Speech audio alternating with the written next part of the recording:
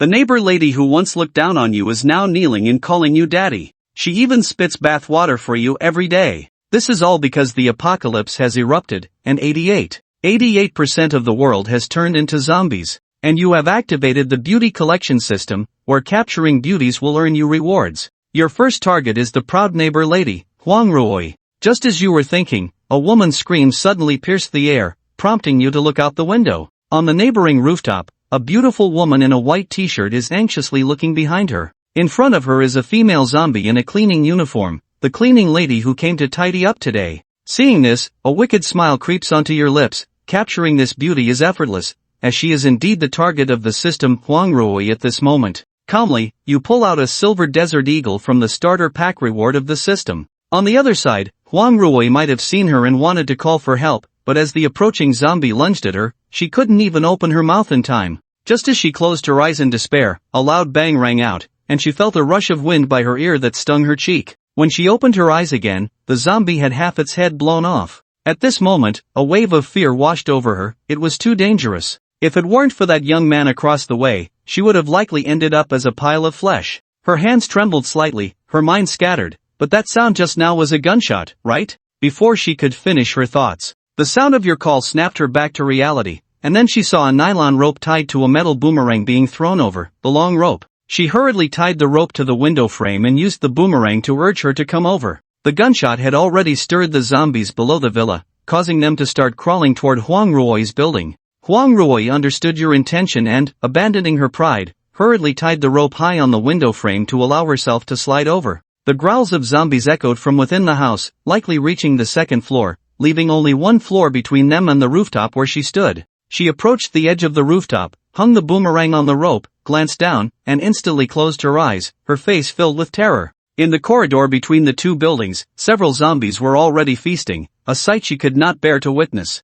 Hurry up if you don't want to die. I won't save you. Your second round of insults jolted her awake. Behind her, the sounds of zombies crashing into the room grew closer. At this moment, she couldn't care less. She closed her eyes, steeled her heart, and slid down the rope toward your villa. Due to the inertia of the pulley, there was no chance to slow down during the slide, and before she knew it, Huang Ruoi crashed into a solid embrace. Madam, you are truly a brave woman. Hearing your voice, Huang Ruoi finally opened her eyes, gazing at the handsome face so close to her, her heart racing uncontrollably. But she quickly adjusted her mindset, regaining her pride in breaking free from your embrace. Thank you, Mr. Lin. She bowed deeply, grateful for your life-saving grace, which was the most dignified gesture she could manage. You smiled, saying, saving a life is worth more than building a 7-story pagoda, especially for a beauty like Mrs. Huang. In response to your compliment, Huang Ruoi frowned slightly, labeling you as frivolous, and shook her head. She suddenly thought of her daughter, who was still in her freshman year, and panicked. She patted her body but couldn't find what she was looking for, quickly turning her gaze to Mr.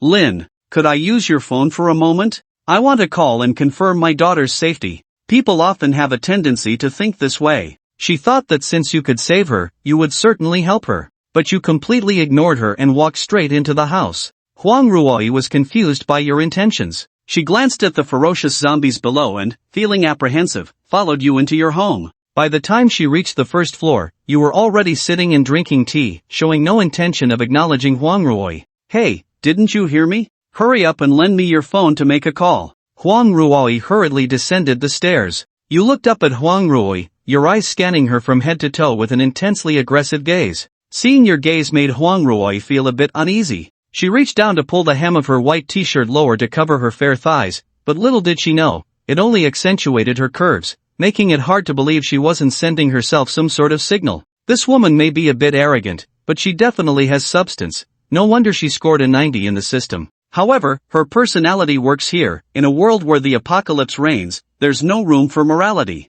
Mrs. Huang, do you think I'm a good person? You have a hint of frost on your face. Huang Ruoi, taken aback, said, if you can save me, why can't you help me in other ways, like letting me make a phone call? She furrowed her brows. Li Wanyuan burst into laughter, saying, saving you is something I want to do, but your request is another matter. It involves a trade. Though your voice was calm, it struck Huang Ruoi's ears with a sense of unease. This guy, who seemed only a few years older than her daughter, had such depth. Huang Ruoi felt a bit flustered. If it was a trade, what could she offer him? I have a lot of gold at home. If you lend me your phone, I can give you a few pieces. 1 yuan chuckled. Madam, it seems you haven't grasped reality. This is the apocalypse. Can your gold bars be eaten? To put it bluntly, in a few days, if gold bars and a biscuit fell on the ground, no one would choose the gold. If you can't offer me something tempting, don't even think about making a call. You leaned closer, speaking in a low voice. Even if you want to stay in my house, that's impossible. Huang Ruoyi leaned against the cold wall as you pressed closer, creating immense pressure. She had no doubt that this guy would follow through. If she was of no use to him, her fate would be to face those terrifying monsters alone. No, I don't want that. Huang Ruoyi's desire to survive drowned her rationality. The look in her eyes shifted from pride to one of pleading. A smile curled at your lips as you lifted her chin, saying, that's right. Now tell me, what makes you think I should help you, and why should you stay in my villa? Huang Ruoyi knew that her only remaining value was her body. She gazed into Lin Fei's deep eyes. He felt an inexplicable tremor in his heart, but he had always been a cold person, having even had his daughter through in vitro fertilization. Let alone engaging in that kind of relationship with a man, it was truly difficult for him to utter such things. There was a hint of resentment in his eyes as he tentatively said, I can help you with the chores, I can even chop wood. Upon hearing this, your smile froze, and then your expression darkened as you abruptly waved your hand forward. A loud slap struck Huang Ruoyi's face, knocking her hard to the ground. Then you forcefully grabbed her hair and dragged her towards the door. Get out! I don't need a nanny here. Go cook for those monsters at your home. You pushed Huang Ruoyi out of the villa door. The zombies outside the fence went into a frenzy upon seeing a living person, crashing violently against the iron bars. Their frenzied actions and roars terrified Huang Ruoyi, causing her to turn pale. No, don't! Mr. Lin, please don't kick me out. He wanted to run back inside, but he saw the gun in your hand aimed at him. This place has no shortage of worthless people. If they want to enter my home, this thing in my hand won't allow it. Think carefully. Will you walk out and face those monsters yourself, or should I break your legs and throw you out? Your words, filled with bloody violence, sent chills down Huang Ruoyi's spine. He slumped to the ground, his mouth opening and closing unconsciously as if he wanted to say something. Suddenly, a scream rang out from outside the villa, startling Huang Ruoyi awake. He looked over. A young girl was being chased by zombies, but she couldn't outrun their speed. Before long, she was knocked to the ground, her screams blending with the roars, blood gushing out. Even in death, her face bore an expression of extreme fear. The horrific sight deeply traumatized Huang Ruoyi, as if he were seeing his own daughter being devoured by these monsters. No, not my Jinjin. Huang Ruoyi suddenly stood up from the ground. The arrogance in his eyes had vanished. He turned to face the room and knelt down silently, tears streaming down his face as he stared straight ahead. Sitting on the sofa, you toyed with the desert eagle in your hands, knowing how this woman would choose. Unless she was an extremely virtuous woman, the final outcome was in your control. You glanced lightly at the door, your voice neutral. Come here. Upon hearing this, Huang Ruoyi slowly got up and approached you. You took out your phone from your pocket and handed it to him, instructing him to lie down and make a call. Huang Ruoyi's eyes flickered as he hesitated for a moment. He took the phone and lay down in front of you, quickly starting to dial. At Forget River University, the gymnasium's main door was locked tight, and over 20 students were gathered inside. A group of people was shouting, while some were crying. As inexperienced young adults, they had little idea on how to handle such a sudden situation. In a corner nearby, two girls were huddled together when suddenly one of the pretty girl's phones rang. She picked it up in a panic and frowned. It was a number she had never seen before, but she didn't care. Any contact from the outside world was a good thing. For your sake, Jinjin. It's me. Mom. A familiar voice came from the phone, and Huang Jinjin's expression changed. She quickly called out, Mom, is that really you? It's me, Jinjin. Thank goodness, you're okay. Oh, that's such a relief. Upon hearing her mother's voice from the phone, Huang Jinjin's eyes instantly turned red. Her mother sounded exhausted and tearful. She must be very worried too. Mom, I'm fine. My classmates and I are trapped in the gym. There are so many monsters outside, and many of my classmates have died. Oh, Jinjin, don't cry. Mom will find a way to rescue you. Oh dear, I have to go now. Mom, are you okay? Where are you going? After a while, Huang Ruoyi finally replied, I'm fine. I was just riding my bike and got a bit tired. Jinjin, you must take care of yourself. Try not to go outside if you can help it. Mom will come to rescue you. I have some urgent matters to attend to, so you must wait for me. After saying this, there was a static noise on the line. Huang Jinjin waited for a long time, even attempting to call back, but there was no answer. She couldn't help but start to feel anxious. Mom didn't run into any monsters, right? God help her, she must be safe. The classmate next to her, with a sorrowful face, asked, Jinjin, we can't even reach the police station. Can your mom really come to save us? Huang Jinjin looked at her phone and firmly said, Mom is the greatest person in the world. If she says she can, then she can. Then a glimmer of survival sparked in his eyes. Before anything else, we must survive. A firm belief was born in Huang Jinjin's heart. A warm sensation rose from his lower abdomen, spreading through his limbs. After a moment of shock, he looked at his hands in disbelief. The girl next to him looked over in surprise. Jinjin, your hands are sparking. Huang Jinjin's palms were jumping with blue electric arcs, crackling with sound. Meanwhile, in the villa, you watched Huang Ruoyi, who had just finished cooking in the kitchen, wearing a satisfied smile. Then you examined the system reward in your hand, a black card with Huang Ruoyi's image prominently displayed. Beauty card, Huang Ruoyi, S-grade water ability defect compensating. Unlocks firearm slot. Inserting the beauty card can upgrade a firearm once. What does upgrading a firearm mean? You were somewhat puzzled. You pulled out the Desert Eagle, removed the magazine, and saw a slot on the side that perfectly fit the card. You inserted the beauty card, and it instantly flowed into the slot. In the next moment, you felt the Desert Eagle grow heavy. The upgrade was successful. The Desert Eagle upgraded to a double barrel version. Wow, is this to make up for firepower deficiency? You couldn't help but comment, but this weapon upgrade really surprised me. I didn't expect such a small Desert Eagle could have so many tricks. You wondered how this gun would upgrade once you had more beauty cards. You felt a sense of anticipation. Then, with a flip of your hand, the double-barrel Desert Eagle disappeared, and a small vial appeared in your palm. You poured out a live tiger pill, a special item obtained after successfully acquiring Huang Ruoyi. The live tiger pill enhances physical strength and quickly restores consumed stamina, allowing one to regain their tiger-like form. Your eyes lit up. This was a good item. You swallowed one whole, and it melted instantly, sending a warm and pure unknown energy flowing through your limbs in an instant. The fatigue from riding your bike was instantly swept away, leaving you energized and refreshed. By the way, what's this defect compensation all about? You slowly looked at the system prompt. Apocalypse has arrived. With the alteration of all things, the fortunate can awaken abilities. However, due to inherent human flaws, these abilities cannot be used freely. If the defects are not compensated, reckless use of abilities will result in a backlash that could lead to death. You were startled. This ability is a double-edged sword. Using it too much could be dangerous. Will I end up dead because I overuse my powers? The host possesses the ability to compensate for defects and can use any power without worry. At this moment, you realized just how outrageous this ability was. It could not only compensate for your own defects but seemingly also for others.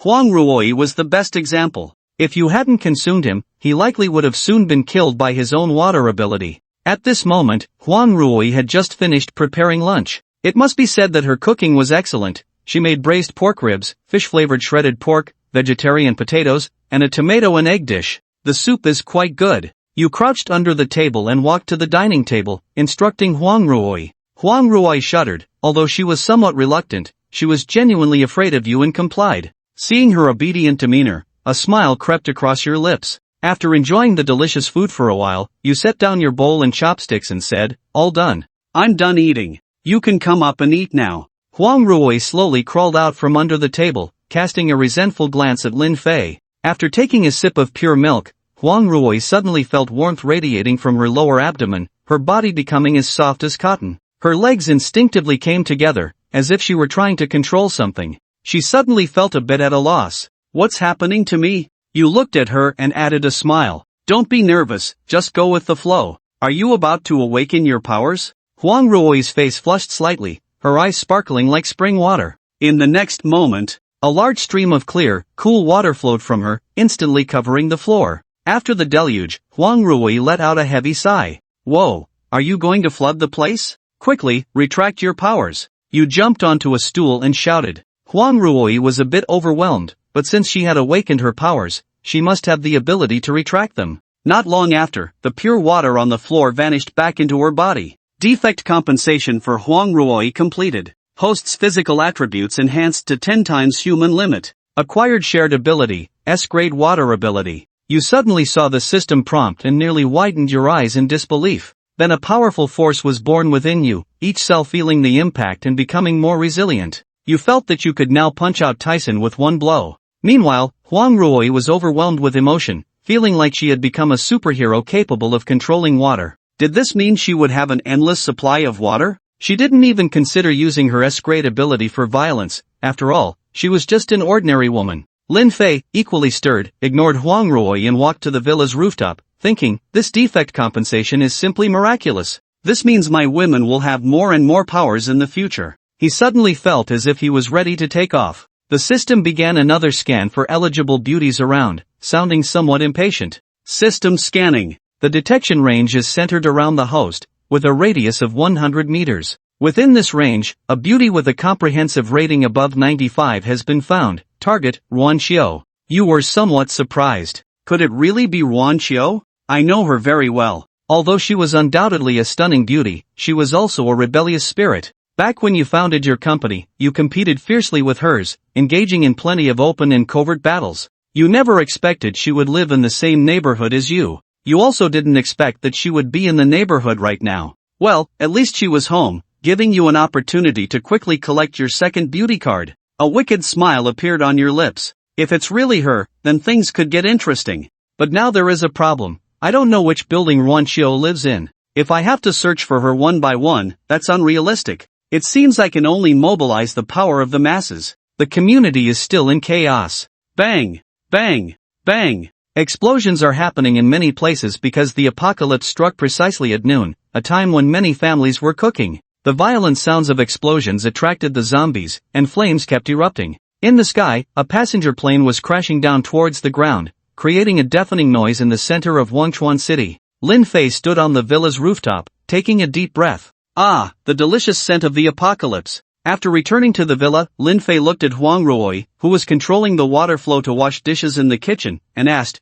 do you know a woman named Ruan Xiao in our community? Huang Ruoyi was taken aback, turning around with a puzzled expression. You know Xiao Qiao? Lin Fei smiled, realizing he wouldn't have to waste his time searching. What's your relationship with Ruan Xiao? Huang Ruoyi hesitated. I am friends with Xiao Qiao. You're not thinking of making a move on her, are you? At this thought, her eyes widened, filled with complex emotions. Although Lin Fei had her firmly in his grasp, she had also tasted joy from him, a happiness she had never experienced before. His inquiry about another woman made Huang Ruoyi feel a twinge of jealousy. Lin Fei pulled her closer, making her face him. What's wrong? Mrs. Huang, now that you've tasted the sweetness, are you feeling jealous? Ha, I still prefer your previous arrogance, it was much more interesting. But don't worry, I may not be a good person, but I will definitely keep my promise to save your daughter. You've seen it, there are monsters everywhere outside. If we just head to Wangchuan University like this, we might not even make it halfway before we can declare it over. So everything I'm doing now is to prepare for the actions to come. Upon hearing this, Huang Ruoyi was momentarily stunned. The depth revealed in Lin Fei made her a bit dazed. She sighed and said, I have Xiao Qiao's contact information. If I can get my phone, we should be able to reach her while there's still a network. But with the apocalypse suddenly upon us, I don't know where she is. Lin Fei touched her face gently. It's okay, we can just make a call and find out. Although she didn't understand why he was so anxious, as long as he became powerful, they would truly be saved. Huang Ruoyi nodded. Then let's go through the basement, it should be safer. Hearing her suggestion, Lin Fei felt she wasn't the kind of woman who was all looks and no brains. He smirked and then patted her on the backside. You're a smart woman. Huang Ruoyi paused slightly, then returned to normal, following Lin Fei. The distance between the basements of the two villas wasn't far. They moved silently and cautiously, taking a minute to reach the entrance of Huang Ruoyi's basement. She successfully opened the door, and the zombies inside her house had been drawn away by the noise outside, making it safe at that moment. The first thing Lin Fei did was gently close the door, and Huang Ruoyi let out a sigh of relief, the rising and falling waves indicating she had been quite tense just now. Hurry up and find your phone, Lin Fei said in a low voice. Huang Ruoyi said softly, I also want to take some clothes and daily necessities, as well as food from my home. Lin Fei glanced at her, leave those to me. In Huang Ruoyi's surprised gaze, Lin Fei waved his hand, and everything in her house except for the furniture was collected into his space. This scene left her in awe. I have a personal space that can hold anything, and I can tell you that this space is stocked with enough supplies for you to last a lifetime. So, becoming my woman is not a loss for you. After hearing Lin Fei's words, Huang Ruoyi couldn't calm down for a long time because she knew he was right. As a woman, finding a man like him, who had countless resources, as a support was definitely a blessing earned from a past life. She had seen those apocalyptic stories where people killed for a bite to eat, and husbands sent their wives to be toyed with for food. These situations might not have appeared yet, but as time went on, if the authorities couldn't provide rescue, it would surely become the main theme of the apocalypse. Huang Ruoyi looked at Lin Fei with a hint of relief in her eyes. She quickly picked up her phone, found a number, hesitated for a moment, and then dialed it. After a few rings, the call was answered. Hello? Xiao Qiu. Xiao Qiu? Who the hell are you? A man's voice came from the other end, and it seemed like someone nearby was shouting, but their mouth was covered, only able to make muffled sounds. Huang Ruoyi was startled and quickly asked, Who are you? Where's Ruan Qiu? Heh, who are you to her? The man on the other end sneered. Huang Ruoyi glanced at Lin Fei, who indicated for her to make her own decision. After thinking for a moment, she said, I'm her sister. What do you want? I advise you to be rational. Breaking into someone's home and plotting against others can lead to life imprisonment. Ah ha ha ha, life imprisonment? Come and catch me then. The man's laughter was sinister. He probably knew that order would collapse in this apocalypse, which gave him confidence. Lin Fei leaned close to Huang Ruoyi's ear and said, Keep him steady, we'll go solve this. Huang Ruoyi nodded and quickly spoke into the phone, Don't do anything rash. What do you want to let Xiao Qiu go? Let her go? I can't bear to let go of such a beautiful woman, the man leered. Huang Ruoyi thought for a moment and said, I can bring food, yes, food to trade with you. I have a lot of food. The man on the other end fell silent for a moment, then spoke in a grim tone, Looks like you have a good relationship with this woman. Fine, I'm not unreasonable. Here's the deal, you bring all the food to her house, and I'll let her go. How about that? Huang Ruoyi hesitated for a moment, and the muffled sounds came again from the other end. She quickly said, Okay, I'll bring it to you. You can't hurt Xiao Qiu. Heh, if you don't bring the stuff within an hour, I can't guarantee anything, he said. Beep. The call was disconnected. Huang Ruoyi looked at Lin Fei with a questioning gaze. Lin Fei looked at her and smiled with satisfaction. Your acting skills are quite good. Let's go meet this kidnapper. In a 7-story villa a few buildings away from Lin Fei's home, a woman was bound by sheets, thrown onto the bed. She had an impressive figure, dressed in a professional outfit, a white shirt, suit pants, and high heels, and one could even see that she was wearing black stockings underneath her suit pants. Whether the stockings were effective against women, one couldn't say, but they certainly were against men. Moreover, her appearance was exquisite, definitely not inferior to Huang Ruoyi, and she exuded even more youthful vitality. One could say that both women had their own merits. This woman was Ruan Qiu, Lin Fei's fierce business rival. Her mouth was gagged with a towel, and she stared coldly at the man who walked in from the living room. The man looked ordinary, but at that moment he was holding a phone, scrolling through the chat history between Ruan Qiu and Huang Ruoyi. What could be seen was that their conversation was quite ambiguous. TSK, I really didn't know our esteemed chairman had such a special hobby. Oh my, that woman's profile picture must be her, right? She's a real gem. Soon, I'll get to watch your performance live, it's really exhilarating. This man was the driver for Ruan Qiu's company. This morning, she had asked him to accompany her back to get some things, but she never expected to encounter such absurdity as the apocalypse, and she still hadn't processed whether the commotion outside was real or not. She thought she would be humiliated by this guy, but unexpectedly, Huang Ruoyi called. And this guy had definitely lied just now. He couldn't possibly let her go just because Huang Ruoyi brought food. He might even control Huang Ruoyi too. He was definitely a pervert. If it were just her alone, being humiliated would mean death, but she didn't want to drag others down with her, especially not her beloved Ruoyi. Ruan Qiu looked at the man with immense hatred. If looks could kill, this man would have been sliced to pieces by now. TSK, Ruanzong, what kind of look is that? But I just love this expression of yours, it makes it hard for me to contain myself. Do you know that you are the ultimate fantasy of the men in our company? There's not a single one who doesn't want to have a go with you. It's a pity you're the lofty chairman. With a single word, you can decide the fate of us employees, so we can only secretly vent our frustrations on your photos. You should be grateful that the apocalypse didn't break out while you were at the company, otherwise, I don't know what kind of treatment you would have received. Now, you belong to me alone, don't you think that's fate? The man said, gesturing wildly, reaching out to touch Ruan Qiu, but she dodged him fiercely. Struggle all you want, when you fall from grace, you'll still beg me for mercy, ha. Listening to his blatant teasing, Ruan Qiu felt an icy chill in her heart, but she couldn't vent it out. It was better to close her eyes and not look at the beast in front of her. The man chuckled and then walked out, rummaging through the fridge. Damn it, I haven't even had breakfast, running around with you, and you don't have much food at home. Damn, is being rich that impressive? Eating takeout for every meal? The man's curses echoed in waves. Ruan Qiu sneered coldly, Thankfully, she didn't have a habit of stockpiling food, or else this beast would have it too easy, starve to death. The man searched around the living room and only found a box of cookies, which he devoured hungrily. Damn it, food is king. I wonder when that woman will come. A lewd smile crept onto his lips. From the tone and attitude of the other party just now, there was a high chance she would come, so there was no rush to enjoy Ruanxiu yet. Once that woman arrived, he could have his fun. After all, he wasn't getting any younger, and wanting to have a second round seemed a bit difficult.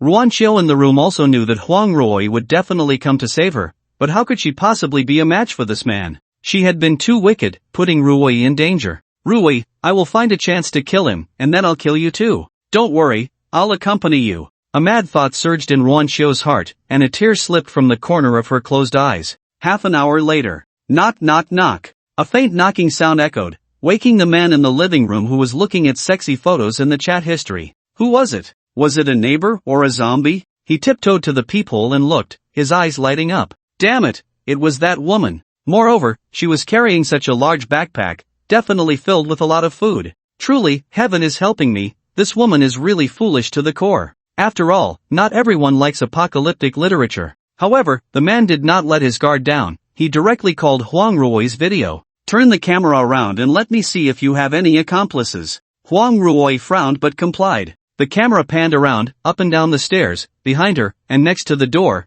but no suspicious person was seen. Only then did the man breathe a sigh of relief. What a foolish woman. Well, I'll reluctantly accept this. Inside the room, Ruanxiu was desperately whimpering, as if trying to remind Huang Ruoyi that this was a trap, but it was of no use. Click. The door slowly opened, and an unremarkable man appeared in front of Huang Ruoyi. It's you? Where's Ruanxiu? Clearly, Huang Ruoyi recognized this man, or rather, she knew he was Ruanxiu's driver. He, beautiful lady, you've come all this way, risking danger to deliver supplies to me. You've worked hard. Let's talk inside, it's not safe out here, he. The man reached out as if to pull Huang Ruoyi in, but she did not dodge. Instead, she looked at him coldly. A sudden jolt ran through the man, realizing something was off, but it was too late. A shadow fell from above the doorframe, and his arm felt as if it were caught in a vice, excruciatingly painful. Huang Ruoyi darted into the house to rescue Ruanxiu. Ah! Who the hell are you? The man twisted in pain, cursing.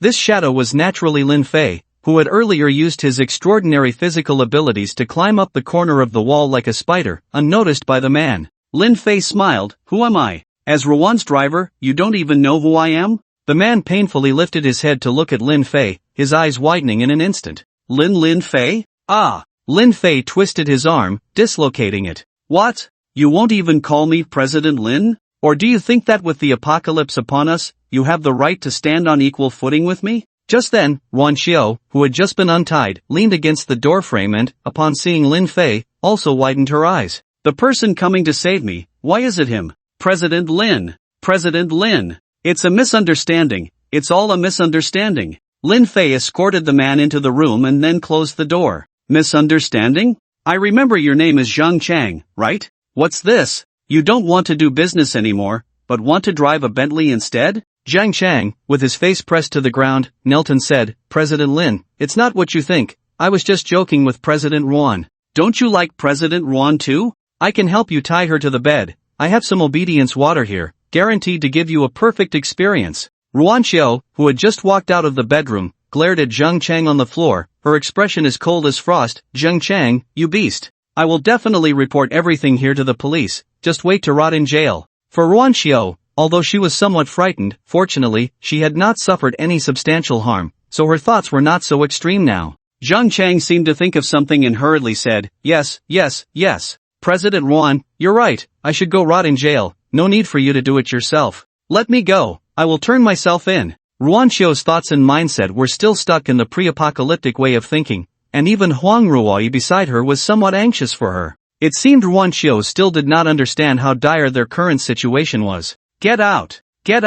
But don't think you can escape the law's punishment. No matter where you run, the police will find you. Ruanxiu was somewhat hysterical, using her most venomous words to attack Zhang Chang. But little did she know, it was completely ineffective. Zhang Chang felt a surge of joy. This foolish woman was actually going to let him go. Damn it, just wait. Once I find the opportunity, I will definitely come back and take down both of you filthy bitches. When he tried to get up, he found that Lin Fei, who was pressing down on him, seemed unwilling to let go. Lin Zong? Didn't you hear that Ruan Zong told me to get lost? Let me go. Zhang Chang struggled. Lin Fei looked at Ruan Xiao with a hint of a smile. Ruan Zong truly has a heart of a bodhisattva, being so merciful to the thug who almost assaulted you. I admire you. I just can't understand why you were so decisive in business, yet my company suffered quite a loss because of it. After a while of her chest heaving, Ruan Xiao gradually calmed down. In business, it's all about deception. I just look at the problem from the company's perspective. If you want me to apologize, considering you saved me, I can say I'm sorry, but that's all. And also, this is my home. My home does not welcome men. Huang Ruoyi beside her couldn't help but feel anxious for her. She wanted to remind her, but when she met Lin Fei's calm gaze, she suddenly shivered. Lin Fei smiled. He truly saw Ruan Xiao in a new light because this woman was simply extraordinary. Perhaps she should face the monster directly to understand her current situation. Lin Zong. Lin Fei. Let me go. Zhang Chang struggled desperately. Lin Fei looked at him and said with a smile, I wonder if you have any sense of sacrifice? What? Zhang Chang was suddenly taken aback. Lin Fei's other hand reached behind him, and a snow-white dagger appeared in his grasp. Zhang Chang seemed to feel the chill coming from behind and suddenly shivered, excitedly asking, What are you going to do? I warn you, don't mess around. Be careful, I will sue you for intentional injury. Ruan Xiao frowned and coldly looked at Lin Fei. Lin Fei, you'd better not do anything foolish. Even if the situation is chaotic now, the authorities will definitely intervene. When it comes to accountability, intentional injury is a serious crime. Huang Ruoyi was anxious in her heart, thinking, My dear aunt, do you not understand the situation outside at all? Times have changed. There's no such thing as authorities anymore. They are all in chaos, with no time to care about the lives of ordinary people like us. She couldn't help but poke Ruan Xiao's elbow, wanting her to say less. But it seemed Ruan Xiao misunderstood. She turned her head and gave Huang Ruoyi a reassuring look, as if to say, just leave everything to me. Lin Fei was amused. This woman truly impressed him. He didn't know how long her nature could last in the apocalypse, but he hoped she could remain this naive. However, he didn't have the time to slowly temper her character. He would give her a lesson first. Under the watch of Ruan Xiao and Huang Ruoyi, Lin Fei exerted force in his arm and directly broke both of Zhang Chang's arms. The intense pain made him scream like a pig being slaughtered, even penetrating the floor, causing the zombies in the house below to panic and run around. Ah, damn it. Lin Fei, you really are not human. Ah, damn. I will definitely kill you. Crude words burst from Zhang Chang's mouth, causing Ruan Xiao to frown tightly. The next moment, a scene that startled her suddenly appeared. Lin Fei grabbed Zhang Chang's hair with one hand while the dagger in the other slowly glided across his throat. Put, put, put. Bright red blood gushed out, and Zhang Chang's body convulsed from the sudden fatal injury. After the blood soaked 4 or 5 square tiles, he finally stiffened. His eyes were wide open, staring at Ruan Xiao more intensely than ever, making her hair stand on end. Her face turned pale at a visible speed, and then her stomach churned. She covered her mouth and ran to the bathroom to dry heave. Huang Ruoyi patted her back from the side, only able to sigh as large drops of tears slid down Ruan Xiao's cheeks. Why have these people suddenly gone mad? Zhang Chang wanted to assault himself, and Lin Fei even killed him right in front of her. Has the world gone crazy? Don't they really fear the official reckoning? Sister Ruoyi, what on earth is happening? Just as she finished speaking, before she could even react, her hair was suddenly yanked hard, lifting her off the ground involuntarily.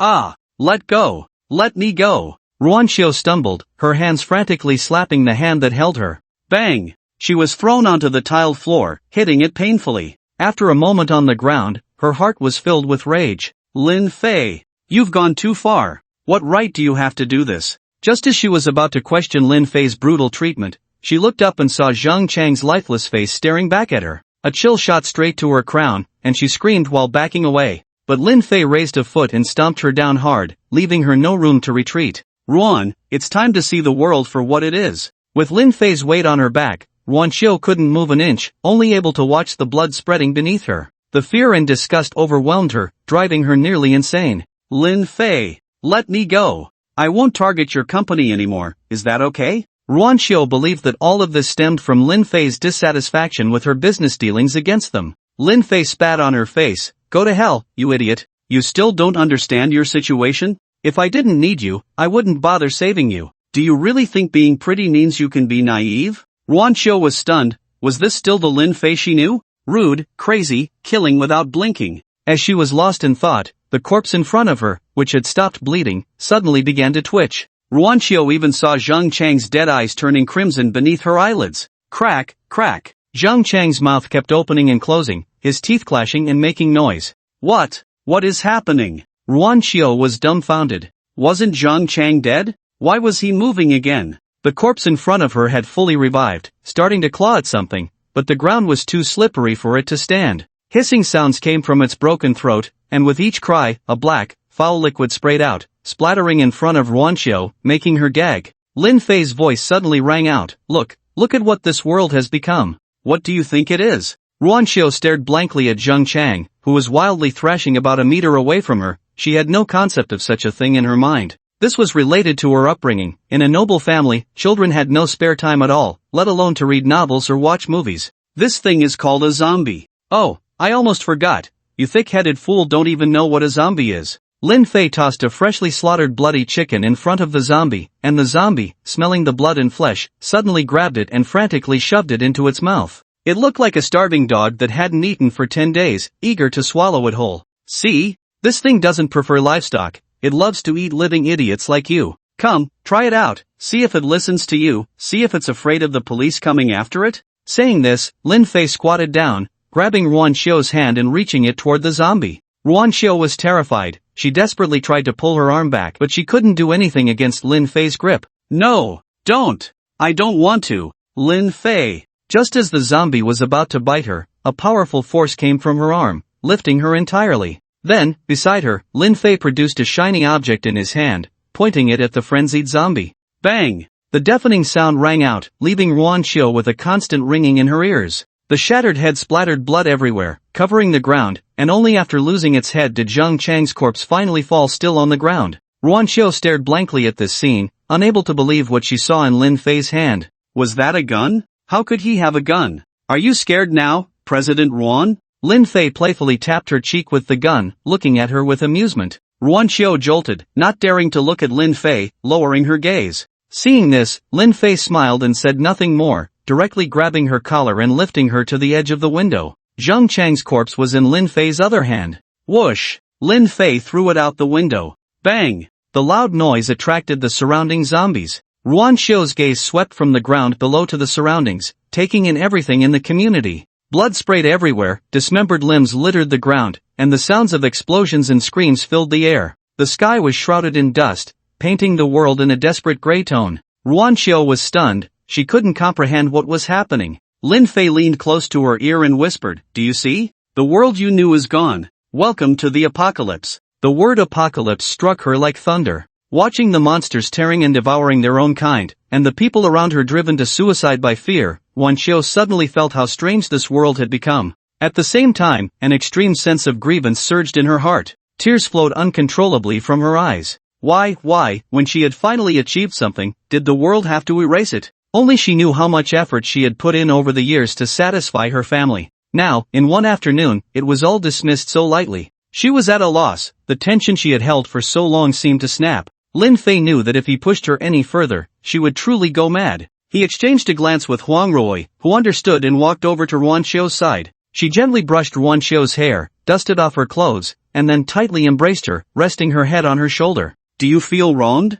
It's okay, if you want to cry, just cry out loud. In this world now, no one will laugh at you. After being embraced by Huang Rui, Ruanqiu immediately softened, collapsing into her arms and sobbing uncontrollably. At that moment, she was no longer the fierce general dominating the business world, but a little girl who had lost her long-held persistence. The arrival of the apocalypse turned all her efforts into bubbles. Sister Rui, can we really not go back? Huang Rui tenderly kissed her deeply on the ear. Little Qiu, this world is no longer the one we knew. Everything has been disrupted and reshuffled. The flames of home and civilization are swaying in the storm, ready to be extinguished at any moment. And we, as survivors, have one primary goal: to survive, to live through the hands of these monsters, to live in this world. You also saw, perhaps after your death, you would become an ugly monster like that person just now. You might wander around the community, you might even eat me or others. At this point, Ruanqiu's eyes suddenly flickered, as if she were afraid of something. She murmured, No,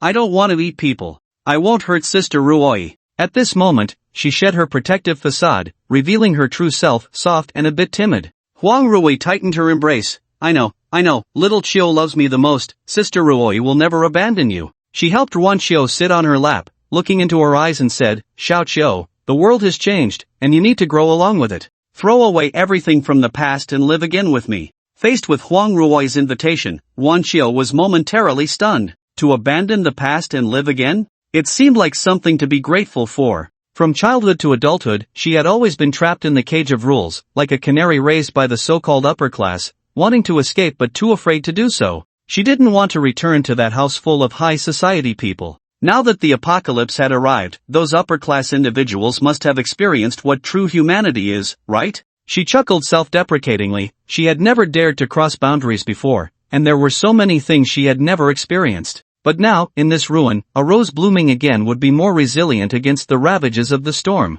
Her gaze flickered towards Lin Fei, who was smoking not far away, and her cheeks suddenly flushed. This scene was caught by Huang Ruoi, who felt a flicker of delight in her eyes. Did Xiao Qiu finally understand? Ruan Qiu wiped the dirt from her face with her sleeve and choked out, "Ruoi Jia, will you kiss me?" Then Lin Fei witnessed a scene that left him dry-mouthed. Damn, these two women were actually engaging in such intimate exchanges in front of him. This was so out of line. He had to teach them a lesson. Lin Fei led the two women down the corridor. Ruan Xiao, her face flushed, looked at Lin Fei's back, realizing she had just done something so crazy with him. What made her even more shy was that Ruoi Jia had joined in. She couldn't think about it anymore, or her ears would burn. For the first time in her life, she had let go in such a situation, but looking at Lin Fei, it didn't feel like she had lost out. Compared to being violated by that ugly, old man Zhang Chang, she felt fortunate about the current outcome. Moreover, after indulging, she felt an unprecedented sense of relaxation. The goals that had weighed on her heart had vanished, leaving her solitary, only for the people around her.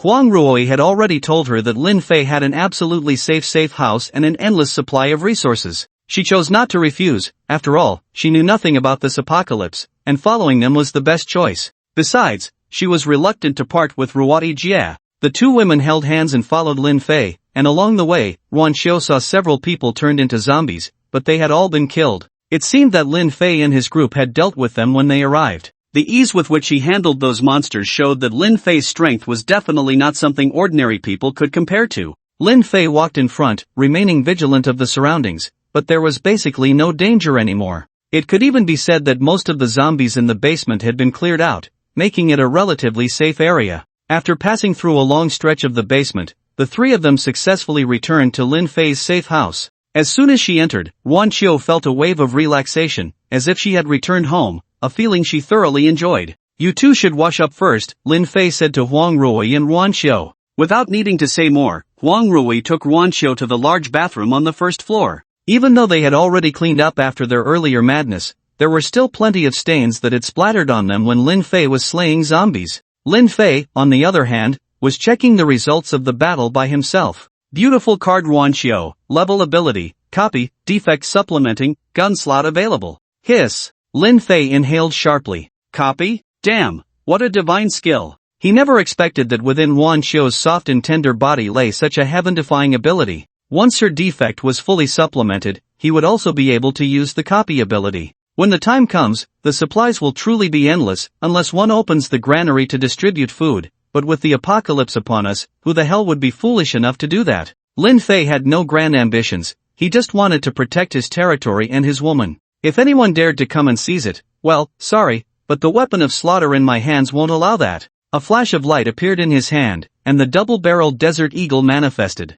In his other hand was a beautiful card featuring Ruan Qiu. Skillfully, he removed the magazine and inserted the beauty card into the slot. Instantly, it transformed into flowing light and merged into the magazine. Click! The magazine slid into the grip of the gun, and a mysterious sensation emerged from the gun body, enveloped in bright silver light. Upgrade successful. The weapon of slaughter has upgraded to 4-barreled Desert Eagle. After the light dissipated, indeed, 2 dark gun muzzles had appeared in front of the Desert Eagle. This was simply outrageous. Does this really conform to the principles of firearm dynamics? If this Desert Eagle were a conceptual weapon, guaranteed never to explode, Lin Fei worried that firing a shot might send him spiraling into the sky. The items provided by the system truly defied common sense. After securing the weapon, Lin Fei began to anticipate Ruan Qiu's ability to complete the enhancement. Atong, how long does it generally take to complete the defect enhancement? Defect enhancement involves the host's body expelling energy to compensate for others' defects. The higher the ability strength, the more time and energy required. To reduce the enhancement duration, it is recommended that the host inject energy multiple times to speed up the process. What? Are you trying to work me to death? How many times does the ability enhancement require? System calculation, 4 times. Lin Fei couldn't help but give a thumbs up to the system. Truly impressive, a tone. As the host's strength increases, the purity of energy rises, thus enhancing the effect of defect enhancement. Lin Fei's expression softened slightly. So, if my strength increases, I won't need to inject so many times to enhance abilities of the same strength? Correct answer. Phew, you scared me. I thought I was going to become a soulless farming machine. So, does that mean I still need to work hard? A small porcelain bottle appeared in Lin Fei's hand, from which he poured out 2 pills of living tiger pill and swallowed them in one go, instantly feeling an endless surge of energy. He walked to the bathroom door, listening to the faint sounds of breathing inside, and smiled as he slipped in. The sky darkened. Lin Fei lay on the rooftop sofa, a roaring fire in front of him, surrounded by various meat skewers. Huang Ruoyi was seriously grilling for him but occasionally glanced his way. Why are you looking at me? If the meat gets burnt, I'll spank you. Huang Ruoyi pouted. Xiao Qiu has been asleep for 3 or 4 hours. Lin Fei chuckled. Aren't you enjoying yourself? Just as he finished speaking, footsteps came from the doorway. Turning to look, Wan Qiu stood there draped in a thin veil, and upon seeing Lin Fei, her eyes showed a hint of fear. She cast a somewhat resentful glance at Lin Fei before cautiously moving to Huang Ruoyi's side. Lin Fei watched her movements and smiled. Don't worry, I won't torment you today. You look a bit more popular this way. I wanted to scold you for being so cold before. How is it? Now that I've cleared things up for you, it feels much better, right? Ruan Xiu's face was flushed, unsure if it was from the fire or shyness. Suddenly, a system prompt flashed in Lin Fei's mind. Ruan Xiu's defect enhancement completed, host's physical quality increased to 50 times the limit, gaining shared ability, level ability copy. Level ability copy can be assimilated into a passive effect, consumption return. After the host and the host's woman use supplies,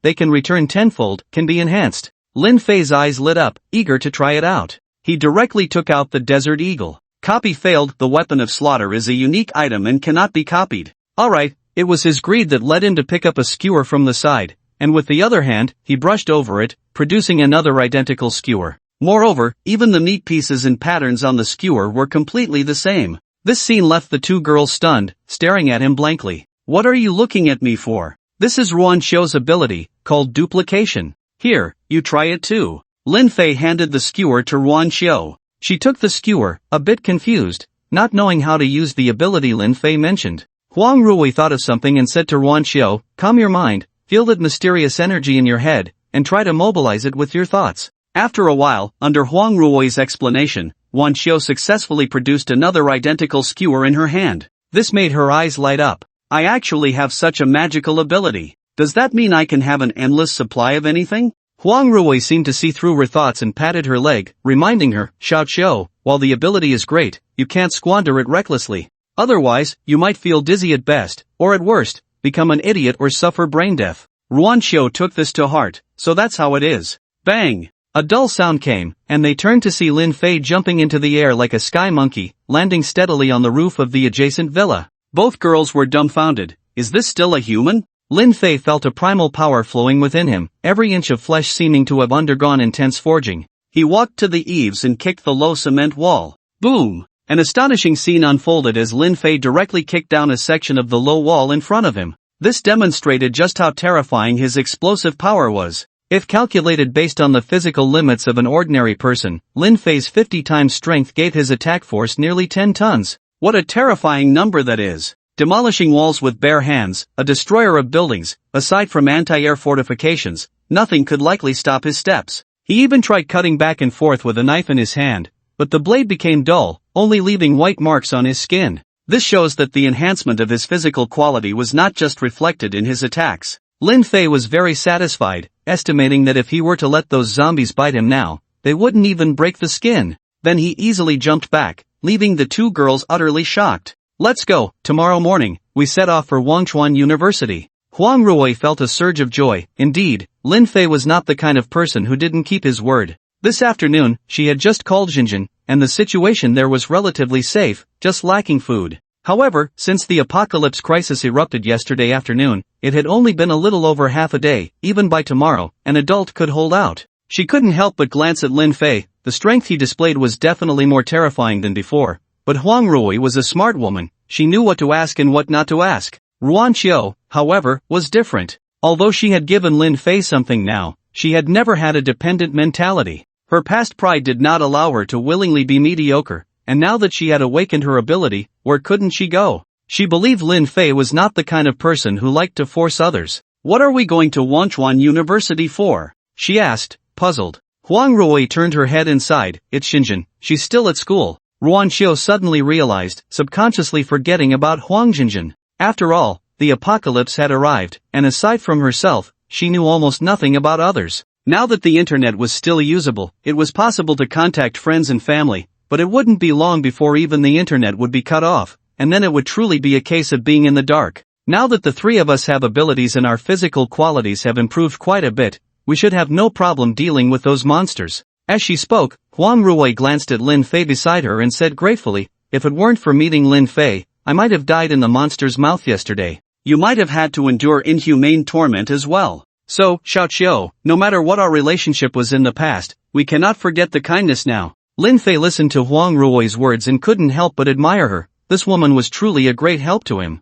Ruan Qiu also knew that her life was saved by Lin Fei, so she certainly wouldn't repay kindness with enmity. Lin Fei, thank you. If there's anything I can do in the future, I will definitely not refuse. Also, I apologize for some things from before. I'm sorry. Lin Fei could feel the sincerity in her words, smiled, and said, what happened before is in the past. From yesterday, we are new people, only looking to the future. But right now, I have something I need you to do. With that, he flipped his palm, and a delicate little porcelain bottle appeared in his hand. He poured out a live tiger pill from inside and handed it to Ruan Qiu. Is this the kind of medicine you took before? Ruan Qiu asked, looking at the pill in her hand. Huang Rui was also a bit curious. After all, they knew that after Lin Fei took this thing following a wave of attacks, he became full of energy again, ready to fight. Lin Fei smiled and said, yes, this thing is called a live tiger pill. It can quickly restore physical strength and enhance one's physical qualities. Try to see if you can use your replication ability to copy this thing.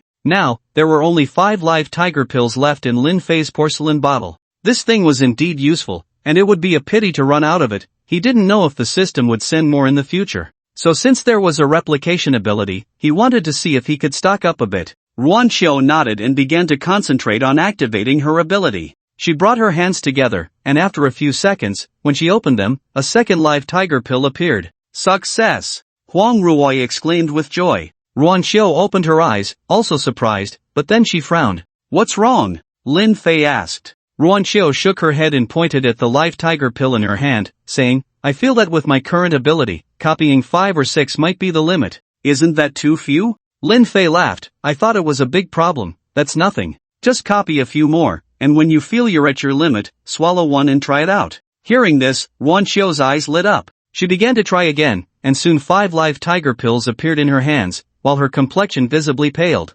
Alright, Xiao Qiu, stop now. Huang Rui quickly grabbed Ruan Qiu's hand to wake her up. Quick, swallow one and try. Huang Rui took a live tiger pill and fed it to Ruan Qiu, who quickly found the pill melting in her mouth, transforming into a stream of pure energy that surged into her body. The pallor on her face faded just as quickly as it had come, and after a moment, she opened her eyes, fully restored to her best state. This thing is simply amazing. I don't feel any depletion from using my ability at all. I'm full of energy. Ruan Qiu expressed that she felt invigorated and could work all night. Just now, copying skewers felt like no consumption at all, but copying this little pill could only yield 5 or 6. This thing is indeed not simple. She couldn't help but marvel, finding Lin Fei increasingly inscrutable. But she didn't want to think too much, since she could help him here. She wouldn't feel like a burden or waste time. Lin Fei smiled at the scene. It really worked. This was equivalent to having an infinitely productive method, and in the future, not only could he use the live tiger pills,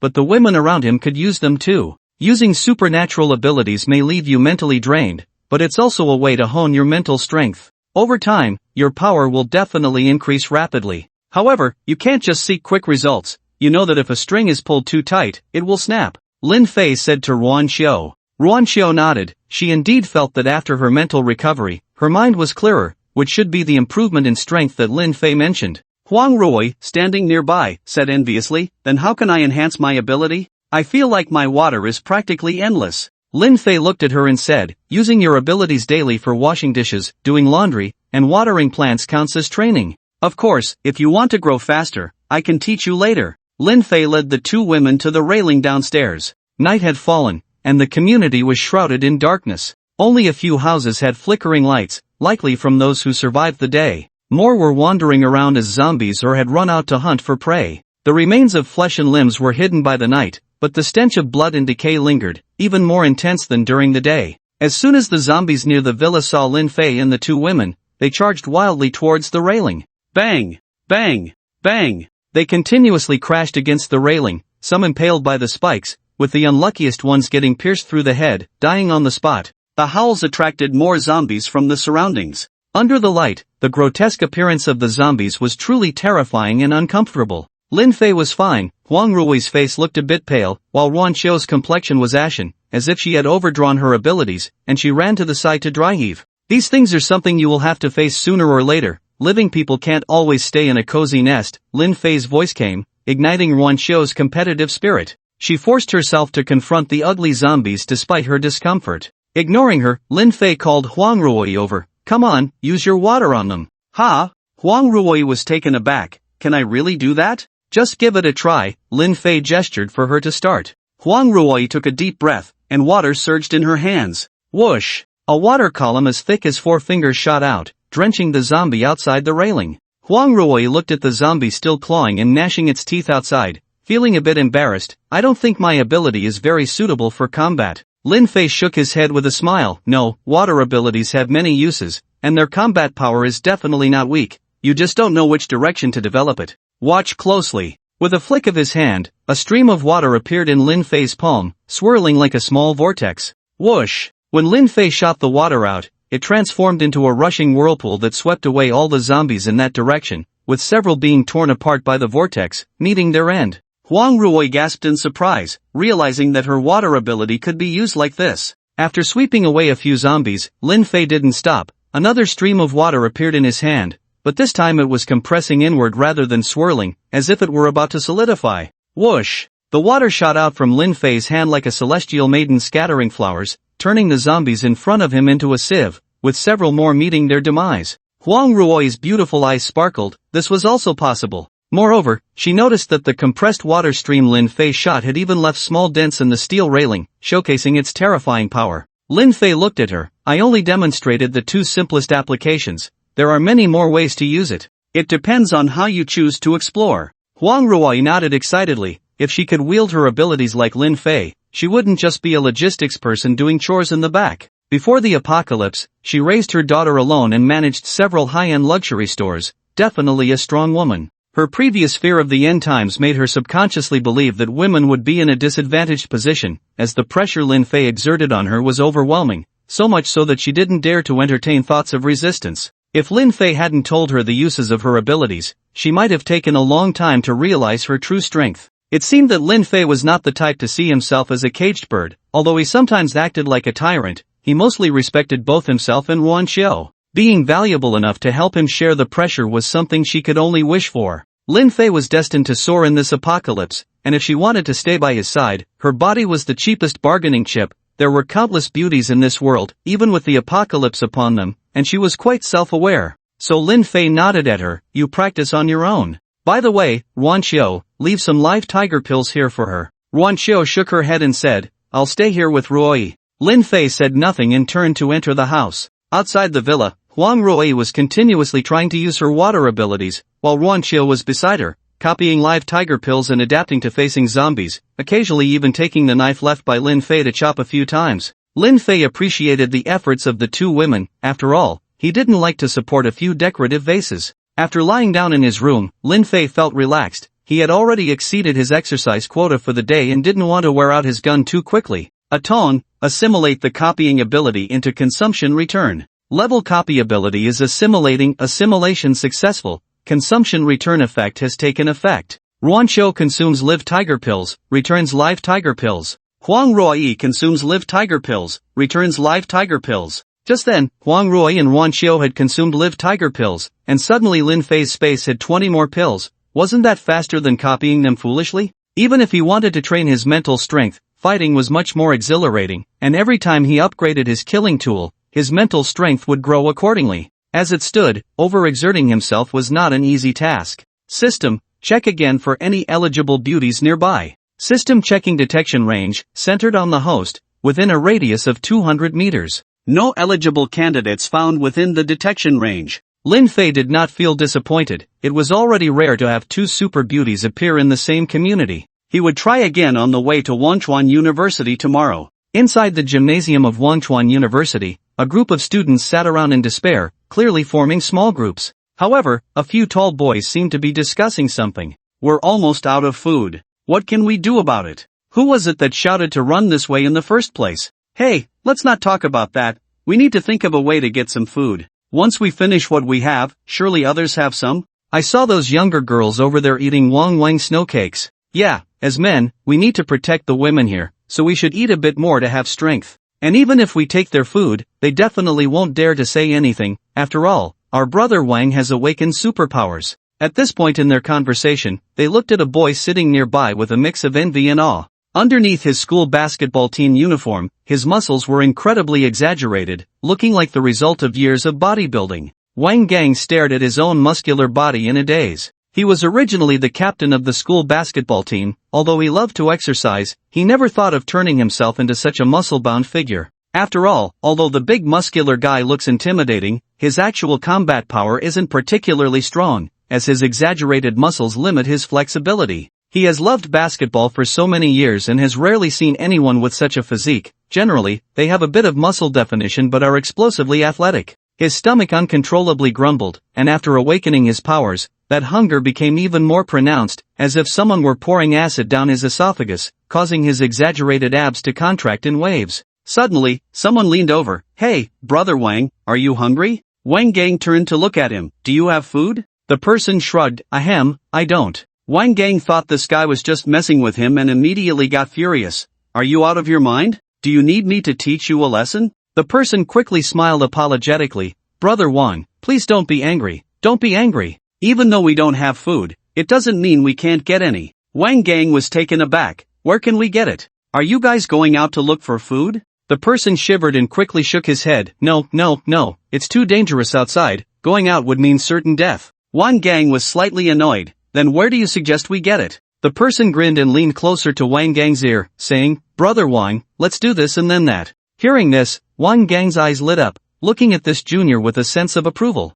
I remember you're also on the school basketball team, right? What's your name again? The person looked honored. Brother Wang, you actually remember me. My name is Guijia. Wang Gang patted his shoulder, the terrifying force almost knocking Guijia to the ground. And this direct feeling made him even more convinced that Wang Gang could lead them through the apocalypse. Your analysis makes a lot of sense. Let's do it your way. If there are any problems, I'll back you up. Wang Gang thumped his chest, exuding a sense of bravado. Wei Jia nodded repeatedly, quickly calling the group of boys from earlier to stand up. In the corner, Huang Zhenjin leaned weakly against the wall. Xuan, should we try to go out tomorrow? It seems like those monsters outside are quiet. Could they have left? As someone who had awakened her powers, she craved food even more than ordinary people, or rather, the energy within food. She felt like her stomach was about to touch her back. If she didn't eat something soon, she would definitely go crazy from hunger. Jinjin, it's too dangerous outside. I don't dare to go out, said the girl named Shuangshuang timidly.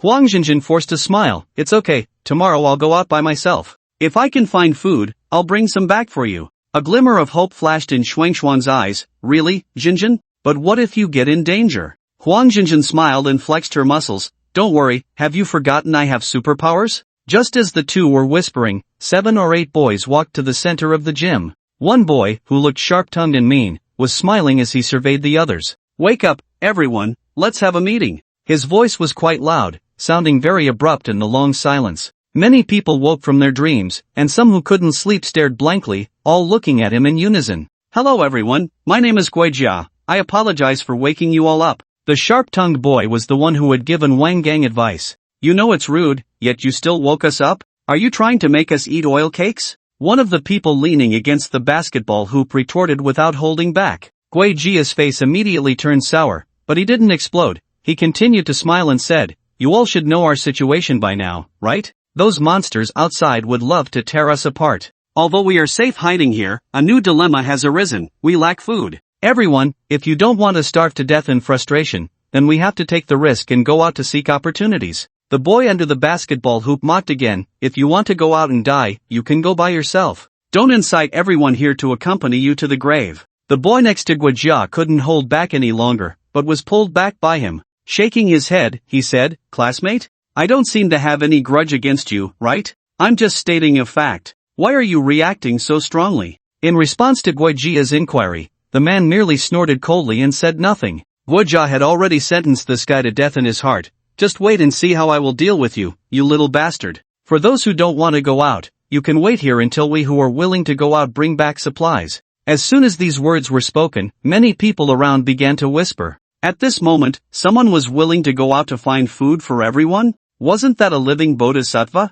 But Guojia's next sentence made them instantly understand that there is no such thing as a free lunch. And you all see, although we are willing to go out to help everyone find food, we are now so hungry that we can barely stand, feeling lightheaded and weak. Going out is just asking for death. So I hope that everyone who still has supplies will take them out and support those who are willing to take the risk. As the saying goes, a clever housewife cannot cook without rice. We can only find a way to survive for everyone if we are well fed. Laughter erupted. Damn it, after going around in such a big circle, it turns out you are eyeing the little food everyone has left. How ridiculous. You, don't go too far. Someone next to Guojia shouted, pointing at that man. What? Did I hit a sore spot? The man mocked. Guojia waved his hand to stop it. He looked at the man and said, "This classmate, if you dare to go out to find food for everyone, you can also enjoy the remaining supplies. Go to hell, you don't even know how you'll die out there. You haven't forgotten how terrifying those monsters are, have you?" The man crossed his arms, his expression gloomy.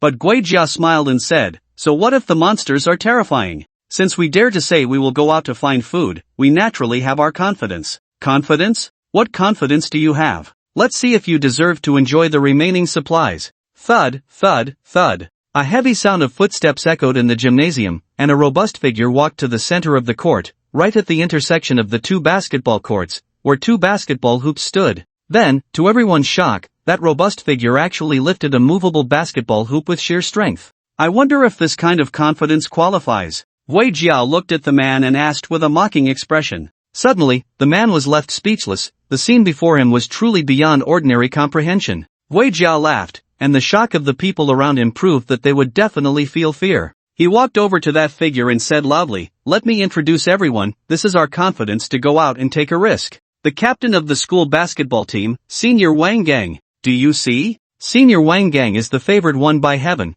only someone like him can stand out in the apocalypse. So now, does anyone have any other opinions on my proposal?" Everyone was stunned by this sudden scene. Someone could actually lift a metal basketball hoop. It should be known that a basketball hoop weighs a full 500 kilograms. Is this something a person can do? That guy's muscles were too exaggerated. One punch from him could probably kill me for a long time. Suddenly, the emergence of Wang Gang stunned everyone, which completely aligned with Guijia's speculation. After all, everyone was an ordinary person, and suddenly encountering someone whose strength far surpassed others made it hard not to feel fear, especially after being tormented by monsters, leaving everyone in a state of unease. Even the person who had just praised them enthusiastically fell silent. Guijia's cold smile flashed and disappeared. Did everyone see that? If there are no objections, let's first gather all the supplies. Don't worry, it's okay to suffer a little now. As long as Brother Wang is here, everyone will definitely not go hungry in the future. After saying this, he exchanged glances with a few boys beside him,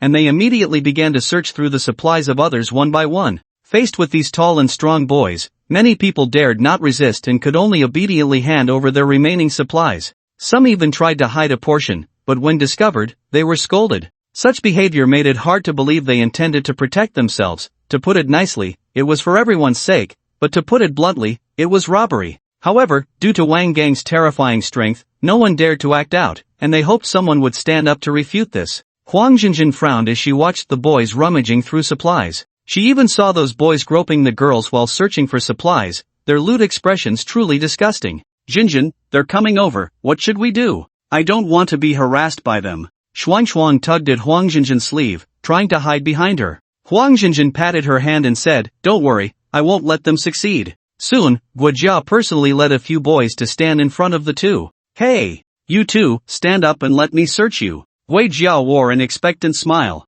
He had noticed Huang Jinjin for a long time. As a new student in the same year, he had naturally heard her name, known as one of the three goddesses upon entering school, a super beauty. Now that he finally found an opportunity to get close, this apocalypse was truly helping him. The boys beside him also recognized Huang Jinjin's beauty and were instantly amazed. Isn't she that new beauty? Yeah, I remember her. She even danced a sexy dance on stage during military training. Super. You guys don't know, my buddy on the upper bunk wasted his time on her photo. Wow, such a beautiful girl. If I could have some fun with her a few times, I'd be willing to die right away. Although they spoke in low voices, Huang Jinjin still heard them. Their filthy words made her feel disgusted. She raised her head and glared at them, her tone icy. We have no supplies left, go away. Oh, so you have a fiery temper? I like that. Guo Jia smiled with ill intent. The group behind him also revealed lewd expressions. Little girl, it's not up to you to say there's nothing. It has to be checked by your brother first. Since you want to stay here, you can only follow the group, otherwise, you won't fit in here.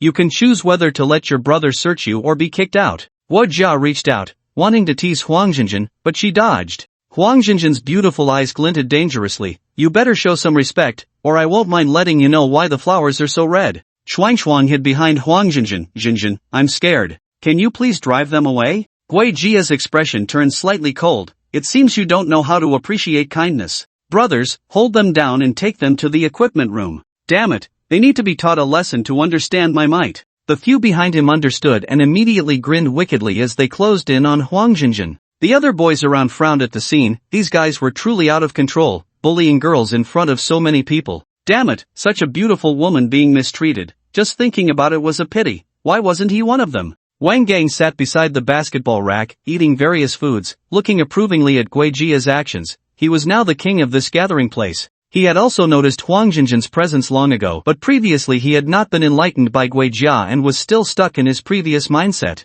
Now that he was free, the darkness in his heart began to swell. The apocalypse was great. He wanted to eat the best food and sleep with the most beautiful women. He had already started to fantasize about the scene where Huang Jinjin would be begging beneath him, and he suddenly felt a bit dry in his mouth.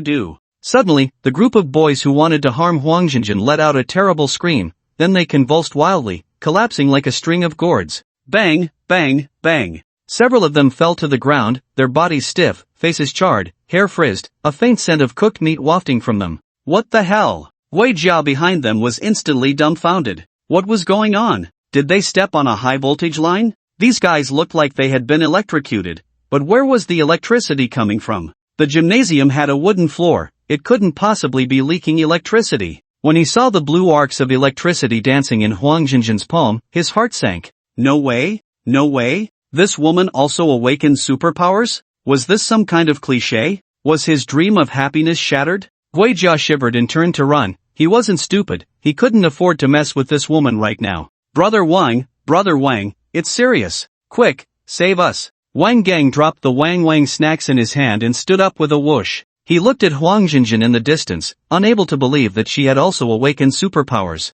What was that? High voltage? Damn it, why did he awaken this ridiculous muscle power? It affected his looks and mood. Huang Jinjin's sudden outburst shocked everyone around, especially the girls, as if they had seen a savior. Huang Jinjin knew she could no longer hide. She stepped forward, saying, Sisters, these dogmen don't treat us women as human beings, so we don't need to care about them. Look at the men around you. When others bully you, they are weak, incompetent, and lack blood. What use are they? A bunch of bastards who only think with their lower bodies. If you are willing, I can help you survive in this apocalypse. Shuang stepped out from behind Huang Jinjin, rallying everyone. Abandon those dogmen, we are beautiful on our own. In an instant, it felt like a rallying cry. The girls who had been bullied before began to gather around Huang Jinjin, and those with boyfriends directly gave them a big slap and ruthlessly abandoned them. Jin, are you serious? Xiu Hua, don't abandon me, I was wrong. Tian, I really didn't mean it, you have to believe me. Fu Rong, please, give me another chance, I will protect you with my life. Sister, take me in, I can sing and dance, I can't play basketball, but I can learn. The boys' wails rose and fell, as if they were the victims. And Gui Jia, hiding behind Wang Gang, suddenly had a sly glint in his eyes and shouted, Brothers, do you see clearly? This is the true face of women. No matter how much you invest in feelings, they will never stand firmly by your side when things go wrong. What use are these kinds of women? In the face of the apocalypse, we men must strengthen ourselves. What is temporary pain? There will be plenty of opportunities to enjoy later. Since these stinky women want to unite to exclude us, why can't we unite to exclude them? Brothers, I represent Brother Wang in calling for everyone to resist women, starting with me. Wang Gang turned to look at him in confusion, as if to say, who the hell wants to resist women? I haven't even started enjoying myself yet. For a moment, after experiencing a painful struggle, many of the boys chose to respond to Gui Jia's call. Women, get out! Women, get out! It was unclear who started the chant, but soon the boys echoed it back and forth. But the girls were not to be underestimated. Although their individual combat power was not strong, when united, it increased geometrically. If it weren't for the boys threatening with force, who knows who would have the upper hand? Huang Jinjin's beautiful eyes flickered. She knew that there was no room left for girls like them here, so she made a stunning decision. Anyone willing to follow me, let's walk out of here together. I refuse to believe that without this group of dog men, we can't survive. Don't worry, as long as I'm alive, no one will suffer. In an instant, many girls shed tears. If Huang Jinjin were a man, they would have gladly offered themselves collectively. But the courage to face zombies was something many girls lacked, and Huang Jinjin wouldn't force them. She could only say that everyone has their own aspirations and should take care of themselves. After some preparations, Huang Jinjin left the gym with 7 girls. The venue suddenly became quiet, but what awaited these girls was definitely not a comfortable life. The sun rose in the east, but it was still blood red, as if a scarlet eye was watching the slaughter on the earth. Lin Fei took 2 girls and got into his heavily modified Raptor. The interior was incredibly luxurious, especially the back seat, which could recline into a spacious bed. Aside from its tough and cute appearance, there was nothing else to criticize. Lin Fei, how did you prepare so thoroughly? Ruan Xiao was puzzled by Lin Fei's arrangements. As her former biggest competitor, it was clear she had a deep understanding of Lin Fei and knew he wasn't an apocalypse theorist, let alone these super-protected villas and supplies. There must be some hidden truth. Lin Fei glanced at her, the corner of his mouth curling up. Want to know? Ruan Xiao blinked. Lin Fei reached out, hooked her by the back of the neck, and roughly pulled her close, their faces almost touching as he said, wanting to know everything will only harm you. As punishment, I'll feed you breakfast while driving. If you don't eat enough before we reach Wangchuan University, you'll have to bear the consequences. Ruan Xiao's heart tightened, her beautiful eyes widening. It seemed she had touched a nerve with Lin Fei. Huang Ruoyi in the back seat was a bit anxious. This silly girl, how could she not understand even this? Being a woman means having self-awareness. Sigh, ultimately, one must hit a few walls to grow. Roar, roar, roar. The modified Raptor's engine roared. The car shot out of the basement like an arrow, crashing through the lift barrier. However, when the car emerged from the underground passage, a flash of light appeared, and many huge granite blocks appeared, blocking the way. This was Lin Fei's backup plan to prevent zombies and some strange things from entering the basement. When the pink Raptor roared onto the street, all the zombies were drawn to it, while the remaining people in the buildings on both sides continuously sent out distress signals. But Lin Fei completely ignored them. What a joke, he had no time to play the saint. A tong, keep the range detection on. System detection is continuously active, detection range centered on the host, with a radius of 200 meters. If there are qualifying individuals, they will be automatically and accurately located for the host. Hearing the system's prompt, Lin Fei couldn't help but feel how user-friendly this system was, truly useful. Amidst the zombie pursuit and encirclement, the pink war vehicle burst through the siege, crashing into vehicles along the way, leaving a trail of blood behind. Lin Fei's expression was excited. While he couldn't run over people, running over millions of zombies was no problem, right? The feeling of crushing was truly wonderful. The sounds of banging and cracking filled the air, and the thrill of killing was pushing Lin Fei to his peak. Suddenly, Lin Fei felt his legs go weak. The exhilaration surged straight to his brain. He freed his left hand, pressing down hard on Ruan Xiao's head, which she was trying to lift. Woo-woo! Ruan Xiao let out a whimper, but Lin Fei remained rough. After a long while, he finally relaxed, and Ruan Xiao shot up, coughing incessantly. She looked at Lin Fei with a resentful gaze, secretly cursing him for being so inhumane. Lin Fei smiled. It seems your luck is still quite good. You're full after just an hour. Next time you make a mistake, you might not get a chance to turn over a new leaf. A tyrant, definitely a tyrant. Ruan Xiao kept cursing inwardly but didn't dare to say it in front of Lin Fei.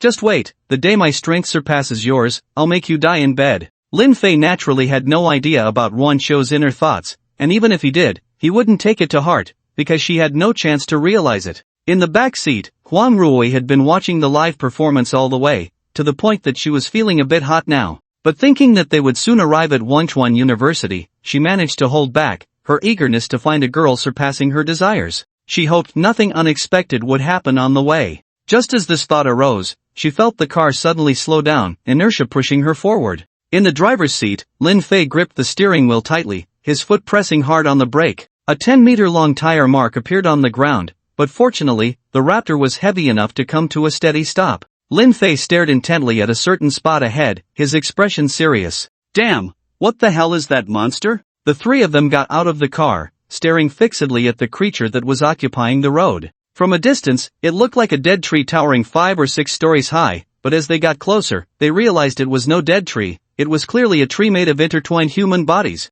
Its roots twisted and turned, covering an entire intersection, with branches extending into the surrounding buildings, not knowing how far they reached. They even saw heads on the tree opening their eyes, seemingly watching the three uninvited guests. Huang Ruoyi and Wan Qiu instantly got goosebumps, their hair standing on end. They had never imagined such an outrageous thing. Even Lin Fei, the bookworm, couldn't help but be taken aback. This thing was simply too absurd. No wonder there are no zombies around here. It turns out they've all been eaten by this thing, Lin Fei lamented. Huang Ruoyi leaned towards Lin Fei, tugging at his sleeve, her voice a bit tense as she said, Lin Fei, why don't we go around? This thing looks really scary. She had just barely accepted the existence of zombies, but the appearance of this tree shattered her worldview again. Look, there's a fruit growing on the largest branch of this tree. Ruan Qiu suddenly exclaimed, pointing at the corpse tree. Lin Fei also saw it, which was why he hadn't left immediately. He focused on that fruit, and suddenly, a system prompt echoed in his mind. Detected a breakthrough embryo,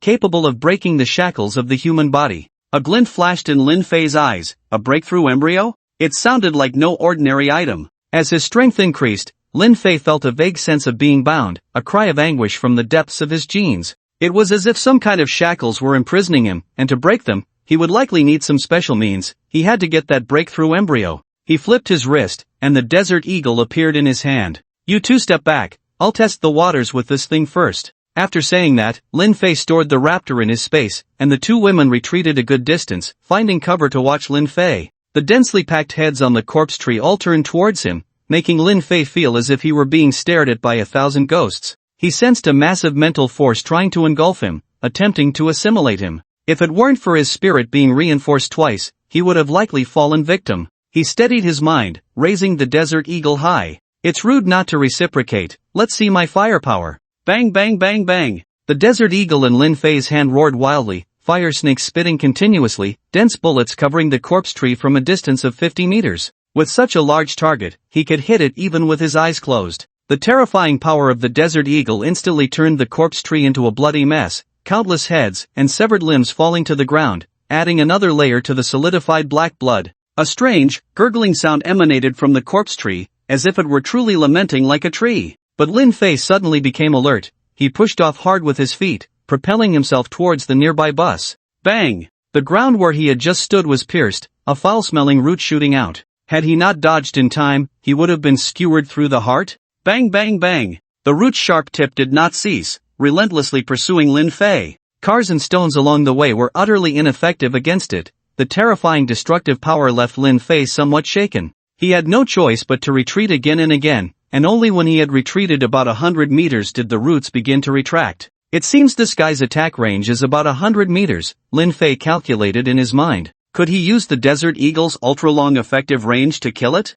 However, that would waste a lot of time here. After all, the damage he had caused in a minute of frantic firing was quite limited, probably just a piece of skin lost for the corpse tree. And he didn't dare to charge recklessly. No one knew if this thing had other special abilities. If he stumbled into a trap, it would be foolish. Right now, his group's destination was Wangchuan University, and if they were stopped here, Huang Ruoyi would surely be anxious. Although he was only getting rewards from her, he didn't want to disappoint her. Otherwise, what would he do if she confiscated his gun during future escapades? Lin Fei thought for a moment and decided to head to Wangchuan University first. The corpse tree was in an invincible state here. At this stage, human power could not eliminate it unless there was a missile strike. But that was impossible right now, so it would be better to find Huang Jinjin at Wangchuan University first and then deal with this thing later. Lin Fei turned and left, approaching the two women. Let's go around. This thing can't be dealt with quickly. We'll come back for it later. Huang Ruoyi was overjoyed to hear this. She had indeed not misjudged him, and even Wan Qiu's opinion of Lin Fei had changed somewhat.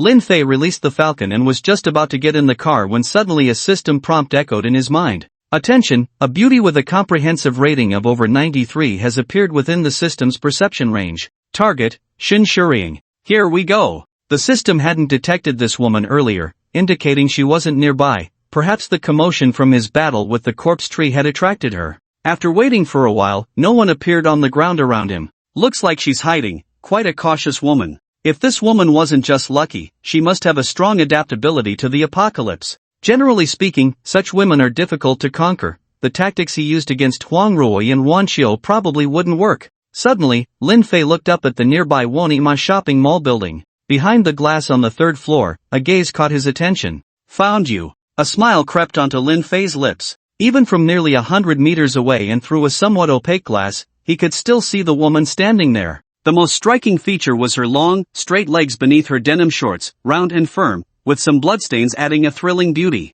Above that was a tiny waist, and she wore a white shirt, the hem tied at her abdomen, exposing a portion of her skin. Beneath the shirt were ample curves. A phrase sprang to Lin Fei's mind, delicate branches bearing ripe fruit. However, the woman wore a mask over her face and a baseball cap on her head, obscuring her features. But Lin Fei believed that a beauty rated 93 by the system could not be lacking. The woman seemed to know that Lin Fei had spotted her. She quickly crouched down and hid to the side. What's wrong, Lin Fei? Huang Ruoyi leaned out of the car to ask. Lin Fei smiled and shook his head as he stepped into the car. Nothing, just saw an interesting person. Let's go, to Wangchuan University. The raptor roared, crashing through the vehicles on the road like an arrow released from a bow, leaving them far behind. Inside the Wonima shopping mall, Xin Shuriying leaned out to watch the pink raptor leave. She was astonished, thinking, that guy has a terrifying sense. He must have noticed me just now. With two such beautiful women, he's definitely not a good person. It was only the second day since the apocalypse began, and Xin Shuriying had already witnessed the ugliness of human nature. She was no naive believer. Last night, she had personally dealt with two disgusting men.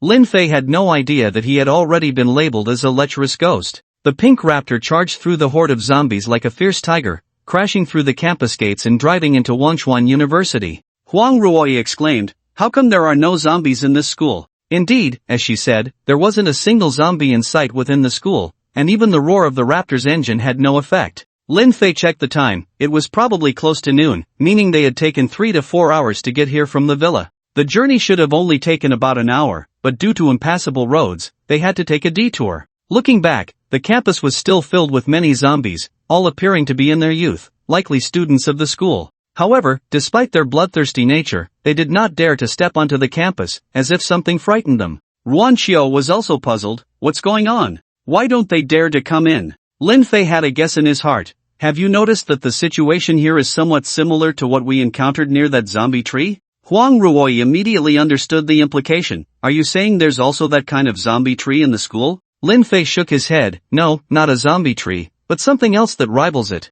It seems we might have encountered a tough opponent. After saying this, he looked at Huang Ruoyi. I think you know that if there really is something on the same level as a zombie tree, and I can't handle it, I would have to give up on your daughter. What Lin Fei didn't say was that his system had not detected any alerts within its range. Clearly, the zombies in the school had been driven away, indicating that the monster's power was terrifying and it did not like to share. The living people inside were seen as its exclusive prey. Huang Ruoyi's heart tightened. She couldn't imagine how to survive if such a monster really existed. But it was impossible for her to give up searching for her daughter. If Lin Fei truly gave up, she would have to part ways with him. After all, she only had Jinjin as her daughter. She was her life. Lin Fei, I won't give up on Jinjin. If there really is that kind of monster, you don't have to worry about me. I can find her myself, Huang Ruoyi said firmly, embodying the fierce spirit of a mother. Lin Fei turned his head from the driver's seat to stare at her, his gaze sharp. Do you think if I give up, you would still have a chance? Do you really think so highly of yourself?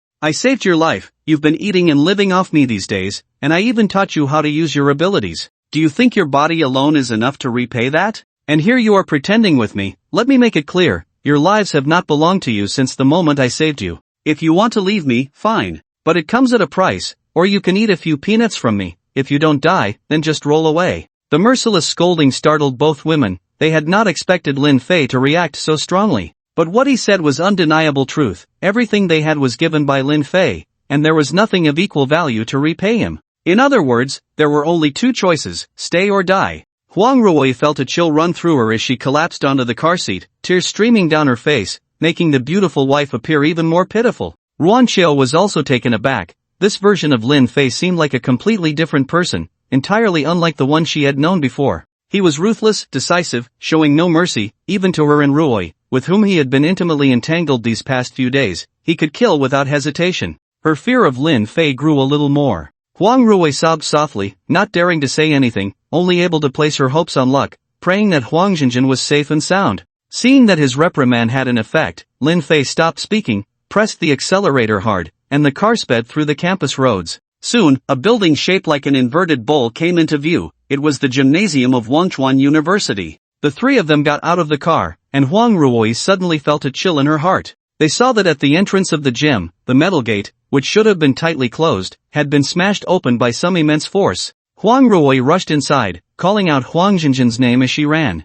Lin Fei and Ruan Xiao followed her, Lin Fei furrowing his brow. He had been to this gym a few times before, to raise funds for the school, all in this gymnasium. But now, the inside of the gym was filled with signs of terrible destruction, bent steel columns, shattered floors, damaged seats, and a deformed basketball hoop that had smashed into a wall. Each detail spoke of some kind of madness that had previously ravaged this place. The smell of blood wafted through the air as Huang Ruoyi stood by the basketball court, staring blankly at the bloodstains and remnants of flesh scattered across the broken wooden floor. She had no idea if any part of this belonged to Huang Jinjin, and this uncertainty tormented her constantly. Ruan Xiao stepped forward and supported her from the side. Lin Fei observed the scene, deep in thought. If nothing unexpected had happened, that unknown monster should have been born from this gym, as the outer gate had been smashed from the inside out, showing no signs of an invasion. This suggested that if Huang Jinjin had been here before, she had a high probability of being devoured by the monster. Roar! Just as the three of them were lost in their thoughts, a monstrous roar echoed from a distance, and the lights in the gym flickered for a moment, as if disturbed by something.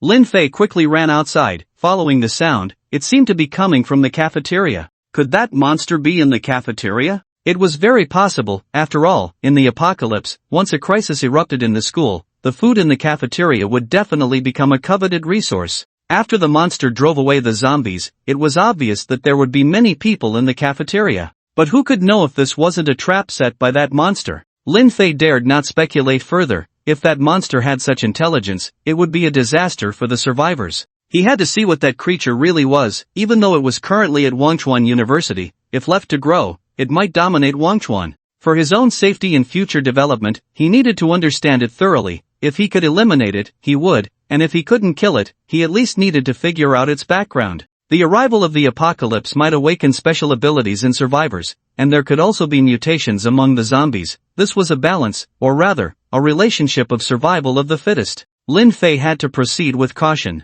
Ignoring Huang Ruoyi and Ruan Xiao behind him, he quickly headed towards the source of the noise. As Lin Fei approached the cafeteria, a system prompt suddenly rang in his mind. Note, within the system's perception range, a comprehensive evaluation of beauties scoring above 92 points appears. Target, Huang Jinjin. Huang Jinjin? Lin Fei was somewhat surprised. It seemed that Huang Jinjin had run out of the gym, and until now, she had not died, which was quite lucky. Then his expression turned strange. This system wanted him to take down the mother-daughter duo. How improper. But I like it. Bang! The huge sound grew clearer, coming from the cafeteria building not far away. Through the shattered floor-to-ceiling glass on the second floor, he could see a robust figure inside, tossing tables and chairs aside, while in front of that figure, a nimble silhouette crackling with blue arcs of electricity was constantly dodging attacks and occasionally releasing electric snakes to strike back. The electric snakes swept through the tables and benches that charged at her, tearing them apart with terrifying power. Lin Fei narrowed his eyes slightly. Electricity-based ability?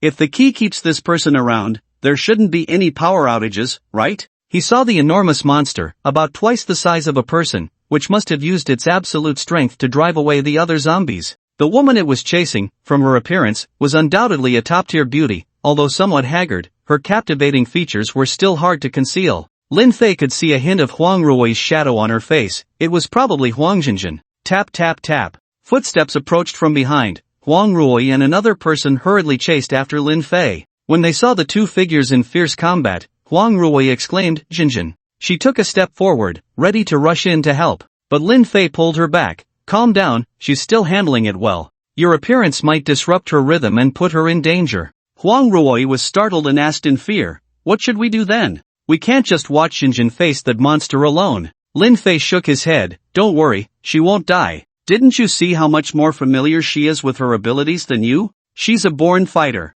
And since I promised you, I will save her as long as she's alive, I will not go back on my word. Although Lin Fei's assurance was there, Huang Ruoyi was still terrified because the noise caused by the monster was truly horrifying. Hey! You guys! Don't go in there, there are terrifying monsters inside. Someone from the corner of the nearby convenience store was waving at Lin Fei and the others. It was a girl with freckles on her face. Huang Ruoyi suddenly said, that seems to be Xinjin's college roommate. I saw her when she was video chatting with me. Her name is Xuanxuan, but I don't really like her, she's too dramatic. For Huang Ruoyi to say she didn't like someone, it was clear that this girl was indeed not great. Lin Fei ignored Xuanxuan, but she seemed to regard him with extreme disdain. You all come over here, don't hang out with those dogmen, they're all beasts. This blatant insult sparked a dangerous glint in Lin Fei's eyes. The desert eagle appeared in his hand, the dark muzzle aimed directly at Xuanxuan, as if it would fire and kill in the next moment. But Xuanxuan didn't seem afraid. Is that a toy gun meant to scare us? Do you really think we girls are easy to handle? Bang! The gunshot rang out, instantly creating a large hole in the wall beside her, debris flying and hitting her face painfully. This sudden scene stunned Xuanxuan. Her eyes widened in terror as she looked at Lin Fei, unable to comprehend why the man holding what looked like a toy gun had a real gun. After a scream, she tried to run, but as soon as she turned, Lin Fei descended from above, blocking her path. On the other side, Ruan Xiao and Huang Ruoyi also approached, forming a pincer movement. What do you want? I warn you. My sister has superpowers. If you dare to hurt me, once she deals with that monster, she definitely won't let you go. Xuanxuan leaned against the wall, timidly exchanging harsh words. Lin Fei smiled with a hint of mockery and said, then why are you hiding here alone instead of helping your sisters? I see it's just a plastic flower friendship. Xuanxuan's expression grew agitated. You're talking nonsense. Xinjin is the one I'm closest to, she said she would protect me. I'm just an ordinary person, completely powerless against that kind of monster. She has superpowers, so of course, she should deal with it. Lin Fei curved his lips into a smile. Have you ever thought about what if she can't handle that monster either? Xuanxuan was taken aback for a moment, but then replied as if it were obvious, then at least she would have bought me a chance to live. Isn't that what sisters do for each other? I won't let her sacrifice go to waste. Lin Fei couldn't help but laugh. This girl was truly something else, a typical case of someone who takes others' sacrifices for granted, even disregarding their lives. On the other side, Huang Ruoyi was already fuming, her chest heaving with anger. She stepped forward and slapped Xuanxuan across the face. You little bitch. You really have a heart of a snake. The sudden slap and scolding ignited Xuanxuan's temper. She pointed at Huang Ruoyi and shouted, who the hell do you think you are? Dare to hit me? Just wait until my sisters come back. I'll have them electrocute you. Huang Ruoyi, infuriated, sneered, good sisters, huh? Electrocute me, huh?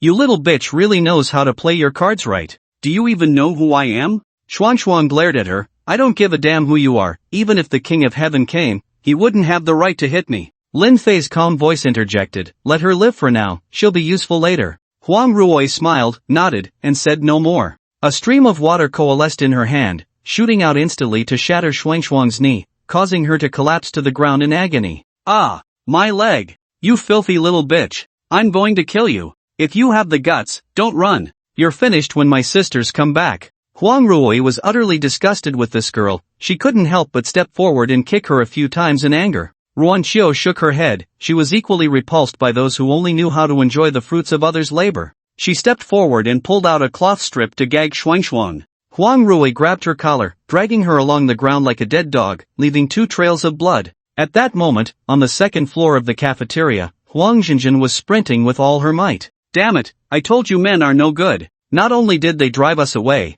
but now they have to turn into monsters to harm everyone. She cursed while running, feeling scared. Leading the monster away alone was risky. If she got killed by this monster, it would be utterly pointless. She had promised to protect the female classmates following her and didn't want to go back on her word. But carrying such a heavy burden alone made her feel helpless. No one could share the load. Suddenly, she thought of her mother. All this time, she had relied on her mother's embrace, never experiencing her pressure. Her mother never shared her unhappiness or struggles. Sometimes, she even argued with her, making her angry. Looking back now, it felt incredibly unfilial. In an instant, she felt as if she had grown up, her eyes filled with a newfound determination. Before, it was her mother protecting her, now, it was her turn to protect her. Although Huang Jinjin was physically and mentally exhausted at that moment, she knew she couldn't give up. Her mother had said she would come to save her, but she was just an ordinary person. How could she cross half of Wanchuan in such a dangerous apocalypse? She needed to deal with this monster quickly and then contact her mother, making sure she waited at home for her. Roar! The monster behind her howled, as if mocking Huang Jinjin. The creature was massive, towering over 2 people, with bulging muscles, a fierce appearance, and foul black blood oozing from its body. Although its appearance had changed somewhat, it was still recognizable as another ability user from the gym, Wang Gang. Even more terrifying was the face on its chest, which unmistakably belonged to Guijia, who had been constantly coming up with bad ideas in the gym. It seemed that some unknown incident must have occurred in the gym, causing this ability user, Wang Gang, to turn into a zombie and merge with that guy Guijia. Its intelligence was still intact, unlike ordinary monsters that acted solely on instinct. The threat posed by this creature far exceeded that of a group of ordinary zombies. To put it bluntly, it had the potential of a zombie king. Facing this tough-skinned, thick-fleshed monster, Huang Jinjin could only keep running and consuming her energy. However, after entangling with it for half an hour, she still hadn't found a way to deal with it. She could feel her body weakening, and if she continued to use her abilities recklessly, it might lead to some unpredictable consequences. But now, she was in a difficult position with only 2 choices, either kill this monster or be killed by it. She suddenly felt a sense of regret. If those girls could be a bit braver and follow her plan to attract the monster, it might have led to a different outcome. Why were they unwilling to face danger with her like warriors? The monster behind her seemed to be getting bored with the chase. After a roar, its fist suddenly swelled and slammed down hard onto the ground in front of it. Boom! In an instant, the ground shook violently, and from the point of impact, countless cracks spread out in a fan shape, quickly covering all of Huang Jinjin's escape routes. Both faces of the monster wore mocking smiles as it stomped its foot. Rumble! The entire floor, now riddled with cracks, collapsed with a thunderous crash, sending everything plummeting to the first floor. Huang Jinjin found herself floating off the ground, and the forward momentum became a fatal point that broke her balance. She lost her center of gravity and fell down along with the shattered floorboards. Bang! Dust exploded, filling the entire cafeteria. Huang Jinjin fell and felt somewhat disoriented. She shook her head and propped herself up on the rubble, inhaling a large amount of dust that made her cough incessantly. She felt like her body was falling apart. One leg had gone numb, and looking down, she saw a gruesome gash crawling with blood on her pale thigh. It was a wound from the steel bars hidden in the rubble when she fell, and it was now covered in dust, causing her immense pain. Huang Jinjin gritted her teeth and directly used her abilities to cauterize the wound, wincing in pain but not uttering a sound. Thud! The giant creature landed, even blowing away some of the dust. Huang Jinjin knew that the monster had jumped down, but in her current state, how could she fight back? A wave of despair washed over her. She was probably going to die here. What about her mom? Huang Jinjin sat on a piece of rubble, a bitter smile on her face. So it turns out being a savior isn't that easy. She took out her phone, found Huang Ruoi's number, and dialed it. Before she died, she wanted to hear her mother's voice one last time, and to say she was sorry. The call was quickly connected, and she took a moment to compose herself, trying to calm her fear, and spoke in what she thought was a steady voice. Hello? Mom! But as soon as she spoke, she suddenly froze, because her own voice seemed to echo from behind her. She turned around sharply and saw the cafeteria's front door being forcefully pushed open, a blood-red light flooding in, and the wind blowing away much of the dust. A graceful figure stood quietly there, holding a connected phone in her hand. She slowly brought the phone to her mouth and softly said, Jinjin, don't be afraid, Mom is here. In an instant, a mix of surprise and grievance swirled in Huang Jinjin's heart. It was as if her mother's appearance had instantly provided her with an outlet for her emotions. She was a bit dazed, looking at the figure walking towards her at the door, murmuring, Mommy. Then she remembered something, threw away her phone, and shouted loudly, Mom! Run! Don't come over! However, Huang Ruoi at the door seemed not to hear, stepping forward and running towards Huang Jinjin. Even the jagged stones could not stop her. Huang Jinjin was truly panicking this time. She shook her head repeatedly. Tears that had never flowed before slipped from the corners of her eyes, carving a dusty tear mark on her face. Why? Why did Mom have to appear at this moment? She didn't want to drag her down. Finally, that figure crossed the dust and embraced her. Huang Jinjin could even feel the trembling coming from this delicate body. Huang Ruoi held her tightly, whispering with deep affection, It's okay, Jinjin, don't be afraid, Mommy is here to save you, it's alright. Although Huang Jinjin enjoyed this heavy love before death, she still pushed Huang Ruoi away with all her strength. Mom! Run! It's very dangerous here. If you don't leave now, it will be too late. Before her words fell, heavy breaths blew away the smoke and dust behind them. A terrifying monster appeared not far from the two, a threat of death enveloping Huang Jinjin. At this moment, she felt an immense despair. She couldn't run anymore, and now she was really going to drag her mom down. "Mom, I'm sorry. In the next life, I will still be your daughter." But Huang Ruoyi lovingly wiped away the tears on her face, kissed her forehead, and said, "Silly child, what nonsense are you talking? Since mommy is here, I will definitely not let anything happen to you. Have you forgotten that you said I was your strongest fortress?" Huang Jinjin's expression was dazed, and then suddenly, a powerful vortex of water erupted from Huang Ruoyi's hands, shooting fiercely at the monster. Caught off guard, even a creature as large as it was pushed back 8 or 9 meters by this strong tearing attack, and much of its flesh was ripped away. Huang Jinjin stared blankly at this scene, unable to believe. "Mom, you are also an ability user?" Huang Ruoyi did not answer her but used her actions to clarify. She continuously stirred her hands, the water ability flowing like a torrent, transforming into various attacks, overwhelming the monster. Huang Jinjin was stunned. Her mom had so much water. The flowing water stirred, pulling the surrounding wind to knock down the swirling dust.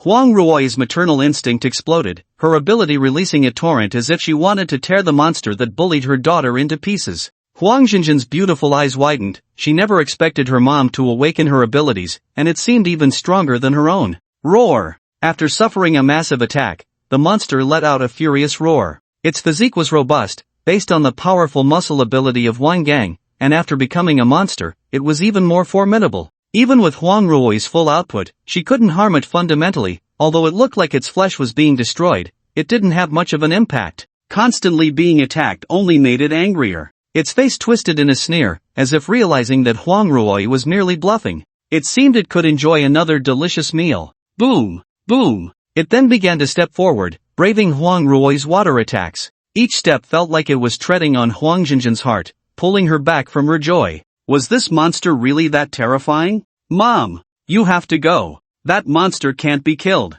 Huang Jinjin shouted anxiously. But Huang Ruoyi had no intention of retreating. Even as the monster closed in step by step, she still stood in front of Huang Jinjin. There was a feeling that even if she had to die, she would die in front of her daughter. This made Huang Jinjin feel the greatness of maternal love. Perhaps only by having children could one truly understand a mother's deep love for her. But now it was already the end of the world, and everyone was too busy to care for themselves. Who would think about having children? When the monster approached within 5 meters of Huang Ruoyi, she suddenly withdrew her hand and stopped using her powers. Instead, she walked towards Huang Jinjin, her face filled with compassion as she released a gentle stream of water to wash away the dust on her face. Huang Jinjin was stunned. Had her mother given up? She looked at Huang Ruoyi, revealing a sorrowful smile. "Mom, I'm sorry, I've dragged you down." Huang Ruoyi smiled and gently pinched her upturned nose. "Silly child, what are you thinking? We won't die today." Huang Jinjin's expression froze, not understanding. She couldn't help but glance at the monster. Could it be that someone would come to kill this terrifying creature?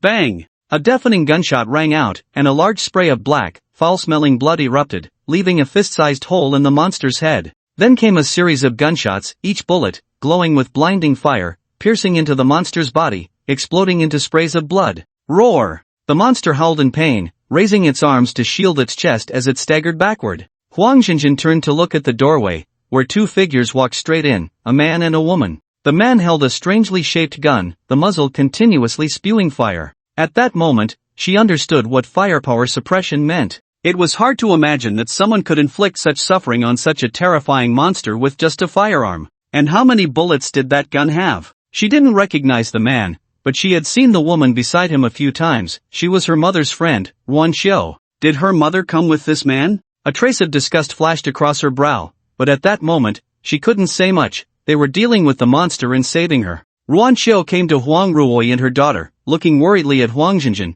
"Jinjin seems to be in a bit of trouble. What should we do? Should we go to the hospital?" Huang Ruoyi shook her head. "Even if we go to the hospital, we don't know what the situation is like there. Given the hospital's traffic, it probably won't be good." Ruan Xiao understood her meaning and frowned slightly. "Then let's ask Lin Fei later, he should have a way." Huang Ruoyi nodded and couldn't help but look at Lin Fei, who was suppressing the monster ahead. Huang Jinjin blinked. Why did she feel like she saw dependence in her mother's eyes? No, she must be mistaken. Her mother had never shown such an expression since her divorce from her father. How could she possibly depend on a man? Roar! While the 2 women were talking, the monster, under Lin Fei's relentless firepower, let out an angry roar. It seemed to swell up again, the face on its chest wrapped in muscle, disappearing from view. A violent aura erupted instantly, as if some restriction had been lifted, charging forward against Lin Fei's firepower, seemingly intent on taking him down in one go. Huang Jinjin gasped, if that monster got close, the man named Lin Fei would probably be torn apart in an instant, right?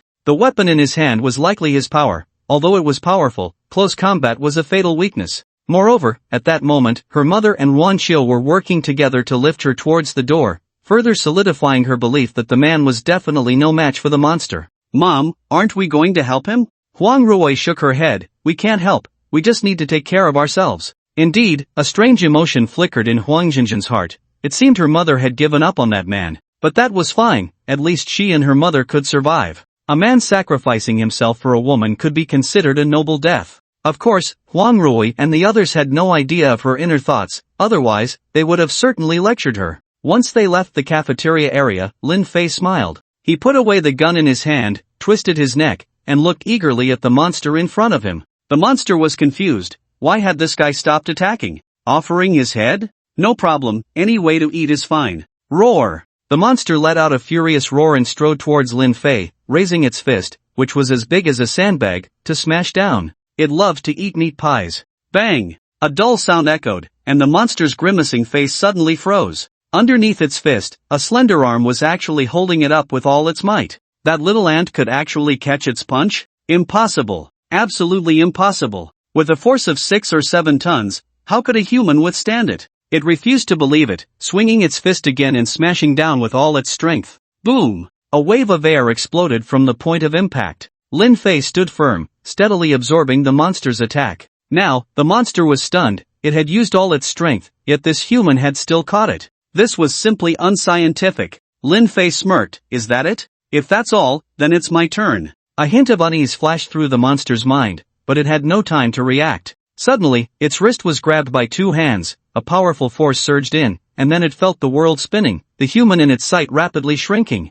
Bang! The cafeteria wall shattered as the monster's massive body was thrown outside, crashing heavily to the ground, dazed and disoriented. The sudden scene startled the 3 girls who had just run out. Huang Jinjin's mouth dropped open in shock. What was happening? Was that thing that flew out really the monster? After the monster shook its head and stood up, she finally saw clearly and was momentarily dumbfounded. Please tell me it just accidentally crashed through the wall and fell, okay? Just as Huang Jinjin's surprise hadn't faded, a figure shot out of the cafeteria like a cannonball, crashing heavily into the monster. Boom! A wave of air spread out from the monster, blowing everything around it down, even the greenery was flattened. Huang Jinjin squinted at that direction, and as the air settled, her eyes widened in disbelief. She saw that the monster had actually been knocked down by Lin Fei's kick, lying on the ground unable to get up. What was happening? Was that monster as fragile as Lin Dayu, breaking at a touch? All show and no substance? It couldn't possibly be that man had gone berserk and become a god. If that were the case, it would be too absurd. But the outcome often contradicted people's perceptions. Lin Fei looked down at the monster, feeling bored. I thought you had some great ability, but is this all? You haven't even reached 50 times the human limit. What a waste of that body. After the sarcasm, a shiny long knife appeared in his hand, looking incredibly sharp under his unmatched strength. Swish! With a swift motion, a massive head was severed. Thud! The monster's body lost its strength and crashed heavily to the ground. This scene left Huang Ruoyi and Wan Qiumei wide-eyed. Lin Fei's strength was simply unfathomable, killing such a terrifying monster with ease. Huang Jinjin, however, looked incredulous. That big guy just died like that? It was too easy. Lin Fei shook the blood off the long knife and walked towards the others. He hadn't expected that this guy who could drive away zombies and rule the land would be so easy to deal with, all show and no substance. Just as he was about to call the others to leave, a system prompt suddenly rang in his mind. Detected the generation of an alien species. Intelligent alien species has been born. Danger level, high risk, recommended for elimination. Lin Fei was taken aback, then suddenly turned around, his pupils dilating in shock. The corpse of the monster he had just killed was gone. Only a pale head remained, the body had mysteriously vanished. System, can you track the whereabouts of that monster? This system cannot track. Damn! Lin Fei suddenly felt a sense of releasing a tiger back into the mountain. That thing could trigger the system to give him a warning. Definitely not something simple. The wise alien species, just by hearing the name, is clearly a special elite monster. According to the tropes of zombie novels and movies, it undoubtedly has the potential to become a corpse king. This is undoubtedly the sword of Damocles hanging over my head, no one knows when it will fall. Instantly, my mood soured. Ruan Xiao looked at Lin Fei, whose expression was not good, and stepped forward to ask, "What's wrong?" Lin Fei shook his head, "It's nothing." There was no need to share such matters with those around him, it would only add to his troubles. Huang Ruoy, seeing Lin Fei approach, anxiously asked, "Lin Fei, do you have a way to help Jinjin?" Lin Fei looked at Huang Jinjin in her arms. At that moment, her face was as pale as gold paper, but in her eyes was a kind of self-loathing. Before he could speak, Huang Jinjin weakly said, "Mom, I'm fine. Let's go. Don't stay with men." Huang Ruoy suddenly felt awkward and glanced at Lin Fei. She knew her daughter had a problem since childhood, misandry. She had forgotten to mention this to Lin Fei before, and now that Huang Jinjin had said it so bluntly, she wondered if it would upset him. Seeing this, Lin Fei smiled and said to Ruan Qiu and Huang Ruoy, "Let's go, it's time to go home." As soon as he said this, Huang Ruoy's heart sank. She knew Lin Fei was angry. This statement about going home did not include her daughter, Huang Jinjin, meaning Lin Fei was ignoring Huang Jinjin's feelings. Moreover, he had previously warned both her and Ruan Qiu that they could leave, but they needed to bring out the corresponding chips, or face death. If she went against his wishes, it would directly lead to her demise. And abandoning her daughter was something she simply could not do, especially since Huang Jinjin was on the verge of collapse. With no other choice but to seek Lin Fei's help, she knelt down, facing him, and pleaded, "Lin Fei, I beg you, please save Jinjin. As long as you save her, I can let her be your woman." Huang Jinjin was stunned, her eyes wide as she looked at her mother. Was she hearing things? Could such words really come from her mother's mouth? "Mom, get up. How can you kneel to a man? Get up. I don't want anyone to save me." Ruan Qiu looked at her with a sigh. She knew that if Huang Jinjin didn't come to her senses, her life might end today, and it could even implicate Ruoy. After thinking for a moment, she walked to a nearby flower bed and dragged someone out. Bang! Ruan Qiu threw the person in front of Huang Jinjin, startling her. "Xuan, what happened to you?" "Woo woo." Xuan looked at Huang Jinjin, her eyes filled with resentment. Ruan Qiu quickly tore the cloth from her mouth, and Xuan immediately screamed, "Huang Jinjin, help me kill them. Kill this shameless woman. She's the one who caused me to end up like this. You have to avenge me." Huang Jinjin followed her gaze, her heart sinking. The shameless woman she referred to was her own mother. Was there some misunderstanding between them? And why did she feel no emotional turmoil upon seeing Xuan's tragic state? Seeing Huang Jinjin frozen in place with no reaction, Xuan shouted again, "Huang Jinjin, didn't you always say you wanted to protect us girls? Then help me kill my enemy. Aren't you my best sister anymore?" Huang Jinjin's face turned ugly as she said, "Xuan, she's my mother." The resentment in Xuan's eyes suddenly paused. No wonder she felt she had seen Huang Ruoy somewhere before, it turned out to be this way. Then her anger surged even more. "Huang Jinjin, so what if she's your mother? In this apocalypse, fathers kill sons, and daughters kill mothers, what's so strange about that? Help me kill her. If you kill her, you can protect us better. We will always remember your kindness." Huang Jinjin listened to the words spilling from her mouth, instantly feeling a mix of emotions. In this state, Xuan resembled a resentful woman, yet every sentence she uttered was heartfelt. Even if she were foolish, she should understand that she was merely a pawn being used by them, a fool who fancied herself a guardian. Huang Jinjin felt deeply saddened that her newly acquainted roommate would exploit her like this. It made sense, though. She brought back food from outside, and they devoured it like ravenous dogs, leaving nothing behind. They only knew how to take. What could she possibly ask of them in return? That ridiculous admiration? She closed her eyes, shaking her head, as if losing all the strength that supported her. "Xuan, I can't do it. Huang Jinjin, damn you. You're such a wretch. Where there's a wretched mother, there's bound to be a wretched daughter. You're all talk, double-faced, selfish, and indifferent to others' suffering. I see it clearly now. You say the food you find is scarce, but you probably filled your own belly first before tossing us the leftovers. No wonder you don't eat. I was blind to call you my sister. How disgusting. Why is this world so unfair? Why does this wretch have superpowers? If I had known, I should have let those dogmen deal with you." Xuan unleashed her fury, her words dripping with venom. Huang Jinjin clenched her fists. "Enough. Zhang Xiaoshuan, I, Huang Jinjin, owe you nothing. Don't put yourself on a moral high ground to condemn others. You're all a bunch of parasites. Just know how to enjoy the fruits of others' labor. I asked you to cooperate with me, and each one of you is more cowardly than the last, yet you still blame me for not protecting you.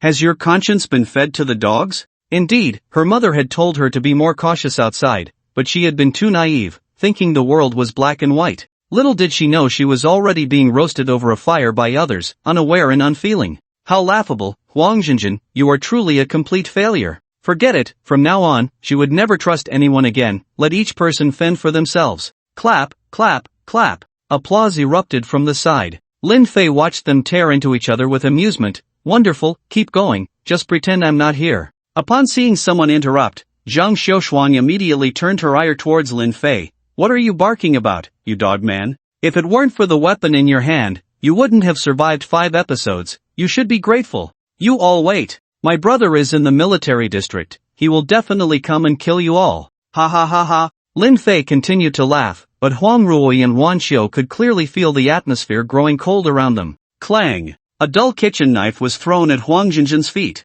Don't say I didn't give you a chance to live. Pick up this knife and kill this foul-mouthed maggot, and you can come with us. Huang Jinjin looked down at the knife at her feet, unsure of what to do. Jinjin, hurry! Pick it up! Huang Ruoyi crawled beside her, urging, this girl is no good, keeping her will only bring harm to others. Killing her is no different from killing those monsters. Just think of it as killing a chicken, a pig. Did you hear that, Jinjin? Lin Fei has given you a chance, you must seize it. Hearing her mother so urgently urging her to accept Lin Fei's offer, she felt utterly confused. Was following this man really that important in her mother's eyes? Even without a man, with her and her mother's abilities, they could survive well in this apocalypse. Seeing Huang Jinjin still hesitating, Huang Ruoyi grew anxious for her. Hurry, Jinjin. Mom doesn't want to lose you. Huang Jinjin looked painfully at her anxious mother, her eyes filled with struggle. Mom, what are you so afraid of? Do you really want a man that badly? Huang Ruoyi was taken aback. Slap. The crisp sound of a slap echoed, and Huang Jinjin covered her face, looking at Huang Ruoyi in disbelief. Her mother actually hit me. Huang Jinjin, do you know what you're saying? In your eyes, is mom really such a worthless woman? Do you know what mom has sacrificed to save you? And in your current state, even if you leave here, you won't last a few days. Huang Ruoyi's eyes glistened with tears, a feeling of heartache. Huang Jinjin was confused, still pouting as she said, isn't it just a bit tiring? I don't believe a few days of rest will kill me. Huang Ruoyi took a deep breath. You don't understand anything. Do you think awakening your powers means you can do whatever you want? Let me tell you, the human body has flaws. The more you use your powers, the faster you will die. The depletion in your body is proof. If you don't believe me, try using your powers again. Huang Jinjin's head felt like it was exploding. The dizziness she usually felt after using her abilities would go away after a short rest. She had never thought that her awakened powers could kill her. To prove herself, she gritted her teeth and forced her powers to activate, but as the energy flowed through her body, it felt like a decayed circuit short-circuiting, causing excruciating pain throughout her limbs. Ah! It hurts! She couldn't help but cry out in pain and quickly gave up on activating her powers. Huang Ruoyi looked at her and knew she had hit a wall. So, mom didn't lie to you, right? Huang Jinjin looked at her in confusion, asking, then why are you fine? Doesn't your body have flaws? Huang Ruoyi nodded. Mom's body does have flaws, but those flaws have been compensated by Lin Fei. From now on, you can use your powers however you want, which is why I wanted you to come with us. Mom doesn't want to see a day when you suddenly die because of a violent outburst of your powers, do you understand? Huang Jinjin was stunned, shaking her head. How could such a thing exist in this world? Meanwhile, Wan Qiu picked up a knife from the ground, wiped it with both hands, and a perfectly identical knife appeared before Huang Jinjin. What your mom said is true, everyone's body does have flaws, but I'm not your mom, so I won't be so kind-hearted to persuade you. Whether you believe it or not is your own business. Clang! The 2 knives were thrown to the ground by Wan Qiu, as if shattering Huang Jinjin's arrogance into pieces. Ha ha ha, so awakening superpowers isn't a good thing after all. I really hope to see the day you die suddenly. Zhang Xiaoshuan cursed with resentment, even spitting at Huang Jinjin. Huang Jinjin looked at her with a complex expression. Only she knew how much she had sacrificed for them, yet what she received in return was their endless suspicion and even harsh words. If powers could be stolen, they would not hesitate to kill her and take her place. Was it worth it for these people? Definitely not. And her mother traveled so far to save her, should she let her heart grow cold for her own ridiculous persistence? No, she couldn't. If she could live, no one wanted to die, regardless of whether what her mother said was true or not. In her current state, she couldn't venture out anymore. Could that man named Lin Fei really compensate for the flaws in human genes? If so, then what harm was there in trying? It was just killing someone, nothing serious. Huang Jinjin took a deep breath, and under the gaze of several people, she slowly bent down and picked up a knife from the ground. The moment Huang Jinjin picked up the knife, Zhang Xiaoshuang, who was lying on the ground like a maggot, screamed in terror. Huang Jinjin, don't do anything reckless. I warn you, killing is against the law. But Huang Jinjin seemed to have made up her mind. Her steps were a bit unsteady, yet she still moved toward her. The sound of her shoes dragging on the ground echoed, sounding like a death knell in Zhang Xiaoshuang's ears. The dull knife reflected the crimson sun in the sky, looking incredibly eerie. No, don't come over. Jinjin. I'm sorry, I shouldn't have said that about you. It's all my fault, I'm a worthless person, just treat me like a fart and let me go. From now on, I will always remember your good qualities. I'll set up a longevity tablet for you and worship it every day. Zhang Xiaoshuang writhed on the ground, trying to retreat, but the movement pulled at her wounds, causing her to wail in pain. A pair of shoes appeared in her line of sight, and then her hair was yanked, forcing her to lift her head. Huang Jinjin's face was as pale as gold paper, but she still had some strength left. She stared directly into Zhang Xiaoshuang's terrified and resentful eyes and suddenly laughed. The truths I couldn't grasp for over a decade, I've understood in just a day or two in this apocalypse. I really have to thank you, my good roommate. Without me, you probably won't last long either. Why not make use of your remaining heat? This time, it's your turn to help me. Zhang Xiaoshuang saw a terrifying glint in Huang Jinjin's eyes, an unmasked intent to kill. She knew that Huang Jinjin was truly moved and was about to kill her. Instantly, she felt like a hen about to be slaughtered, making a desperate struggle. Huang Jinjin, if you dare to kill me, I won't let you go even as a ghost. My brother will definitely come to find you and kill you first. And you all, you bunch of shameless dogs, you will definitely face retribution. Ah ha ha ha, how funny. You promised to protect me, but in the end, you turned against me and struck me down. Huang Jinjin, you won't have a good death. Huang Jinjin listened to her curses, her smile growing wider, a different kind of pleasure rising in her heart. Am I a pervert? Hee hee, in this apocalypse, who has a good death? But for you, this might count as a good death, right? Goodbye, Xuan Xuan. With a swift motion, the dull knife struck Zhang Xiaoshuang's nape, severing various nerves in an instant, the blade embedding into her bones, causing a slight jolt. But Huang Jinjin exerted all her strength to pull it out and swung again. Warm blood sprayed out, splattering on Huang Jinjin's face, hands, and body, making her look like a demon rising from hell. Clang! As the dull knife struck the ground, a large head was lifted by her. Huang Jinjin looked at Zhang Xiaoshuang's unblinking face, showing no fear, but rather an unusual calmness. Huang Ruoyi covered her mouth, watching her daughter, suddenly feeling a bit strange about her. Lin Fei watched her with great interest, clicking his tongue in amazement. A self-proclaimed savior raised a butcher's knife against her followers. What an ironic scene. If Huang Jinjin grew up, she would definitely be a fierce character. Very good, you've got the ticket to the future. As Lin Fei's words fell, the head in Huang Jinjin's hand dropped to the ground, rolling away. She herself swayed unsteadily, about to fall. Huang Ruoyi hurriedly stepped forward to catch her. At this moment, she had begun to lose consciousness, her eyes nearly closing. Lin Fei, Jinjin. Lin Fei chuckled lightly, overloading her abilities. If she falls asleep, she really won't wake up. What should we do? Please save Jinjin. Huang Ruoyi exclaimed anxiously. Lin Fei pointed to a nearby convenience store and said, first, wash her body clean, then carry her inside. Huang Ruoyi was puzzled. Although Lin Fei had told them that their ability flaws had been compensated, he hadn't explained how. So Huang Ruoyi was a bit confused, but she still followed his instructions, using a basin of clean water to envelop Huang Jinjin, washing away every speck of dust from her skin without leaving a trace of water on her. This control over the water flow was already quite advanced, not in vain for her practicing all night. Then, Huang Ruoyi and Wan Xiu together carried Huang Jinjin into the convenience store. Lin Fei walked in and directly closed the door. He then took out a few small lamps to illuminate the surroundings, placing a mattress in the center. Are you going to give Jinjin the living tiger pill? Huang Ruoyi asked. Lin Fei smiled and shook his head, saying, the living tiger pill is useless for completing deficiencies. As for how to complete it, you'll know soon. Then, under the astonished gazes of Huang Ruoyi and Wan Xiu, Lin Fei demonstrated what true power looked like. He even pulled both women down to join in the treatment, and the small shop was filled with the sound of singing. 2 hours later, Huang Ruoyi lay beside Huang Jinjin, looking at her now rosy face, and let out a heavy sigh of relief. She couldn't help but glance at Lin Fei, who was dressed, as strange emotions spread in her heart.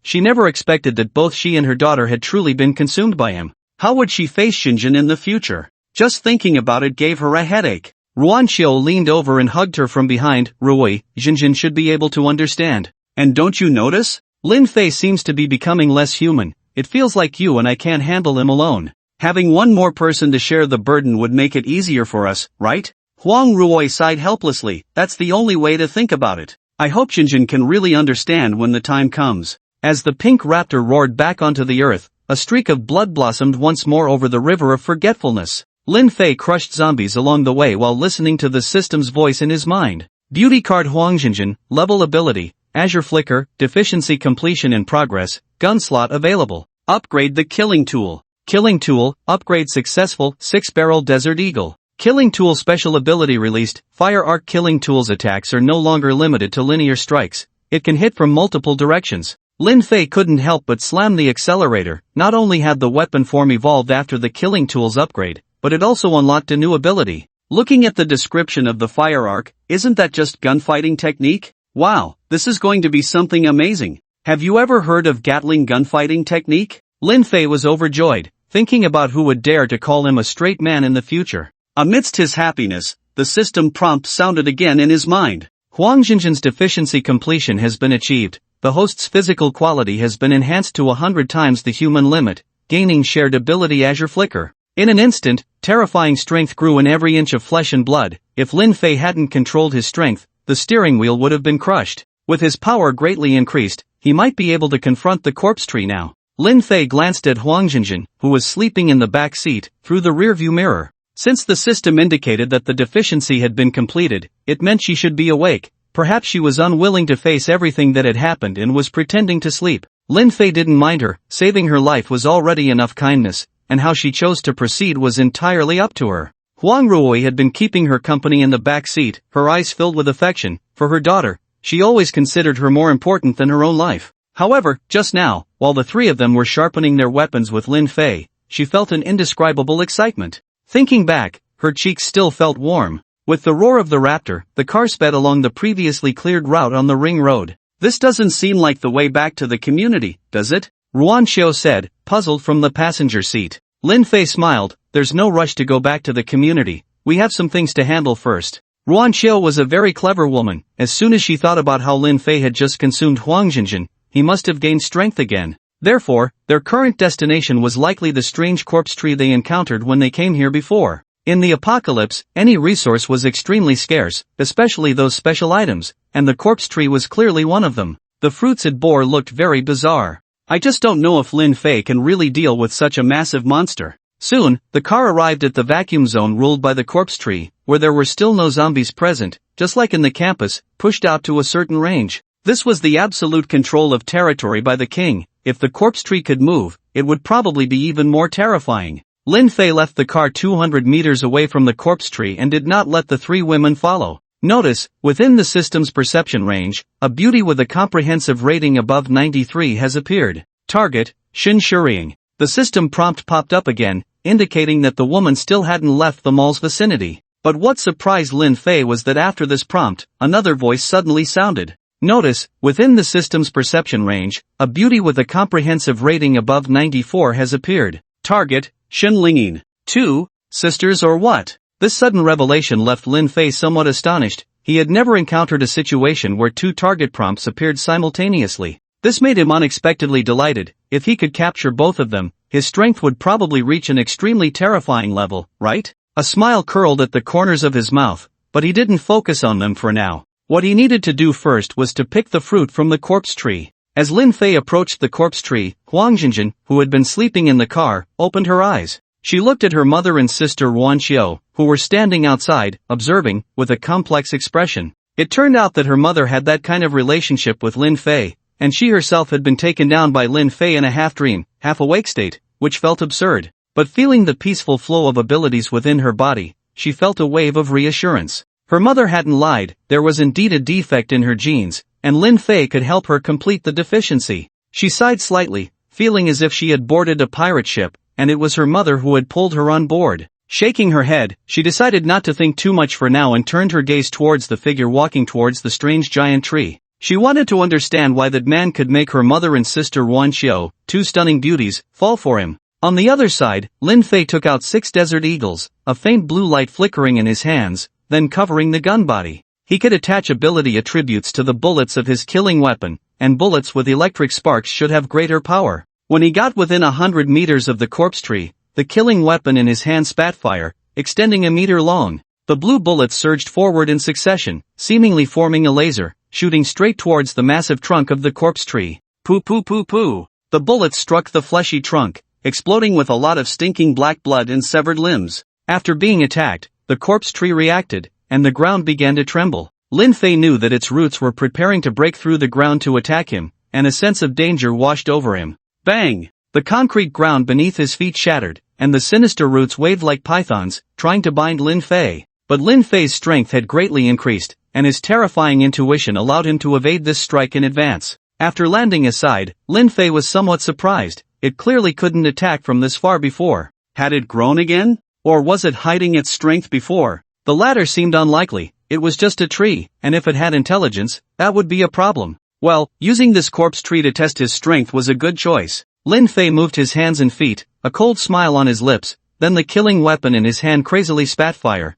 the torrent of bullets covering the trunk. He intended to break the trunk and see if he could inflict fatal damage. Each bullet infused with electric sparks that struck the trunk would char the surrounding flesh and blood, preventing it from having a chance to wriggle and heal. The corpse tree seemed to sense the terror of the killing weapon. It let out a mournful cry, and then several nearby buildings began to tremble, with bits of debris falling. The menacing branches, whose extent was unknown, shot out from the building, some protecting in front while others lashed out towards Lin Fei. Each branch was made up of spliced arms, with a grotesque mouth in the center of each palm. These were the organs the corpse tree used for hunting. The terrifying appearance of the corpse tree left the three women behind in shock. Could any human contend with such a monster? Could Lin Fei really stand against it? 200 meters away, on the second floor of the mall, the woman from before stood behind the glass again, her eyes fixed intently on Lin Fei. Shin Shuriying furrowed her brows, a hint of sarcasm in her gaze. She had witnessed how this corpse tree had grown. It was something no human could fight against.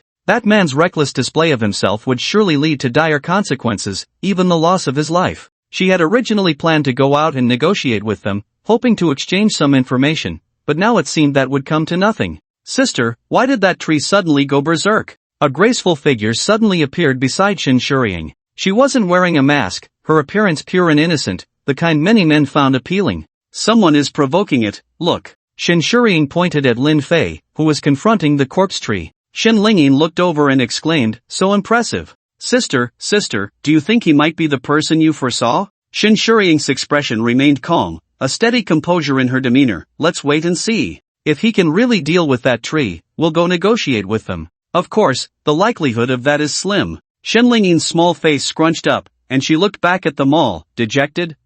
So when can we leave this disgusting place? Lin Fei watched the rampaging corpse tree, its overwhelming arms and branches closing in on him. The branches were denser than the roots and even more agile. From a distance, it looked like a dense cluster of branches stripped of leaves, attacking the ants on the ground. The weapon of slaughter in Lin Fei's hand continued to spit fire, and the bullets bizarrely weaved through the branches without being hindered, each one striking the trunk of the corpse tree, making it even more frenzied. Bang! A branch slammed down, splitting the ground, and the abandoned cars on the road were reduced to scrap metal, showcasing the immense force. Lin Fei retreated swiftly, dodging the blow. He didn't attempt to take it head-on. With a weapon of slaughter in hand, why take the risk? The fire tongue never ceased, and Lin Fei began shooting at the arms on those branches. Although there seemed to be many branches, after a round of gunfire from Lin Fei, a small portion broke off. If he continued to shoot from here for a while longer, the corpse tree would surely not withstand it. After all, the weapon of slaughter was a conceptual weapon, never running out of bullets, allowing for endless playtime.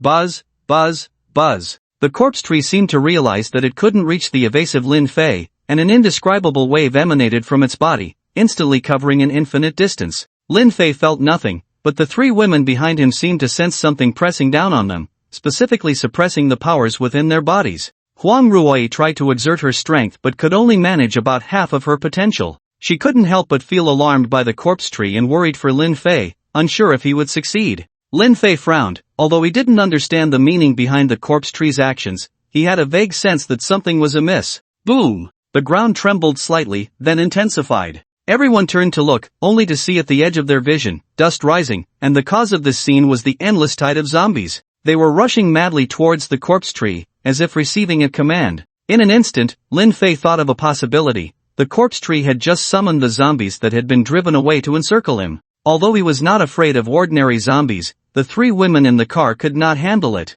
It must be said that the corpse tree had a bit of intelligence, knowing how to surround the enemy to save itself. "You three, hurry to that mall over there," Lin Fei shouted, pointing to the nearby Wonima Mall. Huang Ruoyi was the first to react, turning back into the car to try to carry Huang Jinjin out, but when she opened the door, Huang Jinjin jumped down by herself. Instantly, she felt a surge of joy, but there was no time to say much. She grabbed Huang Jinjin's hand and ran towards the mall, with Ruanqiu following beside them. When the three arrived at the mall, the electric doors were firmly locked. Seeing this, Huang Jinjin's hand crackled with electric arcs as she shot at the fingerprint sensor beside the door. After a burst of sparks and lightning, the electric door successfully opened. The three slipped inside, and then Huang Jinjin did the same to close the electric door, conveniently destroying the sensor to prevent it from being opened from the outside. Once Lin Fei saw that the group was temporarily safe, he breathed a sigh of relief. Bringing people out was indeed a bit cumbersome. Now he could finally unleash his full strength. The tide of corpses quickly engulfed the spot where Huang Ruoyi and the others had stood earlier. Lin Fei looked at the corpse tree and smiled. "Are you forcing me to fight you? Hee, then as you wish." Lin Fei put away his weapon of slaughter and replaced it with a straight knife forged from meteorite material. This was crafted at great expense from a famous blacksmith before the apocalypse, extremely sharp and incredibly hard. The moment the straight knife appeared, a large amount of deep blue electric arcs burst forth from Lin Fei's body, and the blade was similarly covered in electric arcs, looking as if it were a blade of thunder. This scene left the few people inside the mall in shock, with Huang Jinjin expressing the most astonishment. "Is that my ability?" Ruanqiu and Huang Ruoyi smiled but said nothing, silently cheering for Lin Fei. On the second floor, Shin Shuriying squinted her eyes. She did not expect that man would choose close combat. Was he really foolish or confident? Beside her, Shin Lingyin leaned over the railing, her eyes sparkling. "Wow. Sister, he's so handsome. I really hope he can take care of that weird tree." On the battlefield, Lin Fei, cloaked in deep blue electric arcs, resembled a god of lightning. The tide of corpses surged behind him, threatening to engulf him. He smiled at the corner of his mouth and suddenly exerted force with his feet. Bang! The violent impact caused the ground to collapse, and electric sparks flew, sending everything within a dozen meters flying. Then Lin Fei's figure shot forward like a deep blue arrow, piercing into the dense branches and arms. Poo. The straight knife kept slashing, and Lin Fei's speed, enhanced by the blue flashes, became even more terrifying. The branches of the corpse tree could not capture his movements. All that could be seen were blue lightning flashes darting around, with numerous branches falling to the ground, turning into rotten flesh. Boom! The other three branches of the corpse tree quickly closed in, protecting the entire trunk along with the fruit within. Layer upon layer of arms tightly entwined, forming a thick column, with a black, unknown substance oozing from the surface, instantly solidifying into something resembling a shell, standing at the intersection. Only the roots continued to emerge from the ground, stabbing towards Lin Fei. The few people in the mall were sweating for Lin Fei. The corpse tree looked like an impenetrable fortress, and it should be difficult to inflict damage with a blade, right? Especially Huang Jinjin and Shin Lingyin, who were watching most intently. Huang Jinjin focused on Lin Fei's control over his abilities, while Shin Lingyin was purely admiring Lin Fei's combat artistry. But at this moment, they were both a bit nervous, unsure if Lin Fei could escape unscathed. However, Lin Fei, who was darting around the corpse tree, showed no intention of retreating. After severing the roots that emerged from the ground, he leaped onto the advertising sign at the intersection, nearly as tall as the corpse tree. Everyone was unsure of what he was about to do, but a sense of anticipation subtly arose in their hearts, as if fortune was about to arrive. Huang Jinjin began to feel anxious. She had a premonition that Lin Fei was about to shatter their understanding. Boom! A muffled thunder rumbled in the sky, and at some point, the crimson sun had been obscured by clouds. The dimness spread out from the intersection, creating an oppressive atmosphere. Boom! A flash of lightning streaked across the horizon, illuminating everything in an instant. A tide of corpses gathered at the foot of the billboard, continuously piling up layer by layer, inching closer to Lin Fei. Yet Lin Fei showed no signs of panic. He closed his eyes, holding his straight knife upright against his forehead, as if waiting for something. The corpse tree's cries echoed, attempting to overturn the billboard from underground, but it needed more time. When a brilliant blue lightning bolt crossed the sky, an inexplicable panic arose, signaling a brewing life and death crisis. The heavy, dark clouds pressed down on a small part of Wanchuan City. Boom! The blue lightning slashed through the lower edge of the clouds, resembling a thunderous serpent. Just as it was about to disappear into the clouds, the bolt seemed to be drawn in, instantly changing direction and heading straight for the ground. On the billboard, Lin Fei raised his straight knife high, the blue electric light flickering. Crack! A bolt of blue lightning, as thick as an arm, struck precisely at Lin Fei's straight knife, embedding itself within. The violent power of the lightning surged along the knife into Lin Fei's body, causing him to tremble, a sign of nearing overload. Bang! The terrifying power of the lightning transmitted to the ground, shattering countless surrounding zombies, filling the air with a burnt smell. Whoosh! A pair of eyes filled with blue electric light opened, the brilliant sparks extending a meter outward, enveloping him in blue lightning, making him appear even more breathtaking. The 5 pairs of eyes in the mall were stunned by him. Under the gaze of several women, Lin Fei, harnessing boundless lightning power, shot towards the corpse tree. His straight knife was covered in dense lightning, trailing a blue electric blade over 10 meters long in the air. Under the terrifying force of 100 times the human limit, Lin Fei intertwined with the corpse tree, and the blue electric blade simultaneously sliced through the air in the nearby skyscraper, cutting through the corpse tree's trunk as easily as a hot knife through butter. In an instant, the corpse tree's frantic spikes stood still on the ground. Creak! A grating sound echoed as a smooth cut appeared on the corpse tree's trunk. Boom! Half of the corpse tree's trunk slid down at an angle, instantly decaying into rotten flesh. The remaining trunk and branches drooped, soft and powerless, with flesh peeling away like aging wall paint, falling to the ground and rotting instantly. Lin Fei slowly stood upright, the straight knife disappearing from his hand, breathing heavily, even without using his powers. Residual arcs of electricity flickered. The corpse tree, severed in half by his strike, should be dead. Amidst the pile of putrid flesh, something resembling an embryo was stirring.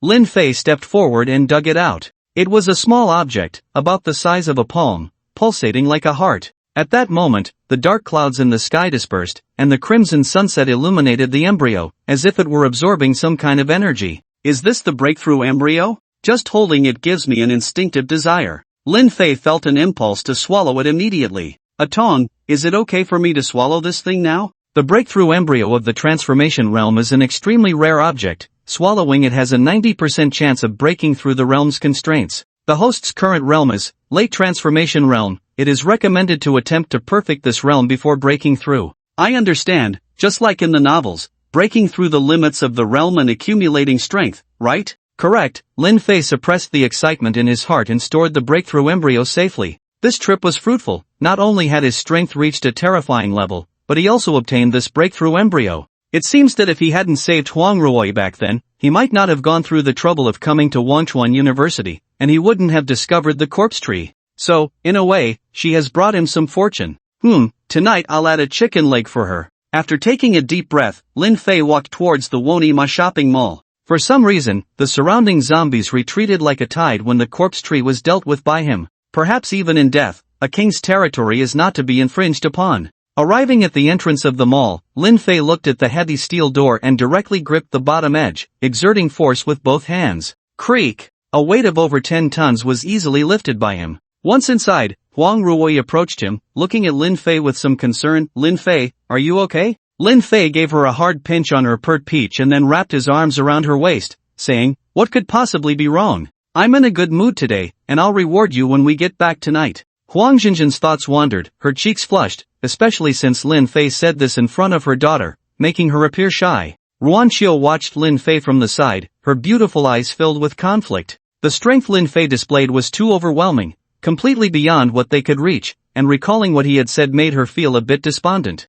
It seemed unlikely that she could ever break away from him, right? But there was also a sense of relief. At least she wouldn't have to endure hunger outside and wouldn't have to worry about others' covetous eyes. Huang Jinjin looked at her mother nestled in Lin Fei's arms with a complex expression, unsure of what to say. Lin Fei glanced at her and said lightly, I've told your mother and Ruan Qiu before, whether to stay or leave is entirely up to you. Of course, I'm not doing charity. As long as you can provide the corresponding chips, everyone will be happy. If you can't, then just stay by my side obediently and listen to me, otherwise, I'll make you understand what it means to give and take. Huang Jinjin bit her lip. After all, she was just a girl who had just come of age, previously immersed in heroism, without much cunning. Seeing her lack of opposition, Lin Fei smiled and patted Huang Ruoyi's peach. Go on, guide her well. I actually have high hopes for her because she's ruthless enough. Huang Ruoyi looked at Lin Fei in surprise, wondering what he meant by that. Ruan Qiu, on the other hand, speculated that perhaps Lin Fei intended to cultivate Huang Jinjin to become a blade in his hand.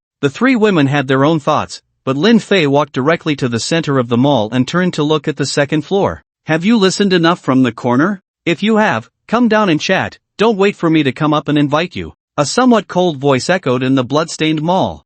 Huang Ruoyi and the others turned to look at him, unsure why he was suddenly speaking to the air. But soon, they heard footsteps. Tap, tap, tap. Light footsteps sounded above them, and there were 2 pairs. They couldn't help but feel a slight chill. They hadn't realized that there were people on the second floor just now. In an instant, Huang Ruoyi and Ruan Xiu felt a shiver down their spines. If they were to be at a disadvantage, it meant they had no room to fight back at all. Fortunately, Lin Fei didn't hold this against them, otherwise, they would definitely face punishment. They turned their gaze to the stopped escalator, where 2 figures cast shadows in the dim red sunlight. Slender, graceful, and charming, that was their first impression. Although one was wearing a mask, from the figures of the 2, it was clear they were both stunning beauties. Lin Fei looked at them, his eyes filled with heat. It was confirmed, these 2 were definitely sisters. The one walking in front was steady and dignified. He had seen her from a distance before. She should be the older sister. Following her was an incredibly pure girl, with big sparkling eyes, lively and animated.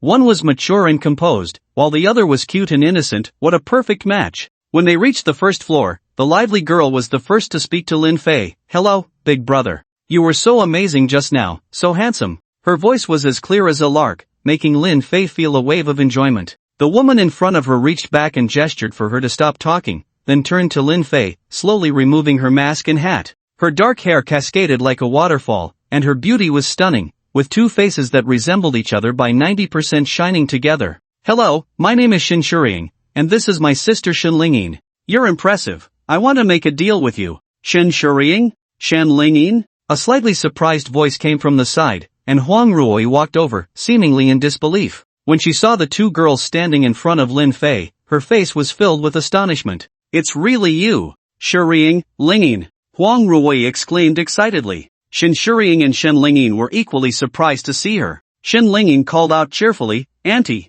and then dove into Huang Ruoyi's embrace. Shin Shuriying looked at Huang Ruoyi in astonishment. "Auntie, I never expected to see you here." Huang Ruoyi's face was full of smiles as she patted Shen Lingyin in her arms and turned to Shin Shuriying. "I didn't expect to find you 2 little ones in Wangchuan City. Weren't you supposed to be in the capital? What are you doing here?" Shen Lingyin looked up and said innocently, "Sister said her divination predicted that there was someone here who could change our fate, so we thought we'd come and take a look, just in case we ran into them. But who would have thought that this ridiculous apocalypse would come, leaving me without a shower for 2 days, and now I smell terrible." Huang Ruoyi was taken aback. Change fate? Could they be referring to that matter? "You 2 are really being reckless. Marriage is not something you can just change on a whim." Shen Lingyin stuck out her tongue. "Who told that Wang family to be greedy and want me and my sister to marry that playboy together?" Huang Ruoyi sighed at this. Such requests for 2 people to marry the same person were not uncommon among families in the capital. After all, it was often the case that one side wanted to leverage the other's power, and they had to swallow that bitter pill. But Shin Shuriying and Shin Lingyin clearly were not the type to just accept their fate. Otherwise, they wouldn't have believed in divination and traveled all the way to Wangchuan City. "So, did you find them?" Shen Lingyin nodded with a smile. Huang Ruoyi smiled back and turned to wave at Huang Jinjin, who was not far away. "Jinjin, come over here. I want to introduce you. These 2 are your cousins, Shuriying and Lingyin. This is my daughter, Jinjin. It seems you 2 have never met before." Shin Shuriying stepped forward to greet Huang Jinjin, and Shen Lingyin also smiled and called out to her. Huang Jinjin was not resistant to the 2 and greeted them with a smile. Lin Fei raised an eyebrow, somewhat surprised. Wasn't this a bit too coincidental? How could he keep running into people related to Huang Ruoyi? A natural relationship magnet? Incredible, truly incredible. So far, including her, he had already encountered 5 beauties that met the system's requirements. Exaggerated, simply exaggerated. After chatting with Huang Ruoyi for a few moments, Shin Shuriying did not forget the main topic and turned to Lin Fei, who was sitting on a stool. Perhaps because of Huang Ruoyi, her tone was not as cold as before. "Sir, what do you think of my proposal?" Lin Fei, curious, said, "If the deal you're talking about is for supplies, then I'm sorry, I don't need any." Shin Shuriying shook her head. "This deal of mine should be very useful to you." "Oh, then tell me about it." Lin Fei's curiosity was piqued. Shin Shuriying seemed to have made up her mind and slowly said, "As Lingyin mentioned, I am skilled in divination, and since the apocalypse began, I have become even more adept. I want to use my divination skills in exchange for your assistance. You might have heard earlier that our purpose in coming to Wangchuan is to find the person who can change our fate. In my prophecy, the cross, the withered tree, and the thunder have all converged, and all the clues point to you. So, without a doubt, you are the one who can help us change our fate." Lin Fei's expression was strange. Divination? Does anyone still believe in that? He chuckled a bit and said, I'm not really one to believe in these mystical things, but if you want my help, then show me the value of your so-called divination first.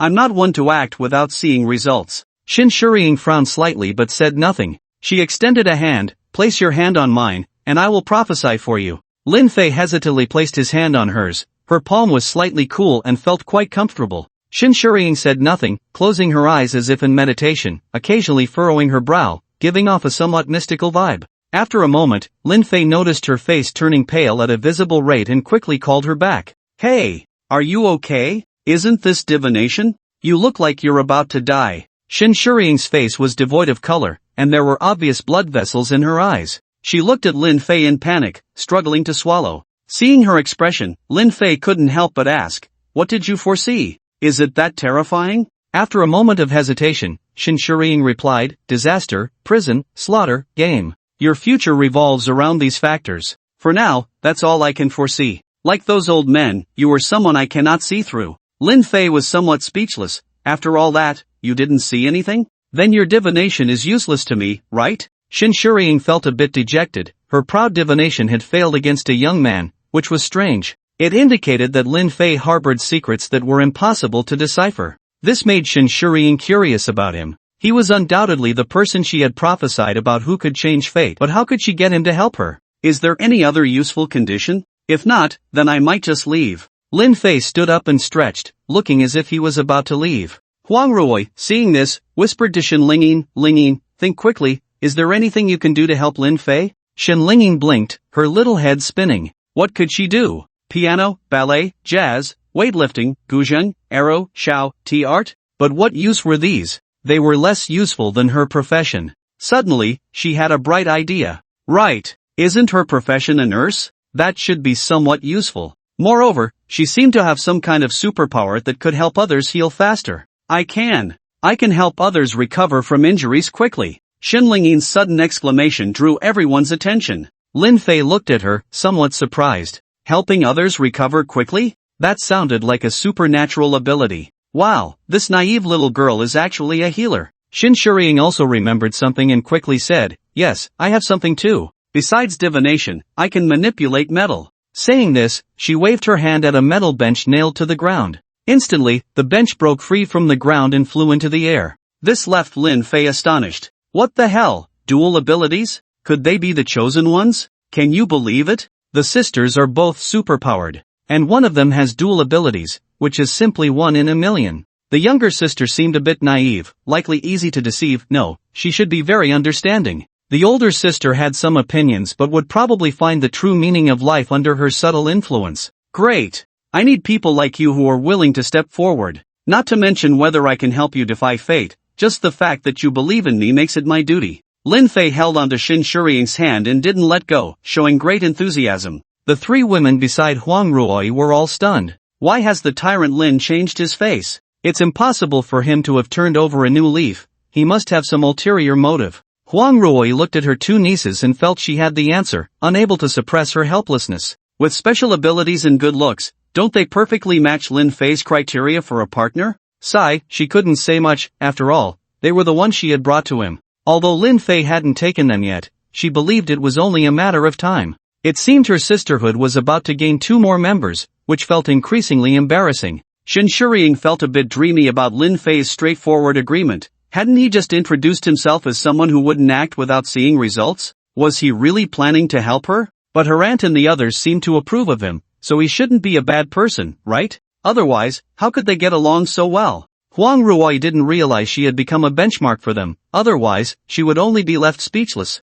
Shen Lingyin leaned in front of Lin Fei, playfully saying, Big brother, you said it yourself, you can't go back on your word. Lin Fei looked at her delicate face, smiling brightly. Of course, you can rest assured. What I say is like water that has been poured out. I will never go back on my word. Pinky swear. Shen Lingyin extended her little finger. Lin Fei chuckled but still reached out to make a childish agreement with her. Seeing Lin Fei agree, Shin Shuriying couldn't help but breathe a sigh of relief. The man in front of her was not only good-looking but also terrifyingly powerful. He could even kill that strange tree. There probably wasn't anyone who could compete with him. Such a person, when she returned to the capital, would surely make the Wang family think twice before targeting her and her sister.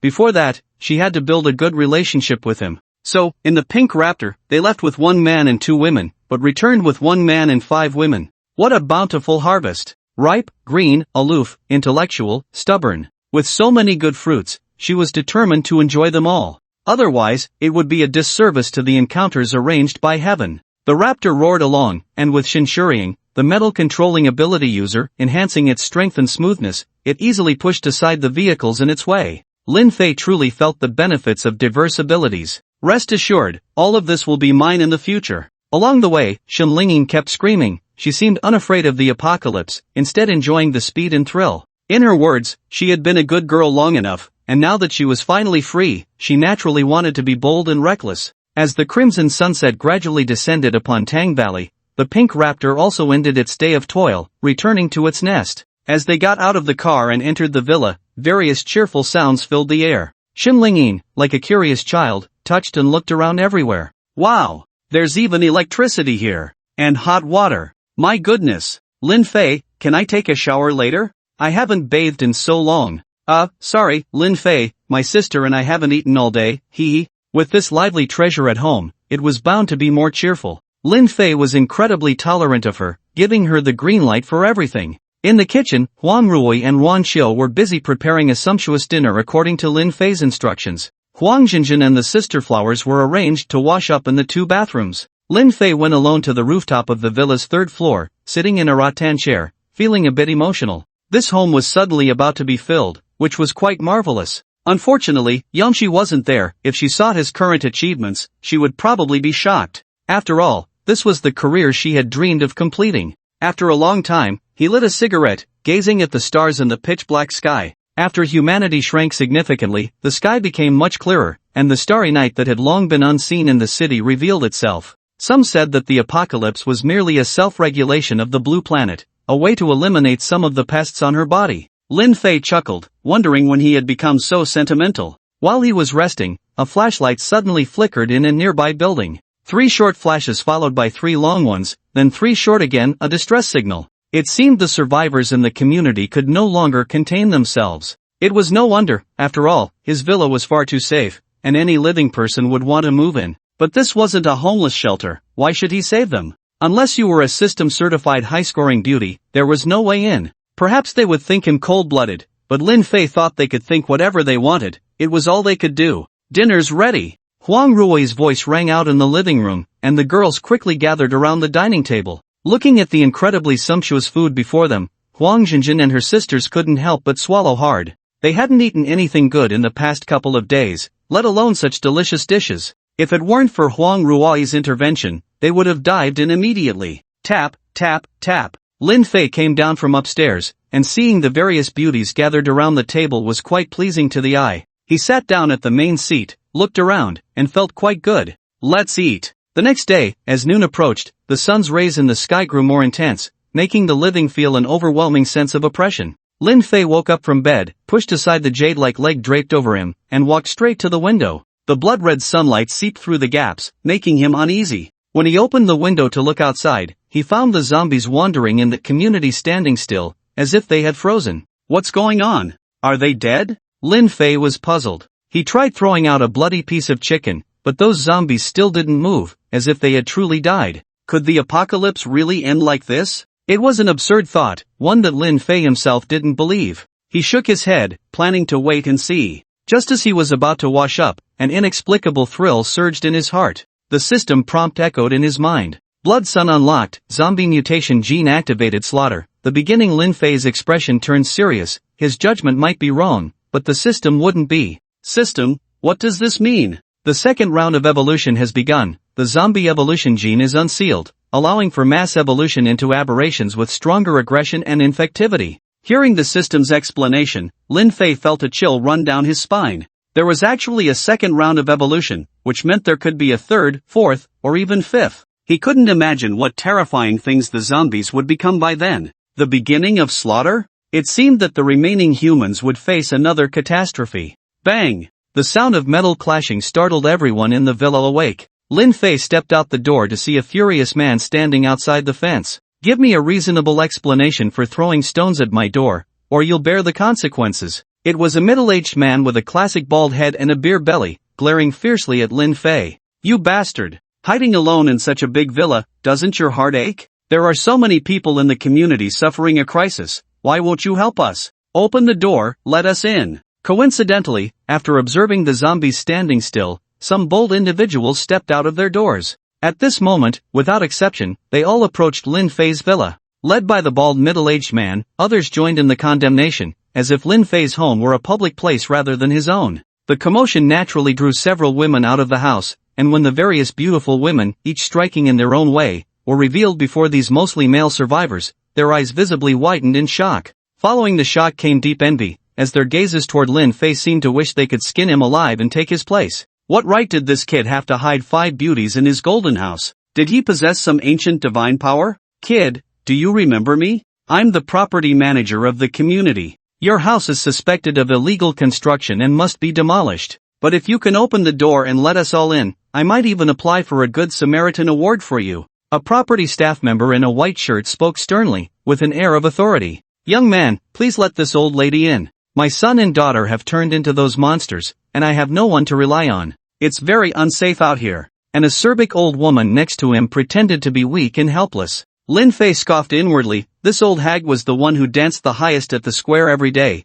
and now she was pretending to be frail in front of him? Soon, others chimed in with all sorts of bizarre reasons, but without exception, they all demanded Lin Fei open the door to let them in for refuge, or else they would report him once the authorities came to rescue them. The women looked at the faces of these people and couldn't help but frown. Were they really dreaming? If they let them in, what would be the point of the sacrifices they had made? Did they think they could get something for nothing? That was absolutely impossible. Lin Fei looked at the people outside the fence and suddenly smiled. Very well, you all have enough reasons to survive. As soon as he said this, the young and old outside burst into laughter. That's right. This is how young people should be. Respecting the elderly and loving the young is good. Once the apocalypse is over, I'll personally fund a banner for you. Do you still have food at home? What? You can't finish it? That's great. We won't eat for free. We'll definitely pay you double later. Yeah, young man, I can even introduce you to a partner, a tall one at 1.60 m, weighing 160 pounds, very lucky, just the right age, and can play with smartphones, quite impressive.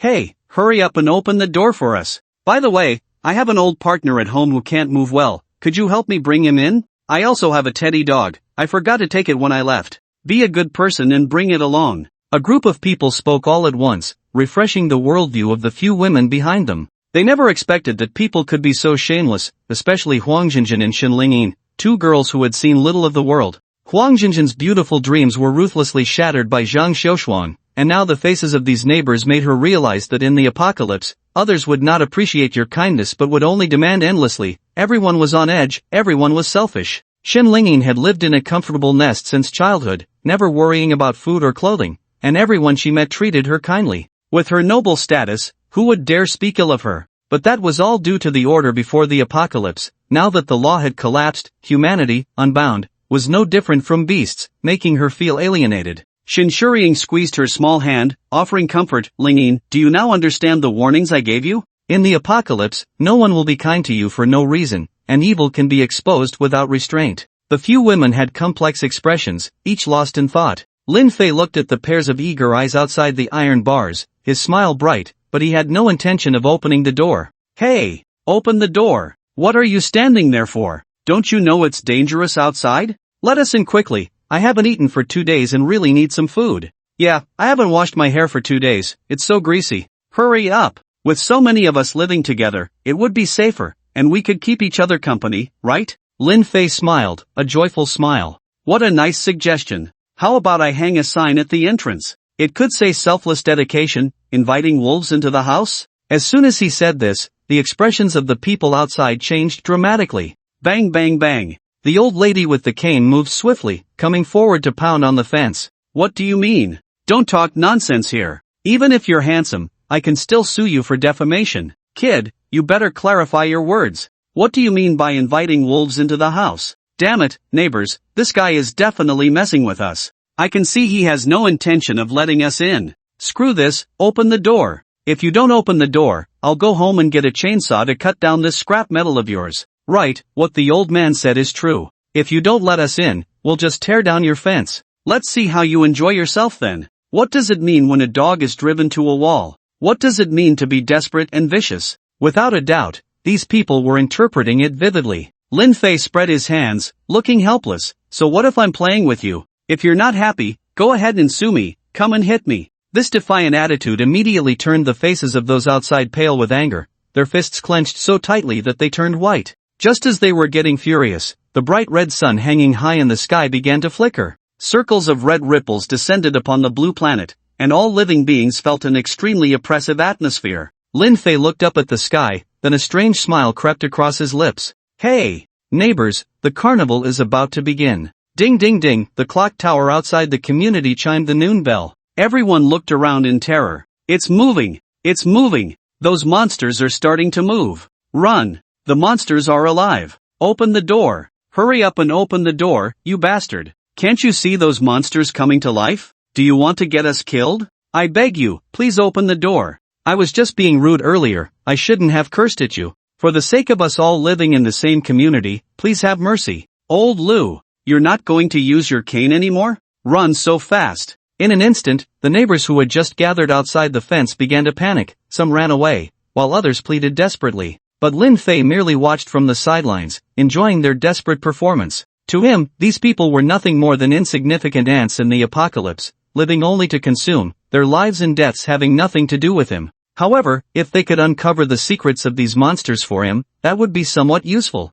Through the fence, he could see the zombies that had been quietly standing in the community beginning to tremble, about to awaken. Lin Fei's gaze sharpened as he focused on the fleeing people. A man was cursing as he ran, and just as he was about to sprint back into the building, a scarlet rope shot down from the second floor, binding him tightly. Following the rope, he saw a rotting female zombie leaning halfway out of the second floor window. Its mouth was the end of the rope. The man screamed. What bound him was not a rope, but the zombie's tongue. He recognized that zombie. It was the notorious gossip in the community. He never expected its tongue would actually grow longer. Soon, the man was dragged into the second floor room, followed by a scream, and then silence. On the other side, a woman in her 40s was trembling and screaming, her face covered in a pool of dark green liquid that was bubbling continuously. In no time, her entire face was corroded down to the bone. Bang! She fell straight to the ground, lifeless. From the nearby bushes emerged a small zombie, with two large growths hanging beneath its jaw, and an unknown liquid swaying inside. The people nearby recognized it. It was a notorious brat from the community, known for spitting on people. At this moment, after the genetic mutation was unleashed, these famous individuals had all undergone transformations. Coincidentally, screams erupted all around. A muscular zombie, its muscles bulging, crashed through the security door and began to feast. A lewd zombie with sharp fingers sliced through chains, disemboweling its victims. Zombies with mutated limbs, like geckos, broke in through the windows, making it impossible to defend against them. In an instant, the house became dangerous. Despair enveloped the hearts of all the survivors. Humanity seemed to be on the brink of extinction. Lin Fei looked at the mutated monsters in the community, his expression slightly grave, but there was no significant turmoil. These monsters were not as formidable as the muscular one inside Wangchuan University. If he had to deal with them, it would still be relatively simple. However, the women behind him kept gasping, clearly startled by the grotesque appearance of these creatures. Huang Ruoi stepped forward. Lin Fei, can we be safe living here? This was also the question on the minds of the other women. After all, the fence outside the villa was practically useless against those wall-climbing monsters. Even more absurdly, there were creatures with fleshy wings circling in the sky, swiftly breaking through the windows of tall buildings and snatching survivors into the air to dismember them. Lin Fei pondered. It seemed that this small villa was indeed insufficient. Mainly, he had not considered that zombies could undergo a second mutation. He had thought that if it were a low-probability mutation, he could just take action a few more times, but with this number, it was clearly an overwhelming task that would exhaust him. This is indeed a problem. If we want safety, we need to find a place with fewer people, Lin Fei said, prompting the women to think. Huang Ruoi's eyes lit up. I know a place. I have a friend who has a shooting range near Tianwang Mountain in Wangchuan City. Usually, only some officials' children and rich second-generation folks go there. It should be considered sparsely populated, right? Ruan Xiao also recalled this place, as she occasionally accompanied Huang Ruoi there. A shooting range? That's indeed a good place. Let's tentatively set it as our next destination. Seeing Lin Fei nod, Huang Ruoi felt a sense of joy in being helpful. In the midst of their conversation, all the zombies had awakened. Even those that had not undergone special mutations were now stronger than before. None of the brave neighbors who had ventured out escaped the zombies' pursuit, they all became prey. Back indoors, Lin Fei instructed Shin Shireen to use her metal manipulation to reinforce the villa again, to prevent those mutated zombies from finding a way in. The women went to gather their belongings while Lin Fei took out his phone to search for useful information online. On the third day of the apocalypse, the internet had not yet been cut off, and many survivors were seeking help online, but there were no results. Even though they frantically tagged officials and the military, there was no response. The pessimistic ones posted demoralizing statements online every day, while the proactive ones had already begun to save themselves. Soon, Lin Fei saw something he wanted in a short video. Everyone, look, what is that? It looks like an egg? The accompanying video showed a high-rise building enveloped in writhing flesh, resembling a diseased outbreak on the building, instilling fear. In the center of the flesh, there was a mass glowing with a faint white light, looking like a giant egg, with no one knowing what it contained. No one dared to investigate, nor did anyone have the ability to do so, they could only guess from a distance. But Lin Fei knew it must be a strange fruit, perhaps a boundary-breaking embryo, or something else. After checking the address, it was in Duhai City. That was a large city neighboring Wanchuan, with a long coastline, a prosperous economy, and a large population. If the video was real, obtaining that thing would be quite challenging. He downloaded the video to his phone and continued to search. Coincidentally, he found 2 videos of suspected breakthrough embryos, one in Beijing and the other in Duanshan City. It seemed that although the probability of producing hybrids was extremely low, from the perspective of the state, there were still quite a few. Lin Fei didn't know if others had the chance to obtain those things, but he was determined to collect as many as possible. Beep beep beep. Suddenly, a familiar sound echoed from the sky, growing closer. Lin Fei went to the rooftop and looked up, spotting several black dots at the edge of Wanchuan City. As they approached, he realized they were 3 pitch-black helicopters, which began to disperse once they reached the city center. Attention, citizens of the Dragon Nation, attention, citizens of the Dragon Nation, a great disaster is upon us, and lives are in peril. Survivors must unite and work together to resist the disaster. The military is delivering advanced supplies to the public. We hope everyone can hold on until rescue arrives.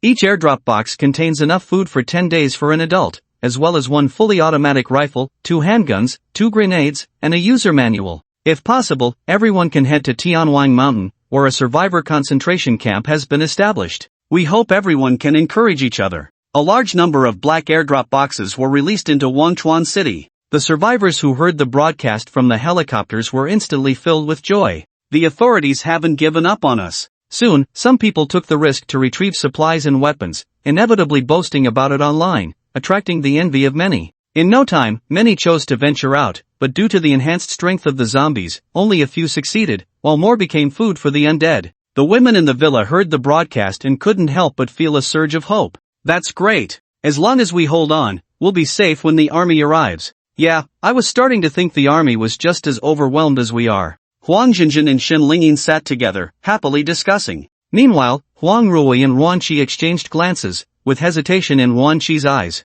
Tianwang Mountain had a survivor concentration camp set up by the military, which was the same destination as theirs. If the authorities really settled civilians there, what would they do? Should they confront Lin Fei, thank him for his protection during this time, and leave? Or should they resolutely follow him? If they were to leave, Lin Fei probably wouldn't do anything to them in front of the authorities, right? Huang Ruoyi guessed what Ruan Qi was thinking and frowned slightly. Xiao Qiu, I always feel that things aren't that simple. Think about it. Why would the military transport so many supplies? If they can supply adults for 10 days, doesn't that mean they can't arrive within that time? I think, given the military style, if they were determined to come for rescue, they wouldn't delay for so long. Unless they too have reached a point of helplessness and can only offer us survivors a bit of spiritual support. Ruan Qi's eyes widened in surprise. She hadn't considered this possibility. In the perception of the Dragon Nation's people, the military was often seen as invincible, like divine beings. But they seemed to forget that the military was made up of ordinary people too. In this indiscriminate natural disaster, the military could not escape unscathed. Even if they managed to control the situation, they would likely be severely weakened. Trying to rescue ordinary civilians amidst a sea of corpses and blood would be incredibly difficult. This was a possibility many had not thought of, and one they dared not imagine. Clap clap clap. Lin Fei applauded as he walked down from upstairs. He looked at Huang Ruoyi with admiration in his eyes. She truly was an experienced and strong woman, considering issues more comprehensively. Lin Fei felt as if he had struck gold. Huang Ruoyi seemed to make him feel increasingly at ease. You're right, or rather, the situation you described is the most realistic. In reality, it won't be like in novels, where the military comes like gods, unafraid of danger to save civilians. So, fantasies can exist, but don't get carried away. In this apocalypse, becoming strong is the only way out. Are you all packed? Once you're ready, we'll head to Mount Tianwang. Huang Ruoyi nodded and handed her suitcase to Lin Fei, who stored it in his space. Huang Jinjin and the Shin sisters had nothing to pack and were already waiting in the living room. After Lin Fei came down, he waved his hand. Let's go, set off. The raptor roared as it charged towards the basement exit, and the girls looked at Lin Fei in shock from the driver's seat. Just moments ago, Lin Fei had revealed a terrifying ability to them. He had made the entire villa disappear. Yes, the 3 floors above ground and the 2 below were all gone, leaving only a pit receiving the sunlight. Huang Ruoyi and Wan Xiu were somewhat okay. They knew Lin Fei had spatial abilities, but they didn't realize he could do this. Huang Jinjin and the Shin sisters were left dumbfounded. After a while, Shin Lingyin snapped back to reality and began to chatter incessantly with questions. Lin Fei didn't hold back and directly told them he had a massive space filled with countless supplies, more than enough to take care of them. Upon hearing this, Shin Lingyin's eyes sparkled, and her fondness for Lin Fei skyrocketed. Shin Shuriying also came to her senses from her shock. Seeing Lin Fei so openly share his secret with them clearly indicated he considered them his own. This made her feel a bit happy inside. It seemed that her and her sister's fate was truly about to be rewritten in his hands. After the raptor roared away, the residents and the community stared in disbelief at the suddenly appeared giant pit. What about the villa? That huge villa? In the 3 days since the apocalypse began, there had been no petty rivalries among the residents, as they were simply not worthy of competing with Lin Fei. The pink raptor roared through the city, catching the attention of many survivors, who couldn't help but glance over. Some waved flags for help, while others cursed incessantly, but what they lacked would always remain out of reach. They could only watch helplessly as the raptor violently tore a bloody path through the piles of corpses, disappearing from sight. Some extremists even took the newly found airdrop firearms and opened fire on the passing raptor, the bullets clanging against the vehicle and sparking everywhere. However, what awaited them was a continuous stream of fire, accompanied by violent arcs of electricity, shredding through all obstacles. Even if they hid behind cover, it was futile. How could they have imagined that bullets could curve? It could be said that this journey made the women in the car recognize reality. They no longer hoped for the goodness of others, only seeking their own safety. Even Huang Jinjin, the more naive girl, had given up her last bit of hope. If those they protected were no longer kind, then they would kill until they were terrified. The raptor sped through, directly breaking out of the city, finally leaving behind the zombie-infested environment and opening up the view. Although there were vehicles on the road out of the city, they were few due to the apocalypse breaking out at noon. The windows of the pink raptor opened after a long time, and the scorching wind blew in, lifting everyone's hair. Ah, this is the feeling of freedom. Shin Lingyin leaned halfway out of the sunroof, arms wide open, embracing the sky. If it weren't for the occasional zombie roar around them, it would have been a beautiful scene. Shuriying, are you okay? Ruan Xiu looked at Shin Shuriying beside her, frowning slightly. Shin Shuriying looked a bit weak, her face slightly pale. I'm fine, Wan Xiu, just a bit exhausted. I'll be okay after resting for a while.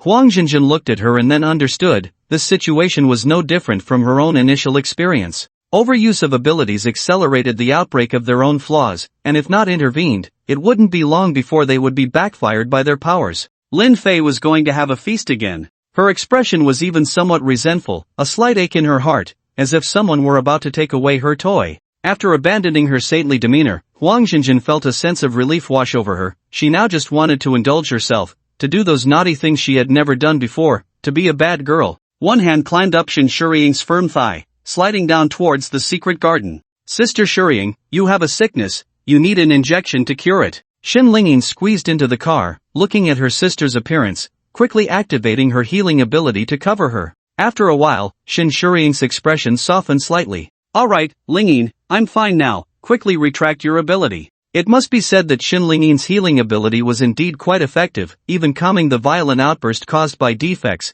although it only treated the symptoms and not the root cause. If her strength grew, it could indeed reduce the risk of an ability user dying suddenly. Of course, the premise was that she could withstand the erosion of her own abilities. In the passenger seat, Huang Ruoyi glanced at the driving Lin Fei, her expression somewhat strange, as she noticed the corners of Lin Fei's mouth involuntarily lifting. This guy probably anticipated that these two sisters would be helpless because of their abilities. Sigh. What could she say? Did the sisters have any other choice? Lin Fei was also saving them, just like he saved himself. Xiao Qiu and Jinjin, they couldn't complain about anything, some things were better left unsaid. Sister, I feel like your health has worsened again, what should we do? Shen Lingyin looked at Shen Shuriying with teary eyes. Silly, I'm just a bit tired, I'm not dying, what are you worried about? Shen Shuriying tapped her forehead, pretending to be angry. Ruan Qiu remained silent, while Huang Jinjin's lips curled into a playful smile, her eyes glinting with mischief. Sister Shuriying, I thought the same way as you did yesterday. Shen Shuriying looked at her in confusion. Huh?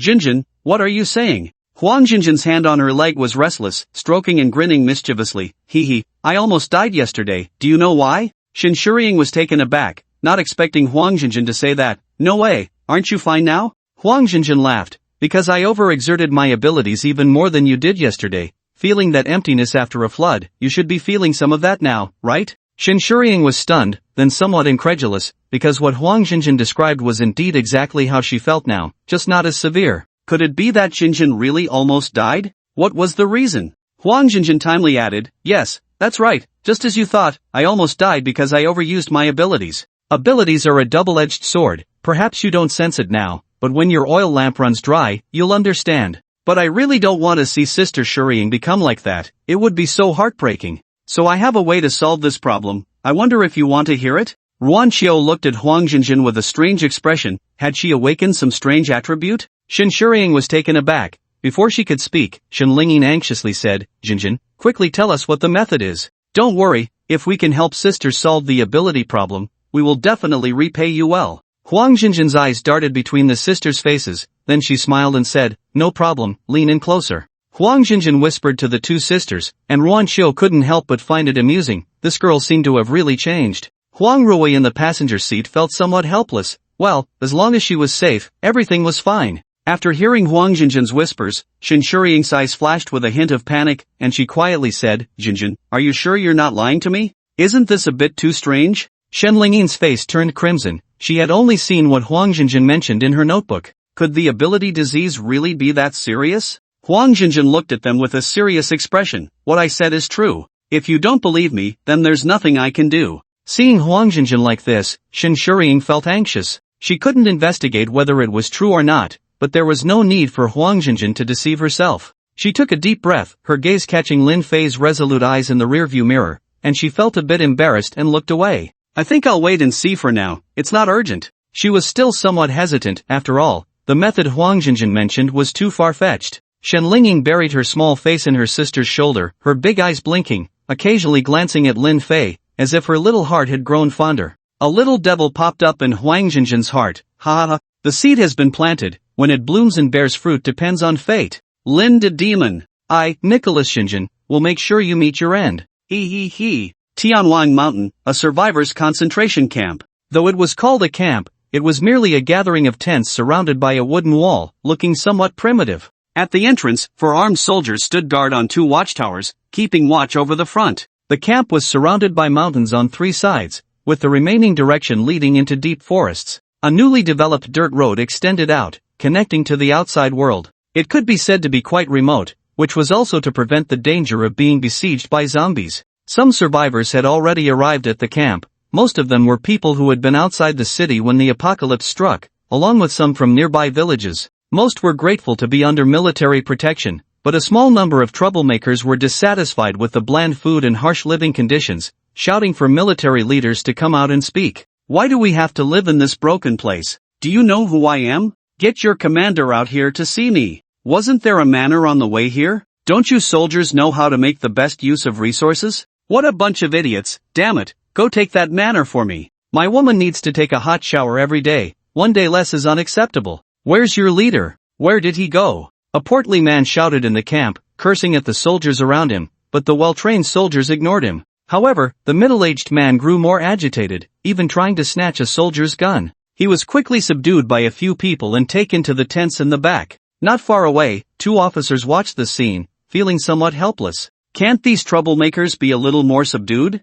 You just said they were causing chaos, how can they be subdued and still stir up trouble? By the way, how did your contact with the shooting range go? Did they agree to merge? Sigh, don't mention it, I didn't even see the person in charge of the shooting range. Just a few punks with guns chased us out. Alas, times have changed, those with power should be proud. What about our reinforcements? When will they arrive? I don't know, we haven't been able to contact anyone since yesterday. Mercury Shooting Range. Located on the outskirts of Tianwang Mountain, this private shooting range often served as a gathering place for the upper class of Wangchuan City. The shooting range covered a vast area, surrounded by barbed wire, with grass laid out to demarcate it from the surrounding forest. Several winding bluestone paths were laid on the grass, extending deep into the shooting range. Walking along the main road, one could occasionally see clusters of pitch-black marks on the grass, emitting a foul odor. At the end of the road stood a towering earthen wall, isolating the buildings of the shooting range from the outside world. At the top of the tallest building, someone was on guard with a telescope, next to a sniper with striking yellow hair. Damn it, those sons of bitches, I'll take out one with each shot. Ergo, you still need to conserve ammo. The boss said there aren't many bullets for the sniper rifle, every shot counts. TCH, I'm 100% hit, taking down two with one shot is a piece of cake. The two chatted idly. Below, in the VIP lounge of the shooting range, a large group of people had gathered. Most of them had colorful hair, making it look like a gathering of delinquents at first glance. What are you saying? Do you want to collaborate with those military guys? I don't want to turn this place into a refugee camp, it would be a mess. But they are an official organization, right? Ignoring them like this isn't good. What if things settle down later and we end up labeled as bandits? What the hell, bandits? I'm a hero of Liangshan. A group of young people with colorful hair chattered away, failing to reach a conclusion. A middle-aged man in a suit stood up, coughed twice, and said, "Let's vote. Those who agree to let the military set up a concentration camp here, raise your hands, and we'll tally." What kind of nonsense is this? Are you one of us from the Pure Love Society? Just here to wave flags and shout? Suddenly, a young man with bright red hair and an outrageous hairstyle jumped up and cursed. The middle-aged man's face turned pale with anger. "Chen Dong, you..." As an official from Wangchuan City, he still held some status, yet he was publicly humiliated by such a person, making him extremely displeased. But he dared not lash out, as this group of shamate youths held the most intimidating power in the shooting range. Red-haired Chen Dong looked at him coldly. "What about it? Do you call the shots here or do I? Don't get ahead of yourself. I don't care how impressive you were before, now you're just refugees seeking shelter here. Don't act all high and mighty, playing tricks, or I'll throw peanuts at you. The Mercury shooting range is not a shelter. If you don't want to stay here, you can leave right now. Damn it, when my brothers were fighting monsters, you were hiding in the back crying for help. When I asked you to help build a wall, you all complained like Lindayu. And now you still think about rising up? Go to hell." Chen Dong flicked his red hair, his expression icy. The room fell silent, no one dared to breathe loudly. Good. Donggu is awesome. Donggu is mighty. Pure Love Society is amazing. Only those young people with colorful hair cheered. Despite their lack of money, a single phone call could bring several girls they fancied. They especially valued brotherhood and would genuinely step up when needed. Thus, a saying circulated in society: better to bully the old and young of Nantsuan than to provoke spirited youths. The middle-aged man was so furious that a few strands of hair stood on end, and a middle-aged woman stepped forward to pull him back, preventing him from saying anything that might anger the red-haired youth. Tap, tap, tap. The crisp sound of high heels echoed outside, and then two clever young men with yellow hair stepped forward to open the VIP door. A figure in a fiery red evening gown walked in, complemented by the same red high heels on her fair, translucent feet. The high-waisted, slit gown swayed with her legs, revealing her smooth, long legs. Her tiny waist could be grasped with one hand, and beneath the deep neckline were two patches of snow-white skin. A delicate pearl necklace hung around her swan-like neck, elevating her elegance. Her exquisite face rivaled the beauties in your collection, with three-dimensional features and a hint of heroism, her wine-red waves cascading down her hollowed back, swaying with her steps. A slender hand held a lady's cigarette, slowly bringing it to her crimson lips for a puff. As she exhaled, her enchanting gaze swept across the room. "Sister Nan, hello. Sister Nan, hello. Sister Nan, auspicious." The spirited young men nodded and bowed, clearly showing great respect for the woman who had arrived. Even the imposing Chendong, who had just been full of himself, now appeared servile as he approached her, reaching out to catch the ash that fell from her cigarette. Sunan lightly kicked him, saying, "How many times have I told you not to act so lowly? If this gets out, people will think I have some strange fetish." Chendong nodded and bowed, scratching the back of his head, a bit embarrassed as he replied, "Isn't this to show respect for you, Sister Nan? I promise, next time, I will. By the way, Sister Nan, that group of soldiers has come looking for us again, still about that matter. What do you think?" Sunan smiled, instantly radiating charm, making many men in the room feel a bit parched. Even the middle-aged official, who was being held back by his wife, felt a stir of excitement. If it weren't for the apocalypse, he would definitely want to have such a woman. Yet these spirited young men looked clear-eyed, showing no hint of disrespect, which was quite surprising. Are we short on supplies? Su Nan asked casually. Chen Dong shook his head. No. Are we short on weapons? No. Are we short on people? No. Then that's settled, let them come and go as they please. Su Nan was incredibly nonchalant, deciding the matter with just a few words. The middle-aged man looked at the ordinary people who had fled here and, gritting his teeth, stepped forward, passionately saying, President Su, this won't do. Think about it. What kind of existence is the military? Right now, they just haven't had the time to spare. Once they do, capturing Wangchuan City will be a piece of cake for them. The southern war zone of Long Country is right next to Wangchuan. If we refuse them now, we will inevitably offend the military, and it will surely lead to unpleasantness. If you don't mind, I can volunteer to be the liaison between the military and us. Helping each other is the way to survive. Su Nan's alluring eyes fixed on him for a moment, making him mistakenly believe he had swayed her. He puffed out his chest, looking like a quail. Su Nan withdrew her gaze, turned, and walked away, saying to Chen Dong beside her, Who is this idiot? If he has a problem with his head, get him treated. If he can't be treated, just throw him out. Wow, the air in the mountains is so fresh. The Pink Falcon cruised leisurely along the winding mountain road. The windows rolled down as several women looked out at the scenery. If it weren't for the crimson sun hanging in the sky, casting a red hue over the world, no one would realize that the outside world was on the brink of despair. Lin Fei rarely came to places like this. He had been too busy making money to appreciate the beautiful landscapes. But it wasn't too late now, especially with a car full of beauties. He could change cars whenever he wanted, living life with style. The sun is about to set. If we go around this mountain, we will see the Mercury shooting range, Huang Ruoyi said from the passenger seat, directing Lin Fei. Sure enough, after navigating the winding mountain road, a patch of artificial grassland nestled among the trees came into view. Through the gaps in the trees, the buildings deep within the grassland could be seen, but they were surrounded by a dirt-colored fence, which looked somewhat out of place. The Falcon stopped at a fork in the road, and the group looked at the standing sign with surprise. This newly opened dirt road leads to the survivors' concentration camp. Shen Linging pointed in that direction. Ruan Qiu pondered and said, Why isn't the military's concentration camp set up at the shooting range? It should be more convenient there. Huang Ruoyi seemed to remember something and confidently said, It must be that the shooting range didn't agree. After all, their boss is quite a crazy person. Only the two of them had some understanding of the shooting range, but not much. Lin Fei smiled and said, If that's the case, then the owner of this shooting range has a bit of foresight.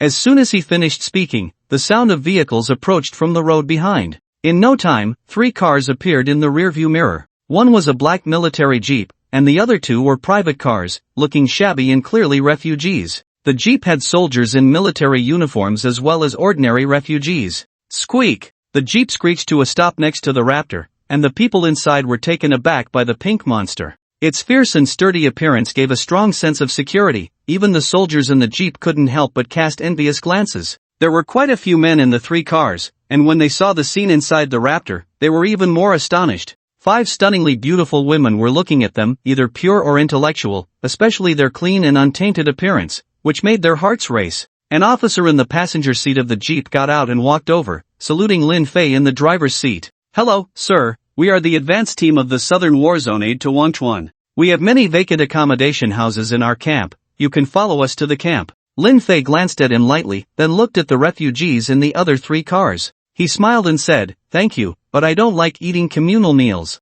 With that, he directly started the engine and roared off down the asphalt road. The officer stood there watching the Raptor leave, a hint of disappointment in his eyes, and he returned to the car to give the order to depart. Sir, why didn't that person come with us to the concentration camp? A bespectacled, refined man in the back seat pushed up his glasses and asked. The officer shook his head helplessly. Do you think someone with that kind of equipment would care about what we have in our camp? Indeed, if only we had a car like that. The bespectacled man looked in the direction where the Raptor had disappeared, a shadow crossing his face. The valley echoed with the Raptor's roaring engine. Soon, the entrance to the shooting range was in sight. When Lin Fei and the others arrived at the gate, there were already people on guard. Stop! What are you doing? A blue-haired man emerged from behind the car, holding an assault rifle and looking coldly at Lin Fei and the others. Then several young men with weapons jumped out from behind the vehicles on both sides. Lin Fei leaned out of the car window to look at the blue-haired leader. For some reason, the blue-haired man felt a chill run down his spine, as if he had been caught playing with his phone in class.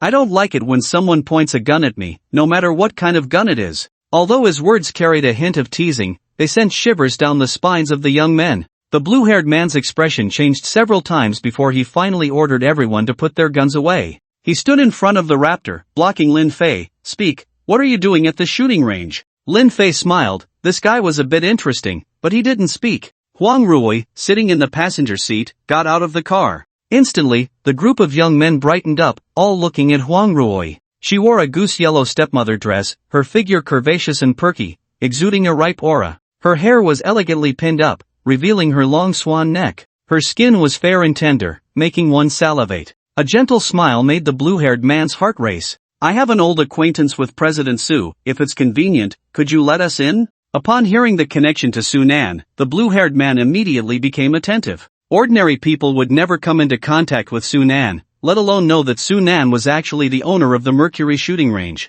Huang Ruoyi could directly mention Su Nan's name, which naturally indicated she was not an ordinary person. "Hurry, hurry! Let them through!" The blue-haired man signaled the young men to move the vehicles aside. "You continue patrolling. I'll take them in, don't slack off." After the briefing, the blue-haired guy rode his electric scooter ahead as a guide, while Lin Fei drove the raptor behind. "I can't tell, you seem to be well connected everywhere," he joked, glancing at the graceful Huang Ruoyi in the passenger seat. Huang Ruoyi merely chuckled and didn't say much, which only piqued Lin Fei's interest in her further. Before long, they entered the inner building area of the shooting range through a gap in the yellow earth wall. The arrival of the raptor startled most people. The punk youths looked at the pink monster in awe. "Damn! This guy really isn't afraid of getting arrested with that kind of modification. This level of modification is like sticking a supercar on top of a raptor. It must have cost a fortune. Who is this godly figure with such foresight? This car must have been prepared for the apocalypse long ago. If I had a car like this, I wouldn't be afraid of any zombie." The crowd buzzed with comments about the raptor. "Hey, who is that?" a guy with a 3-7 hairstyle asked. The blue-haired guy shook his head. "I don't know who this godly figure is, but it seems he knows our president." The 3-7 guy was taken aback. Suddenly, the punk youths in the yard gasped. All 4 doors of the raptor swung open, and pairs of long, beautiful legs stepped down.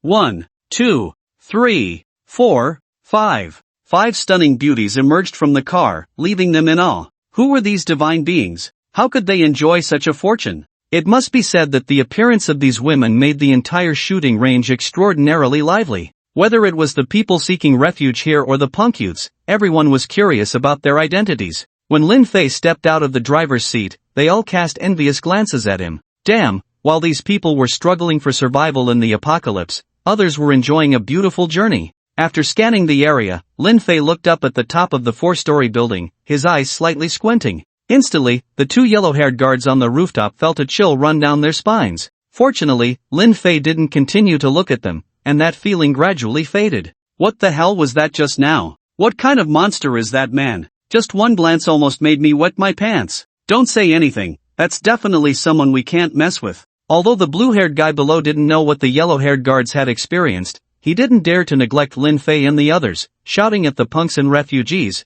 "What are you looking at? Don't you have work to do? Damn it, I'll check your tasks later." The punks scattered like birds, leaving only a few higher-ranking individuals behind. The blue-haired guy smiled at Lin Fei and gestured for them to follow. "Don't mind them, they are all from our Pure Love Society, responsible for the safety and various matters of the shooting range." To be honest, when Lin Fei saw so many punks earlier, he was still wondering if he had stumbled into some strange place. But the system prompt in his mind eased his worries a bit. Warning, within the system's perception range, beauties with a comprehensive rating above 92 have appeared. Target, Su Nan. Su Nan must be the president they mentioned. Not bad, not bad. Huang Ruoyi really is a lucky charm for him. The group followed the blue-haired guy deeper into the shooting range, while Huang Jinjin and Shen Lingyi looked around curiously. Soon, the blue-haired guy led them to a small villa. "Please wait here for a moment, I'll go notify our president." After saying that, the blue-haired guy hurriedly left. Shin Shuriying looked at Huang Ruoyi and couldn't help but ask curiously, "Auntie, who exactly is this President Su?" The setup is quite impressive, comparable to those in the capital. Huang Ruoyi chuckled softly, "You'll find out soon enough. Although she isn't from the capital, her status is definitely not inferior to those people." This only piqued everyone's curiosity further. Lin Fei had some guesses in his heart. the mention of the surname Su might be related to the Su family from Nanhang, which was an incredibly large family, comparable to the prestigious families of the capital, and one of the top existences in Longwa. Considering the scale of this shooting range and the variety of weapons, it was clear that one needed some solid strength to operate it. While they waited in silence, Wan Xiu suddenly stood up and supported the nearby Shinshuriying. Shuriying, what's wrong? Shinshuriying's complexion was quite pale, as if she were gravely ill. She opened her eyes and said in a flustered manner, "This place is very dangerous." Everyone turned their gaze towards her, wanting to understand why she said that. After a moment of calming down, Shinshuriying, suppressing her discomfort, said, "I have a habit of divining whenever I arrive at a new place. Just now, I tried to divine the hexagram of this shooting range, and the result was blood red, which indicates that something bad is definitely going to happen here. Staying here might put us in danger." As soon as she said this, the women were immediately alarmed. They knew Shinshuriying had no reason to fabricate lies. They couldn't help but look at Lin Fei, who was sipping tea. "What are you looking at me for? I haven't even warmed up my feet yet, and you're already thinking about running away. Isn't that a bit embarrassing? Besides, I think this place is quite nice. With some development, it could serve as a long-term base." He then looked at Shinshuriying. "As for your divination, it might not be that accurate, you know? I think you probably can't give it your all right now." Shinshuriying was taken aback, then bitterly nodded. Indeed, as Lin Fei said, her body no longer allowed her to use her divination freely. Using her mental abilities during the journey had nearly worn her out, and if it weren't for Xinlingyan's continuous treatment, she might have already collapsed on the way. Lin Fei smiled, "So, there's no need to jump to conclusions so early. Since we're here, we might as well settle in. Everything is under my control." Shinshuriying could feel the confidence radiating from Lin Fei, a kind of spirit that declared, "If not me, then who?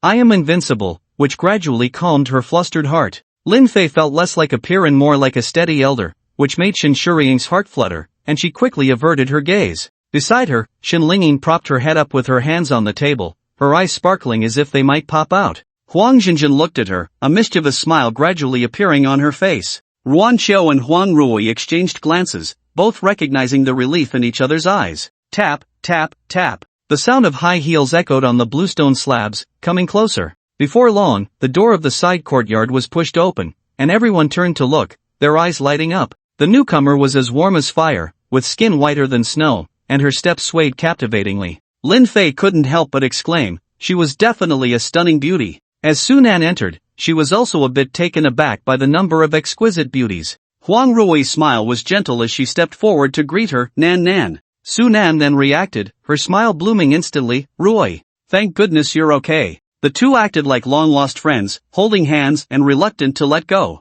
Huang Rui pulled her over to introduce her to Lin Fei and the others. "This is my good sister, Sunan. Jinjin, you should call her Aunt Nan now." "Aunt Nan, Aunt Nan, Aunt Nan, you're so beautiful." Huang Jinjin and the Shin sisters greeted her in unison. Sunan smiled brightly, "Hey, you little beauties are also growing up to be so graceful. Don't have boyfriends yet, right? How about Aunt Nan introduces a few to you?" Huang Jinjin awkwardly waved her hands. Just the thought of Sunan possibly introducing those flashy types made her shiver. The Shin sisters felt the same. Ruanqiu smiled lightly, "Sister Nan, long time no see." Sunan laughed heartily, "Xiao Choyo, sister has missed you so much. It's been so long since you came to see me. Aren't I here to bother you now?" Ruanqiu twirled a strand of hair at her forehead, smiling charmingly. In truth, Ruanqiu and Sunan didn't have much interaction, but Sunan was still full of enthusiasm, clearly a social butterfly. After all, running such a large shooting range, one couldn't afford to be socially anxious. After introducing a circle of beautiful women,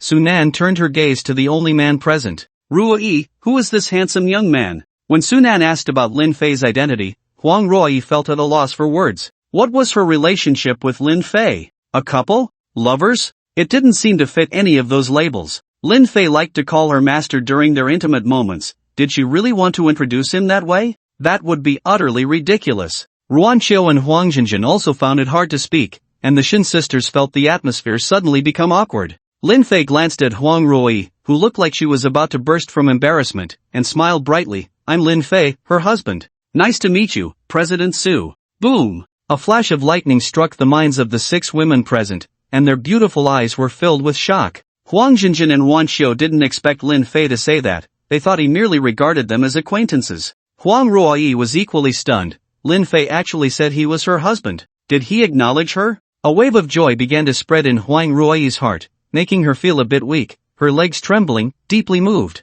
A woman like her, if she hadn't perished in the jaws of monsters during the apocalypse, would definitely have been a target for those men to fight over. Without Lin Fei, she couldn't imagine how bleak her fate would have been. Lin Fei saved her, helped her resolve her ability flaws, taught her how to use her powers, and agreed to traverse mountains of corpses and seas of blood to rescue Jinjin. Each of these deeds was something she could never repay with her fragile body. She was a strong woman and had never thought the word husband held much significance in her life. But now, with Lin Fei calling her wife, it ignited her emotions completely. She smiled, but tears flowed from her eyes. Under everyone's gaze, Huang Ruoyi threw herself into Lin Fei's arms, her body trembling. Thank you, husband." Lin Fei was a bit taken aback. Was this woman getting emotional? What had he done to her? It felt quite strange. But he quickly adjusted his mood, gently patting her back. "Alright, be good. There are so many people watching. Crying like this, what does it look like?" Sunan watched Huang Ruoyi tightly embrace Lin Fei, feeling a bit confused. Didn't Ruoyi have a husband? But it definitely wasn't this Lin Fei. Lin Fei looked like a young man in his mid-20s, while Huang Ruoyi was nearly 40, they seemed worlds apart. Although he might have some skills, it was more likely that he had captured Huang Ruoyi's heart only after the apocalypse began. Sunan had a keen eye for people, she knew what kind of woman Huang Ruoyi was. Thus, she couldn't help but feel curious about Lin Fei's abilities, even feeling a bit impatient to witness the drama between the two. But with so many people around, it wasn't appropriate for her to show her eagerness as a bystander. Damn, it was really frustrating. Meanwhile, Ruan Qiu watched the two embrace, feeling a mix of happiness for Huang Ruoyi and a hint of disappointment. But Huang Jinjin's mind sparked with a little devilish thought, "Mommy's husband, what should you call him?" "Ha ha ha, of course, you should call him Daddy." "Daddy, Daddy. At night, you must make him surrender." The Shin sisters sat on the bench, looking at this and then that, wondering, who am I? Where am I? What's happening? Huang Ruoyi realized she had lost her composure, quickly adjusting her emotions, wiping her tears, and gently extricating herself from Lin Fei's embrace. "Tonight, I will serve you well, husband," she whispered softly in Lin Fei's ear, and soon she acted as if nothing had happened. As a mature wife, she was indeed more composed in handling emotions. Seeing that the atmosphere was somewhat awkward, Sunan coughed twice and laughed heartily. "Well, since we are fated to meet from afar, I will prepare a welcome feast for you all later. You must come." Huang Ruoyi shook her head and said, "No need to go through all that trouble, it's a waste of resources." Sunan nudged her with her elbow and said somewhat arrogantly, "What kind of relationship do we have? You come to my territory, and you think I'll let you continue to suffer? Just settle down here. As long as the Mercury shooting range is still here, everyone will be safe." Although she said it somewhat jokingly, it also revealed her own confidence. She thought Lin Fei would be moved, but he seemed as unresponsive as a stone, not affected at all. Was he self-assured or just clueless? Sunan couldn't see through him, which only made her more curious, wanting to peel back his layers to see what was going on. Then, during the conversation, Sunan introduced the general situation of the Mercury shooting range to a few people. There were currently about 50 people here, among them 30 shamate who were staff at the shooting range, calling themselves the Pure Love Society. The other 20 included a few players who had been at the shooting range during the apocalypse, while others were refugees who had come here. There were lucky city dwellers and rural villagers as well. "What about that earthen wall outside? It can't be man-made, can it?" Lin Fei asked. Sunan glanced at him, his question was quite sharp. "That is man-made, but not in the usual way. Do you know about abilities?" Huang Ruoyi looked at her and then conjured a clear water ball with her fingertips. "Yes, I know." Sunan's eyes widened in surprise. "Ruoyi, you actually have abilities. Damn!" She couldn't help but curse. It shocked her just as much as knowing Huang Ruoyi had found a young husband. But then she quickly urged Huang Ruoyi to retract her ability. "Ruoyi, you can't use your abilities recklessly. You don't know, using abilities too much can be deadly." Lin Fei looked at her with interest. "President Su, how do you know so much about abilities? Are you also an ability user?" Sunan looked at him and sighed. "I'm not an ability user. All of this was discovered by my brothers at the cost of their lives. That earthen wall you noticed was made by someone in the Pure Love Society who awakened the ability to control Earth." Huang Ruoyi asked, "What about them?" Sunan shook her head. "They died. In the words of our Pure Love Society, they died for a worthy cause, sacrificing themselves for their brothers." Everyone fell silent, whether it was the already completed Huang Ruoyi and her mother, or the uncompleted Shin sisters, they all felt a sense of desolation. Suddenly, Shin Shuriying felt a bit anxious. she had only heard Huang Jinjin's account before and hadn't directly felt the horror of death caused by abilities. Now, the story from Su Nan completely awakened her. She looked at Xin Lingyin beside her, then at Lin Fei.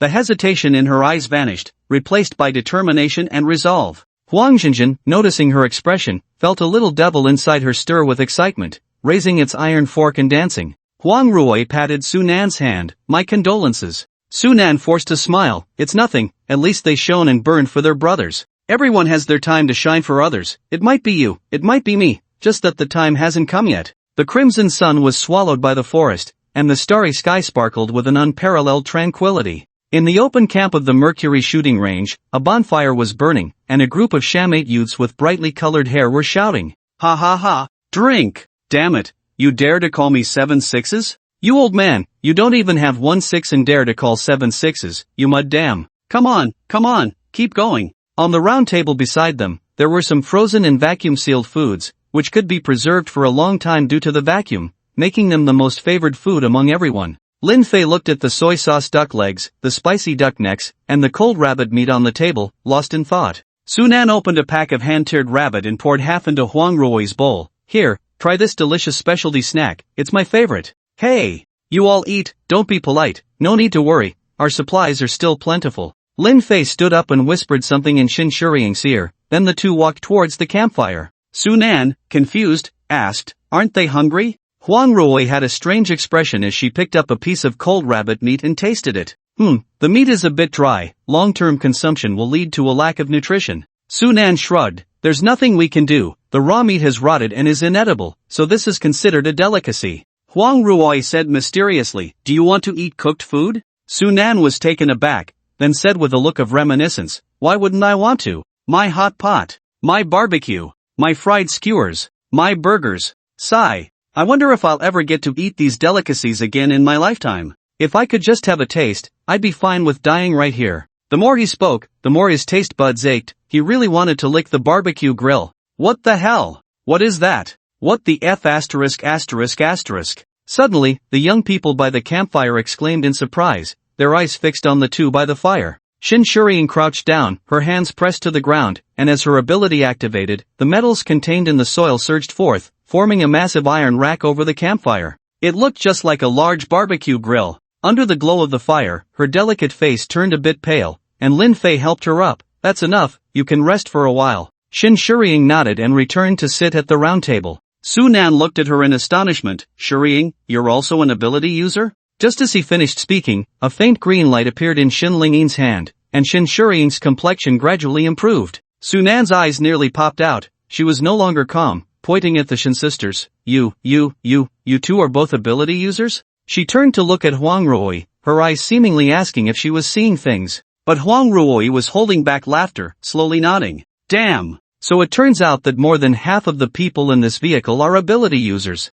This is too ridiculous." Just as Su Nan thought she had figured out the background of this group, even more terrified voices rose around her. Turning to look, she saw Lin Fei waving his hand, and the massive barbecue grill was filled with freshly slaughtered beef and lamb. His water-based ability swirled continuously, washing the blood off the raw meat. Then various seasonings were piled on, and the campfire blazed brightly, with golden fat quickly oozing out. A gentle breeze blew, and the aroma filled the entire outdoor camp. The young people were wide-eyed, some unable to hold back their drool. "What the hell? Mom, what am I seeing? Wild barbecue. If I could just have a bite, I'd be willing to do a handstand and have diarrhea. Don't try to trick us into eating. Who here can't handle it? Can that big brother do magic? Where did that fresh meat come from? Ability. It must be an ability. This situation is exactly like what I read in novels. This brother must have space abilities. What the hell? Damn, brother, do you need any charms?" A group of young people danced around the campfire, eagerly waiting to be fed.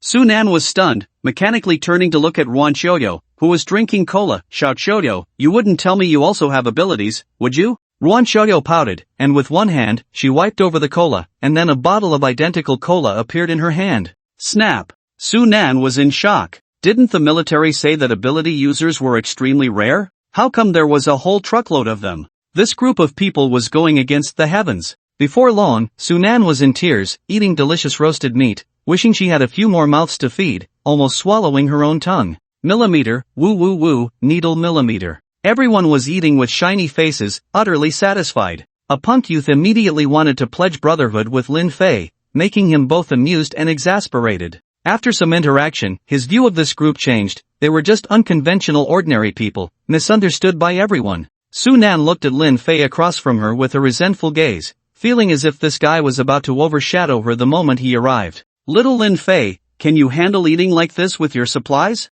Su Nan asked curiously. After finishing the last piece of imported roasted meat fed to him by Huang Rui, Lin Fei wiped his mouth and smiled nonchalantly. Eating like this 1,000 or 800 times seems harmless. Su Nan became anxious. If that were true, Lin Fei's personal value would be terrifying to an unimaginable degree. Food was the most scarce resource in the apocalypse. The meat from before the apocalypse rotted on the first day, and while vegetables could be eaten, who could stand eating greens every meal? Even the abbot in the temple had to indulge in meat every month, let alone ordinary people. So Su Nan knew that Lin Fei's arrival was an opportunity. Perhaps she could exchange some supplies with him. Little Lin Fei, Boss Lin. I have a humble request. I wonder if you could fulfill it. Su Nan sidled past Huang Rui, her posture alluring as she leaned against Lin Fei's shoulder, speaking in a charming manner. Huang Rui was not displeased. Instead, she felt a bit of joy, as Lin Fei's growing charm proved her choice was correct. Ruan Qiu had long taken Huang Jinjin and Shen Linging to wander around, leaving only the slightly ailing Shen Shuriying beside, lost in thought.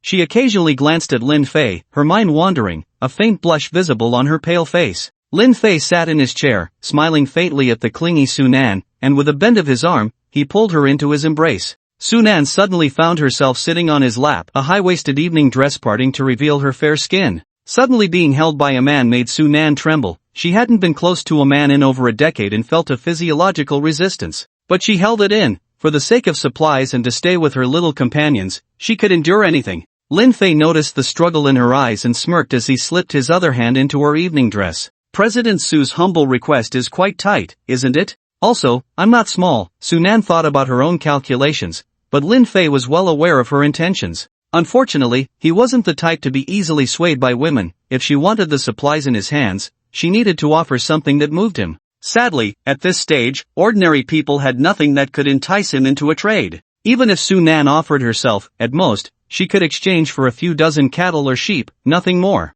Su Nan playfully swatted Lin Fei's hand away, lifting his chin and gazing deeply into his eyes. Boss Lin, I wonder what kind of price could be exchanged for the supplies in your hands? Lin Fei smiled slightly. Exchanging for supplies is certainly possible, but what can you offer that would move me? Su Nan tentatively suggested. Guns? I have a shooting range here, and most types of guns can be found. Lin Fei shook his finger. Guns and ammunition are worth less to me than a bottle of Lao Gan Ma. Not interested. Su Nan frowned slightly. Alright, besides guns, I probably have nothing else of value to offer. It seems that this little girl and Boss Lin are fated to be unrelated. She pretended to get up, but Lin Fei pressed her down. I'm interested in strange things. The stranger, the more I love it. If you have anything unusual or any news in your hands, I'd be very willing to trade. By the way, I should mention that I'm also quite interested in President Su. Su Nan frowned, not because Lin Fei was teasing her, but because what he said about strange things reminded her of something. Boss Lin, it seems I really do have the strange news you mentioned.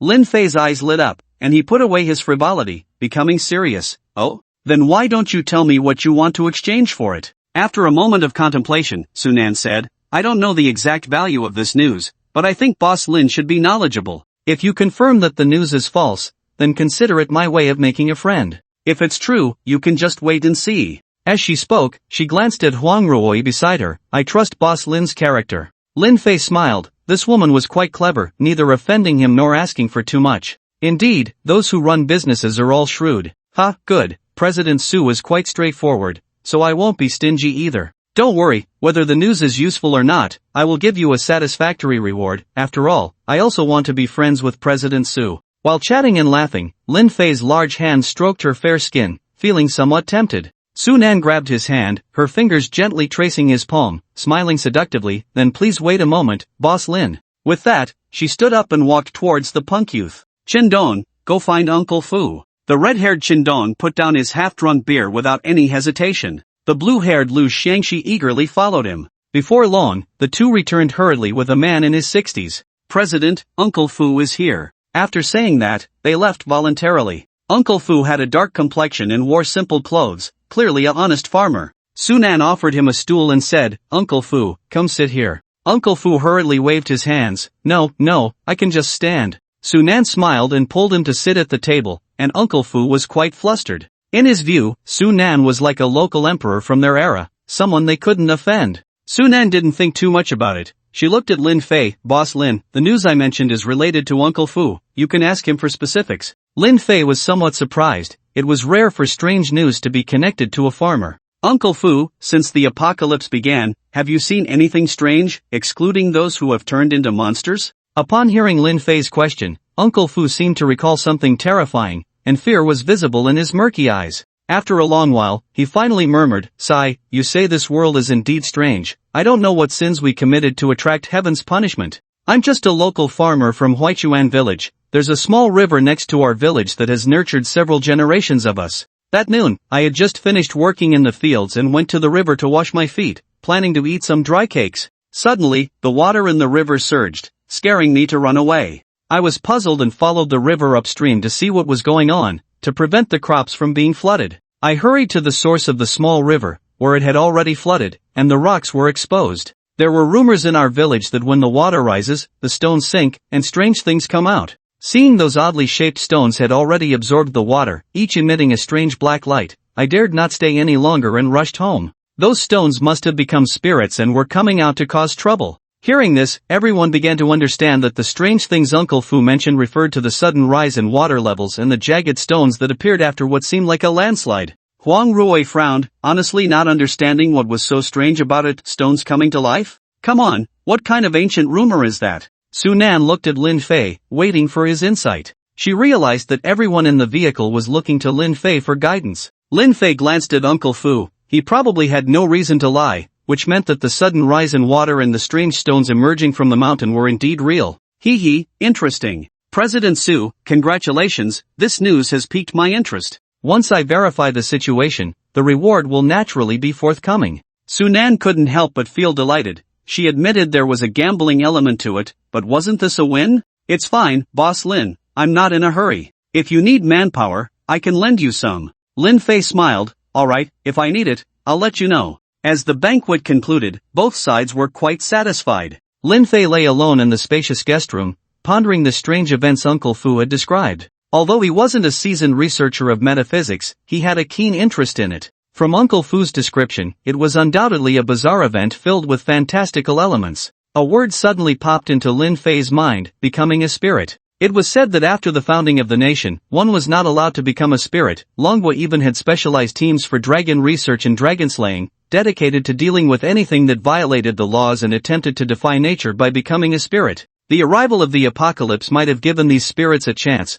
which is why the water in Huiquan village rose, and those stones that usually only dared to move slightly became so brazen. As for whether his guess was correct, he would have to find time to check it out. Shaking his head, Lin Fei was contemplating whose card to flip tonight when suddenly, the doorknob turned. The guest room was dark, making it seem even more shadowy. With the faint starlight from outside, he could see a shadow suddenly open the door, quietly slip inside, and gently close the door behind them. The sneaky figure assessed the room's environment and stealthily made their way to the bedside. A pair of delicate hands slowly reached out toward the bed but found nothing. "Ha? Where is he? I clearly saw him come in." A soft, puzzled whisper broke the silence. Suddenly, a solid chest pressed against her back, nearly making her gasp. Lin Fei turned her around, looking down at her delicate face, somewhat surprised. "I thought it would be your sister coming in. I didn't expect it to be you, little glutton." The one who had stealthily entered his room was none other than Shun Lingyin, the younger sister of the Shin sisters. At this moment, she was wrapped in Lin Fei's embrace, her heart racing like a startled deer.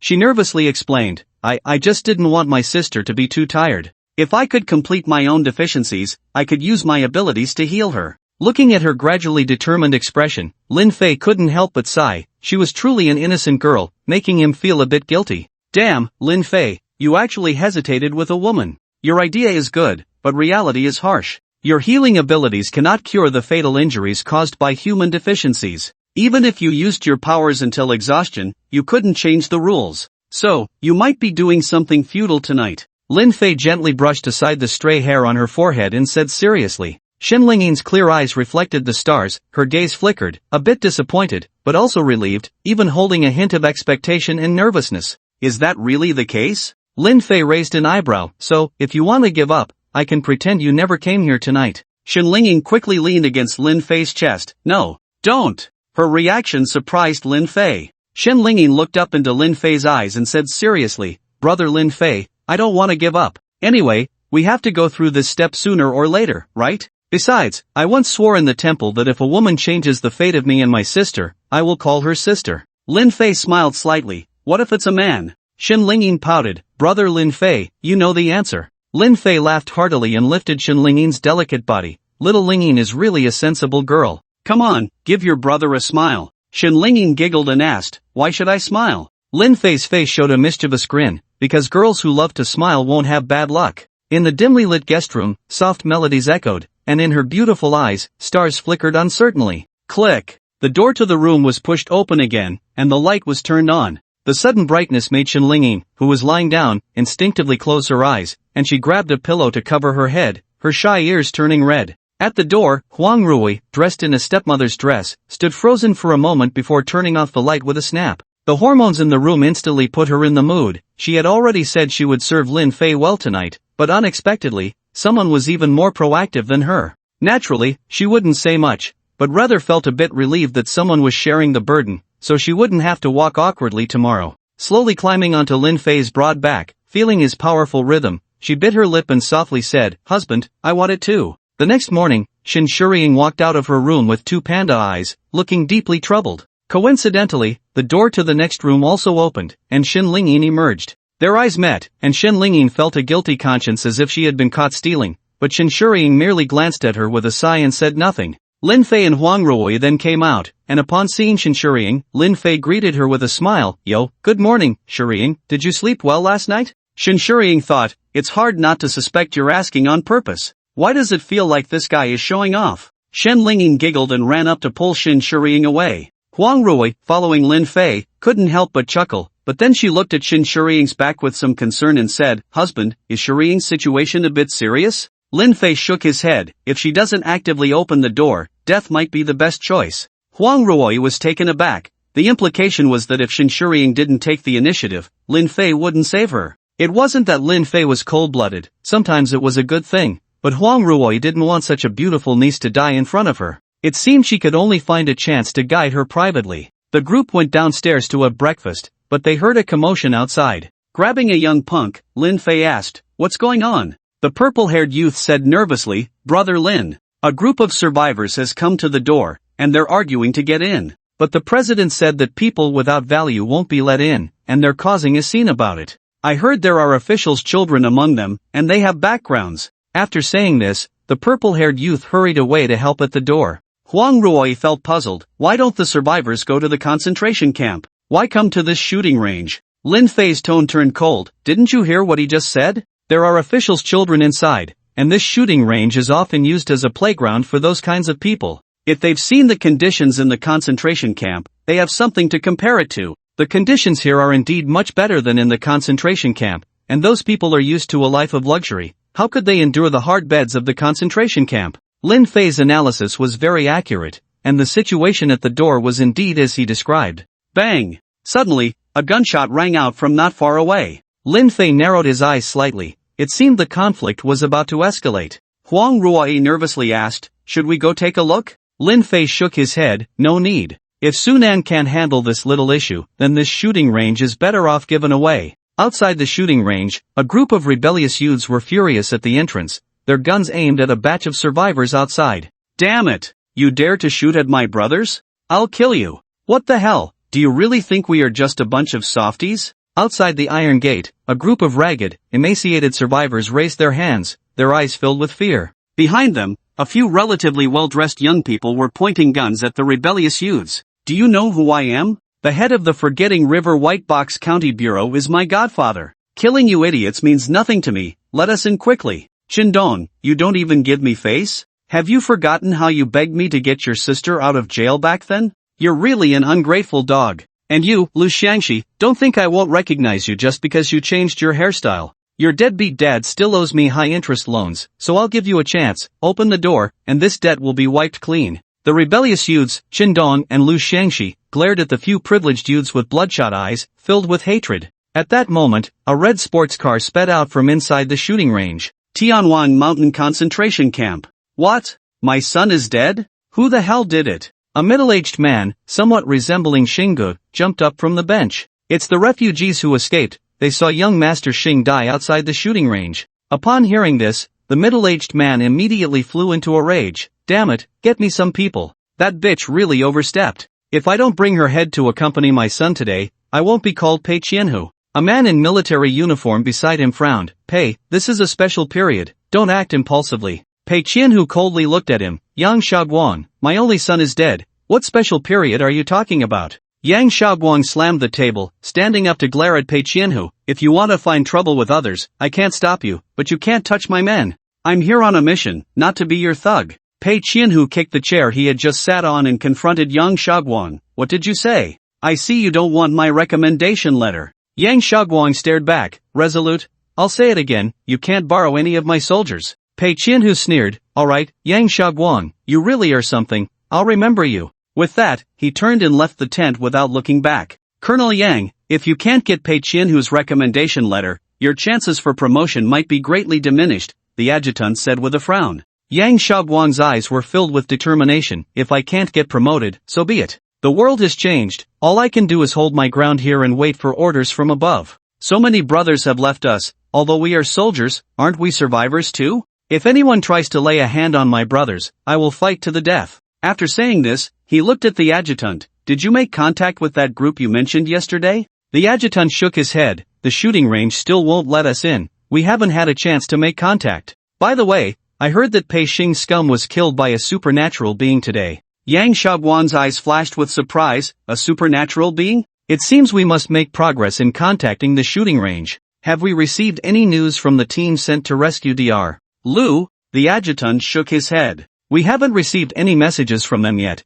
but we also haven't received any distress signals, so they should be carrying out their mission. After all, the resistance in the urban area is quite significant. Even if our dispatch team is elite, it will be difficult for them to reach their destination in a short time. If we could borrow the vehicle from that group yesterday, it would probably be much easier. Yang Shaoguang asked in confusion, is that vehicle really that powerful? Is it stronger than a tank? The adjutant thought for a moment. From a certain perspective, it is indeed more powerful than a tank. Zzzzzzzzz. The team was ambushed, mission interrupted, During their conversation, the adjutant's satellite phone suddenly emitted a cacophony of noise, abruptly cut off by a scream. He quickly pulled it out and shouted, Blackthorn. Please respond. Please respond. Blackthorn. Blackthorn. After receiving no answer, both he and Yang Shaoguang felt their hearts sink. Damn it. It's true that what you fear will come. Colonel, what should we do? Rescuing Dr. Lu was the last order given by the higher-ups.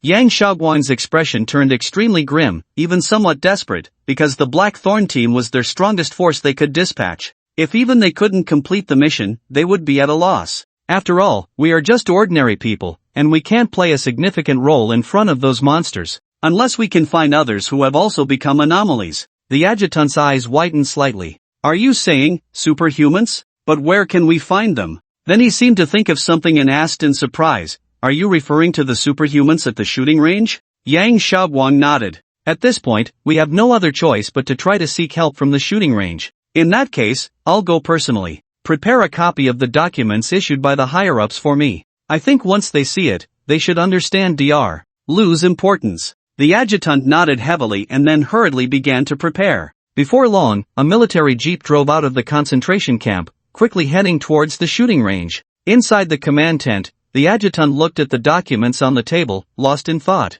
Suddenly, the door curtain was lifted, and a figure walked in. It was Pei Qianhu, who had stormed out earlier. However, there was no trace of anger on his face now. Instead, he wore a faint smile, completely different from before. Deputy Zhang, I hope you are well. The adjutant looked up at him, frowned slightly, but did not show much emotional fluctuation. Has Mr. Pei returned for something? Pei Qianhu chuckled. Is the villa I gave you last time still comfortable? The adjutant narrowed his eyes. What does Mr. Pei mean by that? It means nothing much. I just want to make a deal with Deputy Zhang, just like we used to. You know, I know, and that's enough. If I remember correctly, your teacher is from the southern war zone. What would he think if he knew you had been the adjutant to the enemy's student for so many years? Pei Qianhua's lips curled into a meaningful smile. The adjutant's gaze turned cold. You needn't worry about that, Mr. Pei. Hee, Deputy Zhang, you are still so cautious. The world has changed dramatically, people need to learn to adapt. Wasn't everyone pursuing promotion and wealth before? Although things have changed a bit now, the essence remains the same. Power is still the trump card in hand. Staying in this small concentration camp seems a bit beneath your talents, Deputy Zhang. Isn't it a coincidence that the higher-ups intend to promote a general responsible for the southern war zone front? Doesn't Deputy Zhang have any thoughts on that? The adjutant's hand unconsciously clenched under the table, his eyes slightly narrowed. What if I have thoughts? I'm just an adjutant. Pei Qianhua smiled even more brightly. Isn't the fish biting the bait now? What's the big deal? Casualties are inevitable in frontline combat. Even the highest commander could meet a heroic end, right? Deputy Zhang's heart trembled. Although he had guessed Pei Qianhua would say this, he couldn't help but feel his heart race. Seizing the moment, Pei Qianhua continued, so, what do you think, Deputy Zhang? Whose name do you think I should write in this recommendation letter? You just need to help me with a small favor, why not? Lin Fei was sitting in the dining room, enjoying the breakfast prepared by Huang Ruoi. Before long, Huang Jinjin and Wan Xiu walked in, followed closely by Sunan. When she saw the sumptuous breakfast on the table, her mouth watered, and her appetite surged. Little boss Lin, can I eat? Lin Fei smiled, it's your territory, you decide. Sunan shot him a charming glance, I only have this little slope. How can I compare to little boss Lin? You're the one who's young and wealthy, with endless resources, and the women around you are all top beauties, each with their own merits. If I were a man, I would probably be envious to death. Huang Jinjin, sitting nearby, reached for the steaming buns, only to be tapped back by Lin Fei's chopsticks. You smell terrible, go wash up before you eat. Huang Jinjin pouted but didn't dare to argue, obediently running off to freshen up. Seeing Lin Fei's absolute dominance over the women, Sunan couldn't help but be more intrigued by him. What kind of strength did one need to make a killing star like Huang Jinjin submit willingly? This man was like an abyss, making her want to explore deeper. After everyone finished breakfast, Lin Fei was quite relaxed. After devouring the little glutton last night, his strength had once again expanded. According to the system's classification, he had already reached the minor perfection stage of transformation, just one step away from the peak of this realm. His physical abilities had also reached 150 times the human limit. With one punch, he could split gold and shatter stone. He had a premonition that once he reached great perfection and used the breakthrough embryo to advance, a terrifying qualitative change would surely occur. He couldn't help but feel a bit excited about who the next woman to come knocking would be, an elegant lady unwilling to accept her fate, or a wild queen of the shooting range? Tap, tap, tap. Footsteps sounded, and then Lan Maolu rushed in. President, a military vehicle has arrived at the entrance. They say it's the commander of the concentration camp. Sunan was first taken aback, then frowned. The commander of the concentration camp? What does he want here? Shaking her head, she decided to meet him. After all, he was an official figure, and she couldn't completely disregard him. Lin Fei pondered for a moment and followed her. Outside the shooting range, a military jeep was parked,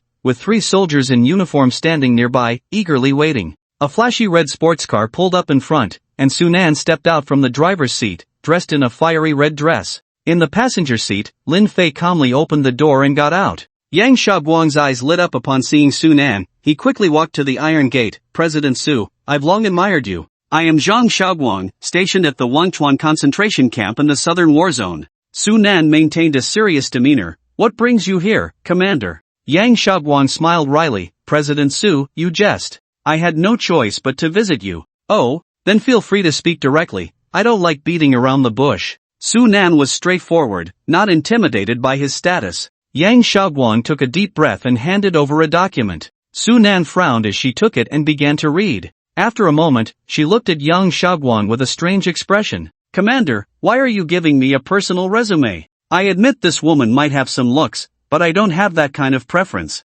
Yang Shaoguang chuckled and explained, this Dr. Lu is a top expert in the field of human genetics in Long Country and a strategic talent after the apocalypse. Due to its importance, the higher-ups have issued a death order for us to rescue Dr. Lu. Sunan asked expressionlessly, what does that have to do with us? The commander can't possibly think we would help you rescue someone, right? Yang Shaoguang's expression was somewhat awkward, but he still forced himself to say, to be honest, President Su, I really have no better options, which is why I came to disturb you. We have already dispatched the most elite combat units deep into the city, but unfortunately, they encountered danger and can no longer complete the mission. My subordinates are just ordinary people, and when faced with those monstrous zombies, they are truly powerless. Upon hearing this, Sunan understood Yang Shaoguang's intention. Commander, do you think that ability users are safe in front of those monsters? Yang Shaoguang's brows furrowed tightly. I know the risks are high, but compared to ordinary people going to their deaths, deploying ability users is indeed the best choice. Rest assured,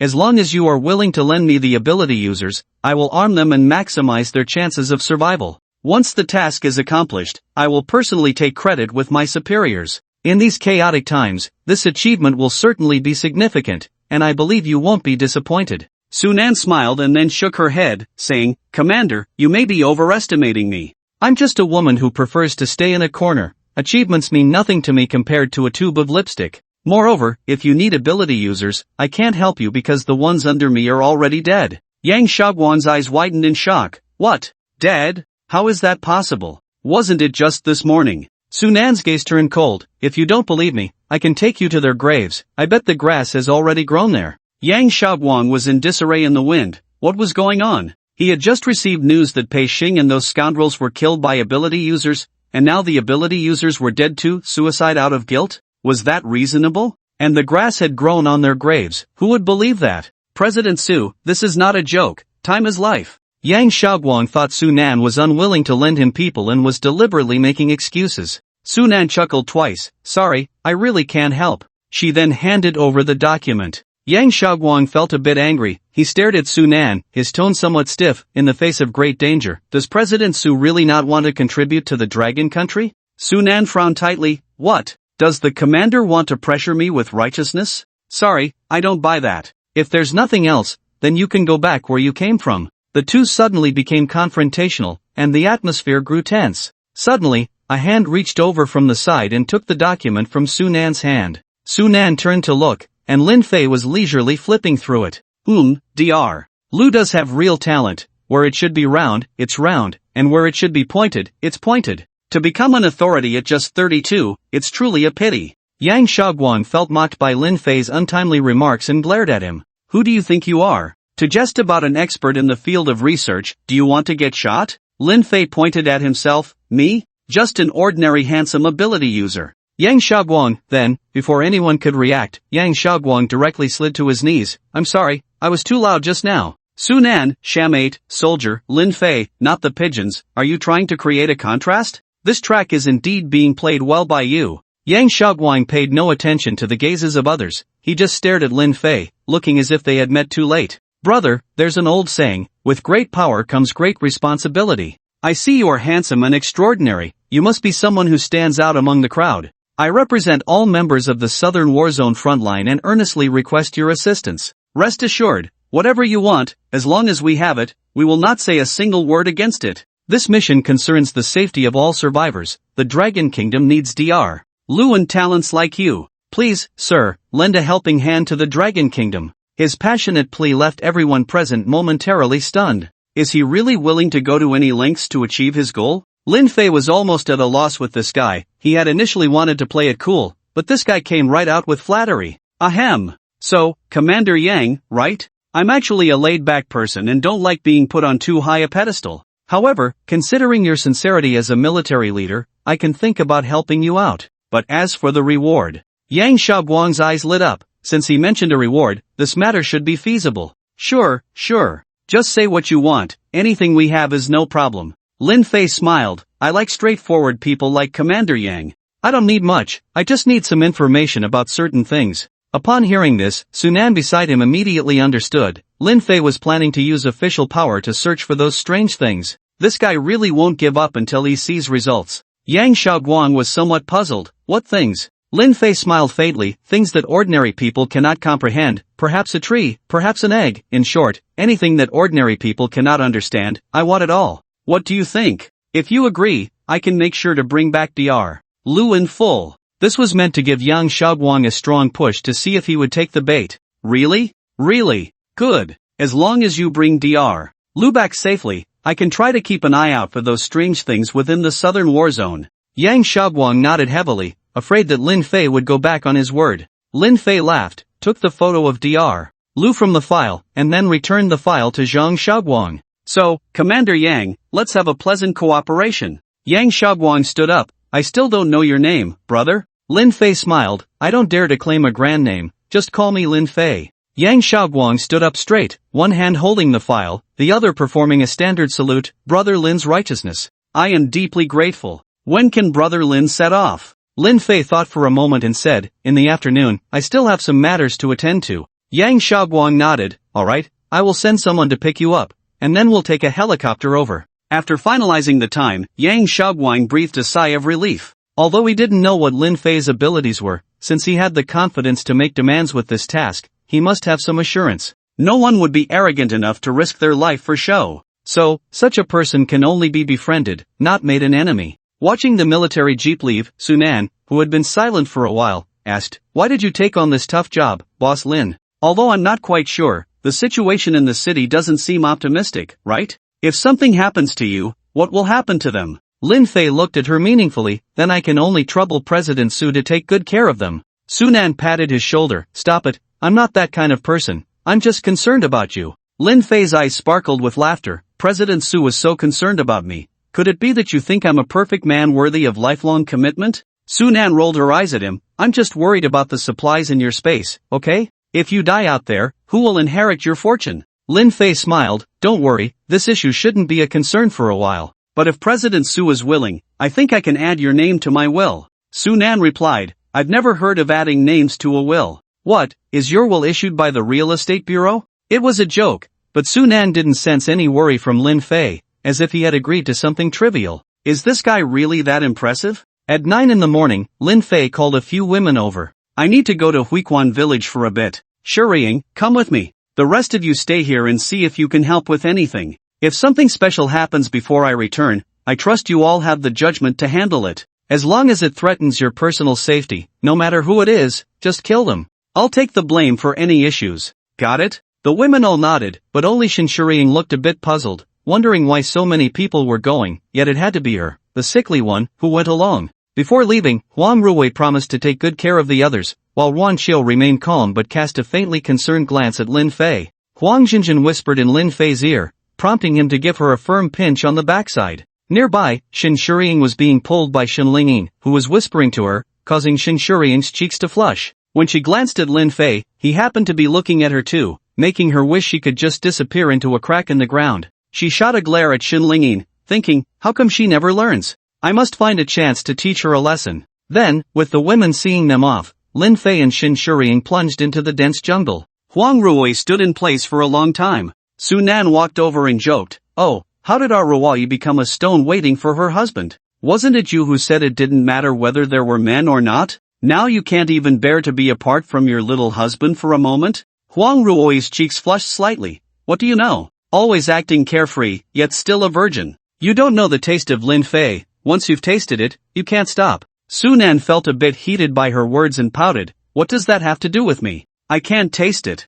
Huang Ruoi's eyes sparkled with mischief, thought about it? No worries, I'll find a chance to let you try it too. I guarantee it'll leave you breathless. In the jungle, even with the sun high in the sky, a hazy red Tyndall effect still hung in the air, filtering through the gaps in the leaves, like the thorns of hell growing in reverse. Lin Fei, unencumbered, wielded a straight knife, chopping at the branches blocking their way. Shinshuriying followed behind, her pretty face slightly pale, holding a short knife that she rarely used. Several times she wanted to ask Lin Fei why he wanted her to come along, but thinking of the possibility that made her ears burn, she felt too shy to speak up. After crossing a low hill, Lin Fei stopped by a blue stone. Shinshuriying, lost in thought, bumped into his back with a soft What are you so lost in thought about? Lin Fei asked. Shinshuriying shook her head, nothing, I wasn't thinking about that. But then she seemed to realize she had let something slip, her cheeks turning bright red. Lin Fei felt that at this moment, she resembled a younger sister more than Shinlingyin did. Her intelligence and aloofness were just a facade, while deep down, she yearned for simplicity and purity. He smiled gently and said, let's rest here for a bit. If Lingyin gets too tired, she'll come looking for me. Shinshuriying watched Lin Fei as he walked ahead to gaze into the distance, feeling an indescribable mix of anticipation and desire, along with a bit of nervousness, unsure if it was right to have these feelings. I am a relatively traditional woman, and after meeting Lin Fei, my previous beliefs have been repeatedly shattered. Yet, I don't feel it's inappropriate. Instead, I flutter like a moth constantly drawn closer to that cluster of flames. Shinshuriying, oh Shinshuriying, you truly have no shame. Lin Fei already has so many women, and yet you still rush to get closer. However, Lin Fei feels genuinely different from other men, That kind of recognition from body to heart may only happen once in a lifetime. How should I choose? After a while, Lin Fei returned. How is it? Feeling better? Shin Shurying nodded, standing up from the bluestone, but her body didn't follow her thoughts and she stumbled, almost falling. Lin Fei was quick, catching her in his arms. Shin Shurying's mind went blank, feeling the pounding heart within that warm chest, as if it were knocking on her heart's door. Are you really this weak? Lin Fei frowned slightly. He could help her, but he had said that she needed to take the initiative for there to be a story. He shook his head, letting her hold onto the stone to steady herself. Then, under Shin Shurying's gaze, Lin Fei slowly turned his back and squatted down. Get on, I'll carry you. Just a few words, somewhat domineering yet revealing concern. Shin Shurying was momentarily stunned. That squatting figure seemed to magnify infinitely in her eyes, rivaling the man she called father. Not knowing what Shin Shurying was doing, Lin Fei turned to look. Beside the bluestone, a stunningly beautiful woman with a slightly pale face was smiling at him, her eyes sparkling with enthusiasm. Shin Shurying ran forward and leaped onto Lin Fei's back, her delicate body trembling slightly as if about to cry. Lin Fei, you will always be this good to me, right? Shin Shurying's voice trembled, hoping to hear the answer she longed for. Lin Fei was taken aback. Why did this woman suddenly become so sentimental? He thought he hadn't done anything particularly moving for the Dragon Kingdom. Why was she crying so confusedly? Do women all like to self-strategize? But as a seasoned actor who had trained for 2.5 years at the canyon's peak, a look of indulgence instantly flashed in Lin Fei's eyes. Silly girl, always isn't enough? I will always treat you well. The somewhat rough words made Shin Shurying chuckle. She felt a deep sense of satisfaction, hugging Lin Fei's shoulders tighter, as if at that moment she had embraced the whole world. Thank you, Lin Fei. I don't want to be a burden to you, so please help me. Shin Shurying whispered hotly in Lin Fei's ear. The allure of a mature woman was most deadly, and Lin Fei instantly felt a surge of heat. He scooped her up from behind, turning her into his embrace. Looking at the woman before him with glistening eyes, Lin Fei knew the moment was right. With a wave of his hand, a tent appeared beside them. Pushing aside the curtain, they entered a world of unforgettable fusion. A lark began to sing sweetly in the woods, its clear calls rising higher and higher. When the last note fell, the entire forest would only remember this moving melody. Shin Shurying, experiencing intimacy for the first time, felt a bit exhausted, but Lin Fei was just getting into the groove. It couldn't be helped, his physical condition was too strong, and one woman simply couldn't keep up. Lin Fei also cared for the sisters, unwilling to let her be battered by the storm. Additionally, they were about to head to Huiquan village for an adventure, and Shin Shurying's mobility was limited, which could pose a danger. This slightly tipsy feeling was just right. Host has reached 5 beauty cards, unlocking card combination feature. Card combination. Cards can be freely combined. Special card types will produce specialized effects, including but not limited to 3 of a kind, straights, and planes. The more beauty cards held, the richer the unlocked card types. Lin Fei was suddenly taken aback. Card combination? 3 of a kind? Planes? Ah Tong, are you a gambling master? Lin Fei quickly checked the special card types displayed. 3 with 1, requires a wife card, other cards, activate effect, triple strength within 15 minutes. Straight, requires a mature woman card, other cards, activate effect, within a 10-meter radius centered on oneself, retrieve a specified non-biological concept.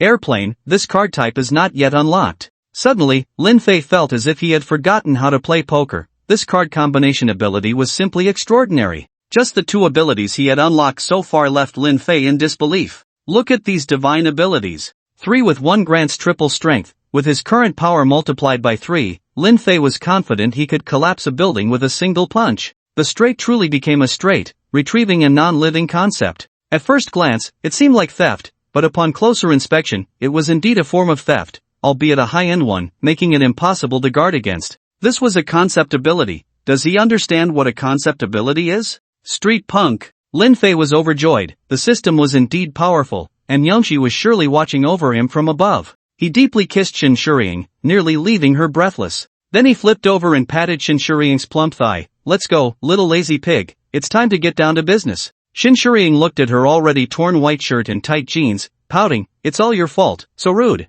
Now my clothes are unwearable. Lin Fei smiled mysteriously. Look behind you. The yoga pants paired with the tight shirt accentuated Shin Shurying's beautiful figure. She lay on Lin Fei's back, feeling the strong wind created by their rapid running. The two sped through the forest like a roller coaster. Half an hour later, Lin Fei slowed his pace as some mud brick houses appeared at the end of the mountain path, nestled in the valley. According to the map given by Uncle Fu, this was undoubtedly Huiquan village. After reminding Shinshuriying to be careful, Lin Fei boldly stepped into the village. It was clearly a semi-closed village with little communication with the outside world, evidenced by the single dirt road leading out. Many houses showed signs of long-term neglect, with only simple repairs done, likely because the able-bodied young men were absent. Many households had their doors wide open, with bloodstains and bits of flesh scattered throughout the village, creating a terrifying atmosphere. Why are there no zombies here? Shinshuriying asked, looking at the eerie silence of the village. Lin Fei was also unsure what had happened here, but judging by the blood and flesh, most villagers must have undergone a transformation.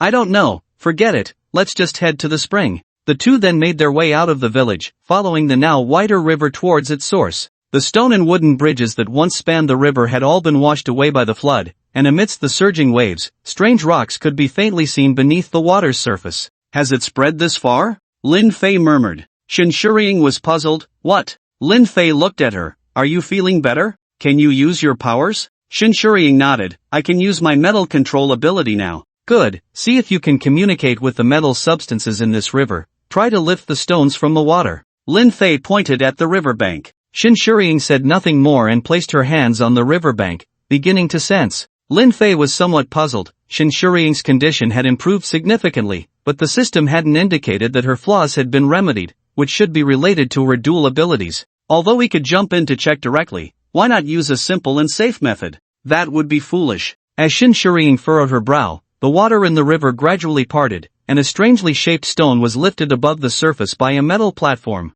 Shinshuriying brought it to them, and when it landed, the ground trembled momentarily, indicating that the stone was very heavy. Lin Fei examined the oddly shaped stone, about the size of a toilet, flat and nearly diamond-shaped, entirely dark blue-black. Shinshuriying looked at it with some confusion. This stone looks so strange, like a scale. Lin Fei was awakened by her words. Right, a scale, a strange stone becoming a spirit, covered in scales and armor, hatching in a wet environment. Perhaps this Huiquan village really has something extraordinary. Shinshuriying stared at him blankly, not understanding what he was saying, but feeling that it was impressive and profound. If you see anything strange near the spring, try to stay away and take care of yourself, okay? Lin Fei instructed. Shinshuriying nodded. She knew Lin Fei's terrifying strength and thought it best not to cause him any trouble with her limited skills. As they walked along the river towards the mountains, Lin Fei felt increasingly uneasy. The river began to emit a foul odor, the stench of rotting corpses and blood, as if a large number of zombies were gathering ahead. Lin Fei, I think I heard something up ahead, Shinshuriying said, pulling on Lin Fei's hand and pointing to the other end of the river. Lin Fei frowned slightly, for he too heard strange sounds in the forest. You stay here and don't run around. The metal content in the forest is rich enough for you to protect yourself. With that, Lin Fei handed her a bottle of Hudan. This can quickly restore your supernatural abilities and physical stamina. Keep it safe, and wait for me. After taking a few steps, he turned back to look at the concerned Shinshuriying. Aren't you curious why I brought only you? You might find out soon. Then he plunged into the depths of the forest. The deeper he went, the stronger the smell of decay became. This was not something that could be accumulated by just one village's zombies. Lin Fei leaped onto a slightly raised mound, looking down to see a pool that seemed to be boiling, perhaps more accurately described as a fountain. The surrounding soil had been washed away, exposing the jagged rocks within the mountain. A mass of dark zombies jostled against each other, standing dumbly by the spring, as if waiting for something. The strange sounds Lin Fei and Shinshuriying had heard earlier were emitted by these creatures. This made him frown. The number of zombies here is definitely not something Huiquan village can have. Perhaps zombies from other nearby villages have gathered here too. If that's the case, then this thing's influence is quite far-reaching. Looking around, he saw a massive stone, as large as a train, looming over the spring, as if it wanted to swallow the entire spring. Rather than a strange stone, it resembled a giant python with its skin still intact, wrapped in a dark glow. The world has changed. It seems these spirits can no longer hold back. The two lantern-sized, similarly dark eyes on the stone python suddenly flickered with red light. Lin Fei could see with the naked eye that the massive head opened its mouth, aiming to swallow the spring. All the surrounding zombies clawed and jumped into the water, instantly dragged underwater by an unknown force, and then the spring water began to turn foul, the original clarity becoming bloody and murky. Once all the zombies disappeared, the stone python's head suddenly plunged into the water, and the water level visibly dropped. Gurgling, it sounded like a whale swallowing. Moments later, the spring bizarrely stopped flowing. Whether drained by the stone python or blocked, it was unclear. Even stranger, the hundreds of zombies that had jumped into the spring had vanished without a trace, as if they had disappeared into thin air. At the bottom of the pool, a circle of dark blue-black giant stones spiraled around, resembling the body of a giant python. Boom! A rumble shook the ground, as the massive body of the stone python at the bottom of the pool seemed to lose its restraint and began to slowly rub against itself, about to come to life. A gigantic head looked up at the red sun in the sky, and a terrifying aura began to spread through the forest. Lin Fei was greatly shocked. Was this the legendary spirit of a strange stone? He had no idea how powerful this creature was. Detected original species, essence of the stone transforming dragon, can be tamed as a beast companion. Note, beast companions are unique. A second one can only be obtained upon death, so choose wisely. Beast Master? Correct answer. Damn, do I even need to choose? Just seeing this name, the people of the Dragon Kingdom would know who to pick, right? After countless years of silence, suppressed by the oath of the Great Path, it has finally broken free, its sharpness shaking the heavens. The stone python roared to the sky, its voice echoing through the mountains and forests. Its body became increasingly agile, and stone-like scales began to shed,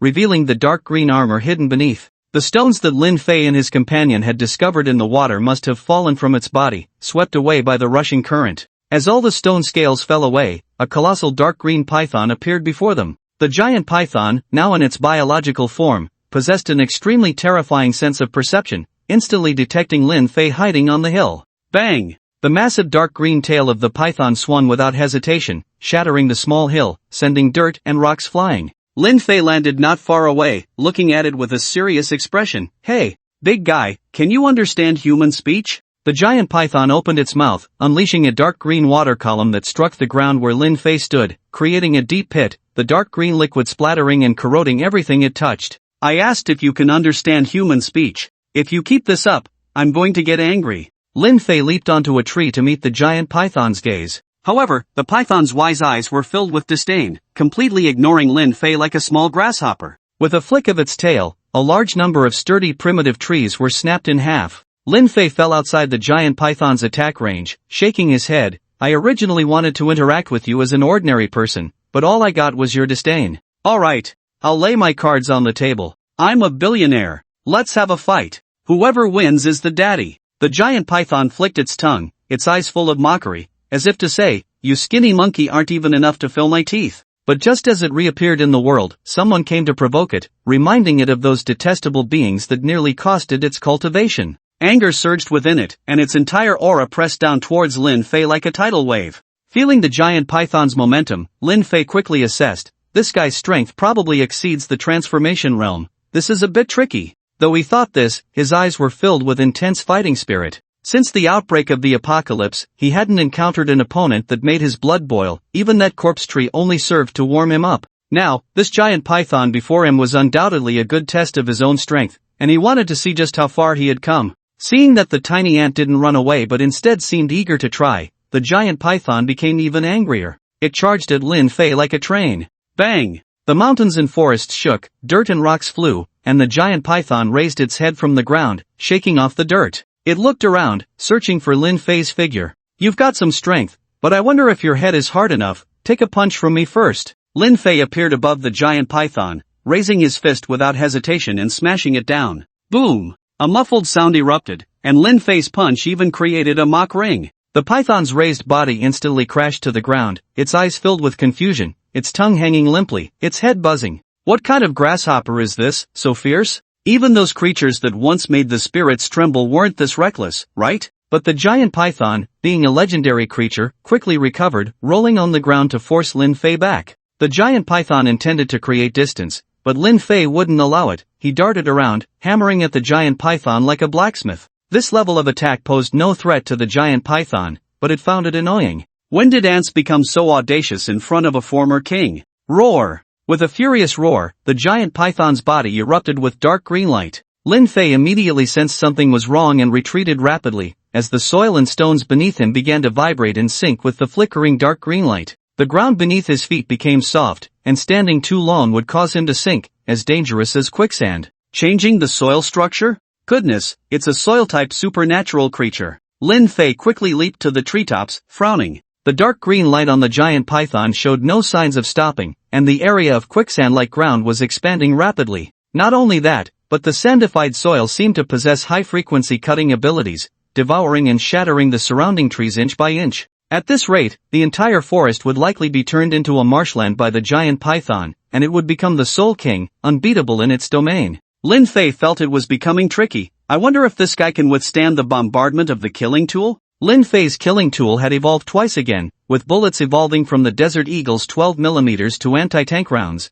and then to portable grenades. The power had increased by several levels, now possessing area of effect lethality. With unlimited firepower, even a mountain could be flattened. However, Lin Fei did not plan to use the killing tool, as this creature was one he intended to subdue. It would look ridiculous missing limbs. Shaking his head, Lin Fei shot forward. Since he had given up on long-range strikes, he had to subdue it before the giant python's marshland manifested. Boom! He charged towards the python's vital point like a cannonball, but he underestimated the python's agility. Its massive tail shot up from the sandified soil and struck Lin Fei hard. In an instant, Lin Fei could only block with his arm, and he was sent crashing to the ground, kicking up a cloud of sand and stones. Before he could get up, the surrounding soil and stones pressed down on him. Damn it, even at 150 times the human limit, I can't handle this guy. It's really fierce. Lin Fei's legs sank into the sand, the terrifying vibration frequency tearing his pants, and his skin reddened from the impact. But at least his enhanced body was harder than bluestone.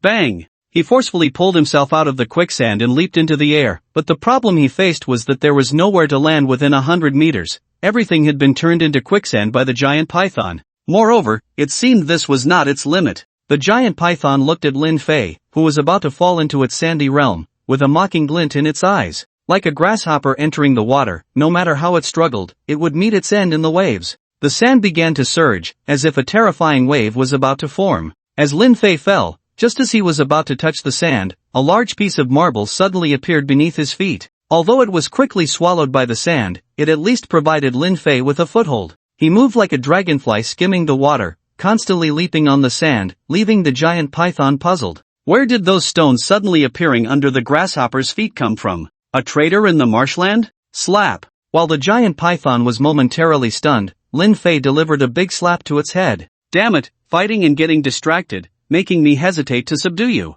Even healed, you're still drooling. After receiving a slap and being ruthlessly mocked, the giant python was instantly furious. The dark green light around it intensified, and the surrounding sandy realm instantly refined, as if it had truly become a vast marsh. Lin Fei was shocked because his previous tactic was no longer effective. The stones appeared and disappeared too quickly, leaving him no time to tiptoe. In a hurry, he wanted to summon more stones to break free from the sandy realm. But a massive tail shot out from the sand, blocking Lin Fei's escape route. Bang! The terrifying force directly drove Lin Fei into the sand, making him disappear without a trace. Outside Huiquan village, by the edge of the forest, Shinshuriying listened to the horrifying roars and sounds of battle coming from within the woods, feeling an inexplicable sense of palpitations. Then she saw the mountains and forests in front of her suddenly shake, as if the low hill was being swallowed by something, slowly sinking down. The surrounding trees crumbled inch by inch, as if there was an invisible crusher beneath the ground. As she got closer, Shinshuriying was astonished to see that the soil beneath her feet had become incredibly loose and was continuously vibrating. She closed her eyes and gently pressed her hand against the sand-like soil, and on the back of her fair hand, a starry chessboard appeared, flickering in and out of visibility. This was her prophetic ability, which she could now use. Her brows furrowed and then slowly relaxed. This divination seemed to indicate no danger. Taking a gentle breath, she opened her eyes and looked ahead, where the entire forest had become flat and smooth. The previous hills, rivers, and strange rocks had vanished, replaced by land that resembled splashing waves. And there was a massive dark green python, raising its large head high. Lin Fei's figure was nowhere to be found, which suddenly made Shinshuriying feel a bit anxious. Although her earlier divination was auspicious, it did not rule out the possibility that she had misinterpreted it. The giant python had also spotted a grasshopper at the edge of the swamp it had transformed into, just as it had awakened and needed to replenish its blood meal. Being targeted by such a terrifying creature, far beyond the transformation realm, was undoubtedly oppressive. Moreover, Shinshuriying had just completed her deficiencies and had not yet had the chance to improve herself. She could handle zombies, but she was powerless against a giant python of this caliber. Even so, she steeled herself against her inner fear and pressed her palm against the ground. Then, her metallic control ability activated, and countless metal elements surged from the surrounding soil, transforming into spears that lunged at the giant python. Clearly, this displeased the python, Were these little ants so brave? It did not dodge at all, allowing the metal spears to pierce its body, creating clanging sparks, yet its dark green scales remained unscathed. The absolute disparity in strength left Shinshuriying feeling hopeless. She did not know where Lin Fei had gone, but if he were safe, he would never abandon her. If something had happened to Lin Fei, she would certainly be unable to escape from the python's jaws. Struggling would be futile, so she simply closed her eyes, leaving everything to fate. The python looked down at the pretty little ant, puzzled as to why she did not continue to attack or flee. But with its limited brain capacity, it could not comprehend the reason. Never mind, it would just eat her to replenish some protein.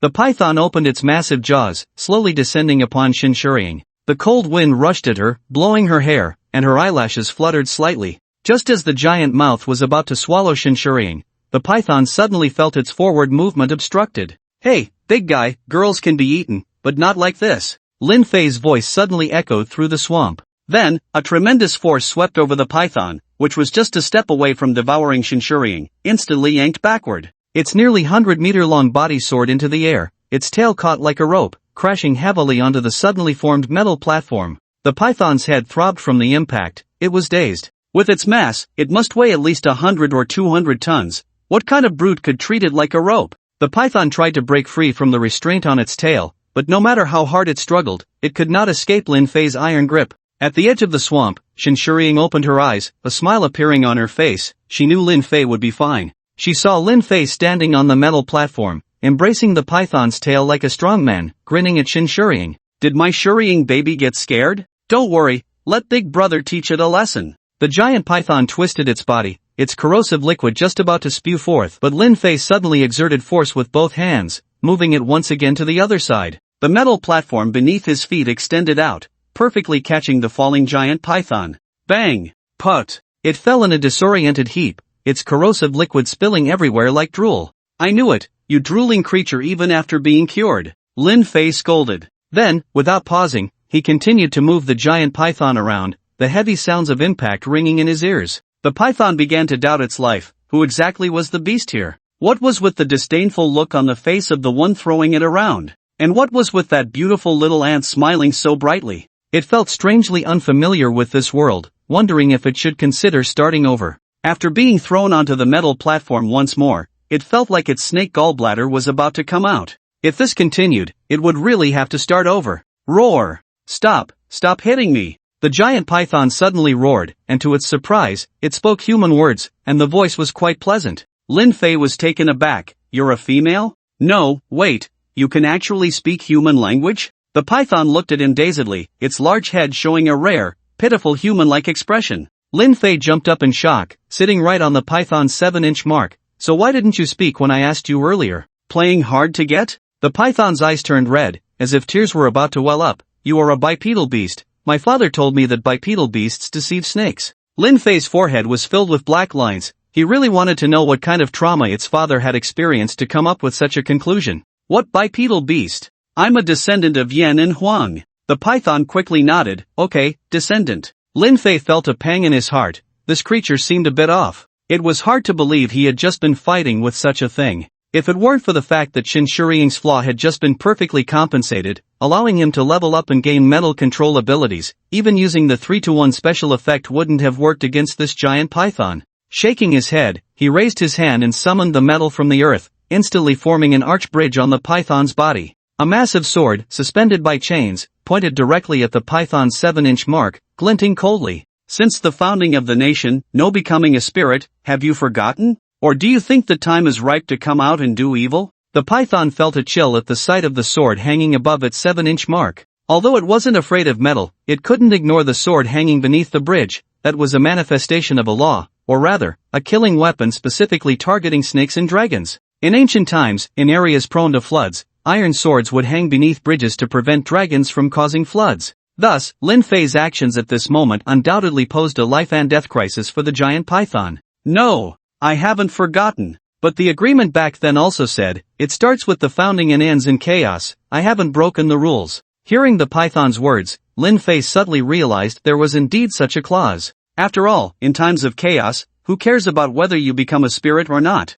But at this moment, Lin Fei feigned seriousness and said, "I can't control those rules, but here, spirits have only two choices. Die, or follow me." Choose wisely, don't say I didn't give you a chance. The python looked at him with a hint of melancholy. If you hadn't been sharpening your knife on my back, I might have actually believed you were letting me choose. Beast bonding successful, transform into dragon. Hearing the system's prompt in his mind, a smile involuntarily appeared on Lin Fei's face. Beasts are always beasts, no matter how proud they are, a good beating will suffice, and if that doesn't work, then beat them a few more times. The giant python lay on the ground, feeling guilty towards its ancestors. Lin Fei kicked it. Get up, stop dawdling, there are plenty of beasts that want to follow me, so just enjoy your luck. He then waved to Shinshuriying. Shuriying, come, I'll take you to ride the snake. Shinshuriying looked at the giant python, whose face was filled with sorrow and anger, and smiled slightly. Although the giant python looked terrifying, it seemed to have a somewhat immature mind, like a child completely under Lin Fei's control.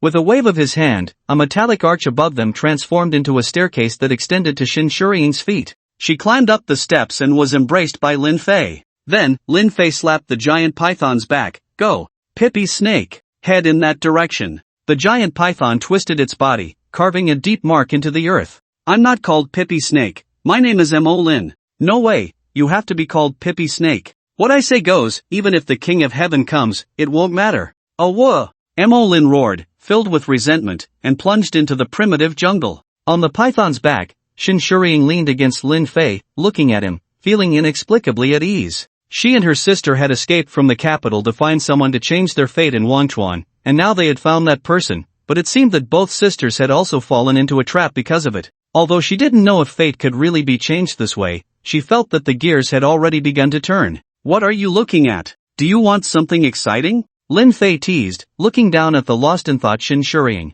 Her pretty face flushed, and she couldn't help but punch Lin Fei lightly. What are you talking about? There are outsiders here. Lin Fei chuckled. Pippi Snake is not an outsider right now, it won't spill the beans. Shinshuriying, still shy, didn't agree to Lin Fei's strange idea. Didn't you say you would tell me why you only brought me out? Is it just to do that kind of thing? Lin Fei raised an eyebrow, realizing he had indeed forgotten about that. Ahem, well, a gentleman loves beauty, and it should be done properly. Although you are quite tempting, I am a righteous person. Otherwise, how could you and your sister have escaped my clutches that day in the mall? Let's get to the point. The reason I brought you out is because of your divination ability. I want you to give it a try and see if you can glean something from this guy. Shinshuriying understood somewhat but was still a bit confused. I heard Jinjin say that you can gain our abilities through that thing, right? Can't you divinate yourself? Lin Fei shrugged helplessly. It seems I have a bit of bad luck. I only gain mental control from you. Maybe the divination is too special, so I can't do it myself.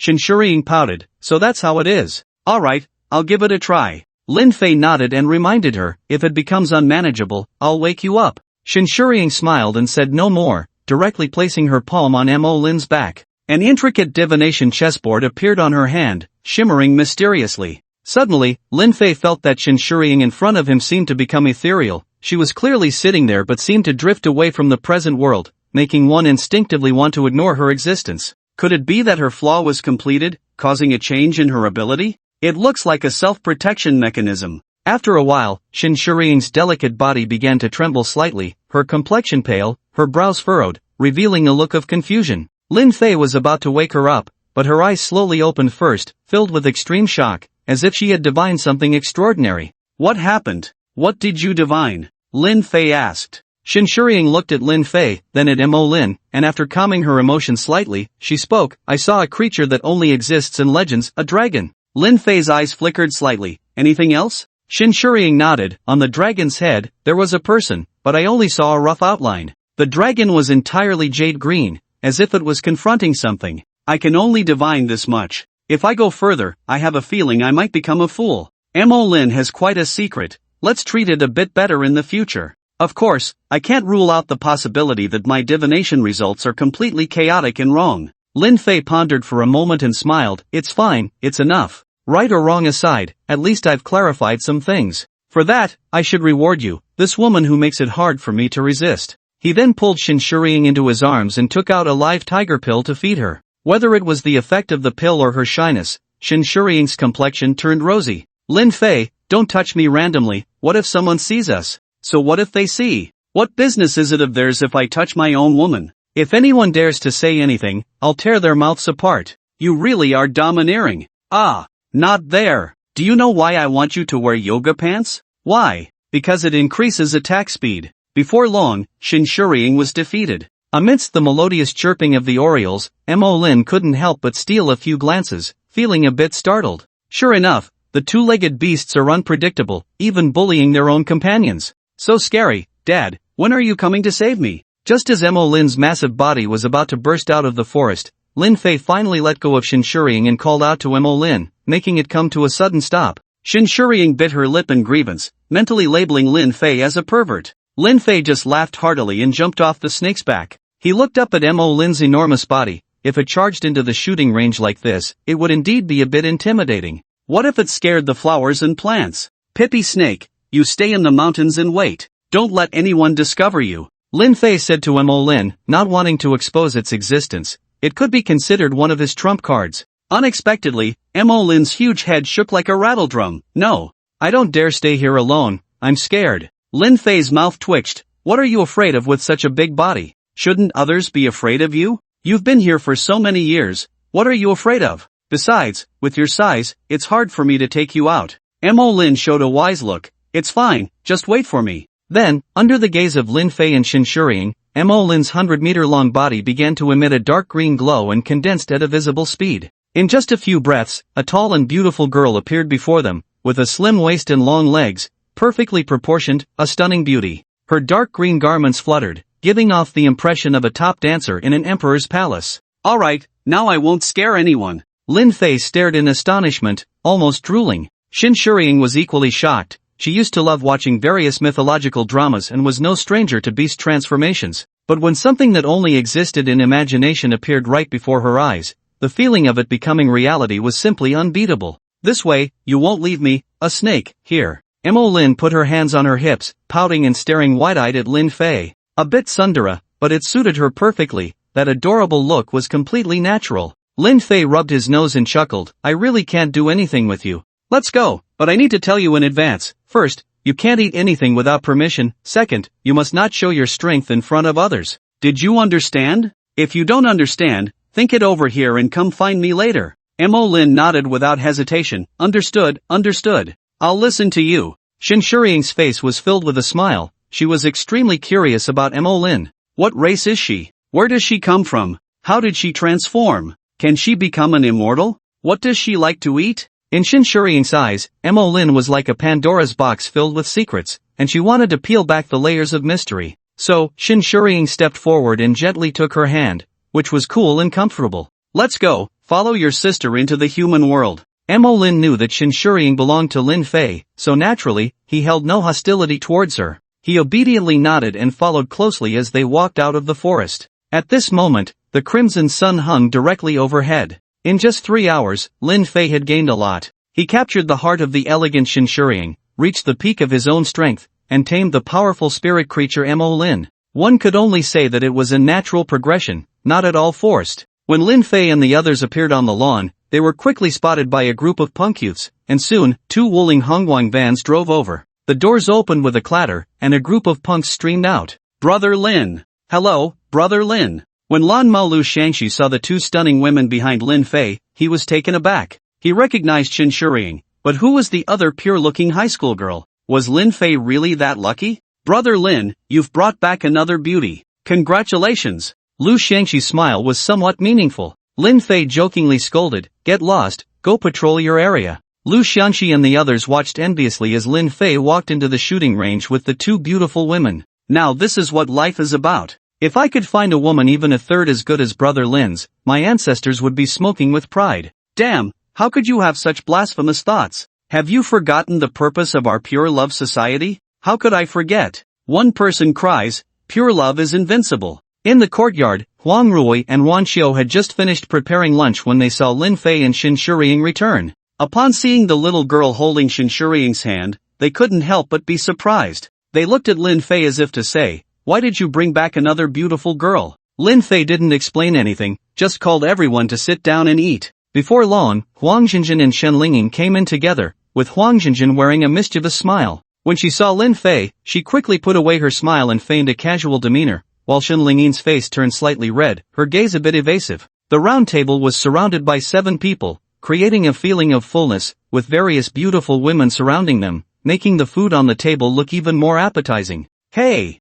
you didn't call me for dinner. Are you being distant? Sunan stepped in through the door, sniffing the air. Huang Ruoy smiled and went to get another set of chopsticks, adding another touch of brilliance to the dining table. Who is this little girl? Sunan looked at Mo Lin, who was devouring his food with surprise. Shin Shuriang glanced at Lin Fei and then said, "This is a little sister we met on the way back. She looked pitiful, so we brought her back." Sunan's expression was intriguing. "Oh, is that so? Little boss Lin is really lucky, casually picking up such a pretty little girl." Everyone looked at Lin Fei, seemingly wanting to know how he would respond. Lin Fei scanned the room and slowly put down his chopsticks. If President Su was really interested, why not come to my room? I can tell you all about it. Sunan immediately shut his mouth and silently continued eating. Lin Fei smiled, then stood up. "I'm full, you all enjoy yourselves, just don't waste food." Under the gaze of the women, Lin Fei's figure disappeared at the courtyard entrance. He strolled around the shooting range while smoking. This shooting range was located at the foot of Tianwan Mountain, with a very advantageous geographical position, making it easy to defend but hard to attack. If they were to use this place as a long-term base, they would need to make some renovations after coordinating with the military. Walking past the training building, there was a piece of open land nearby where some people were planting vegetables. They seemed to be the refugees within the shooting range. However, there were also quite a few young men with colorful hair, working much harder than those refugees. "Oh, it's already noon, can't we eat first?" a middle-aged woman complained while leaning on her shovel. Chen Dong threw down the hoe and took a few steps towards her, his eyes slightly squinting, radiating a dangerous glint. "How many rows of soil did you dig this morning?" The middle-aged woman took a half-step back, stammering, "What's wrong?" Chen Dong pointed at the cultivated land and shouted, "Damn it, I've been fed up with you idiots for a long time. Getting you to do some work is harder than taking your lives. I dug 7 rows this morning. Don't think I didn't see you just slacking off here, not even finishing 1 row.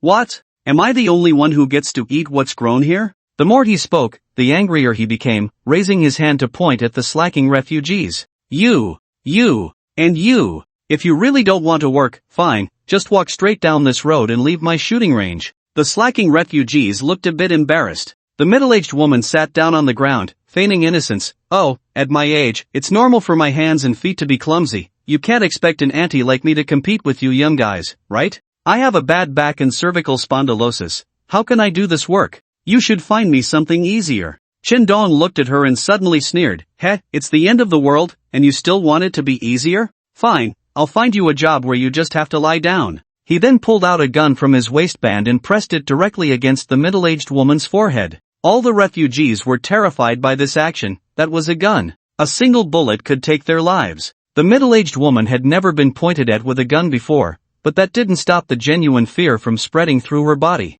Her hands trembled as they waved in front of her, her body shaking uncontrollably. Don't kill me, don't kill me. I was wrong." Chen Dong looked at her coldly. "Face is something you give yourself. Everyone else is fighting to survive. You can stay here, but if you're not grateful, you still want to act like a big shot? I'm laying it down today. From now on, if you don't complete your tasks with quality and quantity every day, you can just get lost, no explanations accepted. Our shooting range is not a nursing home. If you want to just muddle through, I suggest you go to the concentration camp next door." After a cold snort, Chen Dong said to the punk youth, "Let them go eat, we'll continue working in the afternoon." The auntie who had fallen to the ground and the few named individuals felt a sense of relief, but there was a look of resentment in their eyes. "Stop, did I let you leave?" Chen Dong's cold voice suddenly rang out as he looked mockingly at the auntie and the others. The auntie turned around with a bitter face. "Young man, I've apologized. What more do you want?" "Yeah, we'll definitely work hard in the afternoon."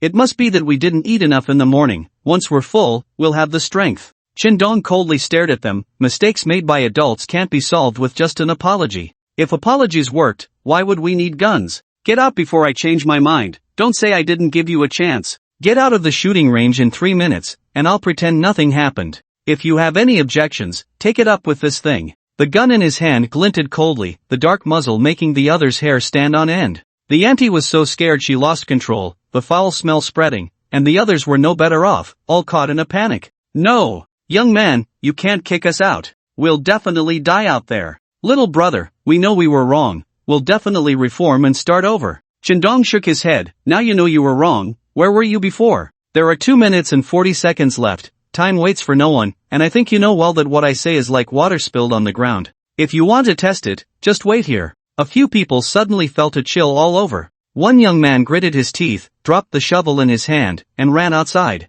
The middle-aged woman and the others hesitated, while an old man in his 50s pointed at Shandong, fuming, "You heartless thing. You actually want to drive us out to our deaths. Damn it. Everyone, come and see. The people at the Mercury shooting range are just these indiscriminate bastards." Shandong quietly watched him twist the truth, even with a hint of a smile at the corner of his mouth. Someone beside the middle-aged woman tugged at her sleeve and gave her a look, and then the two of them dared not linger any longer, rushing out towards the shooting range. "There's still 1 minute and 20 seconds left. Go ahead, curse as much as you want, so you won't have regrets later." The old man was truly confused at this moment, unable to take in anything. He even lay down on the ground, clearly trying to play the victim. The refugees heading to the dining area frequently glanced over, inevitably feeling a sense of sorrow for the dead rabbit and the sad fox. A young man with a punk hairstyle walking beside them said, "There's nothing to see, they chose this for themselves." Shandong raised his hand to look at the moving second hand, counting down.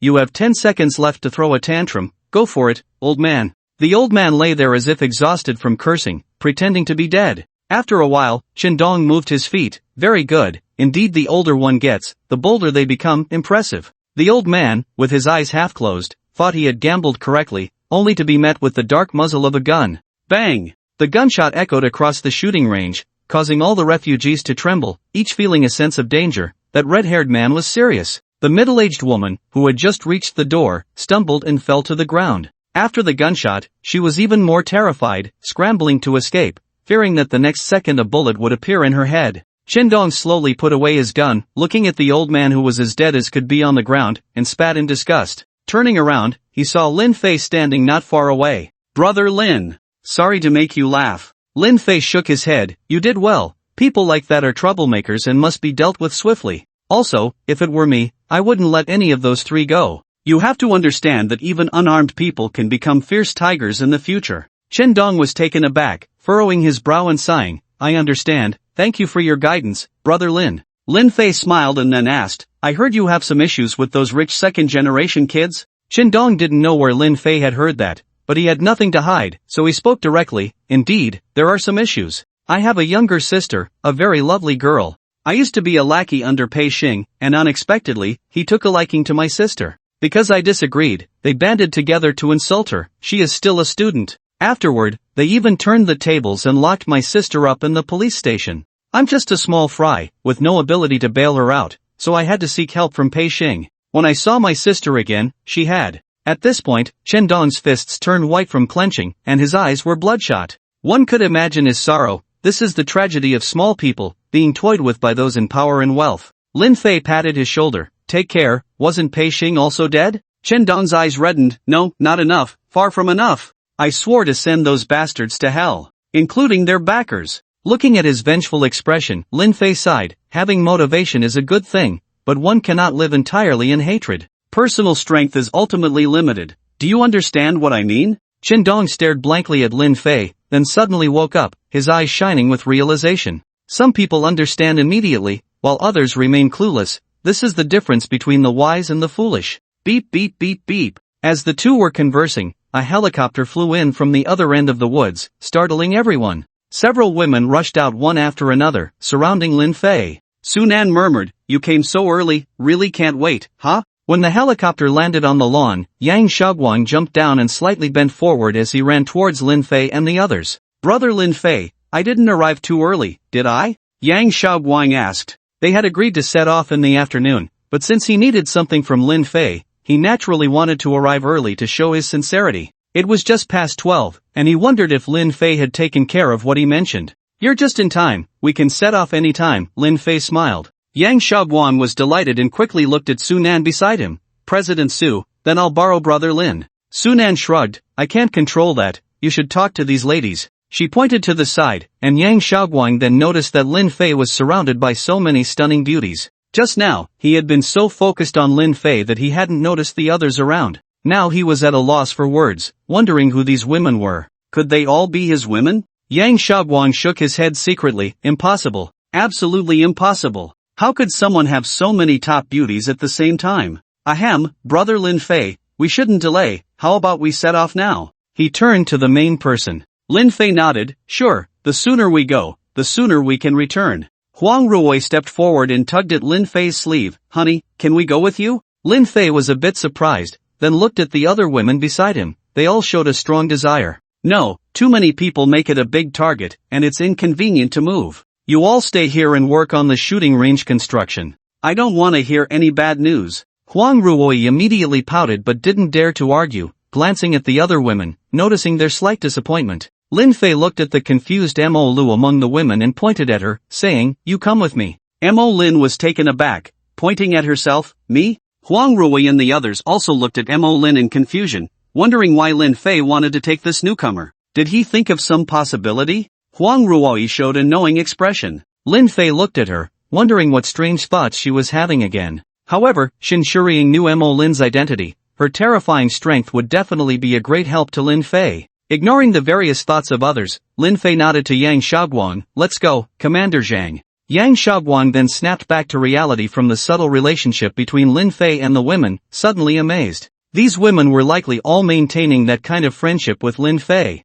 My goodness, is Lin Fei even human? Besides being handsome and having special abilities, what else does he have? How could these women be so willing to build a backyard for him? He couldn't figure it out, so he decided not to think about others' private matters and turned to lead Lin Fei towards the helicopter. Xin Shuriying looked at Mo Lin and nodded to her. Go, protect Lin Fei, and also protect yourself. Mo Lin nodded like a chick pecking at rice and quickly jogged to catch up with Lin Fei. In the wind from the helicopter's rotor, her clothes fluttered, resembling a green flower swaying in the breeze. Do.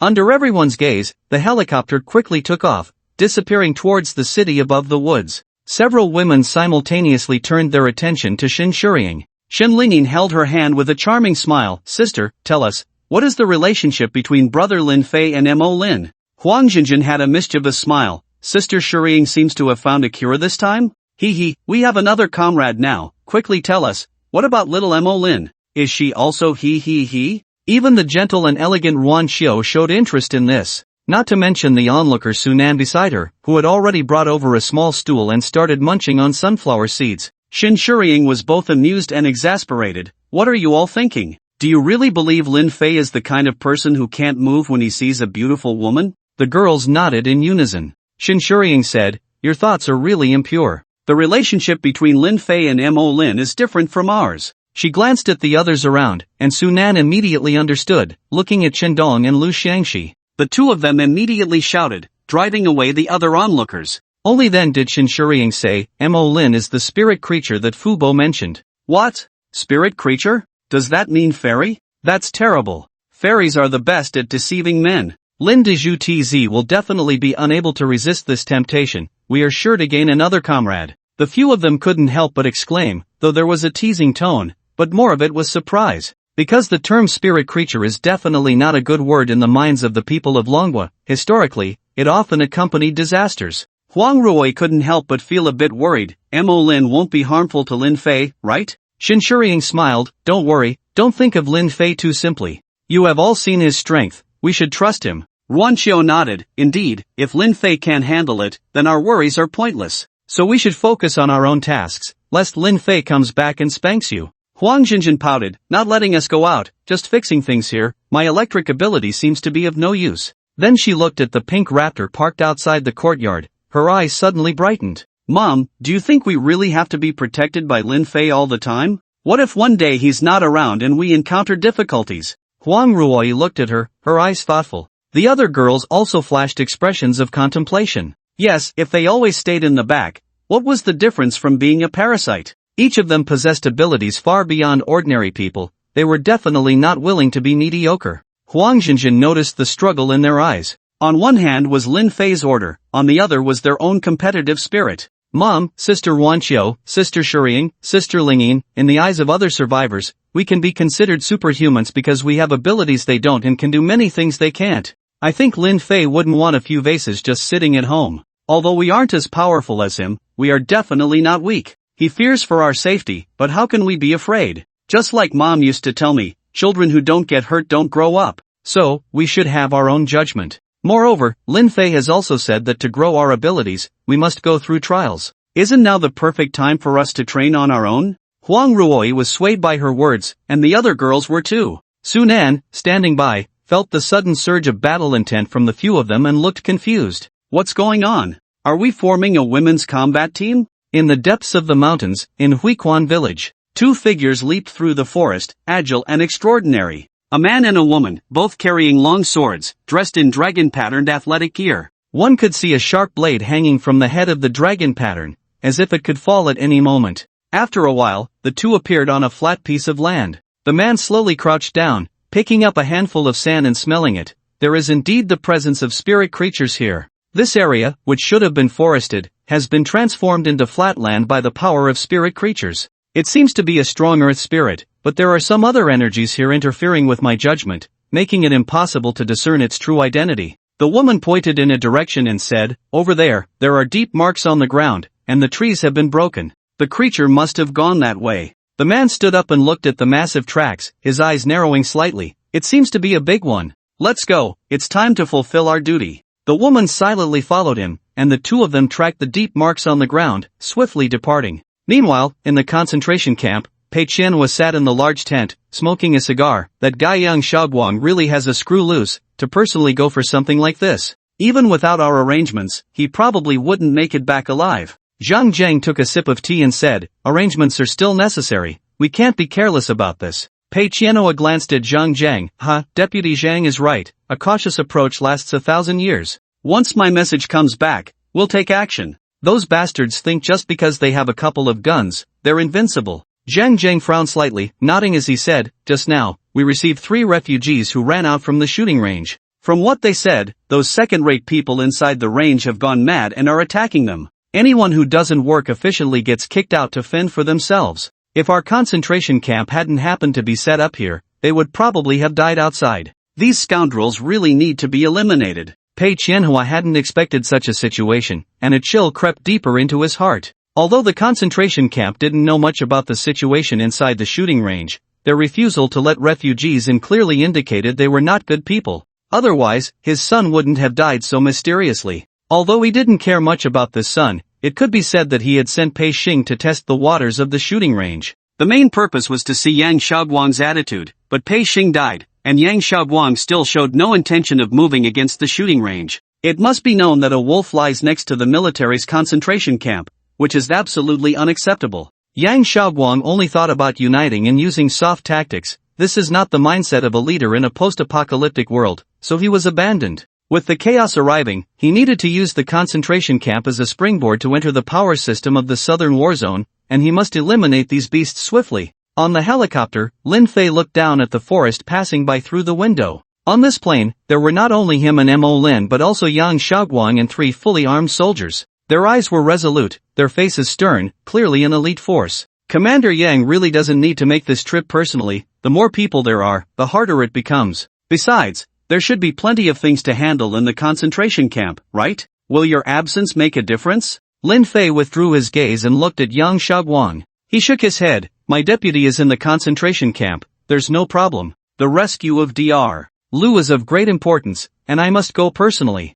Don't underestimate me, I was the runner-up in the military competition before." Lin Fei was somewhat surprised that Yang Shaoguang had such a title. Although Lin Fei was an ordinary person before the apocalypse, it didn't prevent him from knowing about the military competitions. Among the millions of soldiers in Longwa, to be second only to one person in a joint competition speaks volumes. Yang Shaoguang is definitely a king of soldiers. It's just that I haven't moved much in a few years, so a bit of rust is inevitable, but I won't be that far off. Don't worry, I won't hold you back. Yang Shaoguang confidently patted his weapon. Mo Lin looked at him and whispered to Lin Fei, "He seems like an ordinary person, I could probably kill him with one punch." Cough cough, Commander Yang, don't mind, the little girl doesn't know what she's saying. Lin Fei coughed lightly and then shot a glare at Mo Lin. "That's right, no more saying that next time. Lin Fei, we should arrive at our destination in about half an hour. Let's discuss our tactics first." Lin Fei waved his hand dismissively. "I'm a laid-back person, not fond of rules and regulations.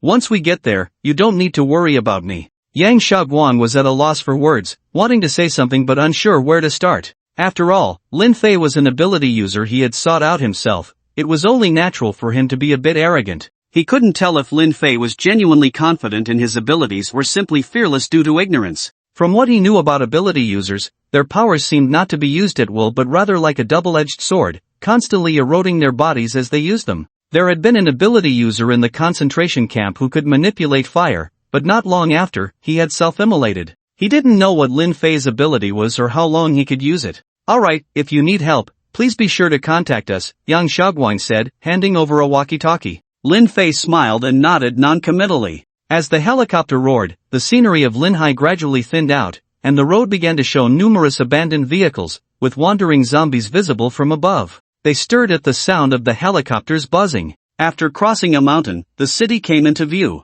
As the helicopter approached the city, everyone could see that the once prosperous metropolis was now in ruins. The skyscrapers were marked with signs of fire and smoke, and countless ruins from explosions buried who knows how many lives. On the streets below, a dense crowd of heads swarmed. Those were zombies wandering in hunger. Occasionally, there were anomalies among the zombies. Some could leap several meters, some could scale walls, and others were massive and terrifying. Yang Xiaoguan looked down with a serious expression. These zombies can actually evolve? Suddenly, he felt that this trip seemed a bit rushed. They hadn't fully understood the situation in the city. Each of the anomalies in sight made him feel troubled. Could they really rescue Dr. Lu? As the helicopter flew over the city, Yang Xiaoguang saw several groups of survivors signaling for help on rooftops, but he had no way to rescue them. Moreover, those mutated zombies quickly noticed the exposed survivors, and slaughter unfolded before his eyes. Yang Xiaoguang's grip on his gun turned white with a deep sense of helplessness. He looked at Lin Fei. Lin Fei,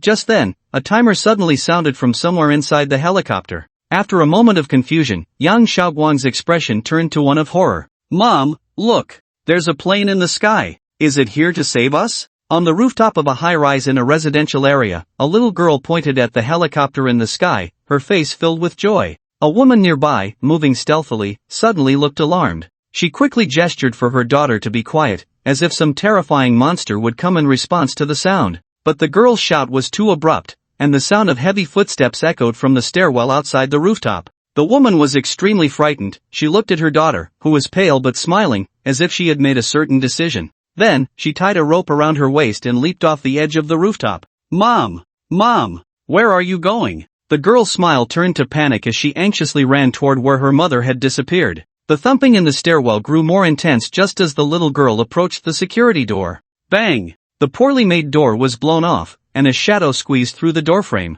The little girl halted, turned around, and screamed in terror. There stood a monster, staring at her with its two enormous, flapping ears, its arms transformed into vicious spikes, and its body dripping with corpse fluid, leaving a puddle with every step it took. This is a mutated zombie, referred to as the Sound Seeker by the residents of the community. The little girl's excited call just now successfully lured it in. Ah! A sharp, piercing scream echoed from the rooftop, but then it instantly faded away. Clearly, the little girl has ended her brief life. On the edge of the rooftop, a woman is precariously leaning against the outer wall, swaying slightly. Although there are tear stains on her face, they are few. Chi-Chi, I'm sorry, Mommy also wants to live. What she does not notice is that on the outer wall of the building across from her, a shadow resembling a spider is climbing. Upon closer inspection, it turns out to be a combined monster with 8 arms acting as legs, and an irregular head with eyes growing haphazardly all over it. A large bulge is swelling at its rear, resembling the belly of a mutated pregnant woman, with something writhing inside.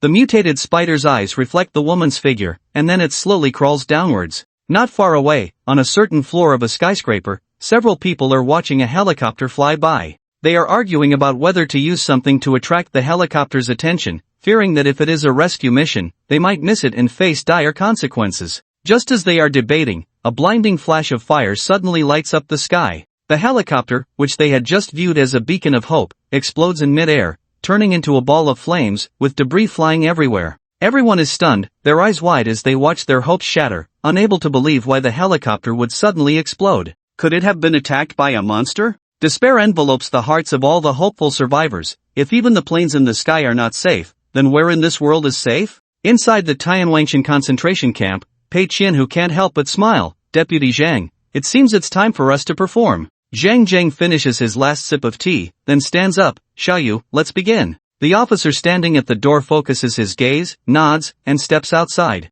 Soon, all the survivors in the camp are astonished, watching the soldiers mobilizing. They are all wondering what is happening. Commander! Commander! What is going on? Could it be that monsters have appeared? You military gentlemen must protect us, we are just defenseless common folks, and we have provided you with military supplies in the past. Some have learned a bit of the truth through connections. I heard that this time we are going to take action against the shooting range down the mountain. Ah, really? I've long been displeased with that shooting range. Why should they be so arrogant and not let us in? They deserve to be a target of struggle. But the shooting range has guns. So what if they have guns? Can they compare to the army? Thus, the remaining soldiers in the concentration camp gather at the door, about 100 of them. Each is armed with guns and ammunition, and some even carry light artillery, ready for a big fight. Zhang Jiang steps out of the main tent and approaches the front of the line, looking at these warriors and coldly saying, "Brothers, I have some unfortunate news to share with you. Just now, we received devastating news. Commander Yang has had an accident."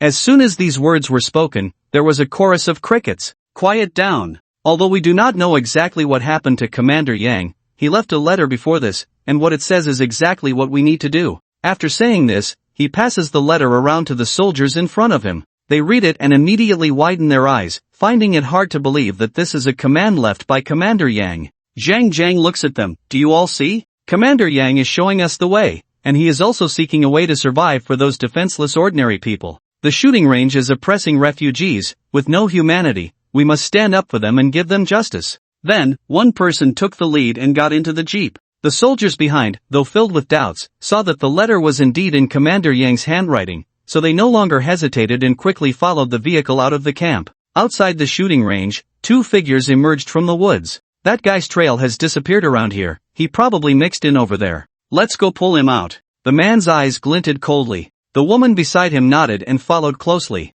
As they stepped onto the lawn, two off-road vehicles drove up from a distance. Stop! Who are you? Lu Shangxi jumped out of the car and warily looked at the two. The other members of the gang also reached for their weapons, staying alert. The man frowned but showed no fear. Instead, he said impatiently, "Get out of the way." Lu Shangxi narrowed his eyes and sneered. "Oh, really arrogant, barging into our territory and acting tough. Looks like you're here to pick a fight." The man's expression darkened. "It's sad that you don't even know you're about to die. If we hadn't come today, this refugee camp would probably have become food for the earth spirits." Lu Shangxi looked confused. "What nonsense are you spouting? Cursing people with your mouth open, do you want to get shot? Get lost." He pulled out his handgun as a warning. The man exchanged a glance with the woman and nodded. "Ants really are short-sighted. Heck, keeping you around is just prolonging your suffering. Do you know that your actions used to be considered obstructing the authorities? Losing your head over it is a common occurrence." Lu Shangxi's expression hardened, and he aimed his gun directly at the two moving figures. "Stop! If you come any closer, I will shoot." The other gang members also raised their weapons toward the two. But the two showed no signs of fear. The man wore a smirk, while the woman remained expressionless. Bang! Smoke puffed from Lu Shangxi's gun, and the bullet shot toward the man, but the expected splash of blood did not occur, as if the shot had gone awry. However, Lu Shangxi was confident in his marksmanship. At such a distance, it was impossible to miss. He suddenly thought of a possibility: ability users. Everyone be careful. These two might be ability users. Quick, notify the president. One gang member hurriedly jumped into the car and spoke into the intercom. Then Lu Shangxi led everyone to retreat. If these two were indeed ability users, they were no match for them. Without needing their reminder, the gunshot had already mobilized the entire shooting range. A pink raptor rushed in like an arrow, almost crashing into Lu Shangxi's vehicle with a sudden brake and inertia drift. The raptor's door opened, and Huang Jinjin jumped out, her face slightly pale but trying to appear calm. "Xiangxi, we're here to help you."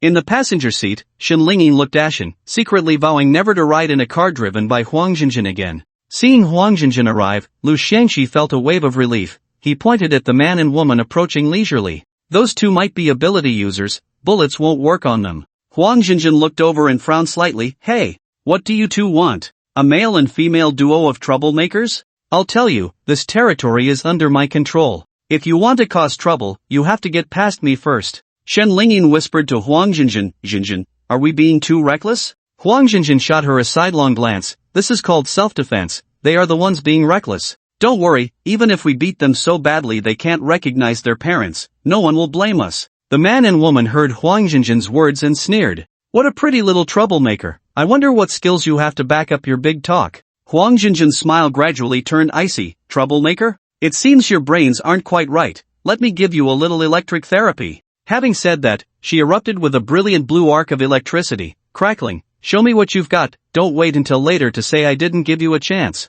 So it's a sickly one, huh? No wonder you dare to talk so big, the man chuckled. We have quite a few tricks up our sleeves, just don't know how many you'll get to see, the woman replied coldly. At this moment, Huang Jinjin was filled with fighting spirit. She had originally planned to go out and battle those zombies today, but unexpectedly, before she even stepped out of her house, someone came to stir up trouble. How could she tolerate that? Sister Lingyin, step back a bit, I'll take care of them. With that, under everyone's gaze, Huang Jinjin drew the straight knife from the car and transformed into a blue arc of light, shooting towards the man and woman. The man's eyes narrowed. Ing, it's up to you. The woman called Ing said nothing more and stepped in front of the man. She drew the long sword from her back, twirled it in one hand, the tip pointing directly at Huang Jinjin. Huang Jinjin's speed was nothing short of astonishing. In the blink of an eye, she appeared in front of Ing, her straight knife wrapped in blue arcs of electricity, slashing down fiercely. The gust of wind stirred Ying's hair as she flipped her wrist, blocking the long sword horizontally. Clang!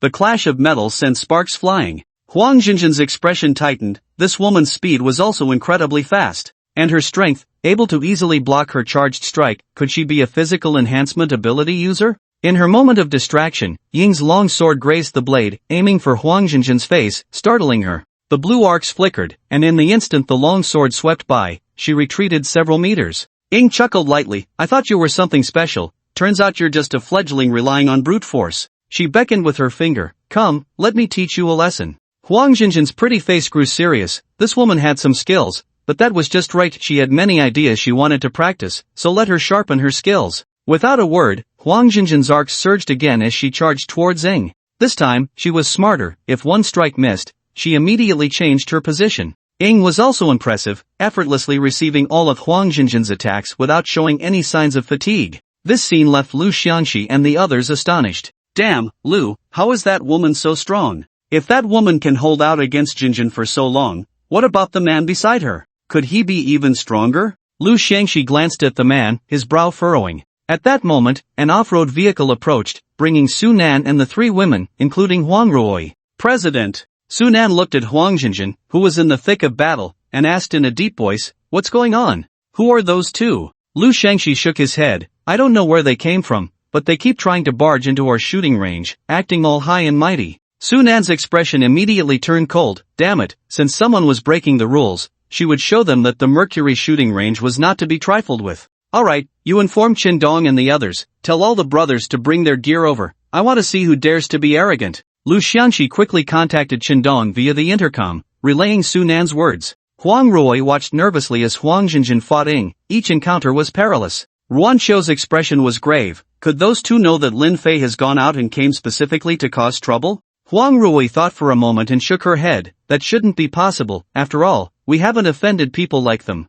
Xin Shuriying stood to the side, her expression serious as she tried to recall something. What's wrong, Shuriying? Ruan Qiu asked. Xin Shuriying furrowed her brows. I feel like I've seen the outfits of those two somewhere in the capital, but I can't quite remember. Ruan Qiu and Huang Ruoyi looked over. The man and woman wore tight-fitting black outfits with golden dragon patterns, a long sword suspended above a dragon's head. The patterns on them seemed to want to kill that dragon, Ruan Qiu murmured. Upon hearing her words, Xin Shuriying's eyes suddenly brightened, but then shock flickered across her face. They are from the Dragon Slaying Division. Huang Ruoyi and Ruan Qiu looked at her with puzzled expressions. Dragon Slaying Division? What is that? Su Nan, who was nearby, narrowed her eyes and asked Xin Shuriying in a low voice, Shuriying, are you sure? Xin Shuriying nodded heavily. I had contact with the Dragon Slaying Division a long time ago and did some divination for them. I just didn't remember because it has been so long. Su Nan's expression darkened. If it's the Dragon Slaying Division, then we're in trouble. The foundation of the Su family in Nanhang was definitely not weaker than those prominent families in Shangjing. As a member of the Su family, Su Nan naturally knew many things that ordinary people could not access. For example, the Dragon Slaying Division. They were a special organization affiliated with the Dragon Kingdom, dedicated to handling unusual matters throughout the kingdom. Among them were many extraordinary individuals with unpredictable powers. Some were skilled in spirit communication and soul binding, some were indestructible, and some could split mountains with their strength. In short, this was an organization beyond ordinary understanding, its origins untraceable but undoubtedly ancient. Even after the founding of the country, many members of the Dragon Slaying Division became unemployed, but there were still some operating. Now that the world had changed drastically, the dragon slaying division had likely been restructured. When Sunan shared what she knew with the other women, they were all taken aback. Ruanxio's eyes widened. Doesn't that mean those two are very powerful? Sunan shook her head. I don't know. The people from the dragon slaying division vary in strength, but they have many methods. It's better to be cautious. Huang Ruoyi quickly called for Huang Jinjin to come back. Huang Jinjin flashed to the group, looking somewhat out of breath, clearly having found the earlier fight taxing. In contrast, the woman from the dragon slaying division merely sighed. The difference was stark. It was obvious that the strength of those two far exceeded anyone present, which made them feel quite troubled. The man from the dragon slaying division chuckled lightly. I thought you could give me some surprises, but it turns out to be nothing more than a sickly person always being a sickly person, not worth mentioning. Before I get angry, you should leave. We are here only to slay demons and quell evil. If you try to obstruct us, I might just treat you as colleagues and kill you all. Buzz buzz buzz. Vehicles approached, and more than 20 individuals with various firearms blocked the two from the dragon-slaying division. Sunan said coldly, this is my territory. No matter who you are from, if you want to intrude without my permission, I will make you into a sieve. If you have the guts, come and try. The man's eyes narrowed slightly, a cold glint appearing. So you insist on opposing me? Huang Ruoyi frowned. You say you are here to slay demons, but what demons or monsters are here? The man snorted coldly. Whether there are or not is not for you to say. I will determine that after I investigate. Sunan scolded. I said there are none. Can't you understand human language? Should I talk to the bullets instead? The man's expression grew increasingly grim, and one could see a storm brewing in his eyes. Why do I always encounter difficult people when handling cases? I really don't want to kill anymore, but you are so stubborn that I have no choice but to break my vow. Bang! Before he finished speaking, a gunshot suddenly rang out from the other side of the shooting range. Sunan and the others were startled. That was the main entrance of the shooting range, with only two people watching over there. Chen Dong picked up the walkie-talkie. Gangzi. What happened? Who fired the shot? Gangzi? Gangzi. A bad premonition arose in everyone's hearts. Sunan immediately ordered, Chen Dong, head west. You and the brothers go check out what's going on at the main gate. Chen Dong glanced at the two from the dragon-slaying division, hesitating.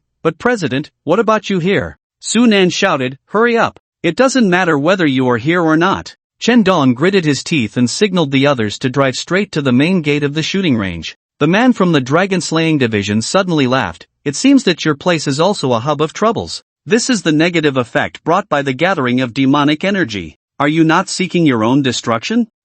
Don't mind them anymore. Anyone who dares to block the way, just kill them. Nodded, her long sword gleaming with a chilling light. Seeing the two planning to force their way in, the women were somewhat alarmed. But they did not retreat. Instead, different powers erupted from each of them, with water, metal, and electric arcs shining brilliantly. The man from the dragon-slaying division narrowed his eyes. So they are all ability users?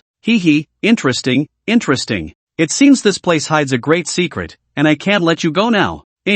Kill these guys for me. Ying's steps faltered, and she appeared before Huang Ruoyi like a ghost, her long sword aimed directly at her throat. Clang! This strike did not succeed but was pinned against a piece of metal that had just appeared, blocking her. Then, a torrent of compressing water enveloped Ying. Suddenly, a faint golden light surrounded Ying, shielding her from the terrifying water flow. It could be seen that a burning yellow talisman appeared in the man's hand behind, and during its burning time, the shield around Ying remained exceptionally firm. With the defense in place, her offensive became even more ferocious, the long sword darting like a spirit snake between the metal blockades and the rushing water, searching for an opportunity. Put! Huang Ruoyi, caught off guard, had a blood mark slashed across her arm. Mom! Huang Jinjin, seeing this, was furious, and then her whole body transformed into an electric arc, rushing into the battlefield at incredible speed. Shen Shuriying manipulated the metal emerging from the ground to restrict Ying, creating conditions for Huang Jinjin to attack. The azure blade violently slashed against the shield, producing a booming sound. The talisman in the man's hand visibly burned faster. It's working! Let's put in more effort. After receiving treatment from Shen Lingyin, Huang Ruoyi operated an even more terrifying water flow that enveloped the entire battlefield. Then, the water flow suddenly contracted towards Ying, trapping her within. With an arm raised, Huang Ruoyi lifted it into the air, leaving Ying, without a point of support, to defend passively. Seeing this, Huang Jinjin released a violent azure light, scorching the grass beneath her feet. A terrifying gaze, like that of a thunder god, appeared in her eyes, shooting towards the sky. Boom! Thunder rumbled in the sky, and the clouds suddenly darkened. Huang Jinjin's momentum surged immensely, and a smile even appeared at the corner of her mouth. This move was learned from Lin Fei, letting this nasty woman have a taste. Crack! A lightning bolt as thick as an arm crashed down, caught by Huang Jinjin wielding her knife. Put! The moment the thunder entered her body, she violently spat out a mouthful of fresh blood, clearly indicating that this violent thunder power was beyond her capacity to bear. The man from the dragon-slaying division breathed a slight sigh of relief upon seeing this. To invoke the heavenly phenomena, I underestimated you, but this is where it ends. Huang Jinjin grinned, is this where it ends? Then I will shatter your arrogance. A large mass of emerald green light emerged from Huang Jinjin's delicate body, fueled by Shenlingyi's healing. With the healing easing her, Huang Jinjin was finally able to temporarily contain the thunder power. The man's expression changed instantly. He took out another pale blue talisman, rubbed it, and ignited it. Suddenly, a gust of clear wind power swirled around the trapped Ing, allowing her to break free from the water prison like a hummingbird, weaving between the metal and water, making it hard to lock onto her. I have to admit, you guys have some tricks, but so what if you have some skills? Can you find the target? The man sneered. Huang Jinjin frowned slightly, continuously trying to lock onto Ying's figure, but she was too fast to find the target. Jinjin, don't worry. You just need to slash, leave the rest to us. Shin Shuriying shouted from behind. A purple starry chessboard appeared beneath her feet, slowly expanding to cover the battlefield. At the same time, a silver-gray light burst forth from Ruan Xiu, transforming into chains that connected with the straight knife in Huang Jinjin's hand. The purple chessboard slowly spread across the lawn, treating everyone on it as pieces, continuously calculating. A thought suddenly flashed through Huang Jinjin's mind, and she swung the thunder blade in her hand towards her left front. Bang! A figure was struck, and it was the incredibly fast Shadow. She barely managed to block the blow with her long sword, but the sword shattered as a result. How could this be? Both Shadow and the man behind her exclaimed in surprise. With Shadow's speed, only a high-speed camera could capture it. How could that woman possibly hit her? It's that chessboard. Shadow, kill that woman first. The man pulled out his long sword and threw it to Shadow, then pointed at Shin Shuriying and shouted coldly. Shadow understood and her form became illusory again. But just as she had covered half the distance, another thunderblade fell, accurately predicting her trajectory. Bang! Shadow was sent flying at an angle, the electric light from her long sword making it almost impossible for her to hold on. How is this possible? She can still use such an attack. The man's eyes widened. Logically, the ability to invoke celestial phenomena should be enough to cause a human body to explode, and being able to strike once was already remarkable. Yet Huang Jinjin came in with another strike, which was completely illogical. Crazy. Why aren't you continuing to go wild? Huang Jinjin's straight knife still radiated with violent thunderous power, pointing at the Shadow lying on the ground. Thinking that just because you wear the skin of the dragon-slaying division, you can act as if no one exists, this is your end. And you dog of a man, it's disgusting, hiding behind a woman, making my misandry flare up. Take my blade. The violent thunder blade sliced through dozens of meters, striking fiercely at the man. His eyes were filled with horror. Having cultivated sword servants as his main method, his own defense was as thin as paper. If this blade struck true, he would have to meet the king of hell. He immediately shouted, Shadow. Just as the blade light was about to fall on him, a shadow appeared in front of him. Bang! The blade light struck hard against Shadow's arms, leaving deep wounds that exposed bone, the violent thunderous power rushing into her veins, continuously tormenting her. Then Shadow's body crashed into the man, knocking him into the woods. After a moment of silence, the man's furious voice echoed through the forest. Today, I, Wang Zhua, have learned a lesson. Those who obstruct the dragon-slaying division's work, just wait to be purged. After hearing his fierce words, the women finally relaxed their guard. The faint dark clouds in the sky dispersed, and the thunderous power on Huang Jinjin's body also faded. The purple chessboard that had covered the grass retracted beneath Shin Shuriying's feet, and the silver-gray bonds shattered in the air. Huang Jinjin sat down on the ground, looking as if she had overindulged, and the other women were not much better off. Huang Rui took out a live tiger pill for everyone to take, which finally brought them back from their withered state. The women exchanged glances and then laughed. Jinjin, I didn't expect you to be so powerful. Shin Shuriying praised. Sister Shuriying, if it weren't for your help, I wouldn't have had the strength to use it. Huang Jinjin shook her head. Huang Rui smiled gently. Everyone's contributions are indispensable. It wouldn't have gone well without anyone. Ruan Qiu reminded, the trouble on our side is temporarily resolved. Just now, Sunan hurriedly ran away, and the gunshots rang out several times, so it seems the situation at the main gate is not optimistic. The women frowned and immediately got into the car, heading towards the main gate. At this moment, at the shooting range's main gate, several jeeps formed a line as cover, with Qindong and his group hiding behind them. President, those people are soldiers from the concentration camp. What are they trying to do? Are they going to attack us? How could this be? Their commander just took Lin Gu away not long ago. Could it be that the concentration camp has rebelled? Sunan's face turned ashen as she looked at the body of a shammate beside her, her fingers turning white from the grip. We can't rule out the possibility that they might be trying to use a diversion tactic to deal with us afterward. Lu Shangxi slammed the ground. Damn it, those guys are really something. What do we do? As soon as we show ourselves, they'll have us in their sights. Qindong frowned deeply. Now our ability users are all stuck on the other side. I really suspect this is a premeditated attack. Just as they anxiously discussed countermeasures, shouts came from the jungle outside the gate. Listen inside, you are surrounded. Bang! Everyone put down your weapons and come into our line of sight, hands on your heads and lying on the ground, otherwise we will open fire, and casualties will be on you. You have 10 seconds to consider. 19. Red infrared targeting dots appeared on the body of the jeep, aimed at spots that would easily explode. 8. 7. 6. The countdown felt like a death knell, quickening the heartbeats of the shammate behind the jeep. Sunan sighed, damn it, I never thought we would fall into the hands of these bastards. Just wait, there will be plenty of chances to settle the score later. With that, she prepared to lead everyone in surrendering, but suddenly, a furious roar of an engine approached rapidly from not far away. In the woods, someone reported to Zhang Jiang, Commander, an unknown vehicle is approaching quickly from the left. Zhang Jiang narrowed his eyes slightly. It doesn't matter who comes today, get ready. If they don't surrender after the countdown, blow the vehicle up. Yes. 3, 2, 1, fire. In an instant, flames erupted in the jungle, dozens, if not hundreds, of tons of fire spitting out, bullets raining down on the group of jeeps. A smile appeared on Zhang Zhang's face, and Pei Qianhu beside him also sneered continuously. But the explosion they anticipated did not occur, for at the moment the bullets descended, a thick metal wall 2 meters high surged up from the ground, blocking all the bullets' impact. What is that? Damn it! Could it be an ability? Zhang Zhang was shocked. This is impossible. The ability users clearly left with Yang Shaoguang. Where did they get this ability? He then thought of a possibility. There was more than one ability user in the shooting range. Otherwise, this strange situation couldn't be explained. Just as everyone was stunned, many hollow points appeared on the metal wall. Dark gun muzzles poked out from inside. Fire! Shoot back! Qindong shouted angrily, then pulled the trigger. All the shammate were furious, wishing they could fire around every second. If it weren't for those goddesses arriving just now, they would have been done for. Bullets rained down in the jungle, even though many hit the dirt and trees, quite a few struck their targets. The screams were incessant, and Zhang Zhang and Pei Qianhu hurriedly buried themselves in the trench, not daring to show their heads. Damn it! Is this what you call an easy target? Zhang Zhang scolded Pei Qianhu. Pei Qianhu cursed back. How the hell was I supposed to know they had a backup plan?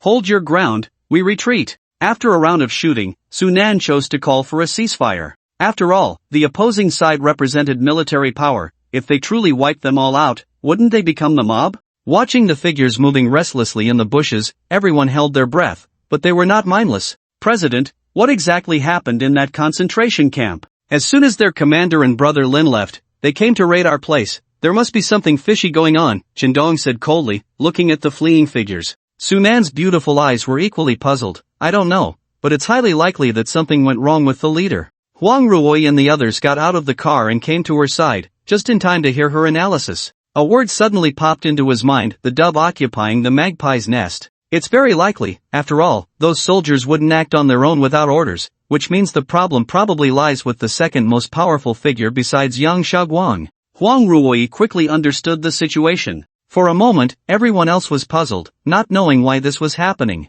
Sunan said to Qindong, find 2 clever ones to sneak into the concentration camp and gather some information. The concentration camp was a mix of people and snakes, so getting in was relatively easy, but it would take some time. Now the mobile signal had completely cut off, and the network base stations couldn't operate for long without maintenance. Otherwise, calling Lin Fei would have been the simplest thing to do. Boom! Brilliant sparks suddenly appeared in the sky above the city, attracting the attention of numerous zombies, but when they realized it wasn't a tasty treat, they lost interest and continued to wander. Helicopter debris scattered around, and 3 figures landed heavily on the roof of a building. One person rolled on the ground for several circles, while the other 2 stabilized themselves with slight adjustments. After Yang Shaoguang got up from the ground, he looked up at the sky with a terrified expression. Lin Fei said with a deadpan face, Commander Yang, your vehicle is really unsafe, isn't it? Sorry, my abilities are limited, I could only save you this time, but those brothers really had no way out. Yang Shaoguang's expression fluctuated. Bastard.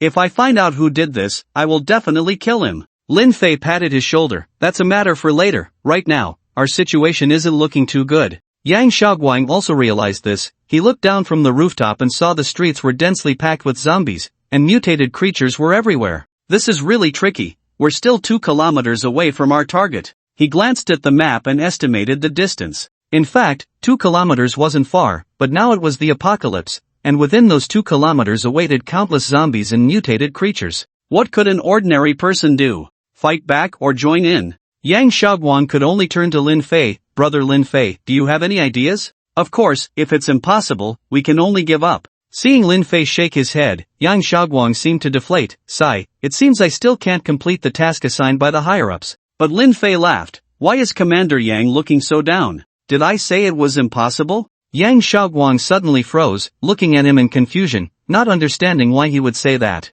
Do you know about writing? Yang Shaoguang thought, isn't this a bit inappropriate to mention at this time? Lin Fei chuckled and then said to the nearby Mo Lin, get down, let Commander Yang broaden his horizons. Yang Shaoguang? Hey, brother, do you have some strange hobby? But then he widened his eyes, his mouth agape. His gaze gradually lifted from Mo Lin's voluptuous body lying on the ground to a massive dark green figure occupying his view. The floors seemed to creak under the pressure. Yang Shaoguang stiffly turned to Lin Fei. Brother Lin Fei, are you talking about this kind of writing? He saw a terrifying body over 100 meters long coiled at the top of the building, its dark green scales densely packed, reflecting the light of the crimson sun. A head like a train engine lifted to look at the two, and Yang Shaoguang couldn't help but feel his legs weaken. What kind of snake is this? It's so damn big. Is this a dragon battle? Lin Fei raised his hand, and Mo Lin's head hovered at the edge of the rooftop. He flipped onto it and shouted to Yang Shaoguang, let's go, Commander Yang, quick in and out.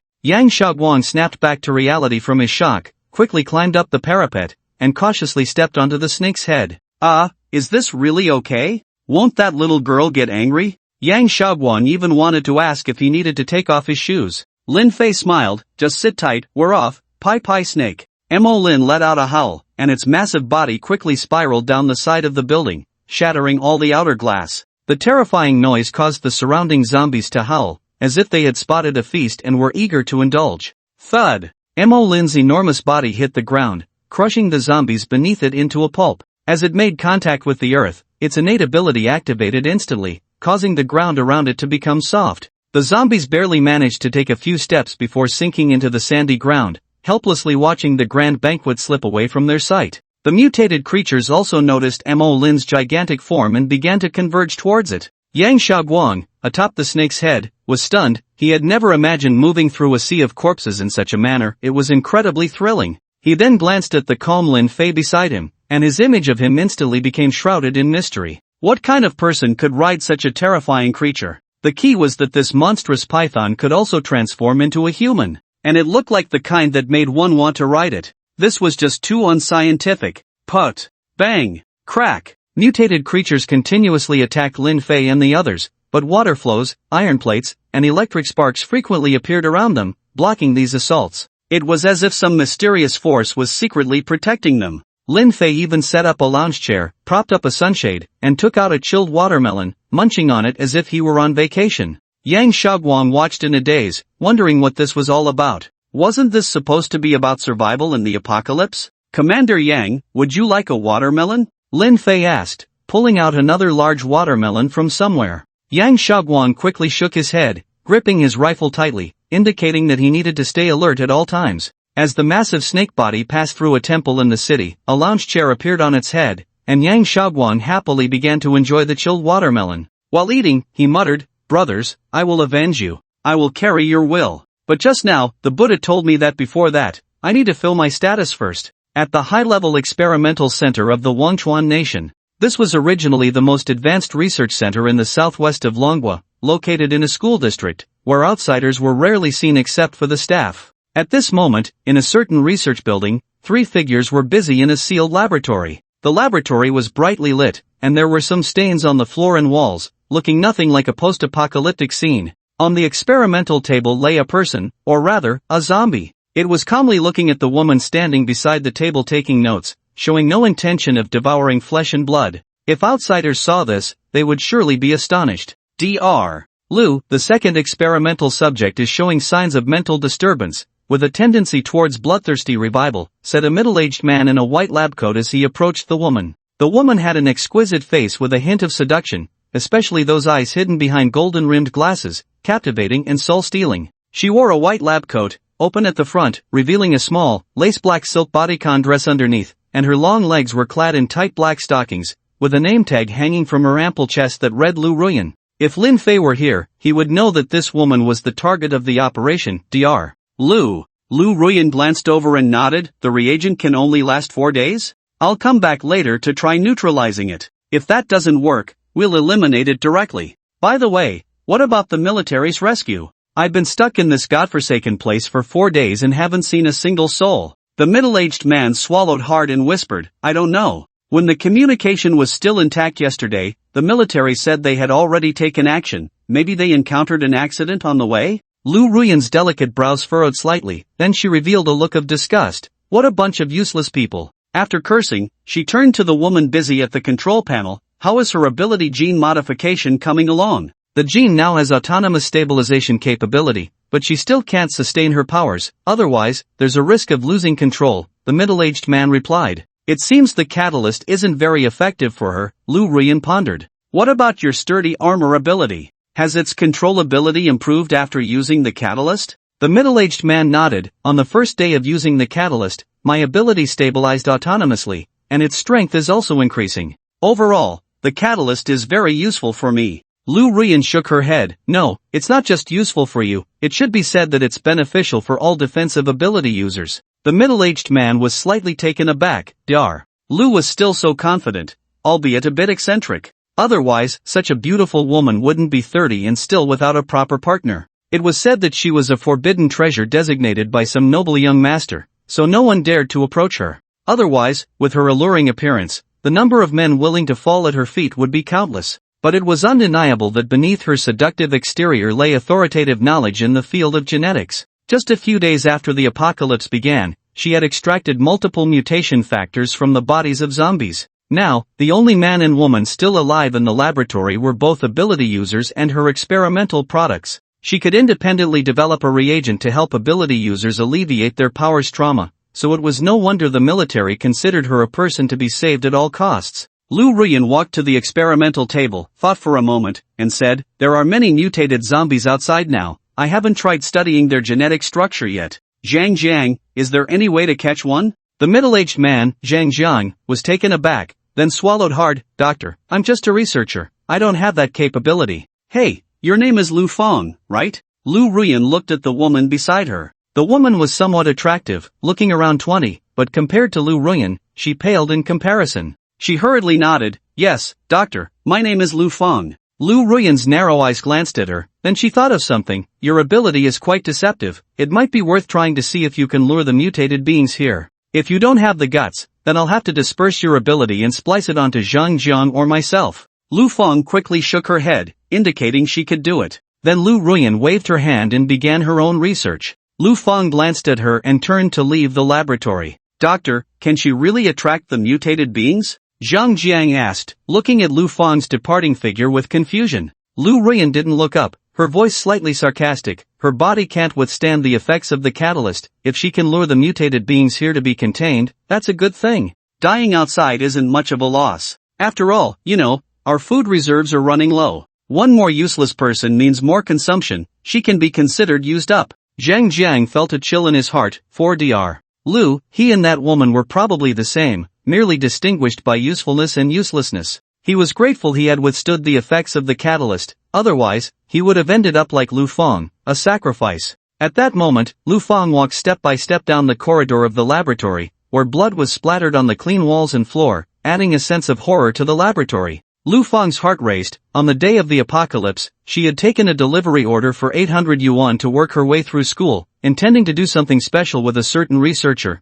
but as soon as she arrived, terrible things happened. If it weren't for her sudden awakening of a strange ability that allowed her to evade the pursuit of zombies, she would have likely perished long ago. Now, although this wasn't her first time stepping out of that safe laboratory, facing those monsters still sent chills down her spine. As she turned a corner, Lu Fang's aura suddenly changed, a foul stench emanated, thick with the smell of decay, masking her living presence. This was her ability, illusion. The experimental subjects in the lab were all lured by her using this power. While it lacked offensive capability, in certain situations, this ability was top-notch. If it weren't for the physical harm caused by frequent use of her powers, she could survive in this apocalypse solely relying on it. At this moment, Lu Fang, trembling with fear, walked through the zombie-infested laboratory corridor, even coming face to face with a zombie. Fortunately, it failed to recognize her as a living person, and she passed through unscathed. As she descended the corridor, she felt a bit lost, unsure of where to find the mutated beings.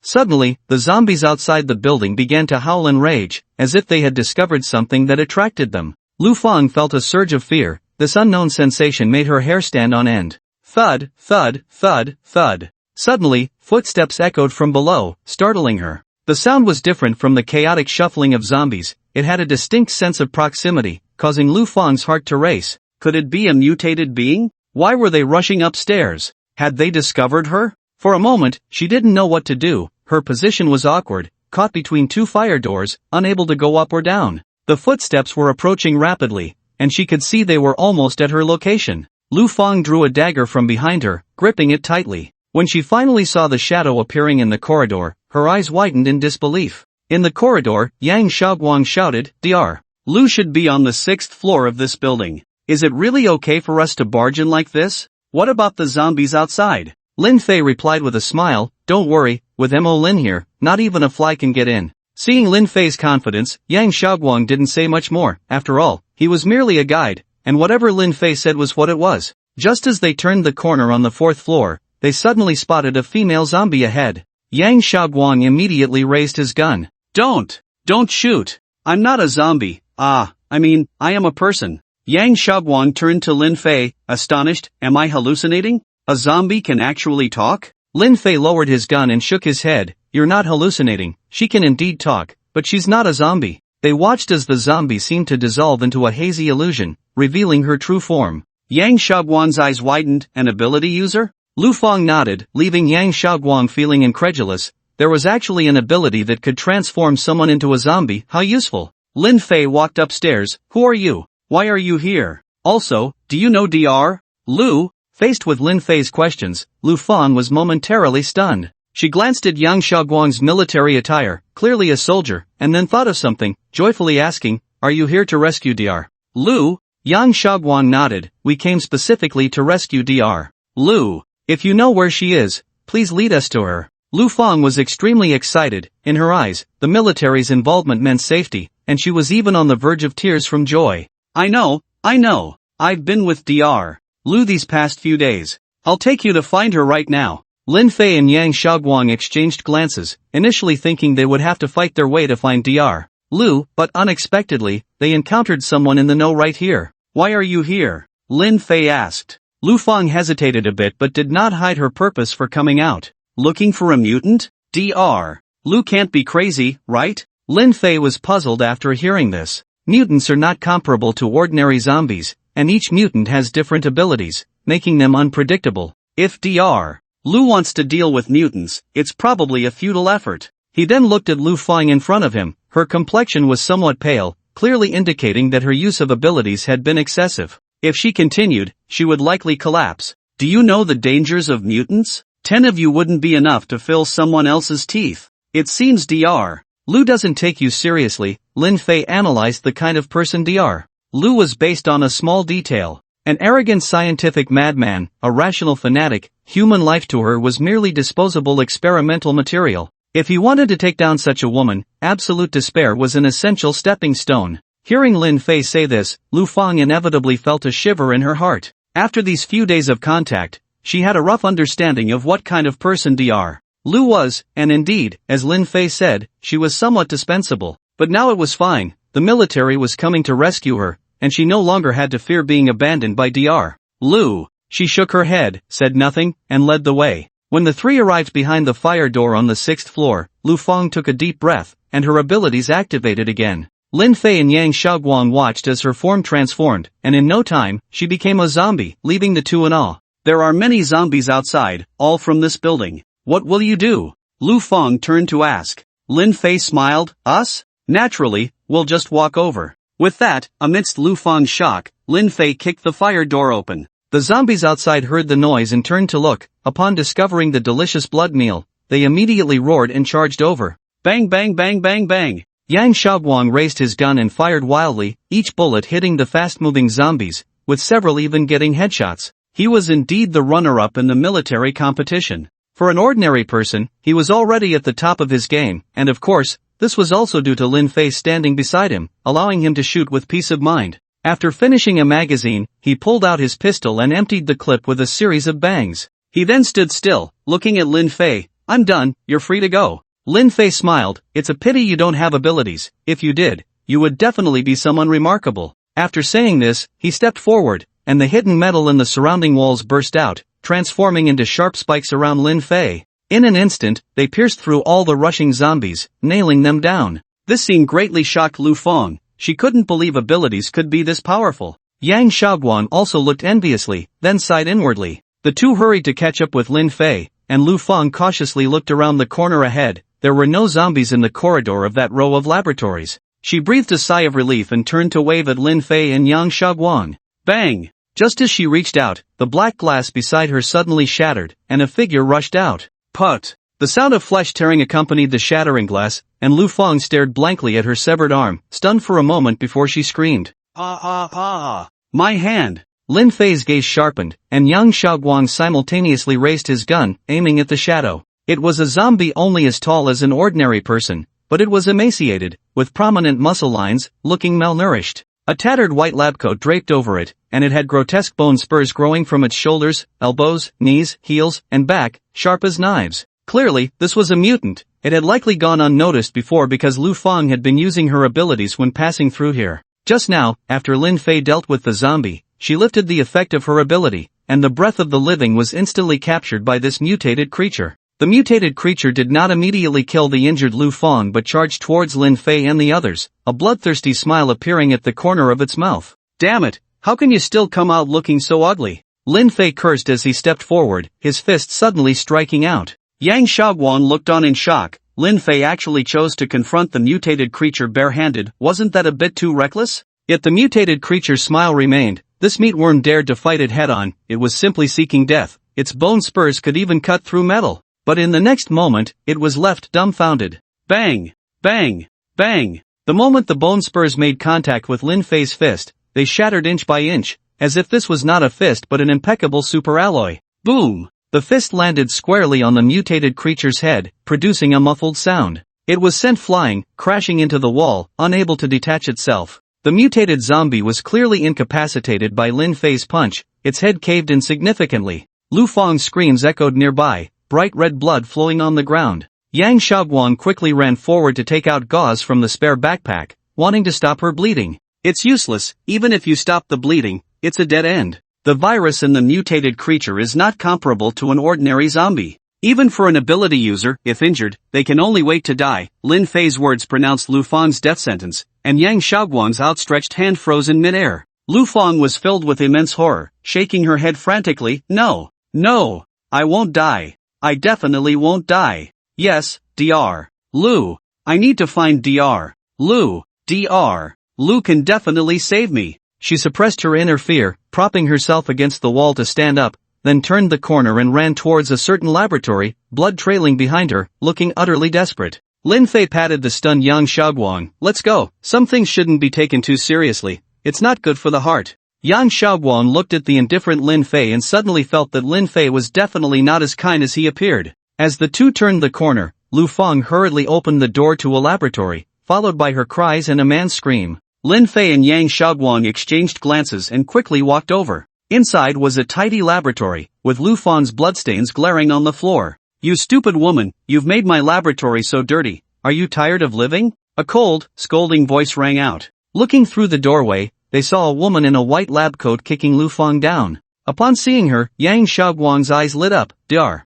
Lu. Lu Ruyan turned to look at the two, her sultry eyes filled with confusion. Who are you? Are you the clowns sent by the military? Yang Shaoguang took a few steps inside and saluted her. Yang Shaoguang, commander of the Wangchuan frontline in the southern war zone, sent here to rescue Dr. Lu. After glancing at him, Lu Ruyan sneered, you just arrived now, what have you been doing? Lin Fei scrutinized her, this woman seemed to have some serious issues? It was already good enough that they came to rescue her, did she really think the whole world had to revolve around her? Doctor! Doctor, save me! Lu Fang lay on the ground, helplessly reaching out to Lu Ruyan, in her eyes, only Lu Ruyan had the ability to save her. Lu Ruyan wore a cold smile and extended her hand to her. Lu Fang's expression turned ecstatic, Dr. Lu was going to save her. But when their hands clasped together, Lu Fang's expression suddenly changed, she seemed to feel some extreme pain, her eyes wide in disbelief as she stared at Lu Ruyan. Dr. Lu, no, don't kill me, ah! The painful wails escaped Lu Fang's mouth, and then her complexion visibly turned waxy, her skin shriveling as if her body was being hollowed out. Within seconds, her eyes widened, and she ceased to breathe. Yang Shaoguang's eyes narrowed, Dr. Lu, what are you doing? Lu Ruoyan's complexion was exceptionally rosy. She stuck out her tongue, seductively licking her lips and chuckling, I was already a person on the verge of death, so why not make a contribution to society in the end? She should feel fortunate. Bang! Bang! Suddenly, a sound came from the side, a middle-aged man clad in armor stumbled back, clutching his wrist, knocking the potion on the table to the ground. He looked at Lu Ruoyan in terror, having witnessed Lu Fang's fate clearly. He had just been accidentally bitten by the rampaging second experimental subject. Would he end up like Lu Fang, turning into a withered, yellow corpse? Lu Ruoyan glared at him and coldly commanded, come here. Zhang Jiang felt goosebumps all over and shook his head, retreating in the opposite direction from Lu Ruoyan, then planned to dash for the door. Lu Ruoyan's eyes glinted mischievously, a hint of anger brewing within. Zhang Jiang glared at Lin Fei, who was standing at the door, and shouted fiercely, get out of my way. The reason he didn't attack Lu Ruoyan was that he saw the gun on Yang Shaoguang. He didn't know if he could withstand a gun's attack, so he chose to flee. He even glanced back at Lu Ruoyan, finding it hard to believe that such a beautiful woman could be so ruthless. This must be a heart of a snake and scorpion, right? If he miraculously survived, he would definitely make Lu Ruoyan pay the price. Just as hatred coalesced in his eyes, he turned and saw a palm the size of a fan. Slap! Zhang Jiang felt a sudden white flash before his eyes, as if he saw his great-grandmother waving at him. Bang! Clatter, clatter. The arrival was swift, and so was the departure. His body flew backward, crashing through several rows of reagent racks before falling silent. Lin Fei looked at Yang Shaoguang and Lu Ruoyan, shaking his hand. The turtle's ability is quite tough. Lu Ruoyan's pupils slightly constricted. You are also an ability user? What is your ability? Enhanced physical quality? Or enhanced strength? Lin Fei stared at her, suddenly laughing. Does Dr. Lu want to know? Lu Ruoyan also laughed. As a researcher, of course, I'm interested. If you can become my experimental subject, I think we would get along quite well. Hee, I'm not interested in being a lab rat, but getting along is possible. I've always been very interested in exceptional women. Lin Fei's eyes roamed over Lu Ruoyan's figure, with obvious aggressive intent. Lu Ruoyan didn't feel disgusted. Instead, she pulled her lab coat down to her shoulders, making her enticing outfit even more apparent. Hee, all men are the same. There are plenty of people in this world who want to sleep with me, Lu Ruoyan. What makes you think I would willingly submit? Lu Ruoyan? After a moment of surprise, Lin Fei laughed. No wonder you are the innate silk stocking saint body, woman, you have successfully caught my attention. Yang Shaoguang, standing between the two, could no longer tolerate their strange exchange. He raised his hand and said, ladies, can we please not discuss this topic for now? Dr. Lu, if there is nothing important here, please come with us. Lu Ruoyan glanced at him, then smiled disinterestedly. The important things are all in my head, there's nothing worth taking. Oh, wait, I still have some charity to reclaim. After saying that, she walked gracefully to Zhang Zhang's side, bent down, and pressed her hand on his forehead. Instantly, gray-brown mist flowed from Zhang Zhang's 7 orifices, which Lu Ruoyan completely absorbed. When she stood up, she couldn't help but let out a couple of soft gasps, her sultry voice making one feel slightly numb. Meanwhile, Zhang Zhang on the ground had turned into a withered corpse like Lu Fang. Lin Fei couldn't help but ask, your ability can devour others' abilities? Lu Ruoyan opened her alluring eyes, her cheeks flushed as she looked at him. Come and try, and you'll know. Lin Fei had no intention of playing cards with this woman right now. He would have nowhere to cry if his wallet got cleaned out later. Yang Shaoguang coughed twice. Let's go, Dr. Lu, we should leave here first. Lu Ruoyan didn't say anything more, taking off her lab coat and tossing it aside, following him out of the laboratory in a hollowed-out black bodycon dress, exuding a charm reminiscent of Ada Wong from Resident Evil. Lin Fei shook his head. Capturing this woman would indeed be quite a challenge. Generally speaking, for a research fanatic, one must hit their sweet spot. Some might appreciate academic resonance, while others prefer simple pleasures. Lu Ruyan had the appearance of a seductress, yet possessed an exceptionally high level of academic prowess, and she showed no mercy when it came to killing. The combination of these elements made Lin Fei feel at a loss. However, nothing is absolute. Lu Ruyan had indeed shown interest in him earlier. Perhaps she genuinely wanted to study him. Of course, he wouldn't be foolish enough to lie on the operating table for her to slice him up, but he could use himself as bait to lure this fish. How many of you came? Lu Ruyan suddenly asked as they passed the pile of corpses Lin Fei had dealt with. Yang Xiaoguang looked at him, hesitated for a moment, and said, 3. 3? You're not joking, are you? Lu Ruyan's expression was one of shock. Yang Xiaoguang slowly explained, originally, when we received the notification from above the day before yesterday, we dispatched a team, but unfortunately, they failed their mission this morning, and the entire unit was wiped out. After a moment of confusion, Lu Ruyan's expression suddenly turned cold again. Then how did you get here? I don't believe 3 people could escape from a sea of corpses. You need to understand, my life is far more precious than yours. She knew very well that the city had long since fallen, and with her extensive knowledge of zombie research, she understood the strength of zombies. Even ordinary ones far surpassed adults, not to mention the numerous mutated ones. If an elite team had failed, how could Yang Xiaoguang claim they had only come with 3 people to rescue her? Was he joking? As Lu Ruyan's mind raced with thoughts, Lin Fei walked past her and said lightly, let's go, Commander Yang. If she doesn't want to leave, we can't force her, can we? Besides, we've been out long enough, some things can only be clarified when we return. With that, he strode into the safety passage, heading downstairs without looking back. Yang Xiaoguang turned to Lu Ruyan, his expression serious. Dr. Lu, please believe us. Since we can safely reach you, we naturally have a way to take you out safely. Lin Fei is the main force of our operation. If he decides to give up on you, I might really be helpless. Lu Ruyan frowned. What did it mean that Lin Fei was the main force? Was it just because he was strong? But after Yang Xiaoguang finished speaking, he turned and hurried after Lin Fei, making it seem as if she continued to hesitate, she would be abandoned. This made Lu Ruyan somewhat displeased. The feeling of being looked down upon was, to be honest, fresh but not to her liking. I want to see what that guy can do to escape from the sea of corpses. She carefully stepped down the stairs, the sounds from outside the experimental building gradually reaching her ears. It was the howling of many zombies, and they were very close, likely just outside the main door. When she reached the first floor, the crimson light from outside illuminated the entrance, casting long shadows of 3 figures. Lu Ruyan stepped into the light, the world hidden by the brightness coming into view. Her pupils constricted sharply, revealing an expression of disbelief. Outside the experimental building, a large number of zombies were roaring, including some with bizarre mutated forms. Yet they could not harm the few people inside, as they were currently deep underground, with only their heads exposed in a fit of impotent rage. This bizarre scene struck Lu Ruyan's mind. What was going on? Was it some kind of ability? But what kind of ability could cover such a wide area? A rough glance revealed no less than 100 zombies, and even in the woods 100 meters away from the experimental building, there were zombies trapped in the soil. Lin Fei clearly saw the shock on her face and a smile curved at the corners of his mouth. Shocked? That's right. Shock is often the beginning of interest, and since that's the case, Lin Fei didn't mind giving her something even more shocking. He stepped forward, the flowing sand gathering into steps that lifted him higher, and then a dark green light burst forth before the 3 of them, gradually occupying their entire field of vision. Lu Ruyan finally managed to open her eyes and saw an unforgettable scene. A giant dark green python, as thick as a train, coiled around the outside of the experimental building, and on its massive head, Lin Fei stood against the light, looking as majestic and solemn as a deity. Are you leaving or not? You have 10 seconds to think about it. 10, 9. Lu Ruyan instantly woke up, goosebumps covering her body, her delicate frame trembling slightly.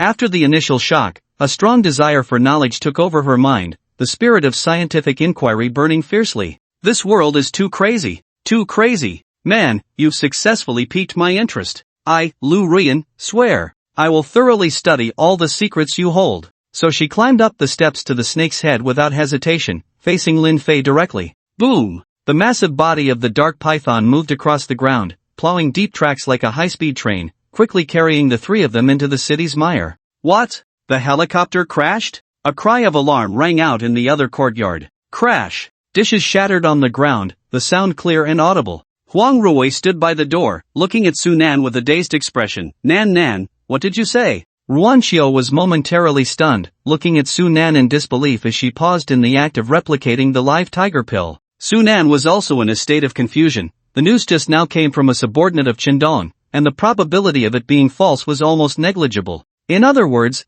the helicopter carrying Lin Fei and the others had indeed crashed. Huang Ruoyi stepped forward to grab her. Nan, please tell me this isn't true, okay?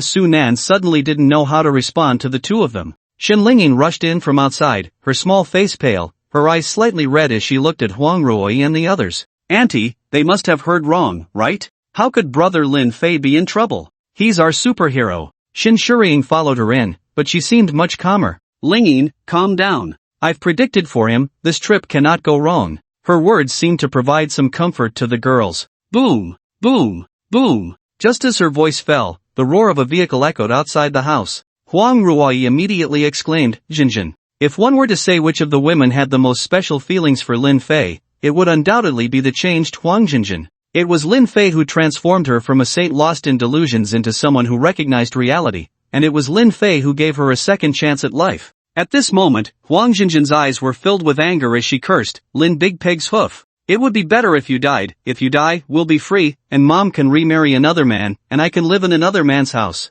Or sister Ruanxiu can go with mom. Their relationship is so good, they definitely wouldn't mind, right? As for the tricks I taught sister Lingyin, they can only be enjoyed by others. Don't worry, sister Shuriying will definitely supervise from the side. Ha ha ha, did you see that? Lin Big Pig's hoof, this is what happens when you die. Huang Jinjin seemed to be laughing, but tears were already streaming down her face. She wiped away the tears, her eyes filled with worry and determination. Lin Fei, wait for me, I'm coming to find you. The vehicle roared fiercely, but Huang Jinjin pressed the accelerator, yet the car did not move forward, as if the accelerator had failed. Huang Jinjin, what are you doing, you crazy girl? Huang Ruoyi rushed out of the house to shout at Huang Jinjin beside the vehicle. Huang Jinjin turned to look at her. I'm going to bring him back. Huang Ruoyi's expression was stern, but it was also filled with sorrow. Can you really find him like this? What will your mother do if you die out there? Huang Jinjin stubbornly replied, if I die, then I die. But before I go, I want to fight for it.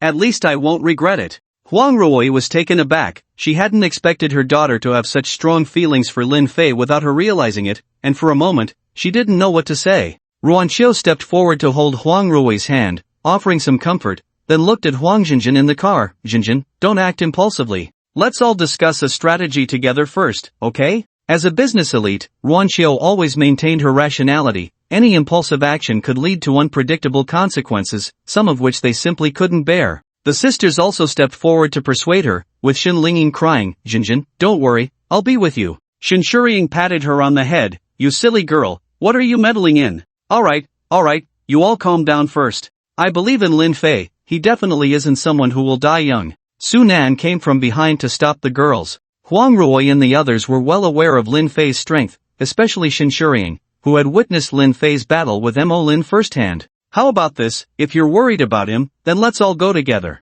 After all, having one more person means more safety, and that will make me feel at ease. Lin Fei will also feel at ease if he knows. Su Nan thought for a moment and said directly. Ruanxiu frowned slightly, Sister Nan, what will we do about the shooting range if we all leave? What if that group comes to ambush us again? Su Nan laughed, don't worry, that was just a sneak attack before. Now our people are on alert, if they come, they will have to think twice. After saying that, she looked at Huang Ruoyi, Ruoyi, go ahead and bring Lin Fei back. Huang Ruoyi looked at her with a complex expression, then gritted her teeth and said to Ruanxiu and the others, alright, let's go all out this time. If Lin Fei wants to blame someone, let it be me. Ruanxiu tightly grasped her hand, Sister Ruoyi, what nonsense are you talking about? I will definitely be with you. My sister and I will stand on the same front as Auntie. Shen Lingyin wiped her tears and raised her little fist. Huang Ruoyi looked at them, her brows gradually relaxing. Good, let's do it together. But before that, we still need to leave some backup plans. Shuriying, let's build a defense line for the shooting range together. Soon, a massive metal wall rose around the shooting range, 2 centimeters thick and 2 to 3 meters high, with an outer moat formed by compressed metal, filled with enough water to submerge an adult. After doing all this, Huang Ruoyi and Shen Shuriying lay in the back seat of the Falcon, their pretty faces pale. This was the result of continuously swallowing the tiger pill. Without this, they wouldn't dare to expend their abilities like this. Boom! Boom! Boom! The Falcon roared as it sped away, kicking up a cloud of dust. Su Nan stood at the entrance of the shooting range, watching them with both worry and anticipation. The Falcon raced down the road, Wan Xiao silent, firmly gripping the steering wheel. Her ability was connected to the Falcon's fuel tank. Even without Lin Fei's spatial storage, it could ensure an endless supply of fuel. Xin Lingyin's hands glowed green, sometimes touching Huang Ruoyi and Xin Shiying, and other times touching the Falcon. After continuous practice, she had unlocked a new use for her ability, which was no longer limited to living beings. She could also use it on non-living materials, such as repairing the Falcon's tires and fixing damaged metal, etc. It was very useful. If one were to classify their current abilities, there was no doubt they had already advanced to the second stage, though there was no unified term for it yet. Lin Fei simply referred to it as second stage abilities. It goes without saying that at this stage, the number of ability users who could reach the second stage was probably very few. Most had indulged excessively and perished, while those who survived didn't dare to use their abilities recklessly. Only a small number of those with special abilities can protect themselves and enhance their powers. The researchers in the Dragon Kingdom are working hard to tackle this issue, as it is clear that those with supernatural powers are the answer to the problem, and the authorities are not foolish. This is why the Southern War Zone is so adamant about sending people from the front lines to rescue Lu Ruyan. The Falcon sped along, crashing through ordinary zombies that blocked the way, and even the mutated ones were quickly dealt with by the few women working together. Their cooperation became increasingly tacit, with both offense and defense, and their combat power was top-notch. However, the reason they could come together was because of Lin Fei as the bond, otherwise, they would have long been dead somewhere.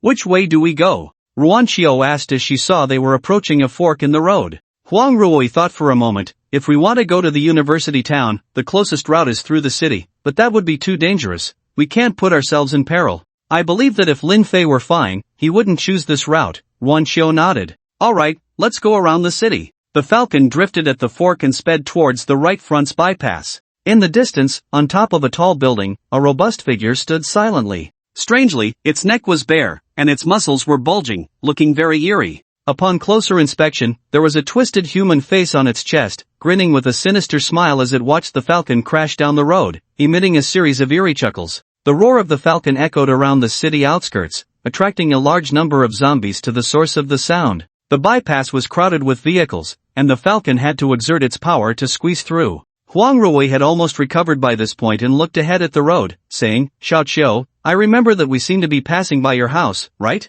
Ruan Xiao suddenly hesitated on the accelerator, momentarily distracted. Yeah. Huang Jinjin turned to her, Sister Ruan Xiao, aren't you going to check it out? Maybe someone at your home has survived. Ruan Xiao chuckled self-deprecatingly, me? I haven't had a home since the day the apocalypse arrived. What difference does it make whether I look or not? As soon as she said this, the other women felt her sadness. Huang Jinjin slapped her mouth. I'm sorry, Sister Ruan Xiao, I spoke out of turn. She forced a smile and stopped asking further. Ruan Xiao shrugged it off. It's nothing. Aren't we doing fine now? The group fell silent, and the Falcon violently sped through the tunnel. When they emerged, they found themselves in a fog-covered area. What's going on? The sun hasn't even set. How can there be such thick fog? Huang Jinjin looked out the window in confusion. Huang Ruoyi frowned. No, this isn't fog. I can't sense any water molecules in it. This is more like haze. There are fine particles floating in the air. Everyone try to avoid inhaling this stuff. The situation was too strange, and Ruan Xiao quickly turned off the external circulation and copied several purification masks from the storage box for everyone.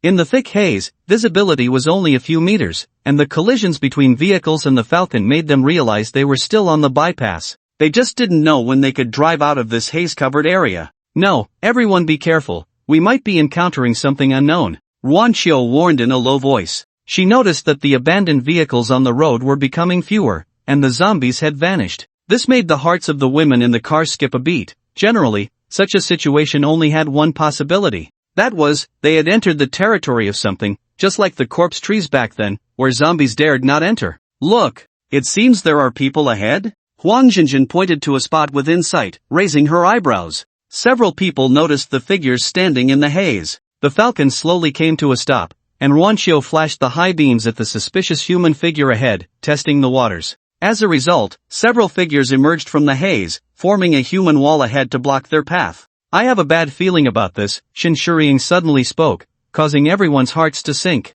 If Xin Shiying felt something was off, the situation might indeed be dire. They're coming. Huang Ruoyi's expression turned serious. Click. The women got out of the car, and Shin Shurien completely covered the falcon with metal, resembling a metal lump that had grown from the ground. Whoosh! Huang Jinjin drew her straight knife, her body faintly flickering with electric light, ready to strike at any moment. When the figures shrouded in haze slowly approached within 10 meters of the women, Wan Qiu suddenly widened her eyes. Li Fuhai! Chen Duo! Is that you? From Wan Qiu's exclamation, it was clear that she recognized some of the figures. Who are they? Huang Ruoi asked. Wan Qiu furrowed her brows tightly. They are the butler and one of the drivers of the Ruan family. I don't know why they are here. Look at what's on their backs. Huang Jinjin's eyes sparkled like lightning as she pointed her knife forward and shouted. The women turned to look behind them and saw a pipe-like object extending from their backs, connecting to something in the mist. Those pipes were highly elastic, dark in color, and even had remnants of flesh and blood hanging from them. They are no longer human, or rather, they are being controlled by something. Everyone, be careful, Shin Shurien warned, sensing the deathly aura emanating from them. As soon as her words fell, the 10 figures suddenly grinned menacingly and charged at the women. Huang Jinjin's eyes narrowed, and she transformed into a bolt of lightning, rushing forward. The 10-meter distance was covered in an instant, and her knife struck fiercely at one of them. Clang! Sparks flew as the knife struck the person's arm, as if hitting metal, causing Huang Jinjin's hand to go numb. Ability user? She wondered, uncertain. Whoosh! A sound of wind broke through as a shadow rushed towards her, almost landing on her head. Bang! Fortunately, a metal plate suddenly materialized to block the blow. Jinjin, don't get distracted. These guys are all ability users. Shin Shurien shouted from not far away, reminding everyone. Boom! The ground where Huang Jinjin stood was shattered by a punch from the person with metal skin, sending debris flying. Huang Ruoi activated her water-based ability, transforming it into sharp spikes for indiscriminate attacks against the 10. As the water spikes flew towards them, the woman in the middle spread her arms like a cross, standing still, and an invisible interference radiated from her. The women then saw those powerful water spikes bizarrely transform into soft water flows, unable to inflict any harm. Something's off. Let me try. Shin Shurien stepped forward, the ground slightly undulating. Bang! Bang!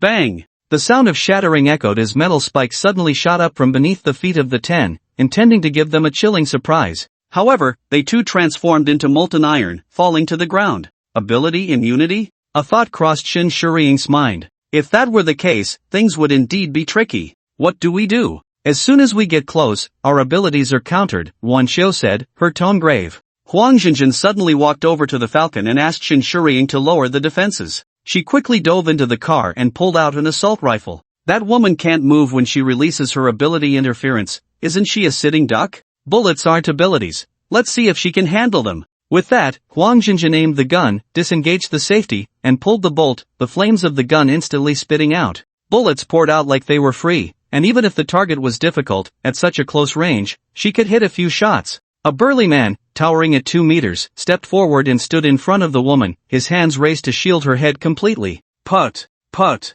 put. Bullets struck the man, bursting forth with blood, but they were not fatal. Clearly, he was a physical enhancement ability user. As expected, bullets can smoothly pass through the interference range of abilities. The eyes of the women brightened. After Huang Jinjin finished firing her bullets, the iron tower of a man revealed an expression of "That's it." Huang Jinjin immediately expressed her dissatisfaction, asking Wan Qiu to replicate 4 more guns and connect the replicated abilities to the magazines. When 5 guns were aimed at him, his face instantly turned as if he had swallowed a fly. Aren't you tough? Try again. When the woman's ability interference was in use, not only did Huang Ruoi and the others' abilities become ineffective, but even the guys beside her were unable to use their abilities. This was a double-edged sword ability. If used well, it could be a guaranteed kill, but if used poorly, it could harm both the user and others. Especially with a stationary trigger condition, once the pattern was understood, a single shot could solve the problem. Thus, the physical enhancement ability user beside her was the best shield, but unfortunately, he was not enough in the face of absolute firepower.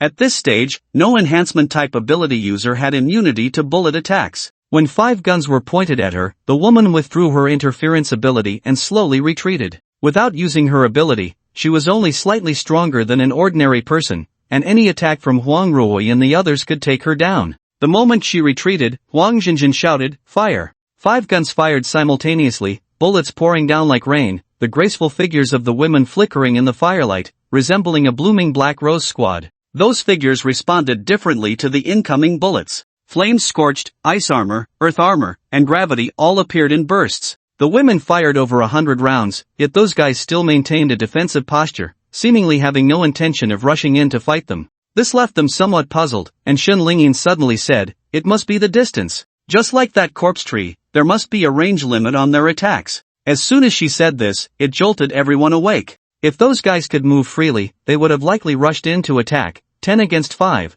which would definitely be an advantage. It must be that thing behind them that's limiting or controlling them. But what exactly is it? Huang Ruoyi frowned and said. Ruanqiu squinted slightly. No matter what it is, if it can control so many ability users, it's not something we can deal with right now. I think we should turn back and take a detour. The women all agreed with this choice, though Huang Jinjin felt a bit disappointed. Gurgled, strange sounds echoed from deep within the fog, as if something was stirring, and the mist grew denser. Go! Huang Ruoyi urged the others to get in the car, then suddenly spun the wheel and turned around, speeding down the road they had come from. Through the rearview mirror, they could see those figures swallowed by the thick fog. Why does Forget River City keep producing such strange things? Huang Jinjin complained. The others didn't know what to say. After all, the apocalypse had only just begun a few days ago, and humanity's understanding of it was still very limited. By the way, what if we can't find Lin Fei? Huang Jinjin suddenly said, feeling deflated. The women were momentarily stunned, not daring to think in that direction.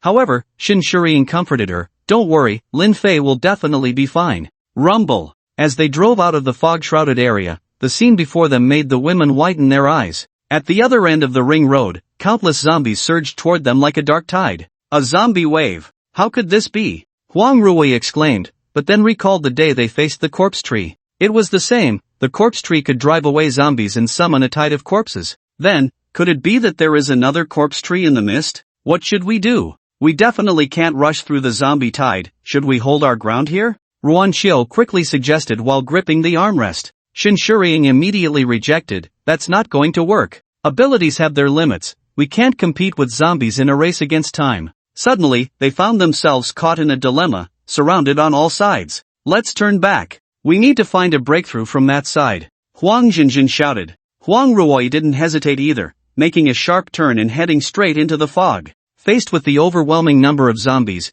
they chose to fight for a glimmer of hope rather than be slowly worn down. If Lin Fei were here, what would he choose? Huang Ruoyi murmured. In the back seat, Huang Jinjin patted the back of the front seat, her eyes sparkling as she said, Lin Fei would definitely charge in with a knife. But then she sighed, too bad he's not here. It's okay, even if he's not here, we can still hold up our own. We can't let others look down on us. Huang Jinjin's emotions surged, speaking passionately. Yes, Jinjin is right. If we all work together, there's nothing we can't overcome. Shen Lingyin's eyes shone with determination. The other girls were inspired by them, their fighting spirit rising. Within the city not far from the ring road, a massive dark green python crushed the ground like a train. Below, zombies clawed at it like a tide, but they couldn't even break its scales. Even the mutated ones among the horde couldn't harm the giant python, a display of absolute power. As they passed tall buildings, occasionally a mutant would attack from above, but often, torrents of water, resilient metal, and brilliant electric sparks would appear out of nowhere to neutralize the assault. It could be seen that 3 figures stood atop the python's head. Lin Fei, have you noticed? The number of zombies seems to be decreasing. Yang Xiaoguang suddenly said. Lin Fei nodded. Yeah, it's definitely much less than in other places. Something feels off. Behind him, Lu Ruyan's beautiful eyes darted around Lin Fei. This man was like a walking safe, filled with things that fascinated her. Just on this journey, he had demonstrated abilities to control water, metal, and lightning, not to mention the dark green python beneath them that had transformed from a human. Scientifically speaking, such a creature shouldn't exist, yet it was vividly present before her eyes. Everything stemmed from this man named Lin Fei, as if there was a huge secret waiting for her to uncover. Lin Fei, I can smell the presence of Shurien and the others, the python suddenly spoke. Lin Fei frowned. You can smell them from so far away from the shooting range? Mo Lin shook his head gently. No, do you think I'm a dog in the sky? The scent I smell is very close, no more than 2 kilometers away. Lin Fei suddenly thought of something and looked at Yang Xiaoguang. It seems that someone in the concentration camp has already learned about the helicopter crash. Otherwise, my women wouldn't have defied my orders and ventured into the zombie tide.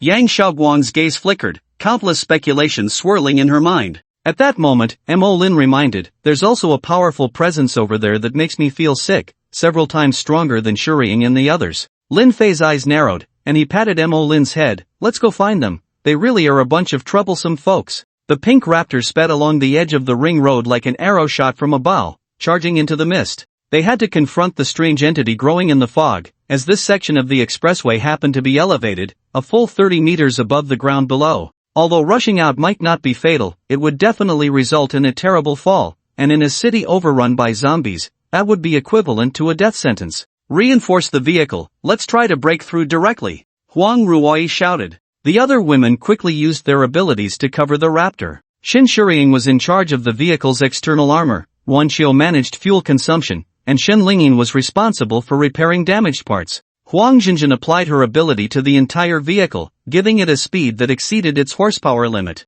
As the number of vehicles in the smog gradually decreased, Huang Rui unhesitatingly floored the accelerator. Boom! Boom! Boom! The raptor was more ferocious than ever, transforming into a blue-pink lightning bolt charging forward. The intense pushback sensation pressed the women firmly into their seats, their hearts filled with anxiety, unsure if the path ahead could be cleared. As they approached the location where the previous group had fought against the 10 ability users, fiery red orbs flickered in the smog ahead, rapidly flying towards the raptor. Boom! Boom! Boom! They were actually fireballs, emitting terrifying heat as they fell onto the raptor's path. Huang Ruoi, skilled in driving, managed to avoid these incoming attacks thanks to the vehicle's stability. A layer of water covered the raptor's body, greatly insulating it from the high temperatures of the fireball explosions. But the attacks from the smog were not over. Suddenly, a patch of ice vines formed on the road ahead, causing the raptor to lose traction and start skidding as it drove over. The vehicle spun uncontrollably on the ground, and being near the edge of an overpass posed the danger of crashing through the railing and falling down.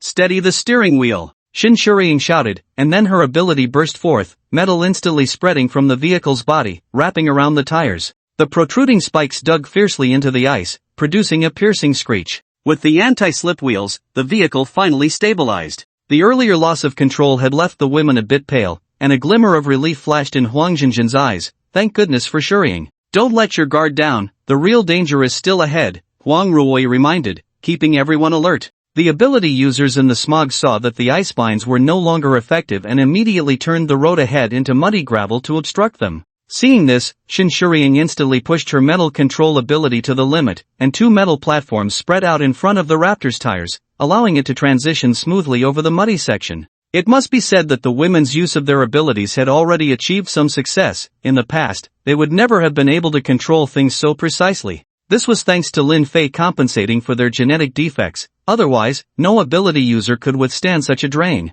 Just when everyone thought they could break through these obstacles, a terrifying gravity suddenly descended, pressing the raptor's body down forcefully. Even the women inside the vehicle felt the dreadful gravity. If they weren't ability users, they probably wouldn't even be able to lift their hands. Under the influence of the gravity ability, Shin Shuriying's already depleted metal ability was forced to cut off, and the raptor instantly sank into the road. No matter how Huang Ruoi floored the accelerator, it couldn't escape. Damn it, these guys are determined to keep us here, Ruan Xiu said coldly, looking at the smog outside. As soon as she finished speaking, 10 black figures slowly emerged from the fog, their bodies radiating the glow of abilities. Get ready to fight for your lives, everyone, Huang Ruoi said, unbuckling her seatbelt with a grave expression. The women opened the car doors and got out. After taking a vital tiger pill, Shin Shuriying released her metal ability again, preventing them from sinking into the mud. Huang Jinjin had already drawn her straight knife, with 2 vital tiger pills in her mouth, ready to swallow them at any moment to replenish her energy. Huang Jinjin's shimmering azure light was not as adept at long-range attacks as the other girls, it could only exert its maximum effect when attached to herself or an object. This was also why she always chose close combat. Jinjin, you can't be so reckless, do you hear me? Huang Rui pulled on Huang Jinjin's arm, reminding her sternly. After a moment of silence, Huang Jinjin replied, Mom, everyone is fighting hard, aren't they? Huang Rui's other hand turned pale from gripping tightly, but she could only let Huang Jinjin go. Yes, everyone had to fight desperately now, no one could hide safely in the back. Don't worry, we are not lambs to the slaughter. Shin Shuriying's purple chessboard spread out beneath her feet, enveloping everyone. After her last attempt to use her divination ability in battle, it felt as if she had opened a special door. Within the chessboard, she possessed a strong ability to predict and create miracles. Although it wasn't a direct offensive method, it was still quite terrifying. If the enemy units were few, she could even anticipate their moves, catching them off guard with a 100% success rate. Thus, on the battlefield, Shinshuriying was a natural commander. Beside her, Huang Ruoyi had streams of water coalescing in both hands, compressing and rotating. Two gray barriers appeared in front of the two women, about the size of a steering wheel. This was Ruan Xiaoning's replication ability, which could replicate any non-living object that passed through these two barriers once. The girls had all used their abilities in creative ways. In terms of combat, they were definitely not ordinary. They definitely wouldn't dare let that person use their ability to interfere again. Our primary goal is to take care of that guy who releases gravity first, Huang Ruoyi said coldly, looking at the short man. Leave him to me. Huang Jinjin frowned, then her body moved like lightning, charging directly towards the short man despite the gravitational influence. The battle erupted instantly. Ice and fire flew, and earth and stone erupted. Huang Ruoyi and Shinshuriying unleashed all their gathered abilities, and after the replication enhancement, it felt as if they could suppress the enemy's abilities. Why can those guys over there use their abilities so recklessly? Don't they fear death? Shin Lingyin asked, her brows furrowed. They aren't afraid of death, they are already dead, so they naturally don't worry about the side effects of their abilities. I think it must be that pipe behind them that's at work, or rather, controlling them. Shinshuriying said, her eyes narrowing slightly. Jinjin, try attacking the pipe behind them, Huang Ruoyi immediately shouted to the charging Huang Jinjin. Huang Jinjin understood, and just as she was about to reach the short man, she feigned a step and headed straight for the strange pipe behind him. Just as she was about to succeed, a shadow quickly darted in front of her. Thud! The straight knife, accompanied by a blue electric arc, struck flesh, making a sound. But Huang Jinjin's pupils instantly contracted, and she withdrew her knife. The blow landed on a suddenly appearing ability user, whose dead gray eyes stared fixedly at Huang Jinjin, sending a chill down her spine. After the knife was withdrawn, it was clear that his shoulder blade had been severed, yet no blood flowed, only decayed flesh trembled. But this did not hinder his movement. He fixed his eyes on Huang Jinjin, and in an instant, he stomped the ground, creating a gust of wind. Bang! After the explosion, Huang Jinjin crossed her straight knife in front of her, but a tremendous force sent her flying backward. The man turned out to be a speed-enhanced ability user, with terrifyingly muscular legs, possessing speed that was not inferior to Huang Jinjin's. Not good. Huang Jinjin looked at the speed ability user who appeared like a parasite and could only block with her straight knife again, finding no place to gain leverage in midair. Jinjin! Shinshuriying shouted, and in an instant, a metallic disc coalesced beneath Huang Jinjin's feet. Bang! Finding the leverage point, Huang Jinjin narrowly avoided the impact of the speed-enhanced ability user. After landing, electric sparks erupted from her body, and her eyes were filled with fury. She had almost fallen for the trap, and she certainly wouldn't let it go. Boom! An explosion suddenly erupted behind her. A graceful figure was hurled into the air, crashing hard against the pink beast. Shuriying! Sister! Shinshuriying fell to the ground, her throat tasting of blood, her complexion slightly pale. Just moments ago, in an effort to help Huang Jinjin, her own defenses had been exploited by the enemy, leaving her to take the hit head-on. I'm fine. Don't get distracted, Shinshuriying shouted. Unfortunately, the girls were not emotionless machines. Upon seeing her injured, they quickly retreated. Huang Ruoyi and Ruan Xiao worked together to cast a water curtain defense, but it was merely a desperate struggle. The balance was instantly shattered. Huang Jinjin stood alone on the battlefield, glancing at their situation, gritting her teeth, and transformed into electric sparks once more. She needed to reduce the firepower suppression for her mother and the others. Jinjin, come back quickly, Huang Ruoyi shouted anxiously. But Huang Jinjin seemed not to hear, betting everything as she charged towards those using long-range abilities. Even though she knew there were enhanced ability users on the other side, as long as she could create a distraction, it would suffice. Huang Jinjin was not reckless, on the contrary, her thoughts were incredibly meticulous, but due to her youth, she sometimes did not consider things comprehensively. At this moment, her speed was so fast that those ability users could hardly lock onto her, and even under the influence of gravity, she remained very agile. Just as she was about to approach those releasing flames, ice, and earth, their abilities suddenly dissipated. Huang Jinjin's eyes momentarily filled with confusion, then her pupils constricted sharply. Oh no! Ability interference. The woman who had been hiding in the mist behind them had been instinctively overlooked by Huang Jinjin and the others. The sudden attack was a fatal blow for Huang Jinjin. The electric sparks around her instantly vanished, and her speed disappeared. Due to inertia, she could not control her body. With a thud, she fell to the ground, sliding several meters on the hard, cold surface. Jinjin! Jinjin! In the distance, Ruan Xiao and the others were horrified, and Huang Ruoyi's eyes were bloodshot. She dispelled her ability and rushed towards Huang Jinjin, but Ruan Xiao grabbed her, trembling as she shouted, Ruoyi, don't go over there.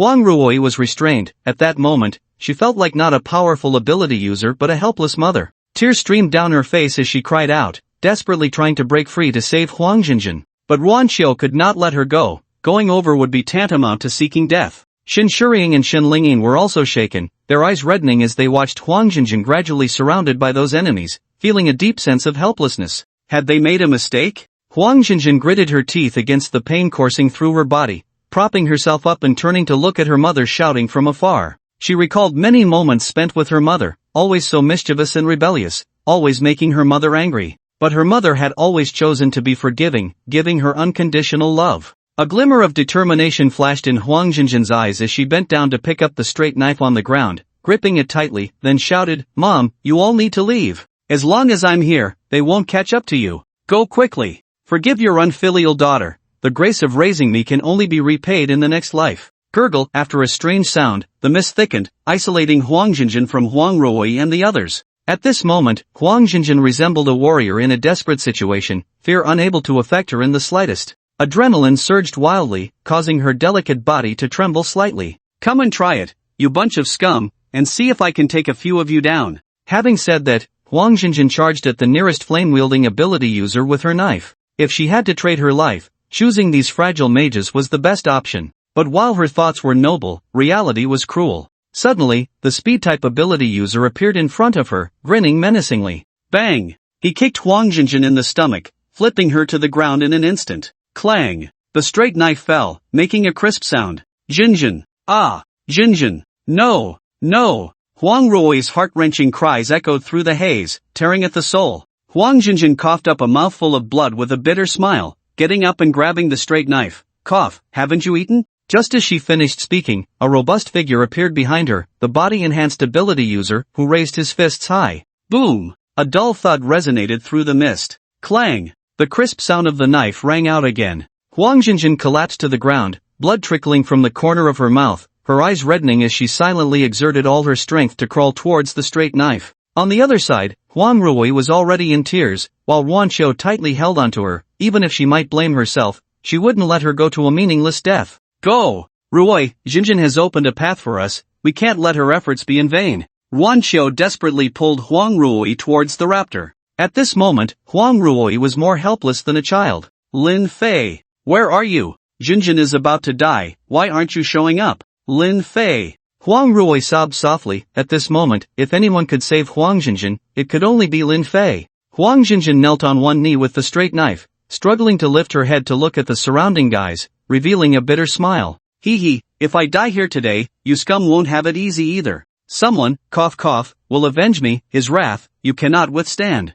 Guh, suddenly, a strange cry came from the haze, but this time it seemed to carry a sense of urgency. The 10 figures surrounding Huang Jinjin suddenly looked up towards the sky. Huang Jinjin's bitter smile froze, and she turned her head in confusion, following their gaze. In the haze, a massive shadow appeared, slowly enveloping everyone. When the terrifying shadow appeared before Huang Jinjin, her heart skipped a beat. 2 enormous green-golden eyes stared down at her, making the ability users around her feel a sense of impending doom. Whoosh! A gust of wind suddenly blew, dispersing the surrounding haze. Huang Jinjin saw the true form of the shadow, her eyes widening in shock. It was an enormous snake head. What kind of monster was this? Could it be the origin of the haze? But the next moment, her pupils constricted sharply, revealing an expression of disbelief, her delicate body trembling, her eyes instantly moistening, and then 2 streams of hot tears fell. On that snake head, a figure appeared that was enough to make her drop her disguise. He stood there, giving Huang Jinjin the greatest sense of peace. She smiled, a tragic smile, yet still radiant. What did I say?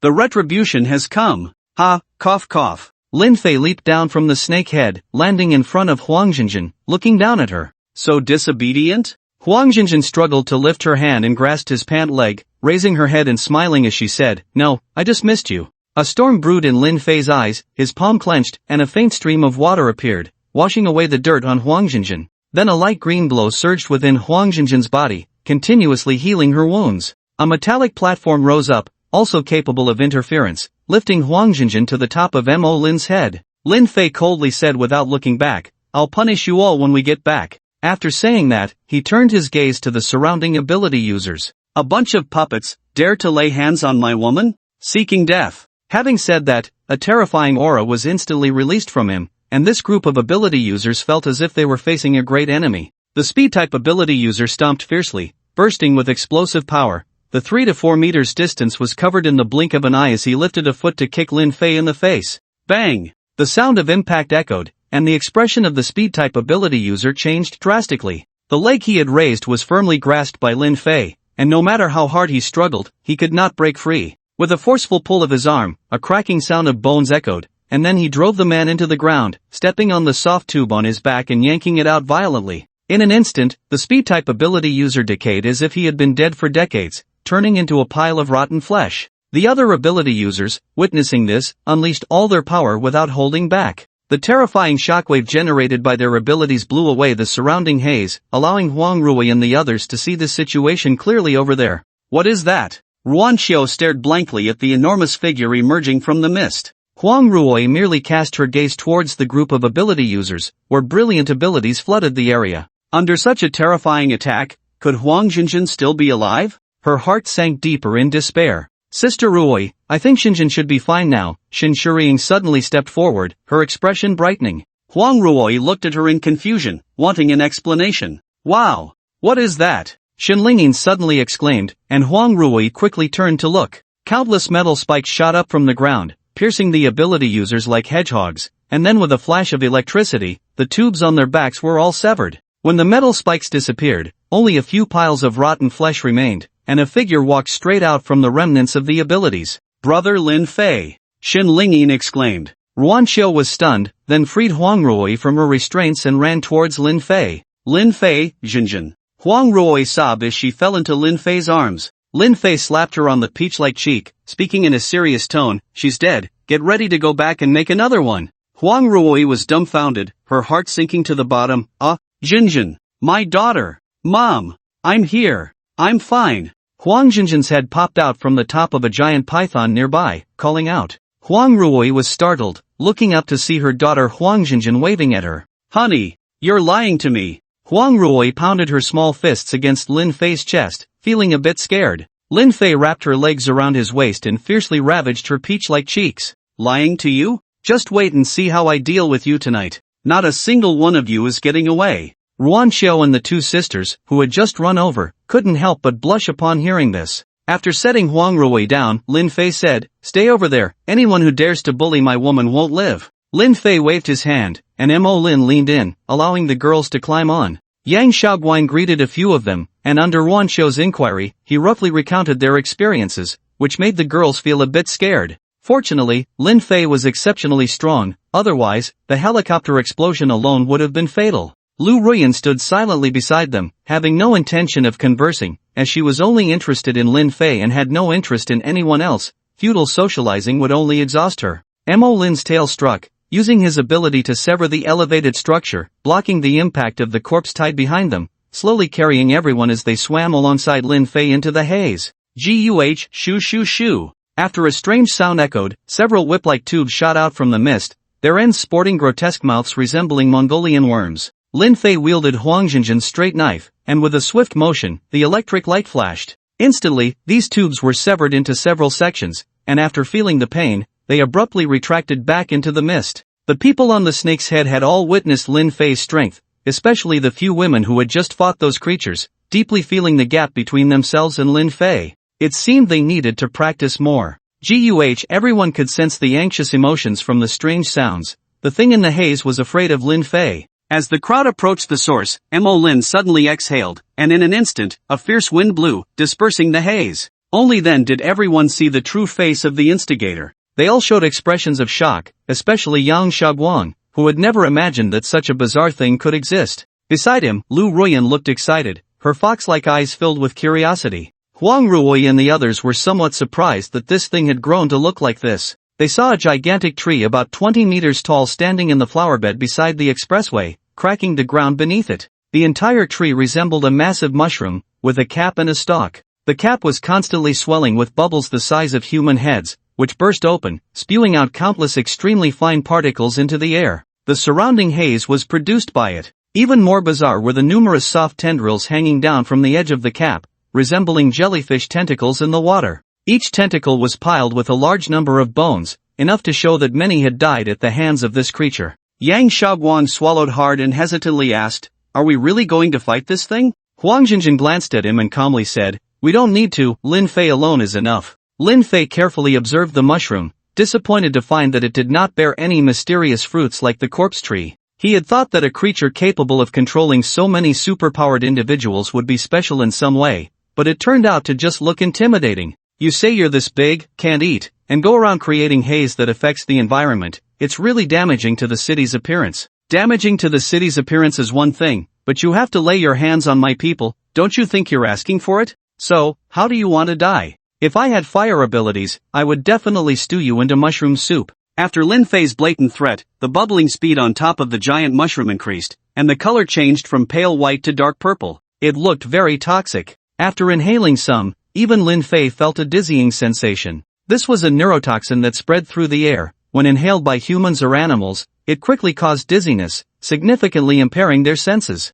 The giant mushroom's tentacles could then come into play. Anyone caught and pierced by them would completely lose control of their body. Aside from retaining their consciousness in the brain, they could do nothing else but watch as the giant mushroom manipulated their bodies to do terrifying things. The 10 superpowered individuals who had just been dealt with by Lin Fei were, in fact, the greatest mercy he could show them. Lin Fei looked at the giant mushroom that was madly bubbling and sneered, "A dying struggle." With that, he transformed into a bolt of lightning and charged towards the giant mushroom's base, his target clear, its roots. This method was usually the most effective against such plant-like bizarre entities, with the corpse tree being a prime example. Seeing Lin Fei heading straight for its vital point, the giant mushroom could no longer afford to produce toxic mist and wildly waved its countless tentacles to entangle Lin Fei. But Lin Fei was no ordinary superpowered individual. Now at the peak of the transformation realm, he possessed a body strength 200 times the human limit, and his speed was far beyond Huang Jinjin's. The crowd on the snake's head could hardly see Lin Fei's figure,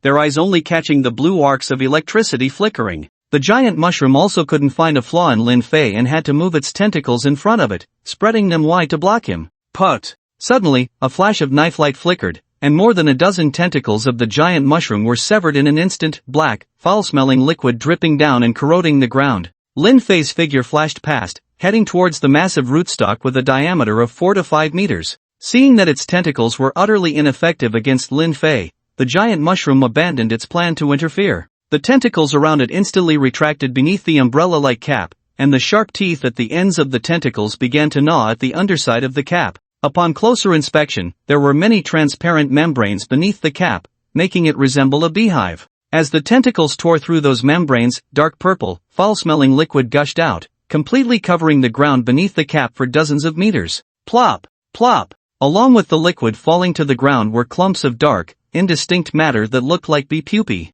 However, upon hitting the ground, those pupae began to writhe, grotesque human arms breaking out from within. Each pupa burst forth with 8 arms and a head with 8 eyes, insect-like yet human, incredibly bizarre. The sight made Shenlingyin and the others in the distance feel a bit nauseous. I thought zombies and those mutated creatures were disgusting enough, but I didn't expect there to be something even more revolting, Shenlingyin complained, patting her chest. Only Lu Ruyan beside her showed an interested expression. These creatures were a genetic combination she had never seen before, igniting her thirst for knowledge. The newborns that fell to the ground seemed to smell the blood and began to crawl frantically towards Lin Fei. Lin Fei paused, waved his arm, and the steel bars in the road burst forth from the ground, transforming into countless thorns that pierced these monsters. However, unless the steel bars pierced the heads of those creatures, they wouldn't be fatal. These beings were reckless, dragging their broken bodies in an attempt to bite a piece of flesh from Lin Fei. "What a bunch of good dogs I've raised. I'll just kill them all," Lin Fei sneered. After a couple of cold laughs, he extended a hand and gently grasped at the newborns rushing forward.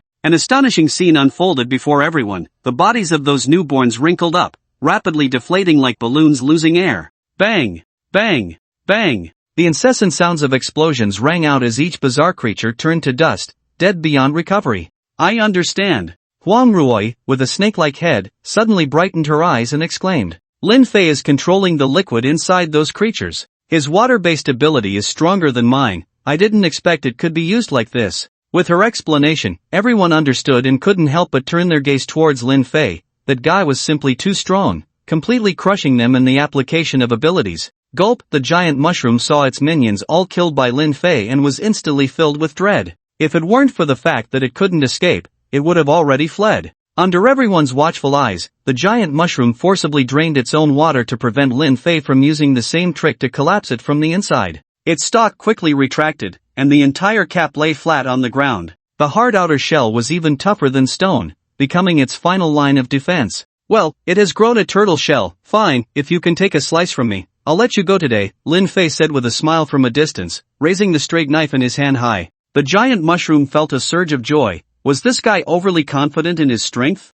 Such a small knife could barely cut through its keratin layer. But the next moment, it was dumbfounded. All the vehicles within 100 meters around began to defy gravity, flying into the air, and countless steel bars from the elevated structure shot up like earthworms turning over. Those vehicles disintegrated in mid-air, non-metallic parts falling to the ground, while the remaining metal components fused with the steel bars protruding from the ground, forming a massive liquid metal sphere in the air. Under Lin Fei's control, the metal sphere began to transform into a sharp cone connected to the straight knife in his hand, quickly taking shape. A menacing 40-meter-long cleaver appeared in his grasp. Zzzz. Electric sparks clung to it, endowing it with extreme sharpness. Lin Fei grinned. Are you ready? I will only make one cut. With that, the giant knife, accompanied by thunder, struck directly down on the giant mushroom's cap. It sliced through like a hot knife through butter, without any resistance. Guh, a chilling screech echoed at the edge of the forgotten river. The 40-meter cleaver split the giant mushroom in two, leaving deep cracks in the ground. The fierce blade energy cleaved through the haze, allowing the distant crimson sunset's afterglow to shine through the gap. Lin Fei sheathed his knife and turned around without a moment's hesitation. The sunset behind him cast him in a divine light. The few people behind him were all stunned by this scene. Lin Fei had illustrated what violent aesthetics meant, a single cut to open the gates of heaven. He then leaped high, landing on the head of the ink-scaled creature, which understood and turned to head outside the city. The haze on the expressway gradually dissipated, and when the crimson sunset was finally swallowed by the skyscrapers, heavy footsteps appeared at the boundary of dusk. It was a gigantic figure without a head, immensely robust, causing the surrounding zombies to retreat in fear. Even the mutated ones dared not act recklessly upon sensing its presence. These zombies hesitated, clearly intimidated by the residual aura of the giant mushroom, but the headless zombie showed no fear, continuing its march toward the dead giant mushroom. It paused beneath the giant mushroom for a moment, then leaped onto the half-destroyed corpse of the mushroom. Dawn! Dawn! Dawn! The muffled thuds echoed in the dusk, relentless. When the stars appeared in the sky, the headless zombie finally stopped moving. It stood up from the spot where it had dug several meters deep, slowly raising one hand. In its palm lay a bizarre crystal emitting a dark purple hue, reflecting the starlight above. The face on its chest grinned ominously, and then its severed neck tore open a gap, into which it stuffed the dark purple crystal. Instantly, the headless zombie began to tremble, the face on its chest contorting as if enduring immense pain. This continued for over 10 minutes, and when it finally ceased trembling, its form had swelled significantly, nearing 3 meters in height. A bulge appeared at the site of its neck's severance, as if something was gestating. Roar! The headless zombie let out an excited roar, releasing a shockwave from beneath its feet that shattered the remains of the giant mushroom. Nearby zombies bowed their heads, as if paying homage to the birth of a new king. In the night, Lin Fei and the others quietly returned to the shooting range. Su Nan's anxious heart finally settled, and a smile returned to his face.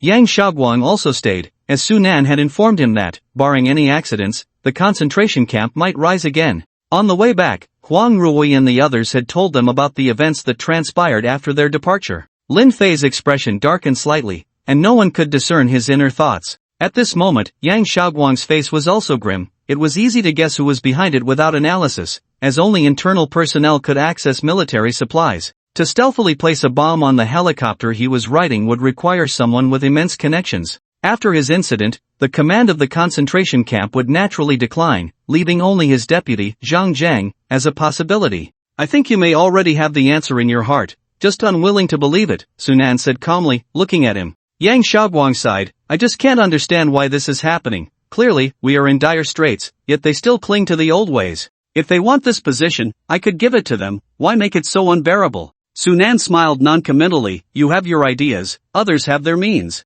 Where there is power, there is naturally desire. Moreover, only in chaotic times can heroes emerge, right? Yang Xiaoguang understood what Su Nan was saying. Not being able to comprehend was one thing, but understanding was another. It seemed that only by personally questioning could one truly know the reason behind it all. In the courtyard, Lin Fei sat by the campfire, while Huang Jinjin, like a lazy and pure cat, sat on him, unwilling to get up. Huang Ruohui stood up and came to Lin Fei's back, her nimble hands giving him a massage to relieve his fatigue. Ruan Qiu was grilling the last few skewers, the flames casting a captivating glow around her. Shin Shuriying walked out of the room, her cheeks slightly flushed.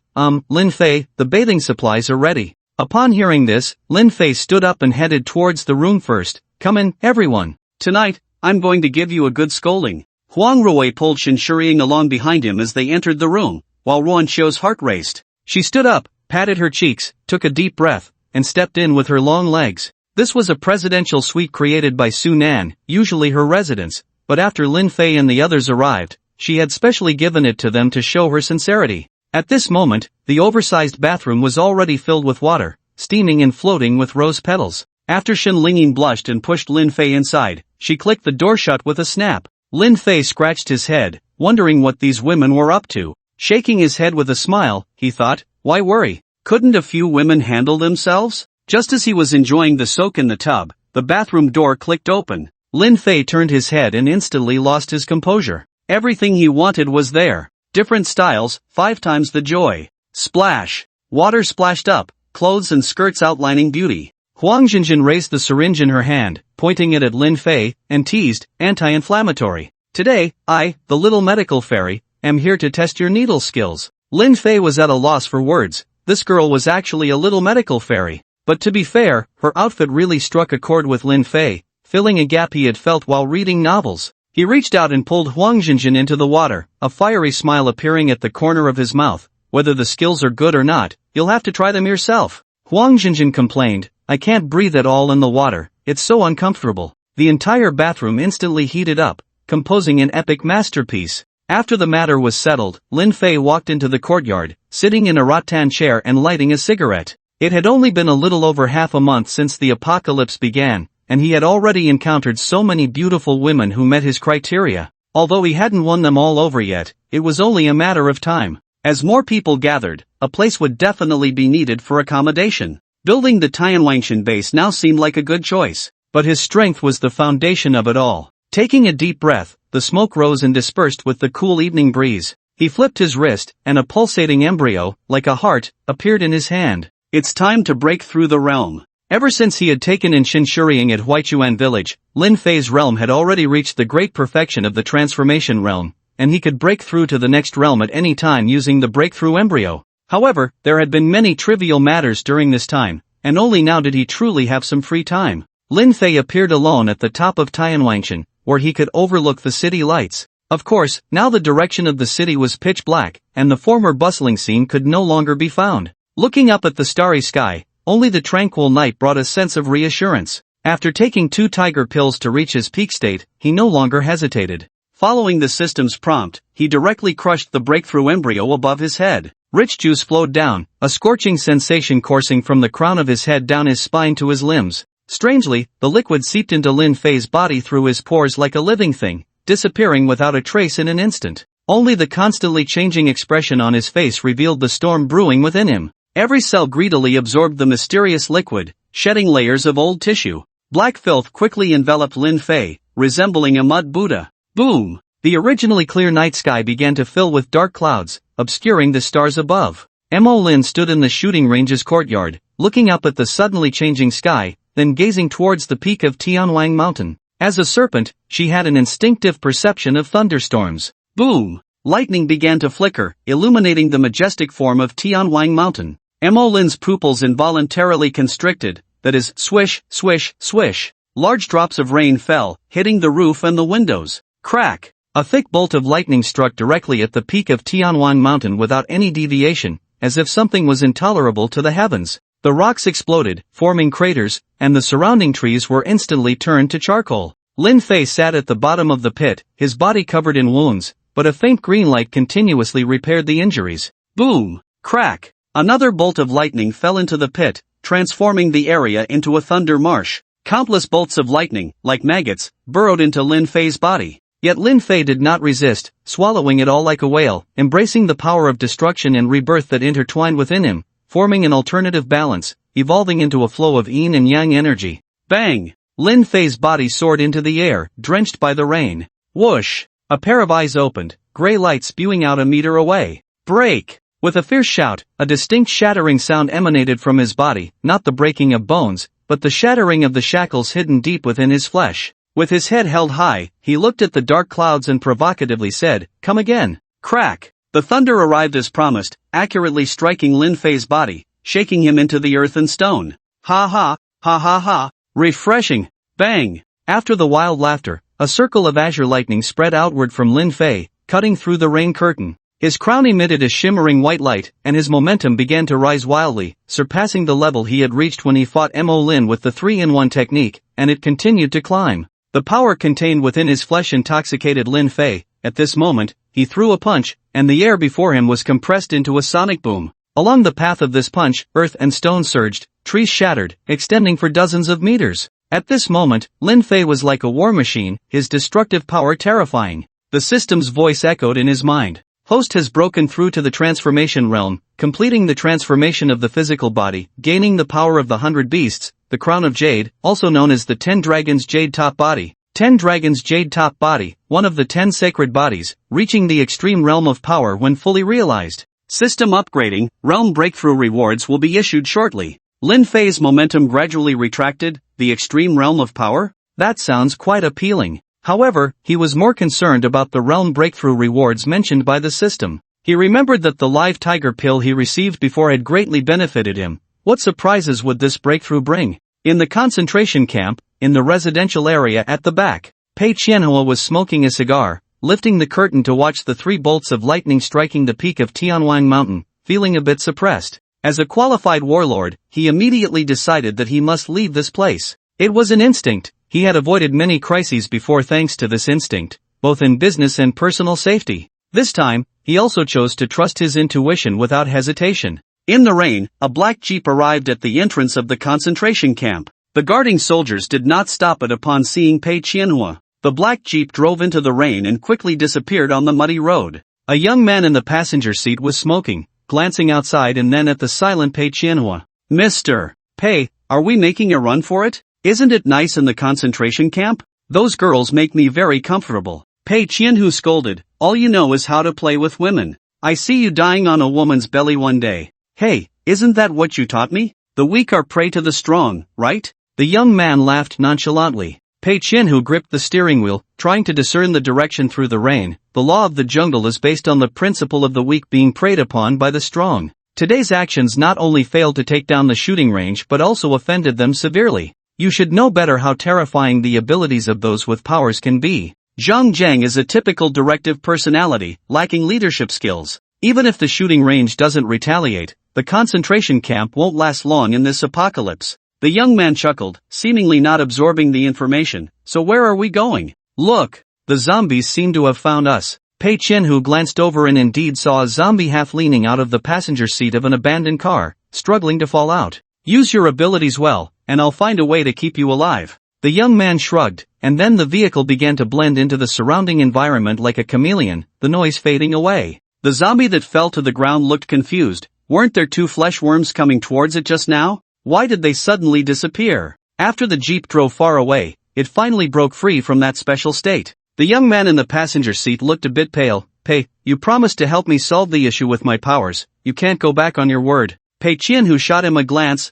"Pei, always keep my word. As long as we can successfully reach the southern war zone this time, I guarantee your safety." After saying this, he felt fortunate that he had discovered this shameless survivor who had taken advantage of women. Zhang Zhang had no idea of his existence. At that moment, his abilities became his escape route. Shortly after he left, 2 figures with swords appeared at the entrance of the concentration camp. System upgrade complete, rewards being analyzed. Lin Fei sat cross-legged on the summit of Tianwang Mountain for a long time, finally waiting for the system upgrade to finish, feeling a surge of anticipation. Level 2 system successfully activated, can trace back the host's past to find eligible targets, and activate non-material consumption return. Host successfully advanced to the second realm, reward, ability enhancement pill. After these 2 prompts ended, the system did not provide any further feedback. Lin Fei asked in confusion, "Atong, I can understand the ability enhancement pill, but what does tracing back to find eligible targets mean? When did I ever have women?" The host does not know, but that does not mean they do not exist. Please wait for good news. This left Lin Fei even more bewildered. Could it be that he was a scumbag in his past life? As far as he knew, since he could remember in kindergarten, aside from secretly holding little girls' hands, he hadn't done anything substantial. If there was anything, it could only be his white moonlight, Li Yoshi. But Yoshi had passed away suddenly a year before the apocalypse right under his nose. What was there to trace back? Unable to make sense of it, he shook his head. Forget it, I'll wait for this condition to trigger. Then Lin Fei flipped his palm, and a small porcelain bottle appeared in his hand. He poured out a pure white pill, which had a refreshing fragrance. Ability enhancement pill. Abilities can be enhanced? Let's give it a try. With that, he swallowed one directly, it melted in his mouth, and a mysterious feeling surged in his heart, not affecting his physical body but heading straight for the abilities hidden within him. Ability, Azure Flicker, Enhancement Successful, Raging Thunder Surge. Crackle! In an instant, a terrifying power of thunder spread uncontrollably within Lin Fei, more violent than the previous Azure Flicker. If Azure Flicker had already touched the ceiling of Thunder-type abilities, then Raging Thunder Surge was a true top-tier Thunder-type ability. Boom! The thunder in the sky even resonated with Lin Fei's abilities, two brilliant bolts of lightning falling, easily grasped in his hand. Go! Lin Fei attempted to unleash the lightning towards the secondary peak of Tianwang Mountain, the hundreds of meters distance covered in an instant. Boom! Bang bang bang! The explosive sounds roared like thunder, instantly flattening the peak of the secondary mountain, as if it had been blown apart. Hiss! This power seems a bit excessive. Lin Fei couldn't help but marvel. The raging thunder was enough to easily manipulate the weather, and in a thunderstorm, his combat power was off the charts. This ability-enhancing pill was practically a cheat. Atong, what is the highest level of abilities? Level. Can the ability-enhancing pill be taken continuously to raise an ability to level? If the host possesses enough ability-enhancing pills, all abilities can be raised to level. Lin Fei's eyes lit up. Wasn't this a guaranteed super god-level talent for everyone? Now it depended on whether he could successfully replicate this ability-enhancing pill from the consumption return he got from Ruan Xiao, but there was no rush for that. After a night of turmoil with several women, he decided to let them rest first. The rain in the sky fell heavier and heavier, and Lin Fei sat on the giant rock at the top of Tianwang Mountain, letting it wash over him, cleansing the dirt from his body. He closed his eyes, feeling the changes in his physique, slowly mastering every bit of power. By the way, Atone, what is the name of the realm after the transformation realm? Lin Fei suddenly asked in confusion. Second realm. Ha? So casual? It feels like the prestige just dropped a level. Lin Fei complained. The transformation realm is universally recognized as the invincible path. Any being that has stepped into the transformation realm at the beginning of their cultivation will have a life essence far surpassing that of ordinary first realm beings. The baptism of the transformation realm is the threshold for geniuses. There are fewer than 10 beings who can break through to perfection in the transformation realm, so the host should not complain too much. Lin Fei, alright, the system is actually attacking the host. Forget it, I can endure. In the concentration camp tent, Zhang Jiang looked at a man and a woman sitting on stools with a shocked expression. When these two revealed their identities as dragon slayers, he was skeptical, but after witnessing their strange abilities in the dragon pattern armor, he recalled his teacher's words. There are many talented individuals in the Dragon Kingdom, and the Dragon Slayer should be at the forefront. Are you two telling the truth? Zhang Jiang asked, furrowing his brow. Wang's face turned slightly pale, and there was a hint of anger brewing in his gaze as he looked at Zhang Jiang. Are you questioning my words? Zhang Jiang suddenly felt a pressure swirling around him, while the woman beside him, looking like a sickly person, stared at him with eyes sharp as knives. And no. Zhang Jiang shook his head. Then if that group of women really left, what do you mean?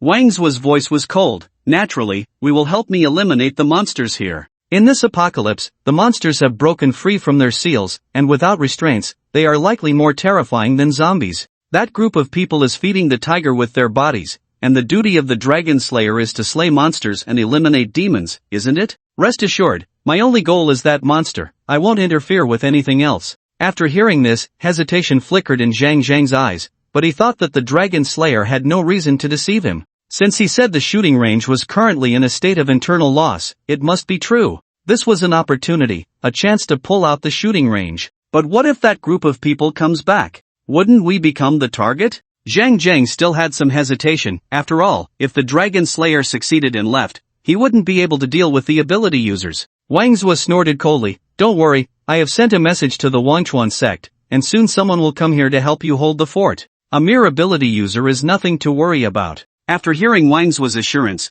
the stone in Zhang Zhang's heart finally fell. That's best. Since we are going to take action, the sooner the better. I will gather personnel immediately and remove the shooting range overnight. Wang Zuo glanced at the shadow beside him, the latter's wounds quite glaring, but they had improved significantly. The body of a sword attendant was specially honed, possessing a strong resistance to injuries and an astonishing recovery ability. Although it was not on par with healing abilities, it should not be underestimated. Moreover, the shadow was personally chosen by the deputy commander as a sword attendant, and over the years of following him, many good things had been used on her, effectively training her as a true sharp blade. At this moment, her vitality was somewhat depleted, but her combat power was more than sufficient against an ordinary person. Besides, he still had plenty of talismans in hand. Without that group of scoundrels, who could protect that creature? Wang Zuo looked at Zhang Zhang and sneered, "Alright, with the moon dark and the wind high, pouring rain is the perfect time to kill." However, when Zhang Zhang ordered the troops to assemble, something unexpected happened.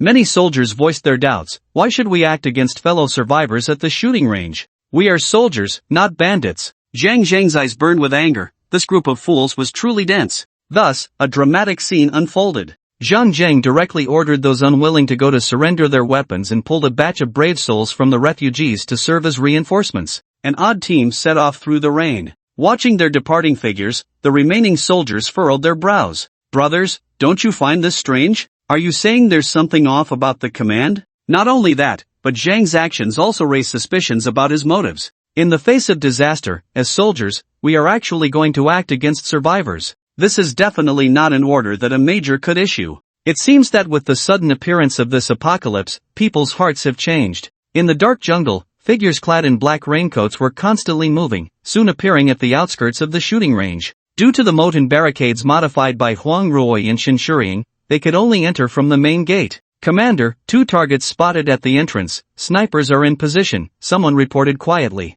Zhang Zhang also saw the 2 figures by the metal barricade through the night vision goggles. "The silencers are installed, right? All set. Good, then take out the guard dog first, then charge in and take down the entire shooting range," Zhang Zhang ordered with a fierce gaze, determined to succeed in one strike. After saying this, he glanced at Wang Zuo and the other person standing quietly under the tree, a plan forming in his mind. That bastard Pei Qianhua had slipped away at some point, but it was for the best. This opportunity to connect with the Dragon Slaying Division was now solely his. If his teacher knew he could actually link up with the Dragon Slaying Division, he would surely commend him. However, as they concealed themselves in the forest, a bare-chested figure was leisurely approaching their direction. Lin Fei was in an unprecedentedly good mood, having just come down from Tianwang Mountain, his feet muddy, planning to return to the shooting range for a hot shower. As he stepped into the forest outside the shooting range, a system prompt suddenly rang in his head. Warning, a beauty with a comprehensive rating above 91 has appeared within the system's perception range. Target, Shadow. Lin Fei was taken aback. What was going on? The system was activated? In the dead of night, with heavy rain, it could detect a beauty in the woods? I would believe it if you said it detected a ghost. Wait, what was her name? Shadow? Suddenly, Lin Fei's expression became subtle. He seemed to have heard this name from Huang Ruoyi and the others, one of the 2 from the Dragon Slaying Division after he left during the day. Appearing here at 3 or 4 in the morning, this was definitely suspicious. Then, a chilling smile crept onto Lin Fei's lips. Since someone was rushing to bring warmth, he might as well accommodate and let his brother settle into a new home. The heavy rain in the forest pattered on the leaves, the rustling sound masking many noises that should not have appeared. Put. 2 faint muffled sounds went unnoticed in the rain, but Lin Fei heard it very clearly. After breaking into the second realm, he began to develop in a non-human direction. His senses became incredibly sharp, allowing him to clearly distinguish 2 gunshots mixed in with the sound of the rain. Not good.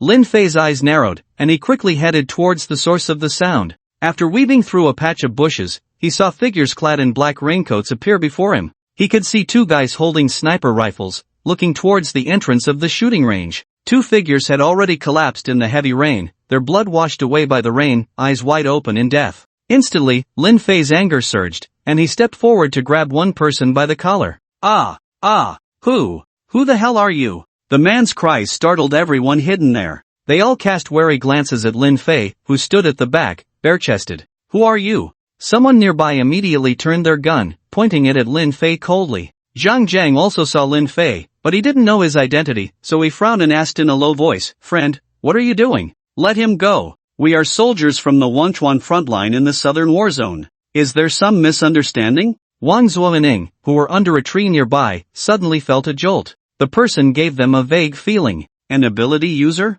Or a cultivator? They exchanged glances, both seeing the confusion in each other's eyes. Ing took half a step forward, slightly blocking Wang Zuo. The duty of the sword servant is to protect the swordmaster, and Ing undoubtedly did this well. Zhang Jiang looked at the man who was still holding onto his subordinate without any intention of letting go, feeling embarrassed. His voice turned even colder. Hey, friend, you're going too far. No matter what, we are an official organization. If you don't let go, I have the right to take extreme measures against you. The person being choked by Lin Fei was the temporary worker Zhang Jiang had brought in. Now lifted into the air, feeling the increasing pressure, the survivor's frail nerves instantly snapped. Cough, big brother, don't kill me. I'm just a filler. He quickly threw the gun he was holding to the ground to show he posed no threat. Lin Fei's dark eyes fixed on Zhang Jiang not far away, making him suddenly feel a significant drop in temperature around him, involuntarily shivering. Misunderstanding? Going too far? A cold voice squeezed out from Lin Fei's throat.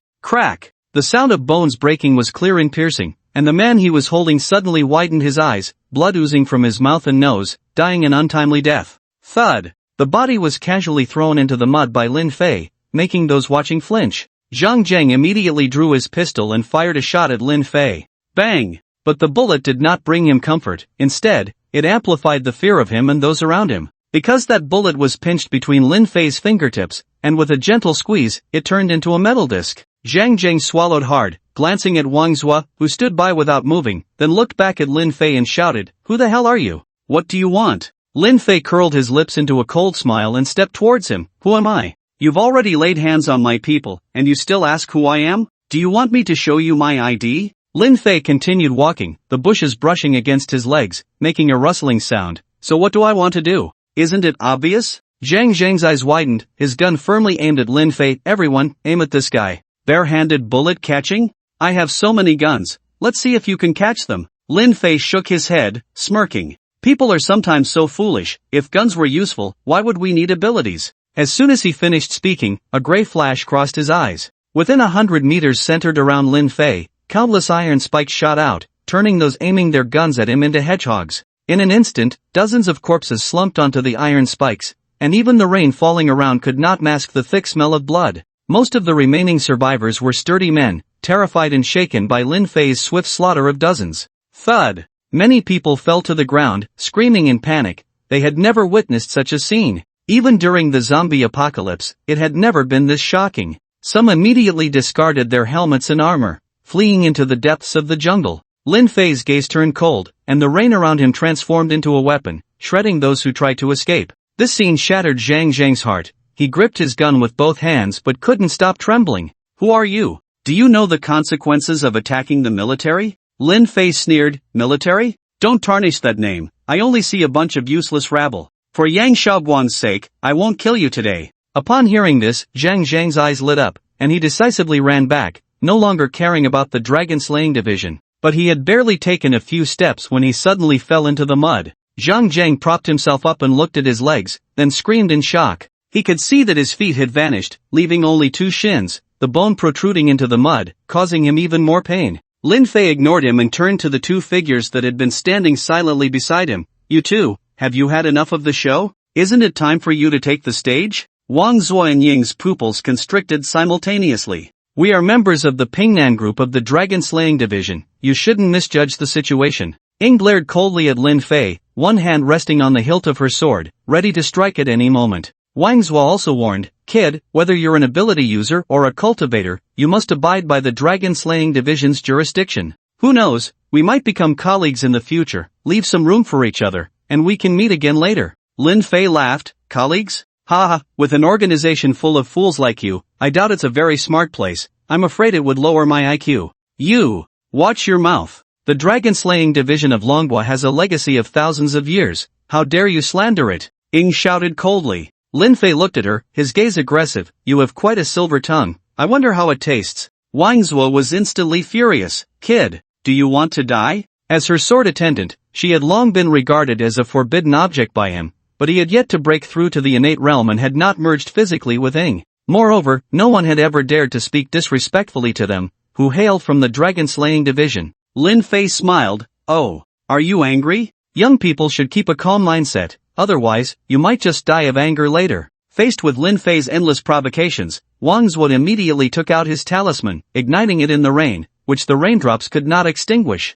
Ying's body suddenly became ethereal, as if merging with the surrounding environment, giving off a sense of unreality. Kid, don't think that just because you have some skills, you can be arrogant. Remember, there are people beyond people, and heavens beyond heavens. Wang Zhuo shouted coldly. Lin Fei's smile remained. I understand the principle, but unfortunately, you're not qualified. Whoosh! A sharp sound of wind cutting through the air rang out, and a cold light burst forth from the thicket behind Lin Fei. Ying had somehow circled behind Lin Fei, launching a surprise attack. Bang! But under the thrust of her long sword, she failed to achieve her goal and was instead caught by Lin Fei's outstretched finger without him even turning around. Ying's beautiful eyes widened in shock, a sense of foreboding rising in her heart, and she immediately abandoned her long sword and retreated. Lin Fei smiled. What's wrong? Is that all you've got? Wang Zhuo clenched his fists, a fierce glint flashing in his eyes. He took out a jade box from his pocket, opened it, and retrieved a golden talisman from inside. You don't know the heights of heaven and depths of earth.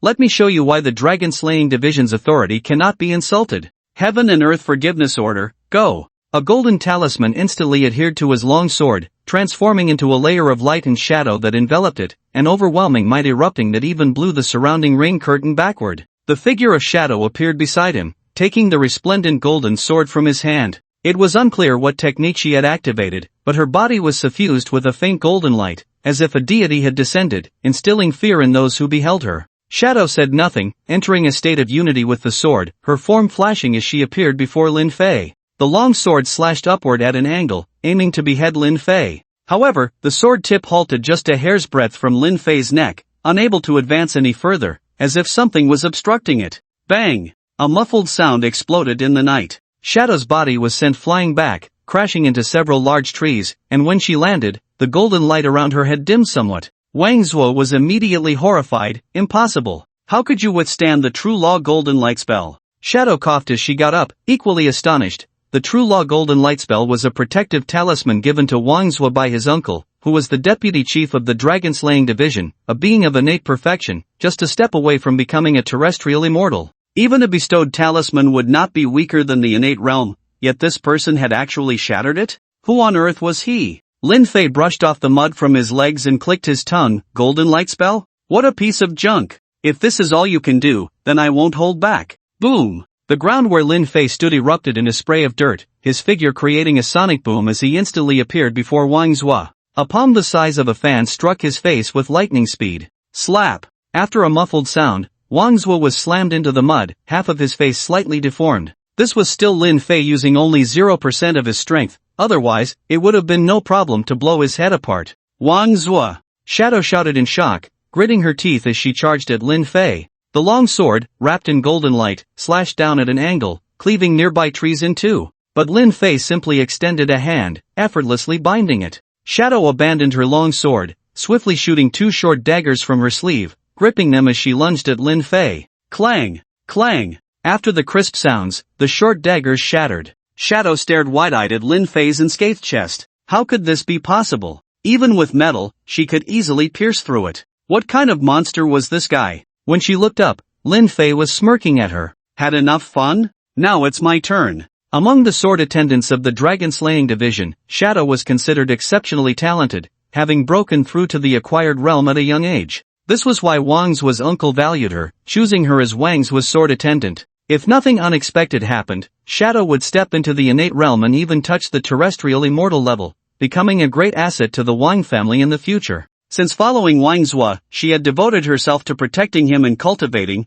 bound by the contract of the dragon-slaying division, sharing glory and suffering together. At this moment, with Wang Zhuo gravely injured, she could not possibly stand by and watch. She would stake her life to protect him. But the man before her was simply a devil. The acquired realm could not harm him, and even using innate power could not move him an inch. How was she supposed to fight? Perhaps fleeing was the only way to gain a sliver of hope. But before she could move, she felt a terrifying force constricting her throat, nearly choking her. Lin Fei lifted her into the air, a smile curling at the corner of his mouth. Tisk tsk, even at a time like this, you're still thinking about saving someone. What on earth is so worth your concern about this waste? Behind him, a large amount of metallic substance surged from the ground, forming a cross behind Wang Zhuo, slowly lifting him up, his head drooping like Jesus. At the same time, a gray energy surged from Lin Fei's hand, quickly drilling into Shadow's body. You! What have you done to me? My cultivation! She looked at Lin Fei in terror. Her cultivation at the realm of the next day had inexplicably vanished.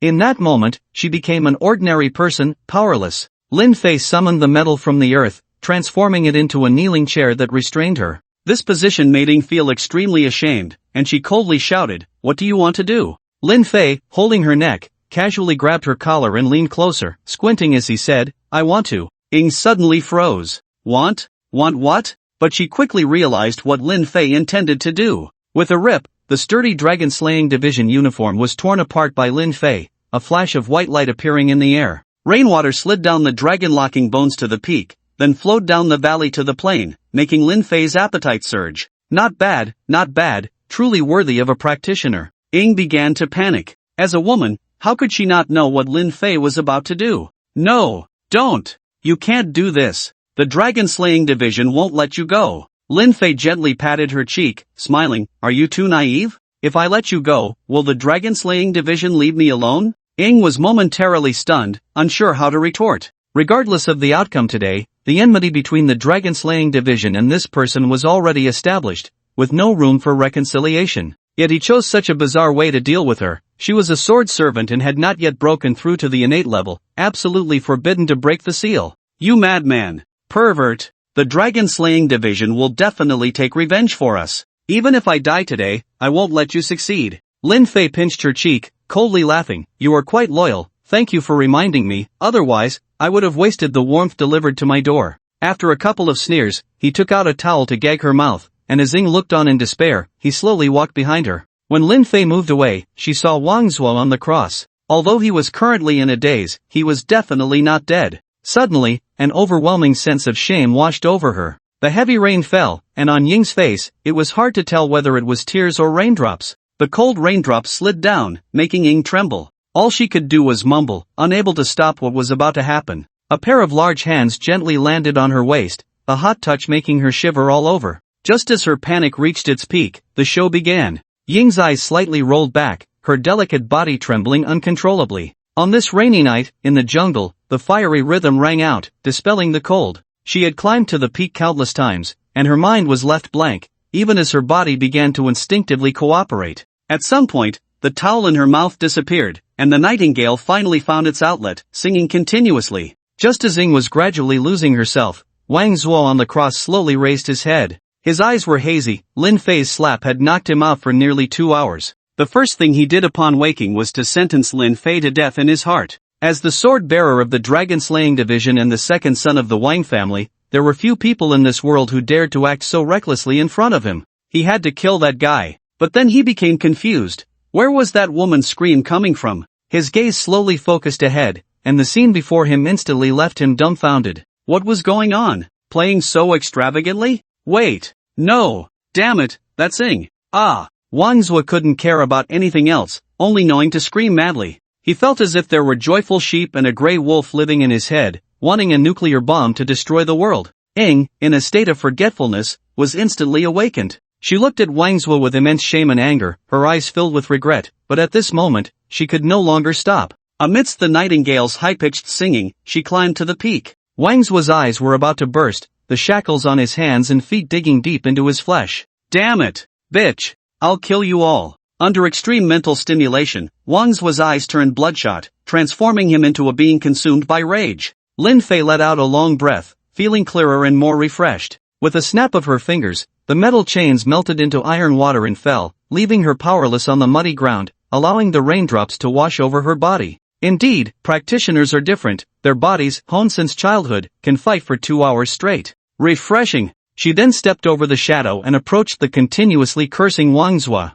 TSK, look at you, you look like a dog. Where's that fierce spirit from before? Forget it, heaven has mercy on the living, let me, this immoral mortal, grant you release. With that, the long sword on the ground flew up and landed in Lin Fei's hand. No, don't kill him. He is from the Wang family of Shangjing, and he has a life token in the dragon-slaying division. If he dies, the dragon slaying division will know immediately, and if he dies, I will die too. The shadow behind her struggled to rise and advised. Lin Fei turned her head and shot her a sidelong glance. What does your life or death have to do with me? Don't forget, we are enemies. As for the dragon slaying division and the Wang family, if they have the guts to cause trouble, I certainly won't treat them poorly. The shadow suddenly froze, then looked at Lin Fei and Wang Zuo with a complex expression. Yes, what did her life or death have to do with him? Was it just because of that absurd incident earlier? Forget it. Experiencing the utmost joy of the world before dying could be considered a different kind of fulfillment. With one stroke, Wang Zuo's head fell to the ground.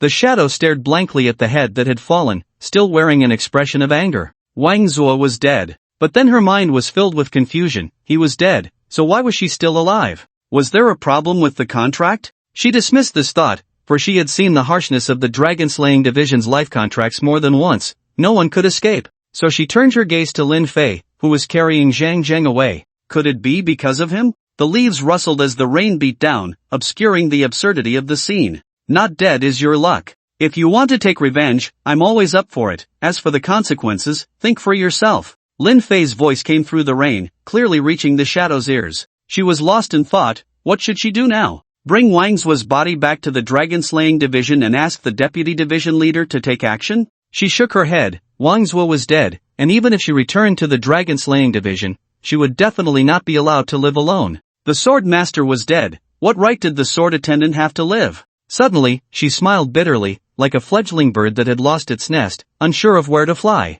After a long time, she stripped the dead body of its clothes, picked up the long sword and slung it over her back, then turned and disappeared into the rain. Target, shadow, defect has been corrected. Since the target does not possess special abilities, no new abilities can be obtained. Damn it! Lin Fei suddenly cursed, feeling as if he had been cheated out of his money. But then he thought, at least it made him feel good, right? Moreover, his strength was steadily increasing, and his physical prowess had improved significantly. He estimated that if he took down another target, he could attempt to break through to the third realm. While other ability users might still be troubled by the drawbacks of their powers, Lin Fei was approaching 30, enjoying an absolute crushing advantage. The several women around him also successfully stepped into the ranks of second-tier ability users through the consumption training of their abilities. Among those in the entire Dragon Kingdom who found ways to avoid the complications of abilities, they were truly rare. The types of abilities were beyond imagination. Lin Fei would not naively think that only he could stabilize others' powers. There would always be outliers capable of doing what ordinary people could not, and that was an undeniable fact. A taunt, upgrade the killing weapon. Killing weapon upgrading, killing weapon upgrade successful, killing rocket launcher. Lin Fei was slightly startled. This upgrade was indeed fierce. Grenades could already be considered killing weapons, and now he had a rocket launcher. Would he even be able to get Dongfang Express in the future? The sky was slightly brightening, but the continuous rain made it somewhat dim. The discovery of two corpses at the entrance of the shooting range immediately stirred the Sham 8 group into a frenzy. Su Nan appeared at the door, his expression extremely grim. President, the monkey and Xiao Shun were both shot dead with a single bullet. It must have been a sniper. I told you we shouldn't have let that group of beasts go back yesterday, otherwise, they wouldn't have died. Damn it, brothers, anyone with a weapon, come with me to take down the damn concentration camp. Let's avenge the monkey and the others. Just as the crowd was in an uproar, a figure approached from outside the gate. Lin Fei, who had just finished his morning exercise, dragged Zhang Zhang, who looked like a dead dog, towards the crowd. Thud! Zhang Zhang was thrown to the ground by Lin Fei, rolling twice. Chen Dong was slightly startled. Brother Lin, what's going on? Lin Fei shrugged. I happened to run into this group of guys planning something, so I brought the leader back. He looked at Su Nan. By the way, let Yang Shaoguang come, maybe he can give you an explanation. Then he turned half his body and pointed to a patch of woods. Yeah, I found them over there. After saying that, he walked into the shooting range without looking back. When Su Nan and the others went there, they were immediately covered in goosebumps. Dozens of corpses lay in tragic states, outlining a bizarre scene of death. Especially the guy tied to the cross, whose head was missing. She recognized him as a member of the arrogant dragon-slaying division. Just yesterday, Huang Rui and the others had forced them back, and now Lin Fei had beheaded him alone. This made Su Nan feel even more perplexed about Lin Fei's strength. He was like an unfathomable abyss. Soon, the meeting hall of the shooting range was filled with people. The Shamate youths were all furious, their guns cold in hand, intimidating the other survivors. Yang Shaoguang rushed over, still unclear about what had happened. When he saw Zhang Jiang lying on the ground like a dead dog, he was taken aback. What is this? Chen Dong explained everything, leaving Yang Xiaoguang in doubt. Although he suspected that Zhang Jiang might be involved, he never expected him to be the mastermind. No, Zhang Jiang wasn't that kind of schemer, he only followed orders. Someone must have instigated him to target the shooting range. A name jumped into his mind, Pei Qianhua. This was a ruthless character, who would not miss an opportunity for profit, even with the apocalypse upon them, his ambition could not be stopped. Then Lu Shangxi brought a bucket of cold water and splashed it all over Zhang Jiang's face, waking him up. Ah! The moment Zhang Jiang woke up, he panicked and cried out. When he saw Yang Xiaoguang in front of him, he crawled towards him. Commander Yang, save me! The shooting range! The people at the shooting range have gone mad. They actually tried to kill our soldiers. My foot was also chopped off. This matter must be reported to the war zone. We absolutely cannot let it slide.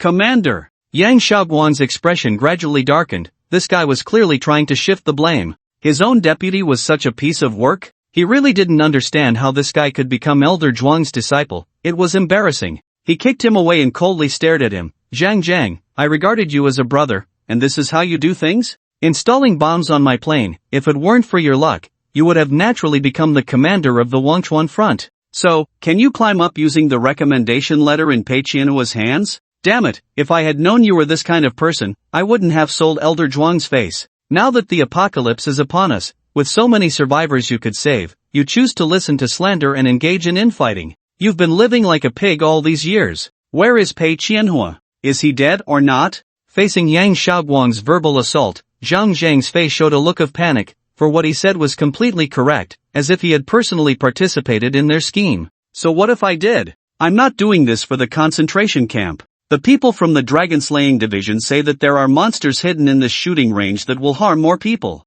What choice do I have? Should I keep company with tigers? Hee, but don't worry, the shooting range is about to be finished. They killed the people from the dragon-slaying division, they won't last long. Zhang Jiang shouted hysterically, causing everyone around to frown. Yang Xiaoguang's fists were clenched tightly. Qin Dong stepped forward and said, Commander Yang, this guy is useless, right? Then I'll clean up the trash. Yang Xiaoguang closed his eyes and nodded heavily before walking out of the conference hall. The sound of screams followed, abruptly stopping. Yang Xiaoguang's thoughts were chaotic. The shooting range was indeed the victim. If it only involved the concentration camp, he could handle it. But now that it was tied to the dragon-slaying division, it was not so simple. For 2 consecutive days, the personnel activity at the shooting range was very frequent. Yang Xiaoguang and Su Nan decided to merge the concentration camp with the shooting range, so the people from the shooting range would also be incorporated into the Wangchuan frontline troops. This way, they would be given the identity of regular troops, and with the backing of the Southern War Zone, the dragon-slaying division would not easily act against them. In fact, Su Nan had previously approached Lin Fei to ask for his opinion. However, Lin Fei did not give her any advice and told her to follow her own thoughts. For Lin Fei, it didn't matter how she chose. If someone offends me, just kill them. That day, Lin Fei was basking in the sun, browsing through the short videos saved on his phone. It was something he had come across in the 2 or 3 days before the internet was cut off during the apocalypse, about something similar to a breakthrough embryo. Aton, can I break through my second realm by myself now? Yes, but it will result in a significant loss of life essence, and you won't achieve a complete breakthrough, which will greatly limit your growth potential. Not necessary, not recommended. Lin Fei understood. If he wanted to walk the path of invincibility, he would inevitably need items that could help him achieve a complete breakthrough. It seems I need to prioritize the search for breakthrough items. You can first go to Huhai City, there is a strange egg there, perhaps a breakthrough embryo. Knock, knock, knock. A knock sounded, and a voluptuous figure walked in. Lin Fei turned to look, somewhat surprised. Dr. Lu, what brings you here? The visitor was Lu Ruyan, whom he hadn't seen for a few days. Ever since he rescued her, he had no idea what she had been up to. Lu Ruyan's fox-like eyes held a hint of cunning. Mr. Lin Fei, I have an unreasonable request and would like to ask for your help. Oh, I'm just a rough man, can I really help Dr. Lu? Lin Fei smiled lightly. Lu Ruyan swayed her steps to the side of Lin Fei's recliner, resting her hands on her knees, her beautiful curves fully visible. I heard that all of Mr. Lin Fei's women are ability users? And their abilities are not affected by side effects. You know, as someone in the research field, the allure of this phenomenon is immense for me. Since the outbreak of the apocalypse, I have been working hard to analyze the mutation factors within zombies and to solve the side effect issues of ability users. Lin Fei nodded knowingly. Then you must be a very dedicated research expert. I admire that. Seeing Lin Fei playing dumb, Lu Ruyan didn't expose him but instead lowered her posture even more, leaning closer to Lin Fei. Mr. Lin Fei, I would like to explore the mysteries about you as a seeker of truth. I wonder if there is an opportunity for that. A smile appeared at the corner of Lin Fei's mouth. What secrets could I have? Besides being a bit bigger, longer, and lasting longer, I'm just an ordinary person. Lu Ruyan secretly scoffed but maintained her smile. You're joking. If you are an ordinary person, then we are even less than ordinary. If you have concerns, I can make you a promise. If my research yields results, the first person to benefit will definitely be you. Lin Fei shook his head with a smile. Not enough, I'm a very greedy person. Your promise means nothing to me. Think it over and come back. Lu Ruyan was taken aback, and just as she was about to say something, Xin Lingyin suddenly walked in from outside. Brother Lin Fei, she was about to say something when she noticed the seductive woman standing next to Lin Fei, who looked like she wanted to crush the southern hemisphere on his head. Her delicate brows furrowed slightly. Dr. Lu, what are you doing here? Lu Ruyan straightened up, her expression unchanged. Nothing, just came to talk to Lin Fei about some matters. After saying that, she nodded at Lin Fei and left without another word. Xin Lingyin suspiciously walked up to Lin Fei. Brother Lin Fei, you big pig's hoof, honestly tell me, is that woman trying to seduce you? Lin Fei smiled and pulled her into his arms. What? Are you jealous already? Xin Lingyin made a face. Of course not. If I had that energy, I might as well practice my abilities more. Let's get serious. Why did you call me back? Lin Fei smiled knowingly. What do you think? Brother called you back to naturally give you something good to eat. Suddenly, Xin Lingyin thought of something and her face turned as red as an apple. Brother Lin Fei just knows how to bully me. That thing isn't tasty at all. I haven't even said what it is, and you already know it's not tasty? Lin Fei grinned. Xin Lingyin buried her face in Lin Fei's embrace. Brother Lin Fei, you're so bad. Always teasing me. If you keep this up, I won't talk to you anymore. Lin Fei's smile didn't fade as he patted her back. Alright, I won't tease you anymore. I called you back for something important. He then took out a small porcelain bottle from his space and poured out a white pill. Here, try this and see if it works for you. Xin Lingyin asked in confusion. What is this? A tiger pill? But why is it white? This is a pill for enhancing abilities, give it a try. Lin Fei fed the pill to her mouth. Xin Lingyin's agile tongue curled around Lin Fei's fingertip, and the white pill transformed into a surge of energy that permeated her body and mind. After swallowing the pill, Xin Lingyin closed her eyes as if in meditation, occasionally furrowing her brows. Lin Fei gently laid her on a lounge chair and stood by her side. The reason for calling Xin Lingyin to test the medicine was that she possessed healing abilities and had a stronger tolerance. If any special situation arose, it would be easier to handle. About 5 minutes later, Xin Lingyin's delicate body began to tremble slightly, as if she were enduring something. Just as Lin Fei was about to activate his emerald green healing ability, he suddenly exclaimed. Then he saw every inch of Xin Lingyin's skin releasing a rich emerald green light, even condensing into frost that spread outwards. A dense essence of life was emanating, and green frost covered the entire courtyard. In no time, the plants in the flower beds seemed to undergo genetic mutations, growing wildly. Even the old locust tree in the center of the yard sprouted fresh green buds. Lin Fei watched this scene, a look of joy flashing in his heart. It seemed Xin Lingyin's ability had successfully leveled up, but he didn't know by how much. Soon, Xin Lingyin's eyes slowly opened, her pupils transformed into emerald green, filled with mysterious colors. At the same time, a system prompt echoed in Lin Fei's mind. Xin Lingyin consumed 1 ability enhancement pill, returning 10 ability enhancement pills. Lin Fei was delighted, it could indeed be exploited. But before he could enjoy his happiness for long, another system prompt made goosebumps crawl all over him. Time rewound to a year before the apocalypse. Lin Fei was still a struggling company chairman, busy with work every day. What he looked forward to the most was the time spent with his girlfriend, Li Yoshi. The two had been in love for a long time but had always remained in the hand-holding and hugging stage. Lin Fei wasn't in a hurry because he had a bit of confidence that Li Yoshi would never leave him. Taking it slow was the most beautiful. That night, Li Yoshi pulled Lin Fei, who had just gotten off work, and they drove through the vibrant nightlife until they arrived at a tranquil park. Every time they met, Li Yoshi couldn't help but blush, and this time was no exception. Lin Fei liked this side of her very much. It was somewhat cute yet alluring. She pulled Lin Fei down to sit on the grass, gazing at the reflection of the starry sky in the artificial lake. Lin Fei, there are so many beautiful things in this world, but a lifetime is too short to experience them all. Lin Fei nodded. A lifetime is indeed too short. If I could, I would want to have many lifetimes with you, to experience everything we want together. Yoshi looked at him with a charming gaze, then pointed at the lake's reflection. Unfortunately, we are like the fish in that water. Even if we die one day, the entire lake won't remember us. And the lake that gives them life and nurtures them confines their entire existence. At that moment, a small fish leaped from the water, gazed at the real starry sky for a moment, and was mercilessly splashed back into its own world, as if responding to Yoshi's sentiment. Lin Fei suddenly felt that Yoshi was a bit different today, but he couldn't quite put his finger on it. After all, she always liked to say these strange things and acted a bit crazy. The starry sky the fish sees in the water isn't the real starry sky, but they have no way of knowing, as they cannot leave this water. Even if they are helped by external forces to escape the sea of suffering, how do they know they aren't just going to another sea of suffering? Look over there, to the fishermen, the fish are their catch for the day, while in the eyes of the fish, they might be the gods who rule the world. Some fish know that biting the hook means death, yet they still dive in without hesitation, because in the moment they are pulled out of the water, they see the real starry sky and die without regrets.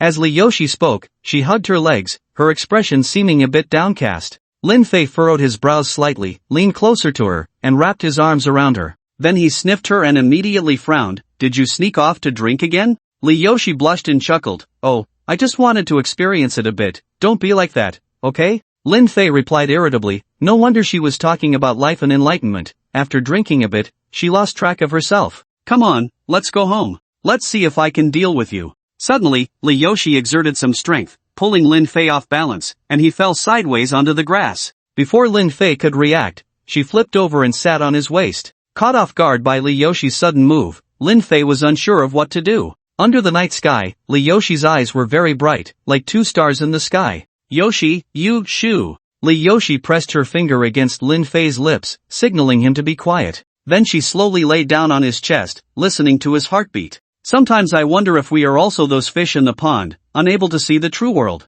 But so what? At least I found you here, everything else has lost its interest for me. Lin Fei, if one day I die, will you cry? Lin Fei's heart skipped a beat. Yoshi, what nonsense are you talking about? You still have to accompany me for decades. By the time you die, I won't be far from death either, so why cry? Yoshi murmured, is that so? It seems pretty good. Then suddenly, her hands reached for Lin Fei's pants, and with a zip, the zipper opened. Yoshi, what are you doing? This startled Lin Fei, and he tried to stop her. Yoshi's eyes were intoxicated, her whole being exuding an incredibly tempting aura. Lin Fei, I want to give myself to you, to hand over everything that others covet but cannot have. Take me, okay? Lin Fei was stunned, a stunningly beautiful face magnified before him, that gentle touch pressed against his lips. Under the starry sky, the beauty of the grassland flowed, yet the occasional passers-by remained oblivious. The madness of that night allowed Lin Fei and Yoshi to experience ultimate joy. Not long after that, however, Yoshi was diagnosed with late-stage cancer, with little time left.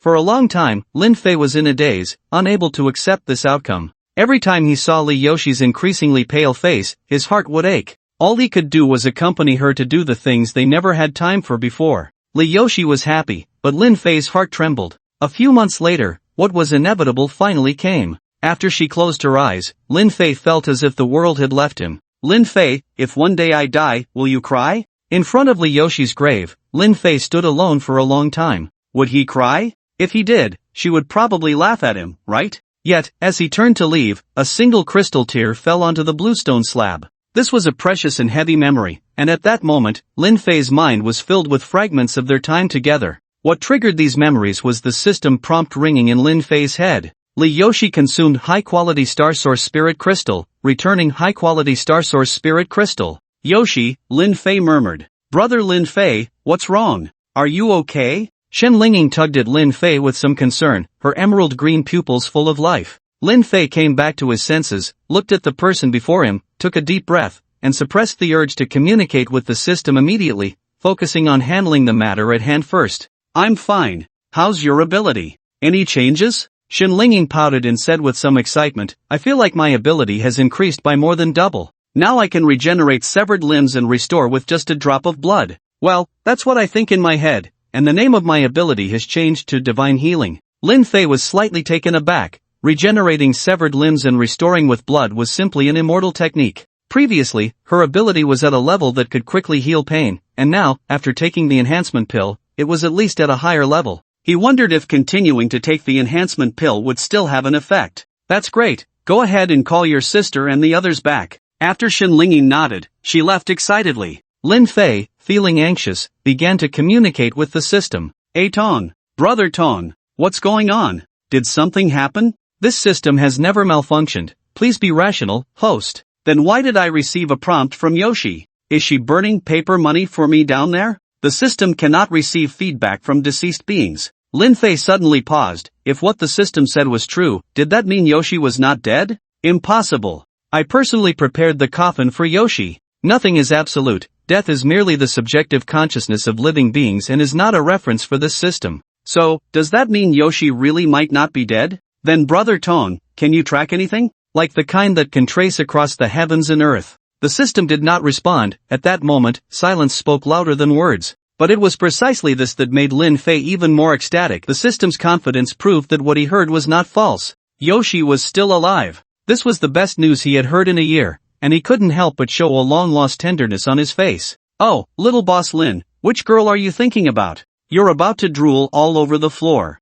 Sunan suddenly appeared at the door, teasingly saying. Lin Fei's lips twitched, then he changed his expression. Is there something you need? Sunan chuckled lightly. What? Can't I come if there's nothing going on? This is my home, after all. Lin Fei shrugged. If you want to come back and stay, that's fine. TCH, you really think you're charming. Sunan spat out a remark, then said seriously, Yang Shaoguan has already formulated the battle plan. I'm here to see if it's feasible. As she spoke, she shook the document in her hand. Lin Fei didn't even glance at the document and waved his hand dismissively. Just arrange it however you see fit. Don't make me out to be too important. At most, I'm just someone seeking refuge. You can make your own decisions on the small matters. Sunan pouted. I knew you would want to be a hands-off manager. Sigh, I have a lifetime of hard work ahead of me. The sham aide at the shooting range particularly respected Lin Fei, creating a sense that Sunan was being sidelined. However, Sunan couldn't refute this. It stemmed from Lin Fei's personal charm.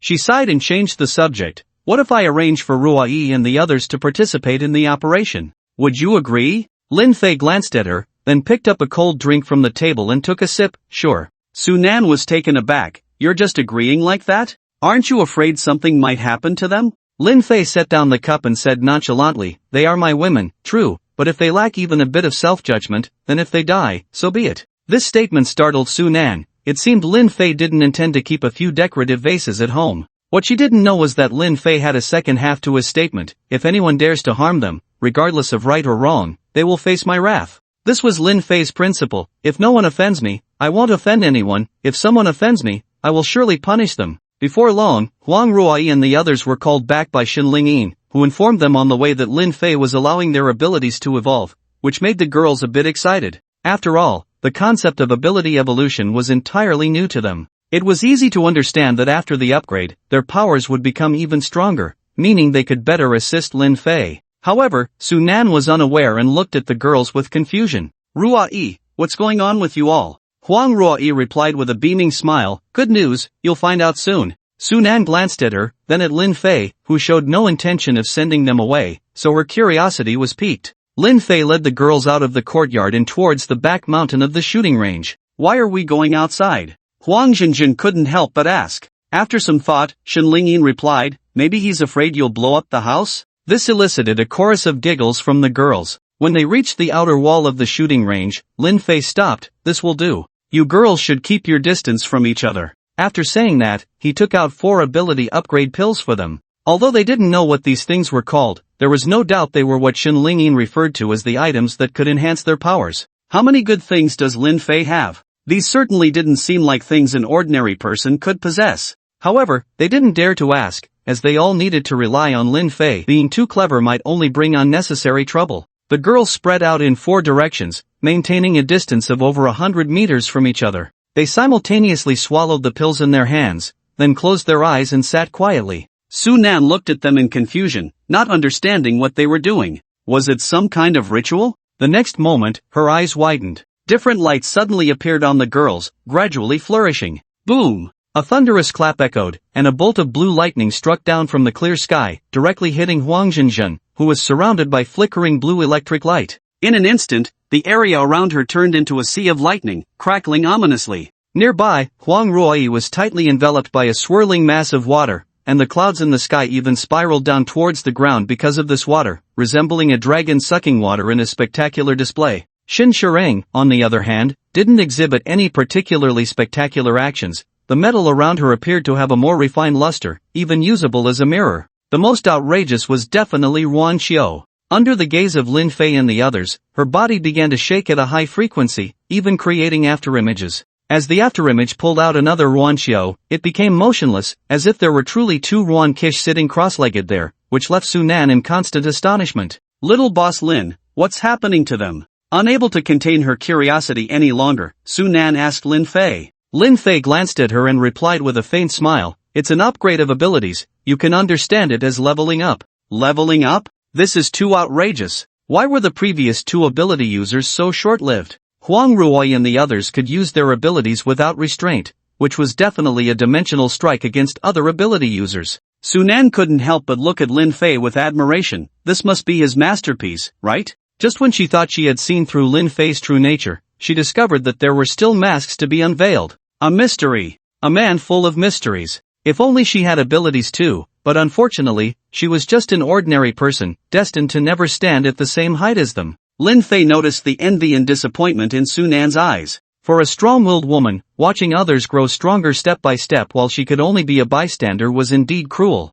But isn't that how fate is written? Yet Lin Fei did not believe in fate, he only believed in himself. He patted Su Nan's shoulder and said lightly, "It's just abilities. If you want, I can help you get one." Su Nan laughed, "Don't joke around. Some things are lucky to have, and there are ways to live without them." Lin Fei smiled noncommittally. "What if I said I really could? Then I would definitely give you a satisfactory answer." Su Nan whispered in Lin Fei's ear. This woman, saying she didn't want it, yet her heart was filled with desire. In this world, who would willingly choose to be ordinary? Thunder rumbled, drawing everyone's attention. However, it did not come from the sky but from the thunder marsh. A deep blue heart was seen pulsating within the thunder marsh, rich in rhythm, each thump resonating like thunder. Then the surrounding deep blue lightning surged wildly, converging towards the center. Why was her upgrade different from mine? The promotion of abilities will spontaneously choose a direction based on each owner's conditions. The same type of ability varies from person to person. Lin Fei understood, so that was the reason.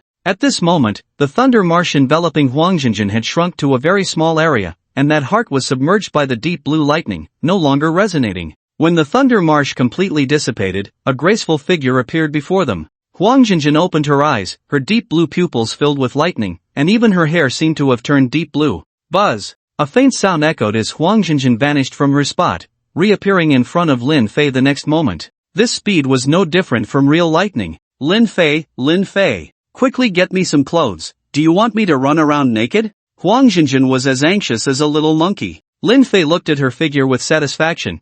It seems even perkier than before. I'll give you a good checkup later. After saying that, a short-sleeved shirt and hot pants appeared in his hands, which Huang Jinjin changed into in the blink of an eye. Ha! You wait and see what real turbocharging is. Huang Jinjin stuck out her tongue. Look, sister is awake. Shin Lingyin shouted. They saw Shin Shirang slowly waking up on the metallic throne, surrounded by metallic substances that formed a disc to support her, then surprisingly floated in midair, drifting towards Lin Fei and the others. Sister can actually fly. Shin Lingyin exclaimed in shock. When Shin Shirang flew in front of them, the metal transformed into liquid, gathering around her ankles to form a beautiful pair of anklets, complementing her fair skin. Shin Lingyin rushed up to grab her hand, repeatedly exclaiming how amazing her sister was. Shin Shirang was also a bit excited to share with them, but when she saw Lin Fei looking to the side, she couldn't help but follow his gaze. Not far away, two figures slowly stood up and walked towards the crowd. Shin Shirang and Huang Jinjin widened their eyes. Is that Sister Ruan Qiu?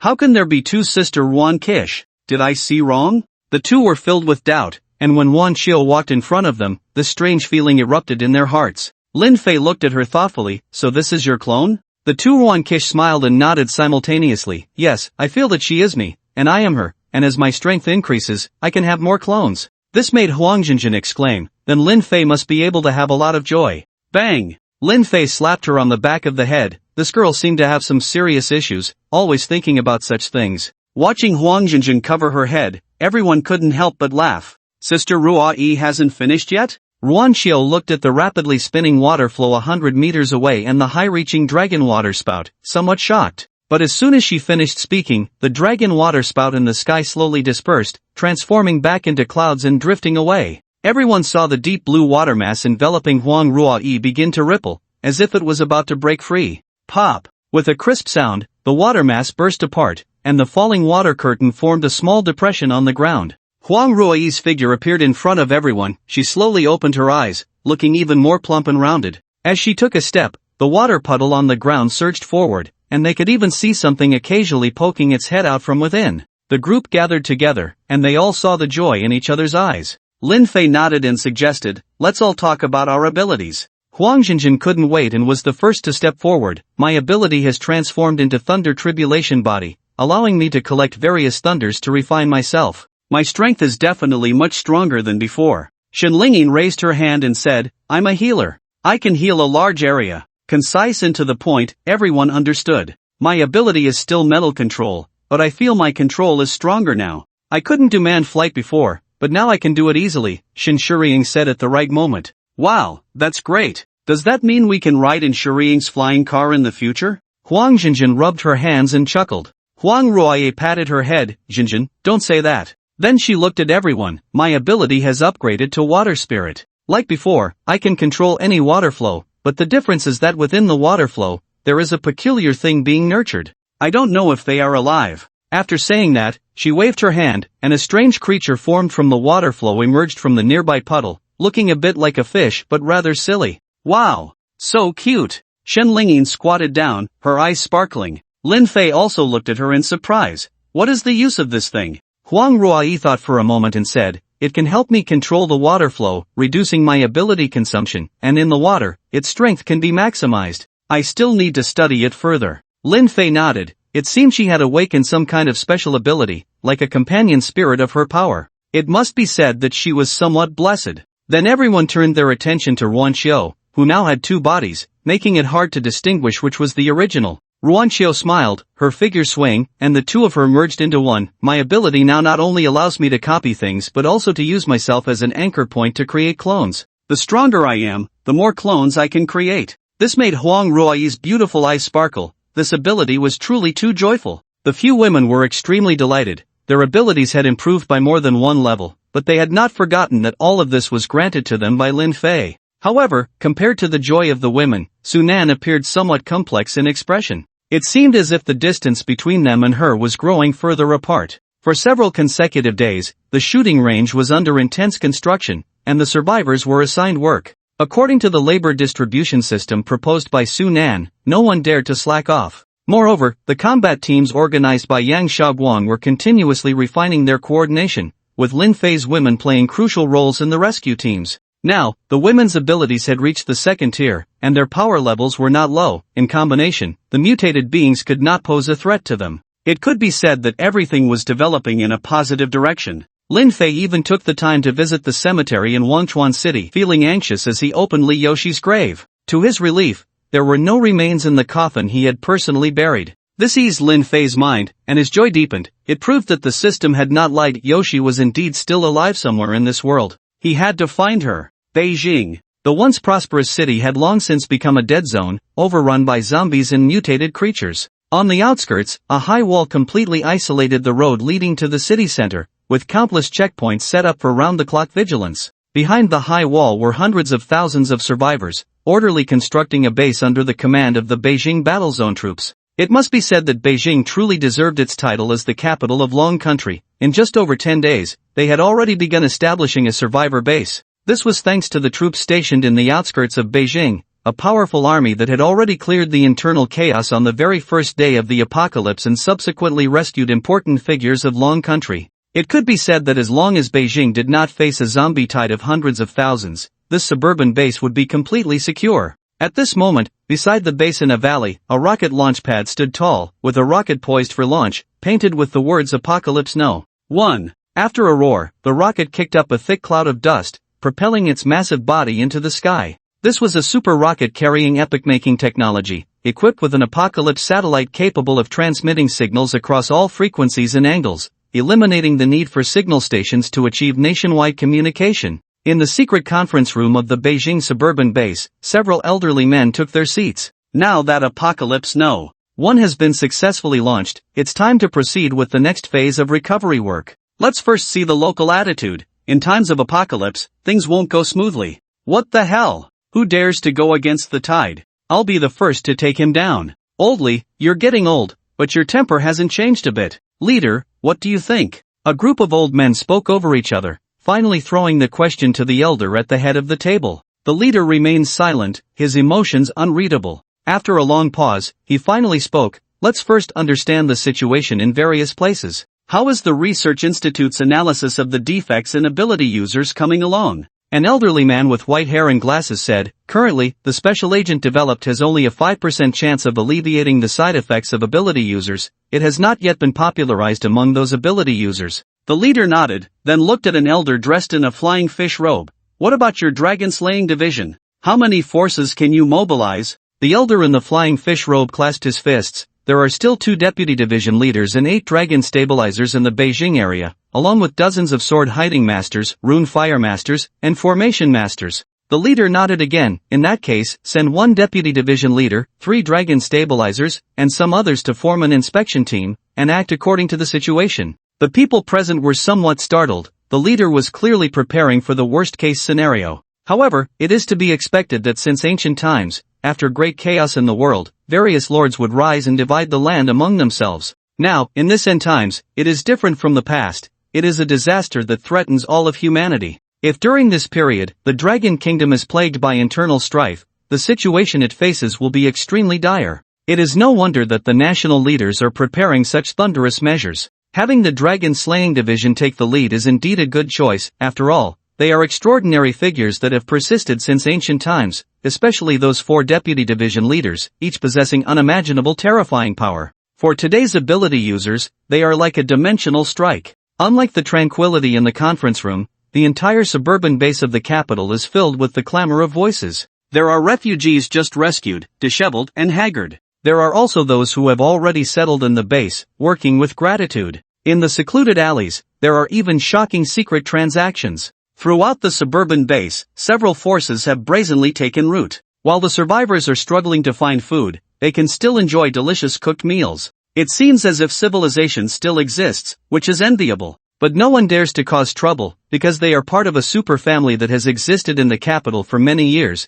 and even now, in the end times, they can still live comfortably. After all, in the entire suburban base, from the highest management to the wandering vagrants, they all have their people. At this moment, at the edge of the suburban base, a mobile cabin opened its door, and a cleanly dressed man stepped out, adjusting his pants. After tidying up, he took out a piece of bread from his bag and threw it into the room behind him. Very good. I like women with husbands like you. Living well, that's a reward. If I'm in a good mood in the future, maybe I can let you live a more comfortable life, so you should know what to do, right? In the room behind him, a woman, barely clothed, still had tears in her eyes, but upon seeing the bread on the floor, her body uncontrollably chose to pick it up and swallow it whole. The man sneered as he left, followed by 2 similarly well-dressed guys. Young Master Wang really has good taste, such goods are rare. Yeah, that woman's husband is a fitness coach, and he usually keeps a tight watch on her. Isn't it young Master Wang's good strategy to have that guy go outside to fix the wall? He must be exhausted after a whole day.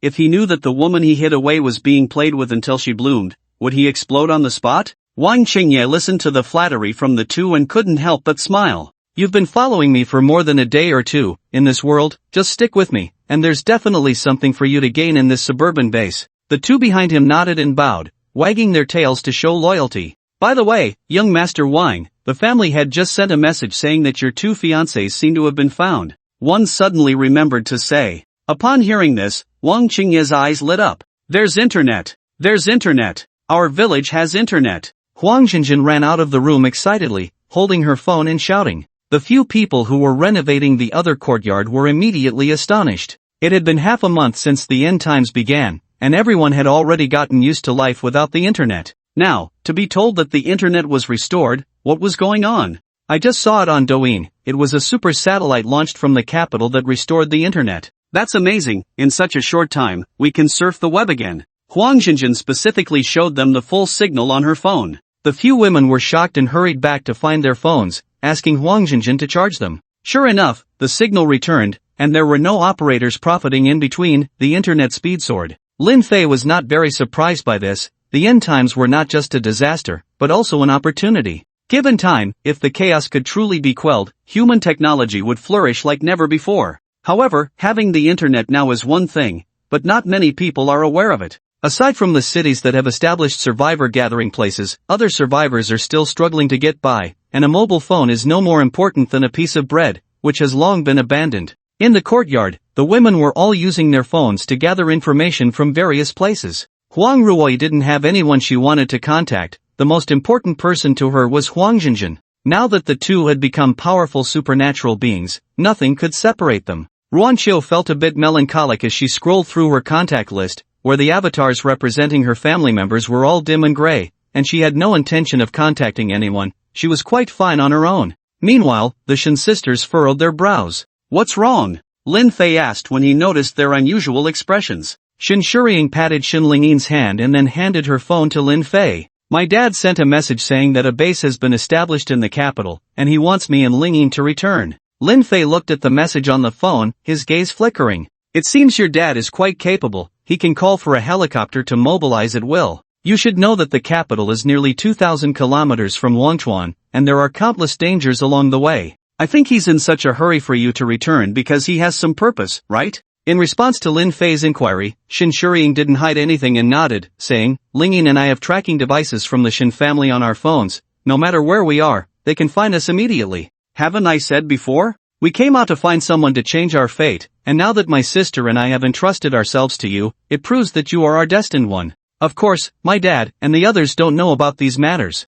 If it weren't for the apocalypse, we would probably have been captured by the Shin family and sent back to the capital to marry into the Wang family." Everyone was a bit surprised after hearing this. Huang Jinjin asked in confusion, "What time is it, and you're still thinking about marriage?" Shin Shuriying shook her head with a wry smile. "Perhaps you don't understand the background of the Wang family in the capital. They are one of the strongest families in the entire Dragon Country. With a legacy of over 1,000 years, their family members span the political, business, and military realms, and the current head of the family is a figure in the leadership of Dragon Country. I just searched, and one of the current power holders in the capital base comes from the Wang family." Ruanqiu pondered, "So, your family still wants to use you and Lingyin to get close to the Wang family?" Shin Shuriying nodded helplessly. "Isn't that just pure madness? We have a great treasure here, why bother with those trifles? If it were me, I would cut ties with them directly. If they dare to come after you, I guarantee they won't make it out of Wangchuan." Huang Jinjin slammed the table, cursing. Shin Lingyin bit her lip and said innocently, "Actually, my sister and I have thought about severing ties with the Shin family, but our mom, she's still with the Shin family, and we don't want to give up on her." Everyone was puzzled about what kind of situation their family was in. Huang Ruoyi suddenly spoke up, "Their mother, who is also my sister, has always been a gentle and virtuous woman, uncontentious, and would never use her daughter's futures to exchange for the family's prosperity. Clearly, the decision to sell daughters for glory was made behind her back, otherwise, she would have called me for help long ago." Shin Shuriying and Shin Lingyin nodded in unison. "Auntie is right, our mom is the best person in the world, and Lingyin and I will never just stand by and watch her continue to stay in such a filthy environment." Lin Fei's gaze swept back and forth between the two of them, then he asked, "So, what you mean is that a trip to the capital is a must?" Shin Shuriying looked Lin Fei in the eye, her eyes filled with determination. Yes. It was clear she had made her decision, but he didn't know what Lin Fei would think. The three girls beside Huang Ruoyi closed their mouths, and they all looked at Lin Fei in unison. It was known that he had once been incredibly domineering, stating that if anyone wanted to leave his side, they had to present sufficient bargaining chips, otherwise, it would only lead to a dead end. No one knew what he would say now. Under the gaze of the five girls, Lin Fei suddenly smiled, "Then let's go for a trip. I can't let you down, can I?" The three girls, Huang Ruoyi, looked somewhat stunned, while Shin Shuriying was overjoyed, and Shin Lingyin even cheered, immediately throwing herself into Lin Fei's arms, acting cute. Huang Ruoyi and Ruanqiu exchanged glances, both seeing the relief in each other's eyes. It was evident that their status in Lin Fei's heart had finally risen a bit, no longer facing him with cold indifference. Knock, knock, knock. The door was knocked on, and Sunan appeared in a seductive red spaghetti strap dress, with a deep neckline, her skin fair and radiant. "Oh, everyone is here," Huang Ruoyi smiled as she welcomed her in. Nan, it's been several days since I last saw you." Sunan made a pitiful expression, glancing at Lin Fei, who was holding soft jade in his arms, and said somewhat sourly, "Isn't it all because of the base? You really don't know until you hold an official position, it's quite a shock." Goodness, I can only be considered an office worker at most. The tasks I have to handle come one after another. I haven't had a good rest these past few days. Look, I've got bags under my eyes. Huang Ruoyi hugged her. Alright, once the Tianlangshan base gets on track, it won't be so troublesome. I guess you didn't come today just to vent, did you? Su Nan didn't keep them in suspense and got straight to the point with Lin Fei. Little boss Lin, this matter is something Yang Shaoguang entrusted me to report to you. Lin Fei raised an eyebrow. Oh, what matter needs to be reported to me? Su Nan pouted. It's still related to women. Have you forgotten about the beautiful doctor you saved? In a secluded small building at the Tianlangshan base, a simple laboratory had been set up. Lu Ruyan, wearing a white lab coat, was deeply engrossed in her research. Yang Shaoguang stood beside her, looking troubled. Dr. Lu, the war zone has issued an order. You need to return to the war zone within 3 days to oversee the project. Staying here is of no great use to you, me, or the other survivors. A talent like you should shine where you belong. Lu Ruyan replied without turning her head. I can stay wherever I want. It has nothing to do with those old bureaucrats. Yang Shaoguang's eyelids twitched. This woman seemed a bit fierce. Aren't the advanced technologies in the war zone more comfortable than your manual work here? Plus, there are people to assist you, and you don't even have to think to know where is more suitable for you, right? But Lu Ruyan was stubbornly sticking around here, and he had no idea what she was thinking. Dr. Lu, if you really don't return to the war zone, I'm afraid that in a few days, someone from the war zone will come to forcibly take you away. Major General Lu won't allow you to stay outside for long. Yang Shaoguang's words made Lu Ruyan's brows furrow tightly, as if Major General Lu he mentioned was someone particularly significant. Lu Ruyan shot him a cold glance. My own affairs are my business. I don't need Lu Zongyao to dictate my life. Yang Shaoguang sighed, but after all, he is your husband. No matter what issues you have between you, it's better not to be willful in the face of major issues. Of course, this is just my personal opinion. The choice is ultimately yours. Lu Ruyan coldly replied, just know your place, my matters are none of your concern. If Lu Zongyao really dares to send someone, I'm not made of clay. I don't believe the world can turn without one scientist. For a moment, the atmosphere fell silent, and Yang Shaoguang didn't know how to persuade her anymore. Yo, who made our Tianwang mountain base expert unhappy? Suddenly, a figure walked in at the door, casually looking for a stool to sit down beside them, glancing at the two. Yang Shaoguang's eyes lit up, and he stepped forward, saying, Lin Fei, you should talk to Dr. Lu. Her presence is crucial for humanity's chance to overcome the apocalypse. She shouldn't be wasting her days here. Lin Fei looked at the not-so-good-looking Lu Ruyan and then at the anxious Yang Shaoguang, suddenly bursting into laughter. Hee, Commander Yang, are you misunderstanding something? Yang Shaoguang was taken aback, looking at Lin Fei in confusion. Lin Fei raised his hand, pointing at Lu Ruyan, and smirked. This woman, regardless of her abilities or what she can do for anyone, since she is willing to stay at my Tianwang mountain base, no one dares to touch her here. Upon hearing Lin Fei's words, Lu Ruyan's expression suddenly relaxed. It seemed Lin Fei had quite a sense of territory. With such words, she could come and go as she pleased, and no one could do anything to her. But Lin Fei's next sentence made her feel a bit flustered. Secondly, I brought her out from a pile of corpses. Her life belongs to me. Until I say otherwise, she can't go anywhere but this base. If anyone from the southern war zone has any ideas, they might as well come talk to me directly. I don't need to say more, right? Commander Yang. Yang Shaoguang stood frozen, his eyes widening in shock. He never expected Lin Fei to so domineeringly regard Lu Ruyan as his possession. How was he supposed to report this to the higher-ups? Say Lu Ruyan was occupied by bandits? That would be a slap in the face for the Major General. As a colonel, unless he excelled in competition, he would still be looked down upon by the more seasoned Major Generals. Lin Fei, you really are confused. If you do this, you'll directly offend half of the southern war zone. Yang Shaoguang became more anxious. Lu Ruyan also wanted to see how Lin Fei would respond. Lin Fei glanced at him dismissively. So what if it's a Major General? So what if it's the southern war zone? My things aren't so easy to take. You can relay that message to them verbatim. If there's anything, just let them come find me. After saying that, he left the laboratory without looking back, leaving Yang Shaoguang in a daze. After a long while, he came to his senses, turned to look at Lu Ruyan, who was engrossed in her experiments, and sighed as he left. Once he was gone, Lu Ruyan ended her pretense, a slight smile curling at the corners of her mouth. Lin Fei's domineering attitude was probably greatly related to her looks, right? After all, with so many women around him, she was no worse than them. Perhaps, she could be the knight. Lin Fei was cooling off alone in the courtyard while several women were busy with various tasks. They were involved in building defensive structures and going out to rescue survivors in the city. Because of their powerful abilities, their status in the Tianwang mountain base was extremely high. Together with Su Nan and Yang Xiaoguang, they managed the rising Tianwang mountain base in an orderly manner.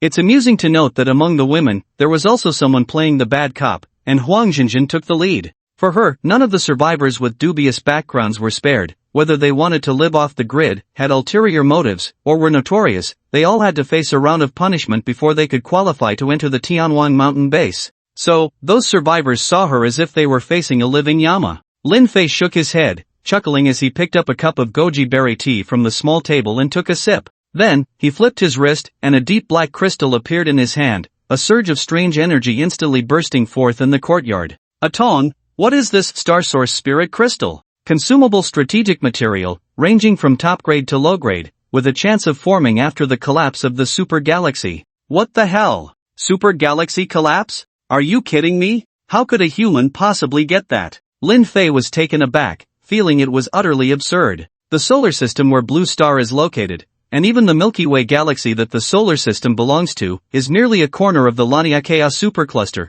so small that it wouldn't even be the size of a sesame seed from a macro perspective. And yet, what he held in his hand was formed after a super galaxy collapse. This is ridiculous. Host, please do not view the vast sky with the perspective of a frog at the bottom of a well. Lin Fei was stunned. Was it insulting him for being a frog in a well? Damn it. So what use is this thing? Recovery, trading, charging. Wait. Is this a spirit stone? The host's imagination is commendable, but the Star Source Spirit Crystal is not a spirit stone. Can I use it now? Yes, but it may lead to instant death. After pondering for a while, Lin Fei concluded that this Star Source Spirit Crystal was something he couldn't touch at this stage. It contained terrifying energy, and in short, he couldn't use it for now, so he would just toss it into space to gather dust. However, through the system's brief words, he learned that the world Li Yoshi was in was probably completely different from the Blue Star world he was in. Or rather, he was now a complete novice, unable to even find a way into that world, let alone search for Li Yoshi. The urgency to enhance his strength surged in his heart. It wasn't that he didn't want to improve himself, but with the simple methods provided by the system, why would he go through the hardship of training? That would be pure madness. Immediately, Lin Fei decided to go out and look for a breakthrough embryo, just in case. He took out his phone and opened the map. The first destination was Duhai City. This was a bustling city adjacent to Wangchuan City, facing a vast sea, with a larger population. However, there were no nearby battle zones, and at this moment, the entire Duhai City had become a paradise for zombies. For this reason, Lin Fei made ample preparations. He spent the entire night enhancing all the abilities he possessed. His level of metal control transformed into life spirit gold. With any metal he manipulated carrying its own spirit, as if it had given birth to an artificial intelligence. Healing became 9 lives holy radiance, possessing the same effect as healing, but with an added feature of resisting 9 fatal attacks, allowing Lin Fei to transform into a 9-lived cat demon, difficult to kill. His level of water control changed to Azure Water Nation, capable of turning a designated area into a flowing world of water to combat enemies, akin to Mo Lin's Sand Earth Nation. As for the passive replication ability, it could not be upgraded, and the lightning ability had already reached the level of Thunder Surge, with no room for further advancement. One could say he was fully armed, and transforming into a magical machine gun was not out of the question. Early the next morning, Lin Fei left a message for the few girls, not intending to take them along, as they had many things to do here. The pink raptor set off again, driving all the way to the edge of Wangchuan City, where the roads had been cleared by the base, smooth and unobstructed. He could see many sentries in the surrounding hidden spots, likely set up by Yang Xiaoguang and the others. At this moment, the front line was established at the end of the Wangchuan Ring Road, with a high earthen wall mixed with heavy metal, isolating the vast majority of zombies outside. On the city wall, many soldiers and militia armed with weapons were constantly on alert. Of course, what was indispensable here was a powerful ability user. Otherwise, if surrounded by zombies, they would fall into an extremely dire situation. Currently stationed at this Tianwang mountain outpost was Mo Lin. She lazily basked in the sun at the top, quite leisurely. Upon hearing the roar of the raptor, she rolled down from the watchtower. Then a small head peeked out from behind the city wall, waving its arms at the approaching raptor. Here! Here! Lin Fei! The guards below naturally recognized this flashy steel monster, and Lin Fei drove right into the outpost without any obstruction. Squeak, squeak, squeak. Just as it came to a stop, Mo Lin leaped down from over 10 meters high, landing next to the raptor. Lin Fei, what are you trying to do? Mo Lin asked, leaning on the car window to look inside. Lin Fei pushed her hand away. Just focus on the mission and don't cause any trouble, or I won't let you off the hook. I'm going on a trip soon, so keep an eye on those few girls. If there's an emergency, call me. If anyone bothers me when I'm not around, I'll definitely deal with them when I get back. This is what I want you to convey to others, got it?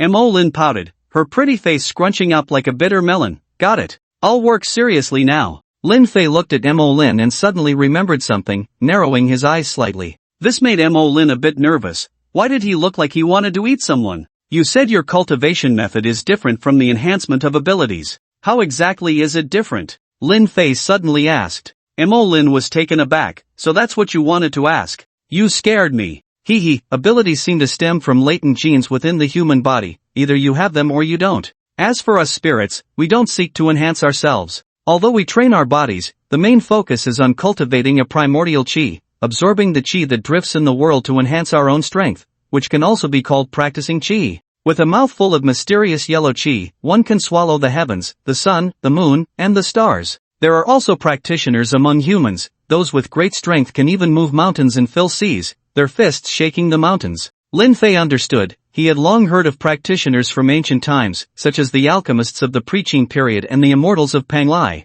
Now, hearing it confirmed from the already bizarre Mo Lin, it slightly changed Lin Fei's perception of this world. So what is your current realm? I've just touched the threshold of the primordial stage. If it weren't for the 2 disasters and 4 tribulations hindering my cultivation, I would have already reached the primordial realm and be carefree. Mo Lin pouted, seemingly still hung up on certain past events. Lin Fei pondered, so, you're saying that you cultivate a certain kind of energy from this world. Do you know the source of this energy? Mo Lin thought for a moment and shook her head. I don't know, maybe it comes from within the blue star? Lin Fei thought for a moment, then called her into the car. The vehicle started and drove towards the outside of the pass. Mo Lin, confused, asked, what's wrong? Do you want me to teach you how to practice chi? That's unnecessary, because your strength is probably not much different from the primordial realm. Lin Fei remained silent, and when the vehicle reached a desolate area, he slowly came to a stop. Then, amidst Mo Lin's puzzled expression, he took out a deep black crystal. Instantly, a mist began to waft inside the car, refreshing both of them. Ah! What is this? Mo Lin exclaimed, her eyes wide. She had never felt such dense chi before. It was as if she were soaking in it, every cell greedily absorbing it. In that moment, she felt her bottleneck loosening, showing signs of stepping into the primordial realm. What is this? Lin Fei Dad. Mo Lin's eyes sparkled with desire for the black crystal. Lin Fei observed her reaction and immediately understood. This star source spirit crystal was indeed related to cultivation. The chi contained within was incredibly solid, and no wonder, this was the essence of an entire super galaxy condensed. If a chi practitioner discovered the existence of this thing, it would likely lead to a bloody disaster. Lin Fei held the star source spirit crystal out to Mo Lin. Do you have a way to hide this? Mo Lin was taken aback, then racked her brain. Let's try this. With that, she pulled out a small jade bottle from somewhere, just the right size to fit the star source spirit crystal. When she corked it, the dense mist inside the car began to slowly dissipate. It works! Mo Lin said excitedly. What exactly is this? Why is there so much chi? Lin Fei smiled and said, kids shouldn't ask too many questions. Just use this for now, and remember not to let others take advantage of you. In Mo Lin's dark green pupils, a tremor was occurring. What did Lin Fei just say? He wants to give me such an important thing? What have I done to deserve this? To possess a spiritual object that continuously releases energy? Shouldn't I show some gratitude? Then, under Lin Fei's astonished gaze, Mo Lin leaned closer. As the pink beast raced towards the rising sun, a smile nearly overflowed from Mo Lin's small face. Lin Fei's journey to Duhai City would take about half a day due to road conditions. He leisurely drove along the outer ring road of Wangchuan, where many abandoned vehicles were left behind, clearly remnants of those who had fled for their lives. However, he didn't see many zombies, which puzzled Lin Fei. Had they gone elsewhere in search of food? He couldn't concern himself with such matters now. The beast seemed almost sentient, racing down the road, its metallic shell skillfully clearing obstacles at the best angles, remarkably agile. This was the power bestowed upon the beast by Lin Fei's life spirit gold, as if it were a true predator, charging forward. Half a day quickly passed, and Duhai City was finally in sight. Although he saw some survivors along the way, Lin Fei ignored them. he was not a savior but a soulless killing machine. When he reached the edge of Duhai City, he took out his phone to check the saved video, comparing it with the city before him to help locate the egg from the video. After a while, using a mountain as a reference, Lin Fei pressed the accelerator to the floor, and the vehicle shot forward like an arrow, roaring ahead. If Wanchuan City was mostly hilly and mountainous, Duhai City was flat, built on a sandy plain at the mouth of a river. However, because of this, after the apocalypse, a large part of the coastal city's urban area was submerged by unusually high seawater. But this did not faze Lin Fei. He was a master of water, and in Duhai City, he felt even more at home. At this moment, the end of the road was a deep blue sea, and the beast plunged in without hesitation, leaving the nearby zombies dumbfounded. After a while, the roaring engine echoed in the water, and a pink shadow broke through the waves, leaping out of the water.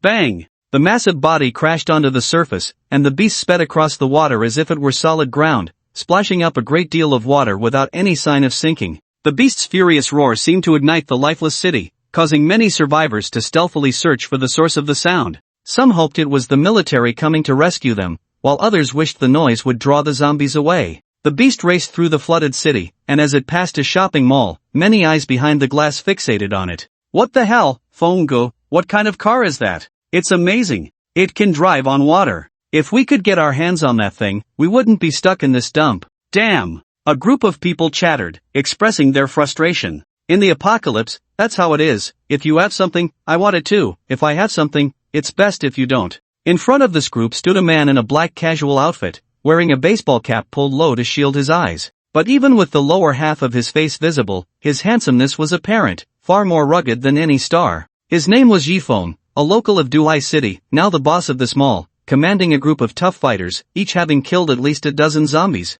It was known that after the second Crimson Tide arrived, even ordinary zombies surpassed regular humans, indicating that this group was an elite survivor team. Only such characters could hold on to the cake that was the mall. Yifeng said solemnly, that woman should take action against the intruders. We just need to keep an eye on it. Call the brothers. If a fight breaks out over there, we'll raid their home first. Upon hearing Yifeng's plan, everyone present cheered, seemingly completely convinced by him. In this apocalyptic world, such cohesion proved that Yifeng was no ordinary person. Soon, the combatants in the mall grabbed their weapons and ran towards the second floor. There, they could see several speedboats equipped with numerous defensive weapons, clearly good vehicles for water combat. A group of people scrambled to jump on board, afraid of leaving anyone behind. They were a bunch of true warriors. Yifeng stepped onto the foremost boat, standing at the bow and waving his hand. Set off! The speedboat roared out through the broken glass window of the second floor, swiftly gliding across the azure water along the city streets.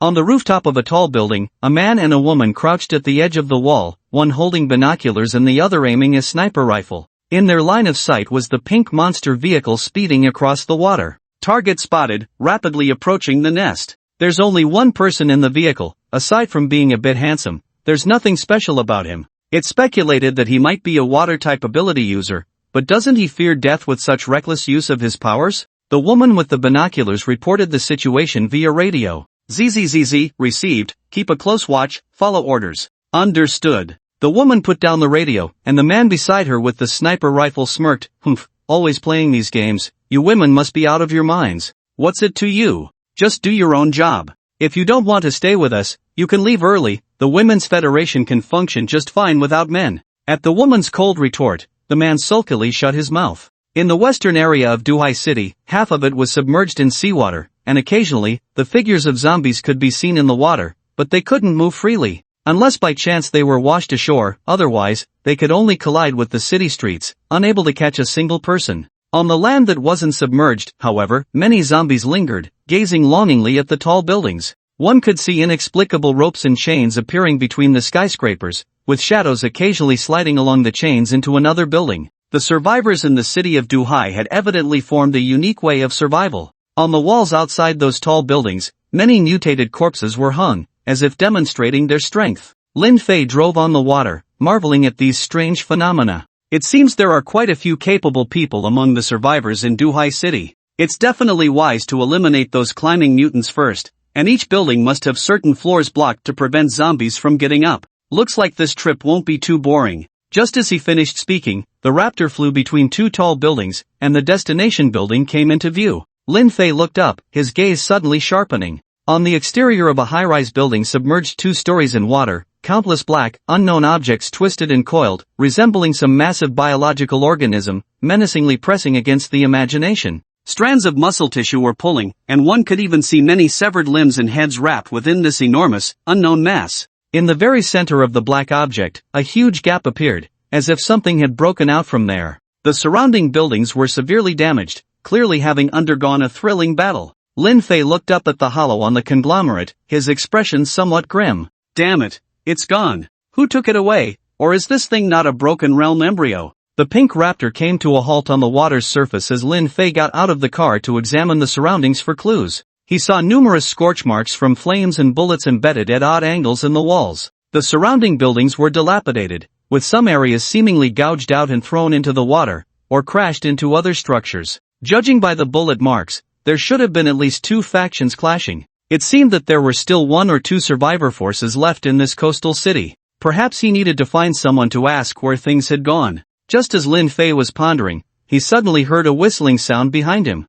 He quickly stepped aside. Whoosh! A black arrow suddenly plunged into the water, firmly embedding itself in the wall beneath. The power of this arrow was definitely not weak. An ordinary person could not achieve such an effect. Lin Fei turned to look behind him and saw several figures standing on the rooftop of a slightly shorter building, silhouetted against the crimson sunlight, making it hard to see them clearly. Lin Fei smiled slightly. Great. Just when he was worried about where to find someone, he stumbled upon those seeking death. Hey! Where are you supernatural beings from? What are you doing on our Women's Federation's territory? Shouted a woman above, holding a megaphone. Women's Federation? What a stupid name. Are you out of your mind? Lin Fei couldn't help but retort. Although they were a bit far apart, it seemed the woman on the rooftop heard him, and their expressions changed immediately. How dare you speak so arrogantly on our territory? Even those dogs from the men's gang wouldn't dare talk to us like that. Then let me see what qualifications you have to bark here. After saying that, the woman waved her hand, and everyone on the rooftop pulled out bows, crossbows, and firearms, aiming them at Lin Fei.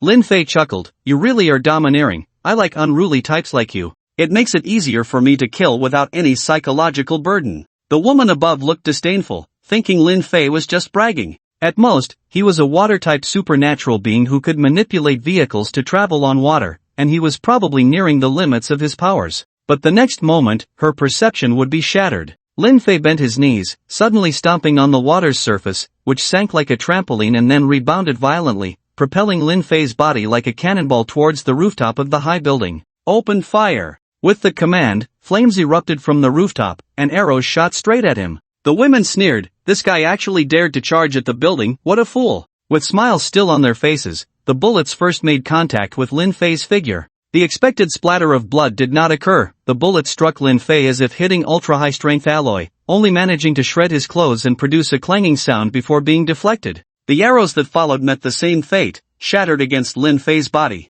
When Lin Fei soared high above the building, the expressions of the group turned to shock. Thud! The rooftop trembled for a moment as Lin Fei landed steadily behind them. So, how do you want to die? The group turned in terror to look at the nonchalant Lin Fei. The leading woman was horrified. Impossible. Why did the bullets have no effect on you? This is definitely not something a water-type supernatural being can do. The others drew their weapons, watching Lin Fei with extreme caution. Lin Fei shook his head. These fools clearly had no idea what they were dealing with. Without hesitation, he waved his hand, and the floor beneath them began to tremble. Put! Put! Steel bars hidden in the concrete began to protrude, piercing through the men and women like hedgehogs, their faces still showing fear and confusion, looking extremely terrifying. Only the woman at the forefront sensed the crisis the moment the floor trembled. She leaped 3 meters high and jumped into the sea below. The building was about 20 meters tall, with 6 meters submerged in water. Jumping down would be quite safe as long as she didn't hit anything else.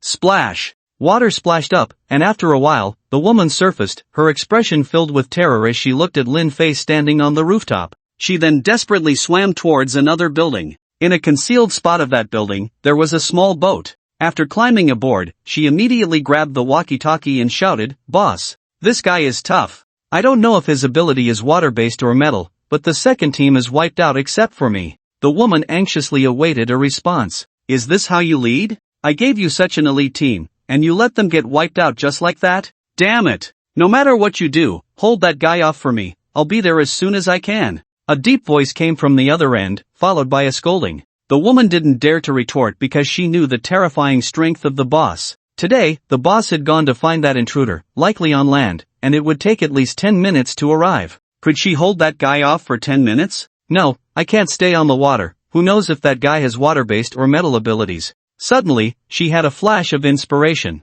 There were 2 other ability users in the base, one of whom had water abilities, and the other was a speed type. If she teamed up with them, it would definitely be no problem to hold that guy off, and maybe they could even capture him, thus avoiding punishment from the boss. She then started the small boat, leaving a white trail on the water as she sped off in a certain direction. Lin Fei stood at the edge of the tall building, watching the woman escape on the boat, deep in thought. These guys lurking here must have some unspeakable secrets. If they were going to fetch reinforcements, he needed to check it out. So, he jumped off the tall building, lightly caught by the waves, then got into his car, starting it calmly. He followed the white trail left by the small boat into the streets. In the half of the city area of Haohai City that hadn't been submerged, countless zombies gathered. Beneath a building still under construction, the zombies were climbing up the outer walls like a human tower, as if something on a certain floor was driving them mad. The mutated beings wished they could scale walls like that, but unfortunately, those of their kind who could had mostly been killed. At this moment, on the 18th floor of the building, the wind whipped up dust, making it hard to open one's eyes.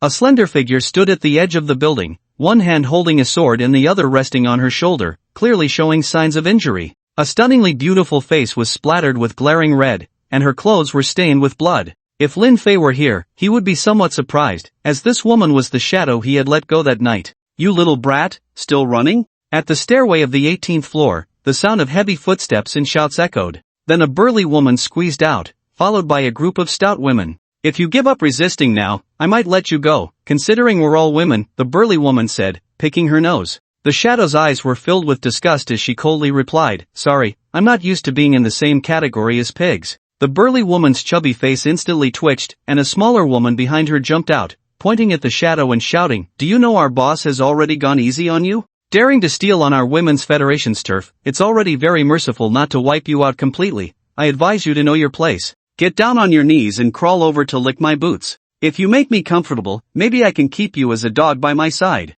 The cold gaze of Ing was filled with disgust. "Disgusting, ugly fat pig, you'll be slaughtered sooner or later." The burly woman known as the Big Sister opened her squinting eyes, revealing a fierce glint. "Very well. I, Zhu Baozhen, have never been attacked so viciously in my life. You've set a precedent." Zhu Baozhen's body trembled with fat, kicking up the dust beneath her feet in anger. "I will eat every inch of your flesh clean, then use oil and wax to make a statue, so you can crawl at my feet day and night in repentance." At this, even the women behind her began to feel alarmed. Ing spat, her eyes flashing with determination. "You think that's beautiful? If you have the guts, come at me and see if I can tear off a few chunks of your fat." The women behind Zhu Baozhen glared coldly, raising their weapons at Ing. "Put them down. Do you want to ruin my artwork?" Zhu Baozhen slammed her hand down, instantly turning a nearby spear into fragments. This startled Ing. This person was definitely a physical enhancement ability user. When she fought her earlier, she had clearly felt a resistance at the tip of her sword, only managing to break through a layer of skin before being blocked by that thick layer of fat. Moreover, it seemed she had other abilities besides physical enhancement, making her a tough opponent. She had merely gone to a supermarket in Duhai City to find some food, and this group had set their sights on her. It was truly tyrannical. There was no way she would join such an organization. Even if she was injured now, she would not ally with them. Thud, thud, Zhu Baozhen moved closer to Ing. "I'll ask you one more time, being my dog or death, which do you choose?" Ing raised her long sword, pointing it at her, demonstrating her choice through action. Zhu Baozhen laughed, her eyes fierce. "Then don't blame me for being ruthless." Thud. With a muffled sound, Zhu Baozhen's body shot forward like a human cannonball towards Ing. Naturally, Ing did not stand still. She nimbly dodged to the side, unwilling to take Zhu Baozhen's attack head-on after suffering a significant loss before. "Ha, learn to be smart? But it's still not enough." Zhu Baozhen coldly laughed and reached for Ing, a powerful pressure suddenly enveloping Ying's body, causing her movements to freeze. "Come here, you." With great force, Zhu Baozhen pulled Ing towards her, and it looked like she was about to be slapped across the face by her enormous palm. Gritting her teeth, Ing activated the forbidden technique of the Dragon Slayer Sword Servant, her blood energy flowing from her wrist into the long sword, staining it a blood-red killing weapon. Put! In an instant, the long sword plunged into Zhu Baozhen's large belly, the fat that had previously been impenetrable suddenly giving way like hot oil. The intense pain made Zhu Baozhen's face tighten even more, and she instantly flew into a rage, her grasp turning into a slap. Bang! The massive palm struck Ing, instantly causing her chest to cave in. Crack! The sound of bones shattering echoed. This blow sent Ing flying, blood spraying wildly, her slender body hurtling off the edge of the building, tracing an arc as she fell from the 18th floor. At that moment, Ying's mind was blank, the fierce wind tearing at her hair, and she closed her eyes. Perhaps dying like this would be a form of liberation. But as she closed her eyes, her mind did not flash through past days like a movie. Instead, a figure that filled her with both shame and fear appeared. She suddenly laughed. Why was her mind filled with that bad guy? Was it that she secretly desired him? Boom! Ing crashed to the ground, smashing through the surface and exposing a broken drainage pipe below. The zombies also noticed the delicious meal that had fallen nearby and rushed towards Ing, instantly engulfing the area. On the 18th floor, Zhu Baozhen watched the scene with a cold expression, her eyes filled with menace. Big sister, are you okay? Do you need me to help you pull out this sword? The woman beside her asked nervously. Zhu Baozhen coldly replied, Fool, if I pull it out now, won't I bleed to death? There's an intruder waiting for me to deal with, this little injury can wait until I return to the base. The woman quickly nodded and bowed. A boat sped into the old district at the edge of Duhai City, where the buildings were deeper in the water, submerged nearly 10 meters. Above some 7-story old buildings, there was a cluster of makeshift shanties. At this moment, many people were active up there. The arrival of the boat startled the guards above, but upon realizing it was their own, they lowered their guard. The boat docked, and the woman quickly jumped down. Sister Gao, why did you come back alone? Someone on the shore asked. The woman did not answer but instead asked, Where are Zhang Hong and Du Hei? The person was taken aback, then pointed to a gathering place. Sister Zhang and brother Du are over there. Just as he finished speaking, the woman hurried away, her footsteps thumping on the makeshift planks. As she passed the guard station, she pressed the alarm bell, instantly waking up the entire gathering place. 2 speedboats, filled with men, quietly docked in the shadows between the buildings, hard to detect. What's going on? Those damn women set off the alarm? I don't know. Could it be a water zombie invasion? Unlikely, right? Those fat women are best at water fights. It shouldn't happen in their gathering place. What do you think, Feng Ge? Yi Feng, wearing a baseball cap, pursed his lips. Me? I don't want to see. Yi Feng pressed his hand down to signal everyone to be quiet. Let's wait and see what Lu San and the others say. A crackling sound came from the walkie-talkie. Feng Ge, over at the giant egg, more than 10 people are dead, all from the Women's Federation. Yi Feng's expression tightened. Could it be that driver? What about that pink car? Didn't see it. Alright, you all come over first. After ending the communication, Yi Feng fell into deep thought. It seemed the strength of the outsiders should not be underestimated. They easily climbed the building and killed more than 10 elite members of the Women's Federation. If it were his own people, could they handle it? Through the cover, he could see the chaos in the Women's Federation gathering place, where ordinary refugees were rushing into the buildings in a panic. Meanwhile, the diverse women left behind in the gathering place pulled out their guns and looked around. In a certain shanty within the gathering place, a man and a woman pushed the door open. The man was quite sturdy, with very dark skin. He grabbed a fleeing survivor and asked fiercely, What happened? The person shook his head, I don't know. I don't know. I heard the alarm and ran. Alright, Du Hei, we'll find out by going to take a look. The woman beside him had a curvy figure, a dimension from top to bottom. Du Hei threw the person into the water and spat. I want to see who dares to mess with us. Du Hei slapped the woman's unnoticeable backside and walked towards the outskirts. Just as the two reached halfway, they saw a figure rushing towards them in a panic. Du Hei! Zhang Hong! Du Hei looked at the rushing woman in confusion. Gao Yuan? Aren't you on a mission? Gao Yuan looked anxious, not having time to catch her breath. Hurry! Come with me, there are enemies. Zhang Hong grabbed Gao Yuan, who was about to turn and run, and asked in confusion, What enemies? Wasn't it you who set off the alarm? Gao Yuan nodded, urging, Hurry, I can't handle the intruder alone. Du Hei frowned, What about your second squad? So many people can't handle one intruder? Gao Yuan's expression turned extremely grim. They're all dead. I'm the only one who made it back. What? Du Hei and Zhang Hong exclaimed in unison. Damn, what did you do? Did you provoke the zombie king? Du Hei said coldly. Gao Yuan shot him a glare. Do you think I'm stupid? Am I going to provoke someone that even the big sister dares not mess with? Stop thinking about it. Only by joining forces can we deal with that invader. Hurry up.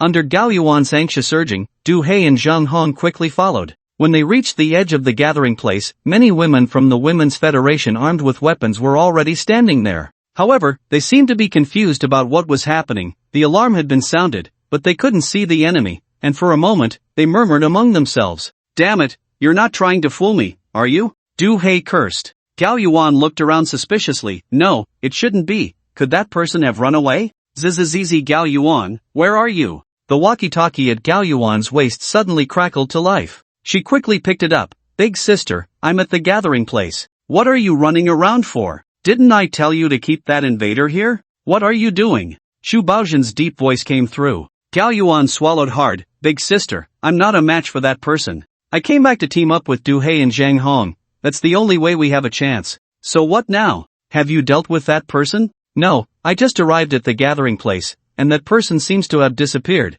Maybe they ran away. You useless piece of trash. Just wait until I come back to skin you alive. Gao Yuan shivered all over, as if she thought of something extremely terrifying. Du Hei and Zhang Hong beside her couldn't help but shudder as well. Go, turn off the alarm, Gao Yuan shouted at a woman nearby. The piercing alarm sound instantly disappeared, making everyone breathe a sigh of relief. The hidden Yi Feng and others whispered. Brother Feng, what's going on now? Are we still going to steal? Yi Feng glanced at him. Steal what? If we go now, won't we get turned into a sieve? Then should we go back? Yi Feng was about to nod, but he suddenly raised his hand to stop them. Wait, did you hear the sound of engines? Everyone was puzzled, but it seemed they all heard the roar of engines growing from weak to strong. Yi Feng's eyes lit up. They're coming. Everyone get ready. If a fight breaks out later, we'll just storm the beach. The women from the Women's Federation also heard the violent engine sound. Du Hei was puzzled. Who's coming in a speedboat? Is it that group from the men's gang? Zhang Hong chuckled. How could that be? Do they dare to come here? Aren't they looking for death? Only Gao Yuan's face changed drastically. Hurry, sound the alarm. Du Hei looked at her and cursed. Are you stupid? Turning it on and off? How? Is it a nuclear bomb coming? Gao Yuan glared at him. It's the invader who killed the second squad. He's an ability user, very likely a dual system ability user of water and metal. Zheng Hong was taken aback. Dual system? You're not joking, are you? Gao Yuan coldly replied. I don't have time to joke with you about my life. Bullets are useless against that guy. We can only rely on abilities. The roaring engine sound approached violently, and in a large body of water outside the Women's Federation, a pink steel giant beast rode the waves, elegantly swinging its tail to stop on the water surface 100 meters away. This display of walking on water startled all the women from the Women's Federation. Ability user. An ability user is invading. Gunners prepare. Archers prepare. Without needing to say more, the guards of the Women's Federation knew what to do. As the car door opened, Lin Fei's figure appeared before everyone. The women from the Women's Federation brightened at the sight. Wow! So handsome. How can there be such a handsome man? I think I'm in love. Stop drooling. Can't you see that Hong Jie and the others look very grim? Did you hear? This person killed our Women's Federation's second squad. What? So brutal? Brutal? Good looks are justice. Putting aside the facts, doesn't the second squad have any fault? Damn it, that shark-nosed woman looks like she's never been with a man. Under everyone's gaze, Lin Fei took out a large loudspeaker from the car, adjusted it a bit, and aimed it at the gathering place of the Women's Federation. Ahem! Hey, listen up inside, you are surrounded by me. Immediately put down your weapons and surrender. The group hiding in the shadows, led by Yi Feng, exchanged glances. Isn't he acting like a bandit? Is this guy arrogant or just plain arrogant? An outsider making such a scene in Duhai City clearly has some real skills. I bet 2 packs of spicy strips that this guy won't last 3 seconds. I bet 3 packs. What do you think, Feng Ge? Yi Feng lifted his duckbill cap, his eyes filled with confusion. I'm watching with my eyes. Less talking, more watching. By the way, I bet 5 packs of spicy strips that guy will be just fine. The younger brothers all scoffed. Come on, even if he's strong, he's just one person, right? 2 fists can't fight 4 hands. There are still 3 ability users over there at the Women's Federation gathering place, 1 with physical enhancement, 1 controlling water, and 1 speed-type ability user. The odds are clearly in their favor. Moreover, their old lady Zhubo can still hold her own against Fenggu. The Women's Federation is not weak. I hope that guy can give the Women's Federation a blow. Yi Feng shook his head instead. In front of top ability users, the difference in numbers is completely irrelevant. Haven't you noticed? He has been standing on the water the whole time, even controlling a fully armored war vehicle on the water. What a huge consumption of ability that is. If he didn't have some strength, he would have long since perished. How could he dare to challenge here? After hearing Yi Feng's analysis, everyone began to understand and couldn't help but grow curious about Lin Fei's strength.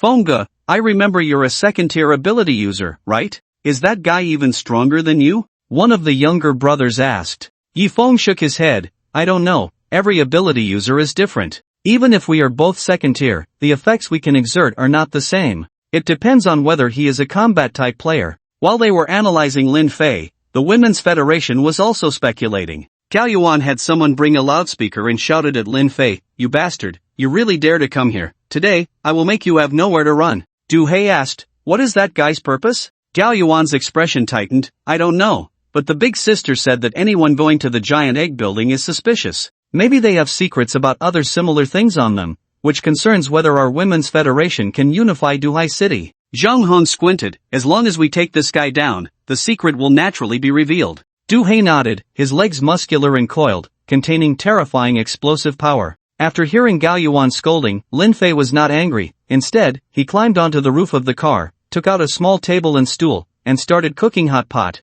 This scene left everyone present dumbfounded. What the hell is this guy doing? He's actually cooking hot pot. This is going to cost everyone their lives. Hot pot was a very popular food before the apocalypse, but since the apocalypse came, with power outages and water shortages, having something to eat is already good enough. Who the hell would dare to think about eating hot pot? Especially with a slight breeze, the smell wafted over half of the Women's Federation. A group of people drooled, their eyes shining green. Yi Feng and the others were also swallowing their saliva. Fengge, that guy really has no sense of martial ethics. Isn't this killing people and breaking their spirits? Shouldn't we just rob him? Idiot, if he dares to cook hot pot here, he must be confident. If you go up, you won't even be enough for him to cook a pot. Yi Feng didn't speak, but his eyes under the brim of his hat were already fixed. Hot pot, damn it, that was his favorite food. Lin Fei leisurely cooked a roll of fatty beef, dipped it in sauce, and ate it with a blissful expression that was anything but ordinary. He then picked up the megaphone. If anyone can tell me where the thing on top of that building went,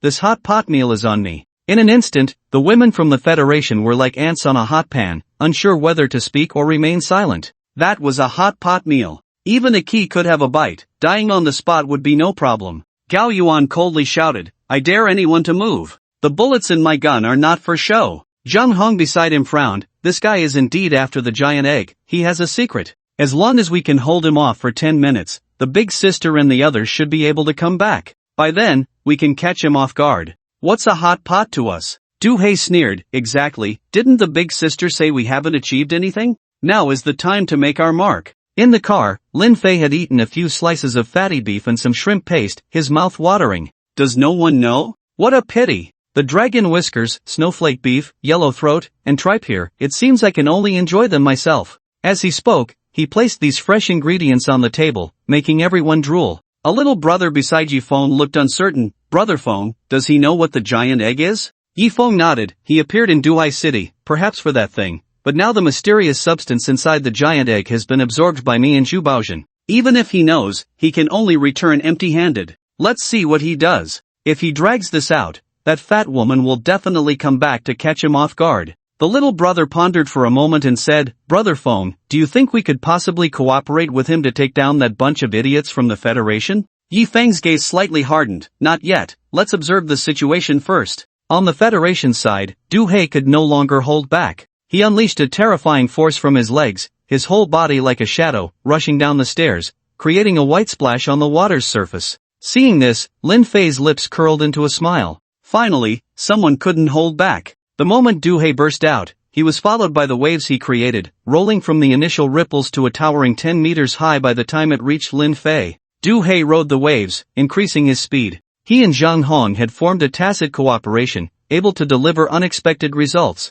At this moment, he dove into the waves, his figure disappearing. Sitting on the car roof, Lin Fei continued to enjoy his hot pot, even taking a moment to floss his teeth, as if the 10-meter-high waves were nothing. Zhang Hong, who had stirred the waves, began to pale. This was her limit. If she pushed any further, her powers would backfire. But it looked sufficient. A 10-meter-high wave crashing down would turn vehicles into pancakes. Hidden within the waves, Du He could clearly see Lin Fei approaching. When the 10-meter wave loomed over Lin Fei and the raptor, a sinister smile crept onto Du He's lips, waiting for the wave to crash down so he could showcase his skills. But the next moment, he abruptly halted, as if someone had cast a spell on him. He looked around in confusion, realizing that not only he but even the 10-meter wave had come to a standstill. What was going on? Was it that woman Zhang Hong? In the next moment, the surrounding water seemed to transform into a giant hand, tightly gripping Du Hei and pushing him toward Lin Fei. Du Hei was filled with terror. He desperately used his speed ability, but no matter how hard he tried,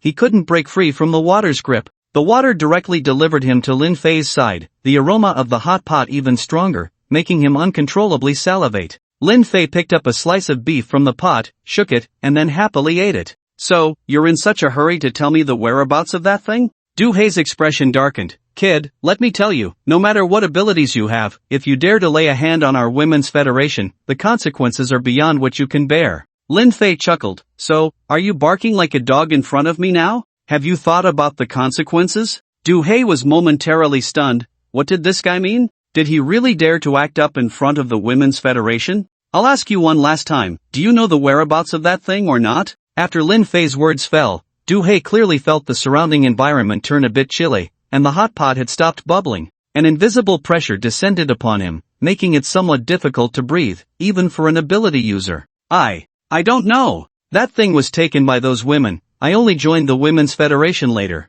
Du Hei had little courage and directly revealed everything he knew. Lin Fei glanced at him, shrugged helplessly. Alright, then you can die. Du Hei's expression relaxed. Indeed, this guy was just blustering. Since he said he didn't know, he wouldn't dare do anything to him. Wait, what did he just say? Bang! His thoughts were still swirling in his mind, but his body had already been shredded by the water flow, turning into a crimson liquid that dripped into the water below. This scene was witnessed by Yi Feng and others hiding in the shadows of the building, and they were instantly astonished. Damn! He just kills without hesitation? This person is definitely ruthless. With just one sentence, he shows no mercy to the Women's Federation. His control over water flow is simply outrageous. Could he also be a second-tier ability user? Yi Feng's heart trembled, and he unconsciously felt some sweat seeping from his palms. This person can only be befriended. We absolutely cannot provoke him. On the Women's Federation side, Zhang Hong stood frozen. My water wave seems to have lost control, but why is it stuck there?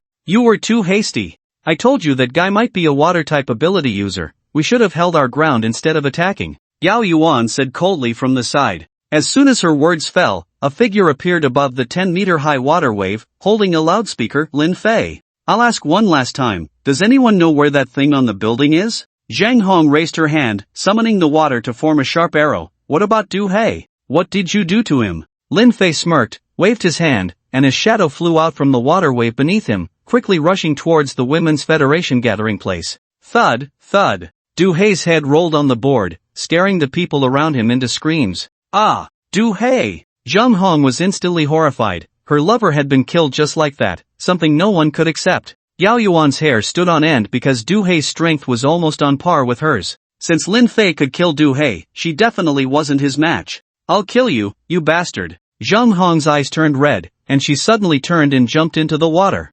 Instantly, another wave surged, with menacing water spikes rolling towards Lin Fei. Yao Yuan cursed under her breath, realizing that the other person's water abilities were clearly superior to hers. How could she not see such an obvious thing? Zhang Hong was such a fool. By frantically using her abilities, she would definitely suffer a backlash. Originally, they had planned to join forces against the enemy, but now she was the only one left. What to do? The waves surged up to over 10 meters high, shaking the surrounding old buildings precariously. Zhang Hong stood atop the wave, looking down at Lin Fei, her eyes filled with hatred. I want you to accompany Du Hei in death. The towering water flow collapsed down, carrying countless water spikes towards Lin Fei. But as the water approached him, it seemed to transform into a docile kitten, gently sweeping past him. When Zhang Hong met Lin Fei's gaze, a sudden chill ran through her heart, a terrifying pressure weighing down deep within her. Lin Fei shook his head. I'm just asking one thing, why are you rushing here to seek death? Forget it, I'll be merciful and let you go, lest someone say I'm unreasonable. In Zhang Hong's terrified gaze, the water around her seemed to transform into countless sharp spikes, piercing every inch of her body. Bang! The spikes intertwined, flesh and blood flying, not even a bone fragment was visible. Zhang Hong simply evaporated from existence. Splash! The water beneath Lin Fei's feet instantly surged to 20 meters high, directly overlooking the entire gathering place of the Women's Federation. I've given you a chance, but if you didn't seize it, then don't blame me. Yao Yuan's heart raced with alarm. She didn't know what Lin Fei was planning, but her instincts told her this was a life and death crisis. Escape! At this moment, that was the only thought in her mind. Under the watchful eyes of the Women's Federation members, the ability user Gao Yuan fled frantically towards the other end of the gathering place, leaving a group of bewildered ordinary people staring at each other. Meanwhile, Yi Feng and the others were also puzzled. Could it be that Lin Fei intended to destroy this gathering place with water? That was simply impossible. The Women's Federation's gathering place was a combination of several buildings, highly resistant to vibrations, and there were many piled-up vehicles in the water, all of which formed a solid foundation for the space. What method would he use to deal with the Women's Federation members? Forget it for now, let's go. Let this brother see the strength of our men's group. Yi Feng waved his hand, and 3 speedboats instantly surged out, heading straight for the Women's Federation's docking bay. The Women's Federation members also saw the suddenly appearing speedboats, and someone shouted, "The men's group is here. Everyone be careful." But before they could react, a violent shockwave exploded in the gathering place. Boom! Boom! Boom! A series of explosions rang out, flames shooting everywhere, blowing numerous holes in the upper gathering area. Everyone instinctively turned their gaze to the top of the water. There stood Lin Fei, shouldering a thick, black rocket launcher, firing rockets with tails of flame as if they were free. Yi Feng's pupils contracted in shock, and he shouted, "Turn around! Turn around! Get away from here!" The thing on Lin Fei's shoulder was simply too bizarre. Everyone knew what a rocket launcher was, but how could it fire in fully automatic mode? The Women's Federation members were also dumbfounded. Had they been targeted by an artillery unit? They had no idea, only knowing that explosions were constantly ringing around them, and within seconds, the entire gathering place was more than half destroyed, with neither guards nor refugees able to escape. In their eyes, Lin Fei was like a world-destroying demon, indifferent to life. In an instant, wails filled the air, flames dancing wildly. Not far away on the water's surface, a large speedboat was rushing towards them. "Big sister, I think I heard someone setting off firecrackers. It's in our direction. Could it be that they dealt with that intruder and are now celebrating?" When the large speedboat turned the corner, everyone on board was stunned. They saw their proud rooftop gathering place engulfed in raging flames, utterly shattered. "Big sister, could the firecracker sound just now be?" Shu Baozhen slapped the woman across the face, saying fiercely, "Firecrackers my ass. That was our place being robbed." Her anger was now completely unquantifiable, wishing she could destroy the world immediately. "Big sister, over there, it looks like it's the men's group." Suddenly, a fat woman pointed not far away. Shu Baozhen and the others instantly turned to look. 3 boats, 1 car, indeed, it was that damn men's group. "Yi Feng, get your ass out here." Shu Baozhen jumped up high, snatched the helm, and began steering straight towards Yi Feng's boat. Yi Feng and the others were startled and quickly tried to scatter to the sides. "Lin Ge, that fat woman is back," Yi Feng shouted. Lin Fei glanced at the water's surface and showed no intention of dodging. Instead, he continued to ask, "So, does that mean the thing inside the giant egg has been absorbed by you?" Yi Feng glanced at the speeding speedboat, then at Lin Fei, and felt a sinking sensation, deciding not to dodge. "That's right, I absorbed it, but I didn't absorb it all because a third of it was snatched away by that fat woman." Lin Fei was somewhat surprised. Could this thing really be stolen? If that were the case, it was clear that the battle marks he had seen were left by him and that fat woman. "Ah, die, you old hag." Shu Baozhen's booming voice drew closer. Lin Fei took out a rocket launcher and fired 10 consecutive shots directly at the speedboat. Boom! In an instant, flames erupted, and figures were thrown into the air. A curtain of water blocked the wreckage and heat, leaving Yi Feng and his little brother dumbfounded. This guy was simply unreasonable, just going all out. Yi Feng instructed his little brother to switch to 2 speedboats and retreat, while he stayed behind with Lin Fei. "Brother Lin, that fat woman isn't so easy to kill, be careful." As soon as he finished speaking, a dark shadow suddenly emerged rapidly from beneath the water. Bang! The water exploded, creating a powerful shockwave that pierced the speedboat beneath Yi Feng's feet. The shadow revealed itself before the two, and it was none other than Zhu Baozhen, who had been standing at the bow of the boat. She was tall and strong, one could take on 3 Lin Feis, yet she stood firm on the water's surface. Clearly her ability was related to water. "Brother Lin, be careful. This fat woman's ability is to borrow from others' powers."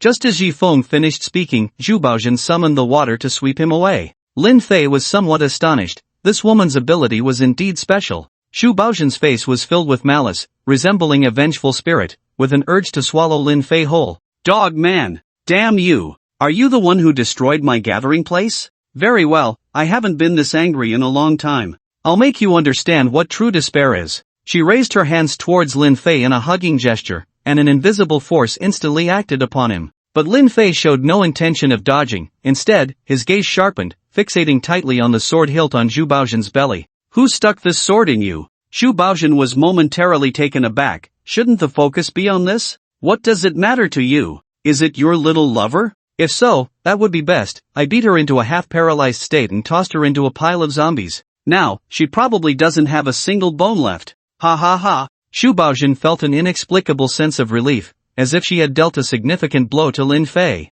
However, her hand showed no hesitation as she tightly gripped Lin Fei, trying to pull him closer. As long as she could bite off a piece of flesh from Lin Fei, she could gain his ability, and then she could kill him however she wanted. But when she was halfway through using her ability, she suddenly felt a great resistance. No matter how hard she tried, she couldn't pull Lin Fei any closer. This made her feel uneasy. "Brother Lin, I'm here to help you." Yi Feng's figure surged on the water's surface, rushing towards Zhu Baozhen. He was engulfed in golden-red flames, the flames trailing behind him like two wings, allowing him to hover in the air. Intense energy surged forth as a pillar of fire erupted from his mouth, shooting straight at Zhu Baozhen's face. Seeing this, Zhu Baozhen instantly abandoned her hold on Lin Fei and instead manipulated the water to form a wall in front of her to block the flames. A massive stone block fell from a nearby building, crashing towards Yifeng. He had to dodge. He didn't dare to confront the stone head-on. After forcing Yifeng back, Zhu Baozhen coldly glanced at Lin Fei, then suddenly kicked off the ground with her powerful legs, her speed ability exploding,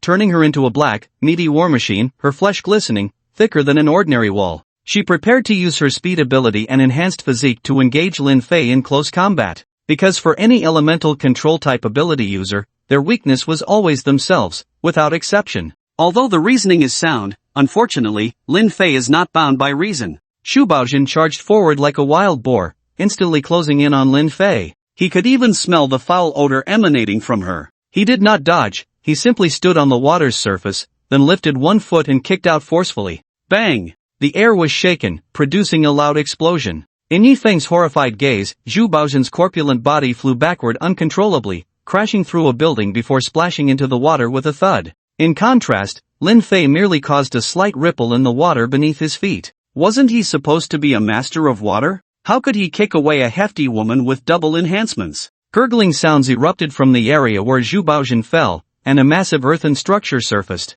Zhu Baozhen, with her hands raised high, stood on the water like a fat superhero, glaring fiercely at Lin Fei. "Dog man, die for me." Yi Feng was somewhat alarmed. Had Zhu Baozhen gone mad? Using her powers so recklessly? She hadn't shown this kind of ferocity when competing for the giant egg with him. She was becoming increasingly deranged. Just as he was about to warn Lin Fei not to be reckless, Lin Fei moved, charging toward the massive falling rock. The distance of over 100 meters was covered in an instant, and Yifeng didn't even have time to shout. Thud! A deep, muffled sound echoed as the water's surface was pressed down, and the enormous rock shattered before Yifeng's astonished eyes, scattering debris toward the surrounding buildings and into the water, the sounds of crashing ringing out incessantly. Meanwhile, Lin Fei's fist quietly hovered beside Zhu Baozhen's face, the gust of wind causing her pain. She mechanically turned her head to look at the fist just inches away from her, swallowing hard. Lin Fei's voice was cold and sinister. "What does it feel like to be eaten by a zombie?" Zhu Baozhen's body trembled with fear. Lin Fei brought her an overwhelming sense of terror.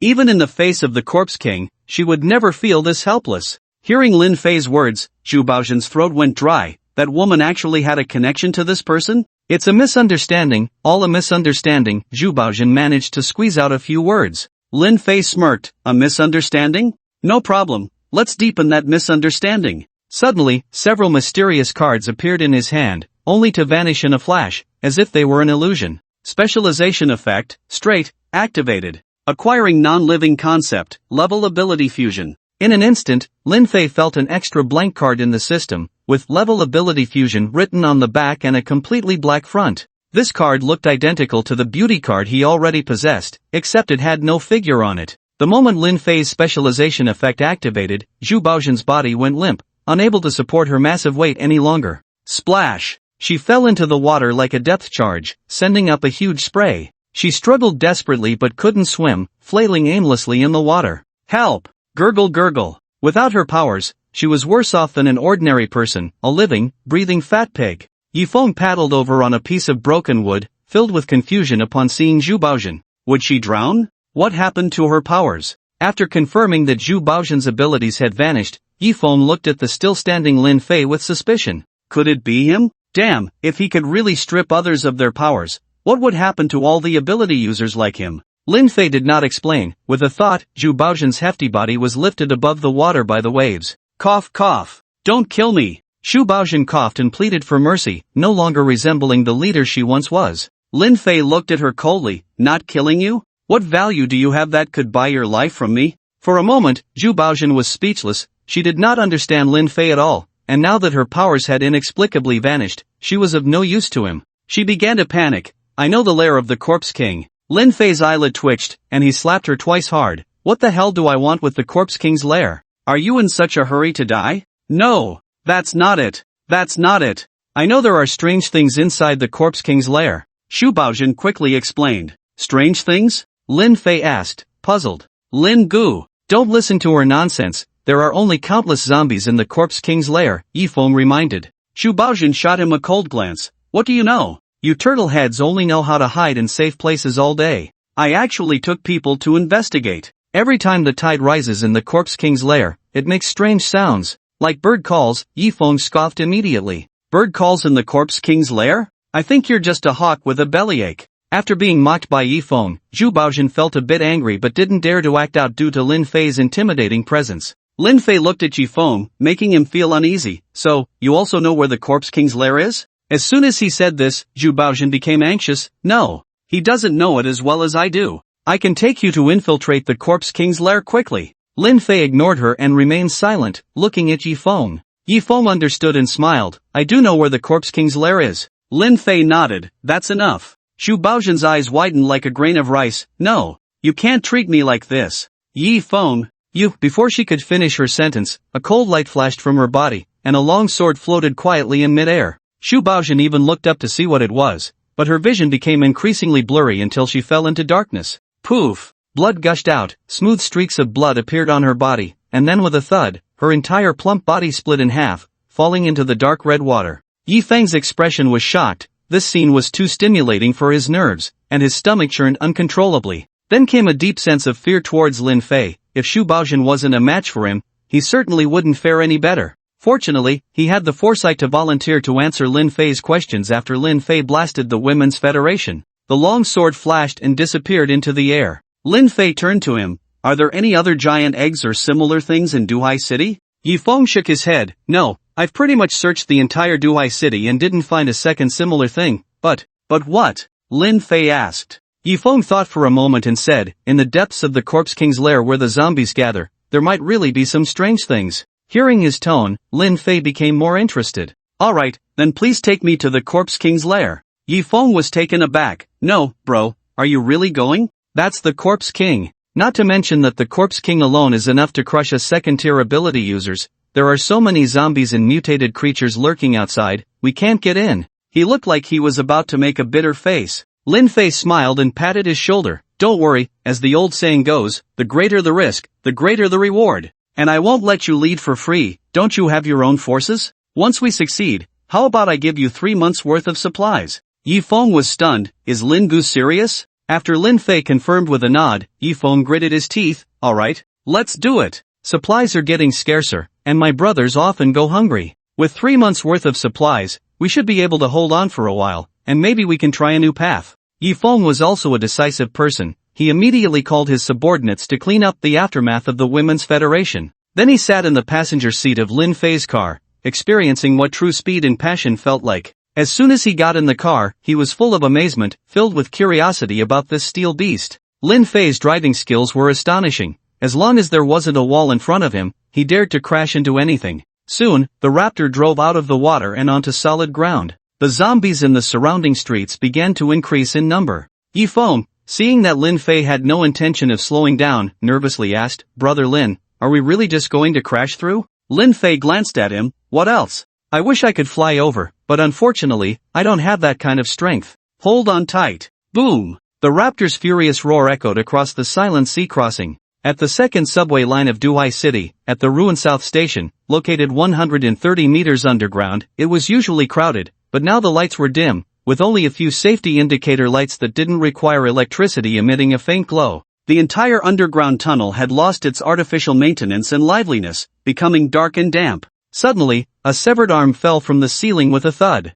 A shadow landed on the ground, devouring it. This was a climbing-type mutant, thriving in the darkness. If someone were here, they would look up and see many of these mutants hanging haphazardly from the ceiling, as if guarding something. In the deep subway tunnel, decayed flesh and blood were everywhere, filling the air with a foul stench. A cry, reminiscent of a crane's call, echoed from within, sounding somewhat out of place. A massive, earth-colored egg-shaped object pulsated atop the pile of flesh, and in the occasional flicker, a shadow could be seen inside, resembling a human or a bird. A hoarse, raspy sound emerged from the darkness, and a figure stood quietly nearby. This was a humanoid female zombie with 4 eyes, exuding a dark mist, radiating an imposing aura. Roar! The sound of zombies echoed from the outside tunnel, startling it. It glanced at the massive egg before walking outside. Yifeng was bewildered, as Lin Fei beside him seemed almost inhuman. The two stood on the nearest building to the subway entrance, with Lin Fei continuously shouldering a rocket launcher. What principle did this rocket launcher operate on?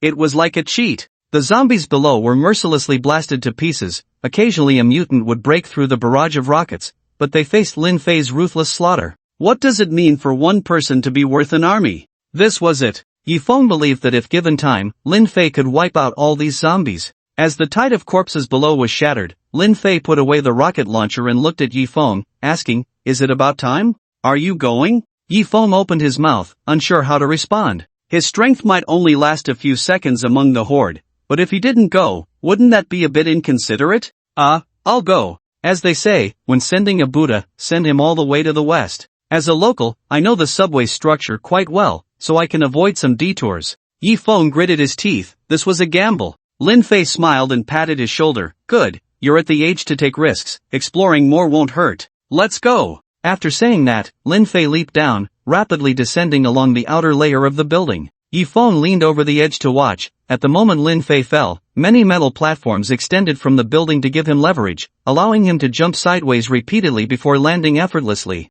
Yifeng didn't lag behind either. He jumped from the rooftop edge, flames igniting around him, and as he fell, 2 fiery wings trailed behind him. Boom! With the flapping of the fire wings, his descent slowed, and although he landed somewhat awkwardly, he was unharmed. Your ability is quite impressive, combining mobility and attack, Lin Fei praised. Yifeng coughed twice. To be honest, my ability started as just ordinary flames. After burning a few times, I was half dead, and it only evolved into this after I risked my life to obtain something from that giant egg. I think that giant egg might be a bird's egg. Lin Fei's eyes flashed with surprise. If nothing unexpected happened, this guy's ability might have evolved to an extraordinary level. As the two conversed, they moved toward the subway entrance. Yifeng's golden flames transformed into feathers, shooting out like a celestial maiden scattering flowers, crazily burning many zombies. Immediately, 3 circles of golden fire rings surrounded him, forming a strangling force as they spun rapidly, tearing apart the advancing zombies. Lin Fei nodded secretly at his technique. Yifeng was definitely a talent.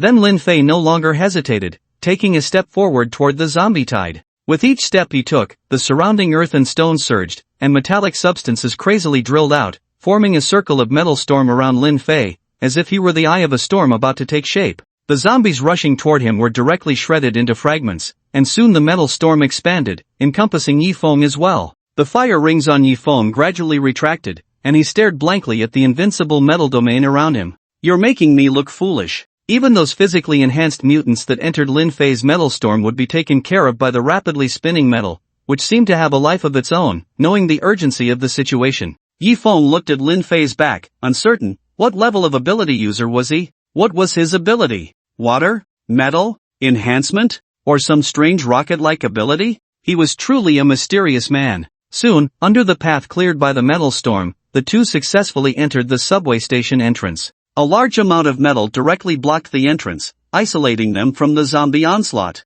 Light it up. Whoosh! Yifeng's flames ignited, illuminating the dark underground passage. The stairs leading down were covered in stains, and some pieces of flesh and limbs could be seen lying in the corners. Yifeng threw a ball of golden flame forward, the fire lighting the path ahead. The two moved downwards along the path illuminated by the flames, and when they reached the former boarding platform, Yifeng suddenly became alert. After he threw the flame, it bizarrely extinguished, as if it had encountered something that restrained it. Lin Fei pressed down on his shoulder, signaling him not to move. He then took out a powerful flashlight and shone it forward. His Yifeng's hair stood on end. Within the range illuminated by the flashlight, strange figures were lurking on the ground, walls, and ceiling. These mutants were staring intently at the two. Damn! We really walked into a tiger's den. Yifeng exclaimed in fear, immediately channeling his flames to the maximum. Lin Fei said nothing but focused the beam of the flashlight, revealing a standing figure among the group of mutants. Although the figure looked slender, it had 4 eyes on its face, blood red and completely different from ordinary zombies.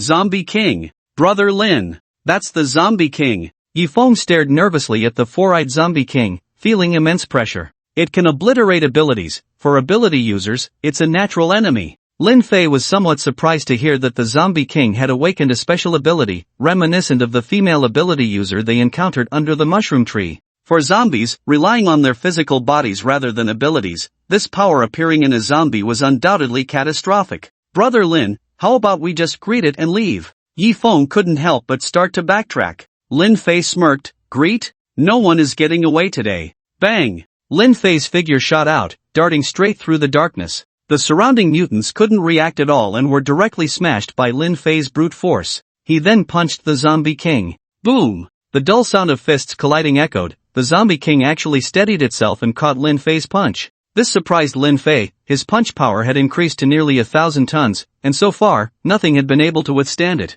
But this Corpse King was able to withstand his attack unscathed. Could it be that this guy was also a monster pushing the limits of physicality? However, Lin Fei quickly dismissed this thought, as the 10-dragon jade he awakened was aligned with the path of ultimate strength, and there was absolutely nothing that could surpass him in power. As a second tier, Lin Fei could almost crush enhanced ability users of the same level. Even zombies could not exceed this limit. So there was only one conclusion: this Corpse King was a third-tier existence. Bang! Lin Fei suddenly lost control and crashed into the nearby wall, the violent force causing the compacted soil to sink deeply. This scene made Yifeng anxious. How could Brother Lin be so easily overwhelmed by the Corpse King? Should he make a run for it? The mutated beings completely ignored Yifeng's intentions and rushed towards the depression created by Lin Fei. The slender figure of the Corpse King contained terrifying power, as it lifted a broken load-bearing pillar from the side and smashed it down towards Lin Fei.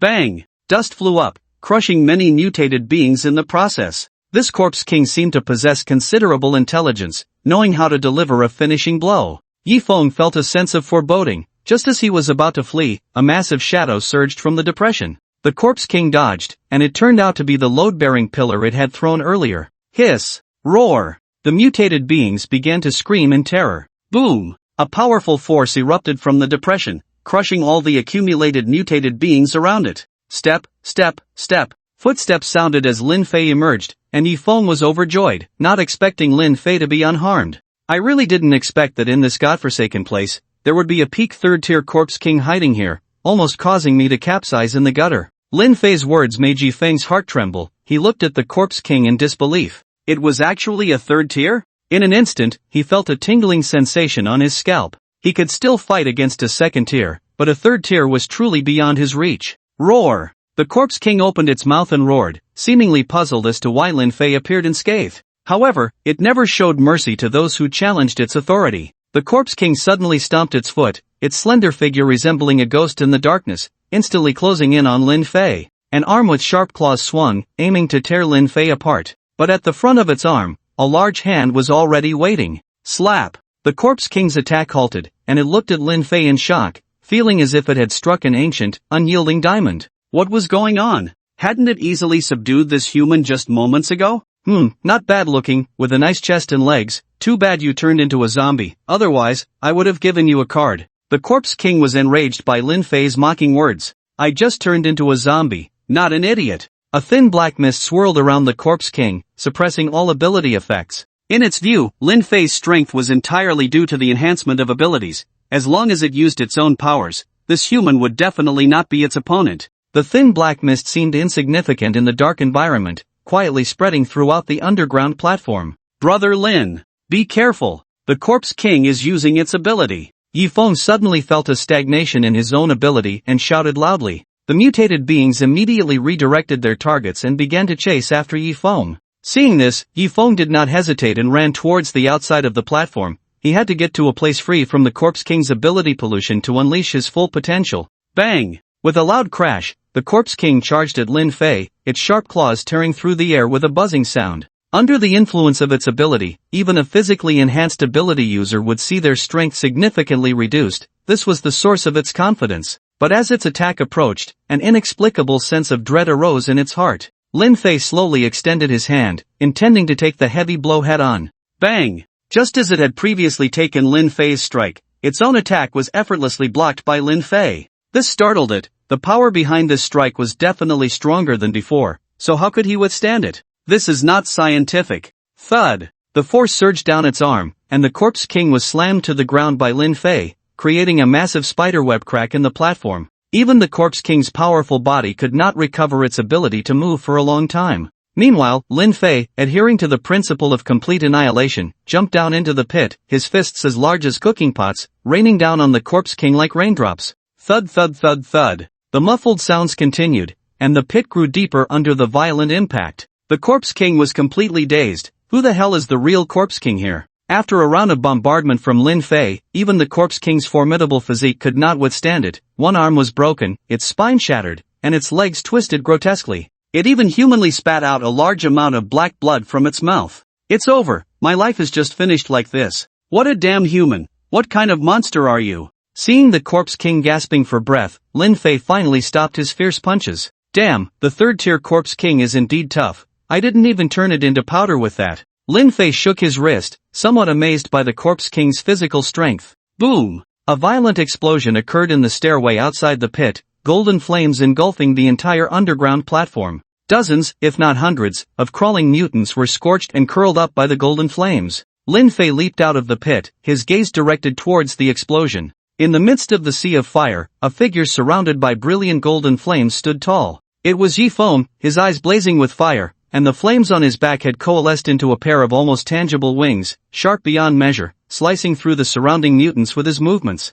Ha ha ha, come on, everyone come! Yi Feng roared, like a bloodthirsty eagle. The temperature of the flames surged, causing the bricks on the ground and the walls to begin transforming into a molten state. Even Lin Fei felt a bit of heat, which shows just how terrifying his mutated flames were. This guy had previously seemed timid, but after exploding with power, he was undoubtedly a top-tier expert among the second tier. However, Lin Fei sensed a decline in his vigorous flames. This state likely wouldn't last long. I have indeed been blessed. I could read at 3, flirt with female classmates at 4, and at a young age, I already had gallstones. Now, in this apocalypse, I am a powerful mutant, and a second-tier one at that. I have had plenty of opportunities and am not like other mutants who live in uncertainty. Now, I am single-handedly fighting against 3,000 emperors in the Corpse King's lair. How magnificent! How fierce! Lin bro, don't worry, once I get through this tough time, I will definitely burn more paper for you. After all, you are braver than I am. Yi Feng spread his arms wide, and the wings on his back suddenly unfurled, transforming into fan-like leaves for one last dance. Under the high-speed rotation, the mutants perished even more rapidly, visibly becoming scarce. Whether it was due to the Corpse King's defeat or because they were terrified of Yi Feng, the remaining mutants began to retreat in fear, quickly disappearing into the scattered pipes. Yi Feng was unaware of all this. At that moment, he was completely enveloped in flames while spinning at high speed. The two massive fire wings slowly closed in, forming a barrier that cut off the outside world. Thud! Thud! Lin Fei heard a heartbeat, and through the flame barrier, he could see what seemed to be a brilliant golden egg inside. What kind of ability is this? It resembles the legendary Phoenix's rebirth. No way, could this guy have awakened Phoenix powers? Lin Fei, with his rich imagination, suddenly felt a mix of surprise and suspicion. If Yi Feng's ability was indeed like this, then if he developed steadily, he would definitely become a key figure in the future. Thud! Thud! The sound of a heartbeat echoed again, and Lin Fei suddenly froze. No, these heartbeats aren't coming from Yi Feng. He quickly turned his head towards the dark subway tunnel, where a faint light was blooming in the depths. Lin Fei furrowed his brows and jumped into the tunnel, walking deeper into the darkness. The walls of the surrounding tunnel were covered in flesh and blood, making it feel as if he were walking inside a terrifying organism. Before long, Lin Fei sensed a slightly familiar aura, which left him puzzled. When he turned a corner, he was confronted by a small mountain of flesh standing in the center of the tunnel, and at the top of that mountain, a giant pale golden egg, towering as high as 2 people, was radiating light. What is this thing? He couldn't help but mutter. Was there too much related to eggs in Duai City? The giant egg on the building, Yi Feng's suspected Phoenix rebirth egg, and now there was a big golden egg in the Corpse King's lair. Had he stumbled into a bird's nest? As Lin Fei approached the big golden egg, the familiar aura grew stronger, but he had never been to Duhai City before. Why did he feel such a strange sensation? And it was directed at an egg. Thud! Thud! The big golden egg emitted a heartbeat-like sound again, and as the light flickered inside, Lin Fei's eyes narrowed. Inside the big golden egg, there was actually a black humanoid shadow. Is there a person inside this egg? How is that possible? Lin Fei felt it was absurd. What kind of person could create such strange things in the Corpse King's lair? And why didn't the Corpse King destroy this big golden egg? These questions swirled in Lin Fei's mind, leaving him bewildered. Atong, do you know what this thing is? Reluctantly, Lin Fei asked the well-informed system in his mind. Transforming the Dao fruit, borrowing life from the egg. What does that mean? Can you say something I can understand? The creature inside wants to use the energy of this egg to live again. What? There really is a chance to live again? Lin Fei was shocked. This kind of setting, which only appeared in novels, was actually encountered in reality. Damn, could it be another wall hanging? Timing, location, and harmony among people are all essential. Opportunities are rare. I suggest the host leave a good connection. The system suddenly prompted. Lin Fei was even more surprised. Something that could make the system feel there was something to it must indeed have some significance. As for leaving a good connection, not opening the blind box on the spot was already the biggest good connection.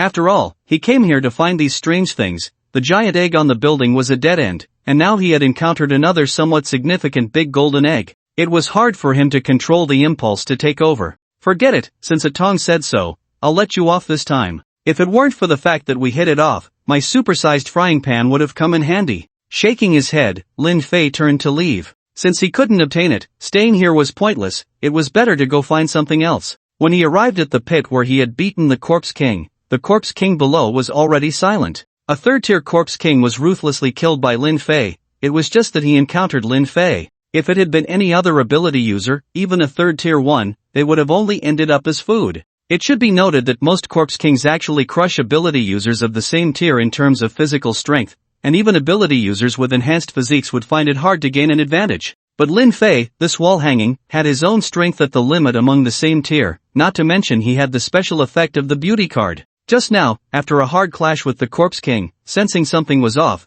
he immediately pulled out the 3-in-1 and put it on himself. Instantly transforming into bald Saitama, he brutally killed the third-tier Corpse King. He approached the flame embryo that Yifeng had transformed into, thought for a moment, and casually summoned the water veins hidden underground to wrap it up. After all, he had brought the person here, he couldn't leave him alone in this lair full of zombies. When Lin Fei led Yifeng out of the subway station, the surrounding zombies had long since disappeared, perhaps scared away by the dissipating aura of the Corpse King. However, this was of no concern to Lin Fei. He directly released his raptor, hanging Yifeng at the back of the vehicle, and sped away in a flash. As the sky darkened, the sea began to rise. A sudden clear sound emanated from the underground of Wannan Station, resembling the call of some bird species. In the pitch-black subway tunnel, a pale golden giant egg vibrated continuously, shadows moving within the light, as if a chick was trying to break free from its shell. Swish! Suddenly, two bloody, fleshy tentacles shot out from the pile of corpses holding the giant egg, quickly extending along the ground straight towards the massive pit in the subway station.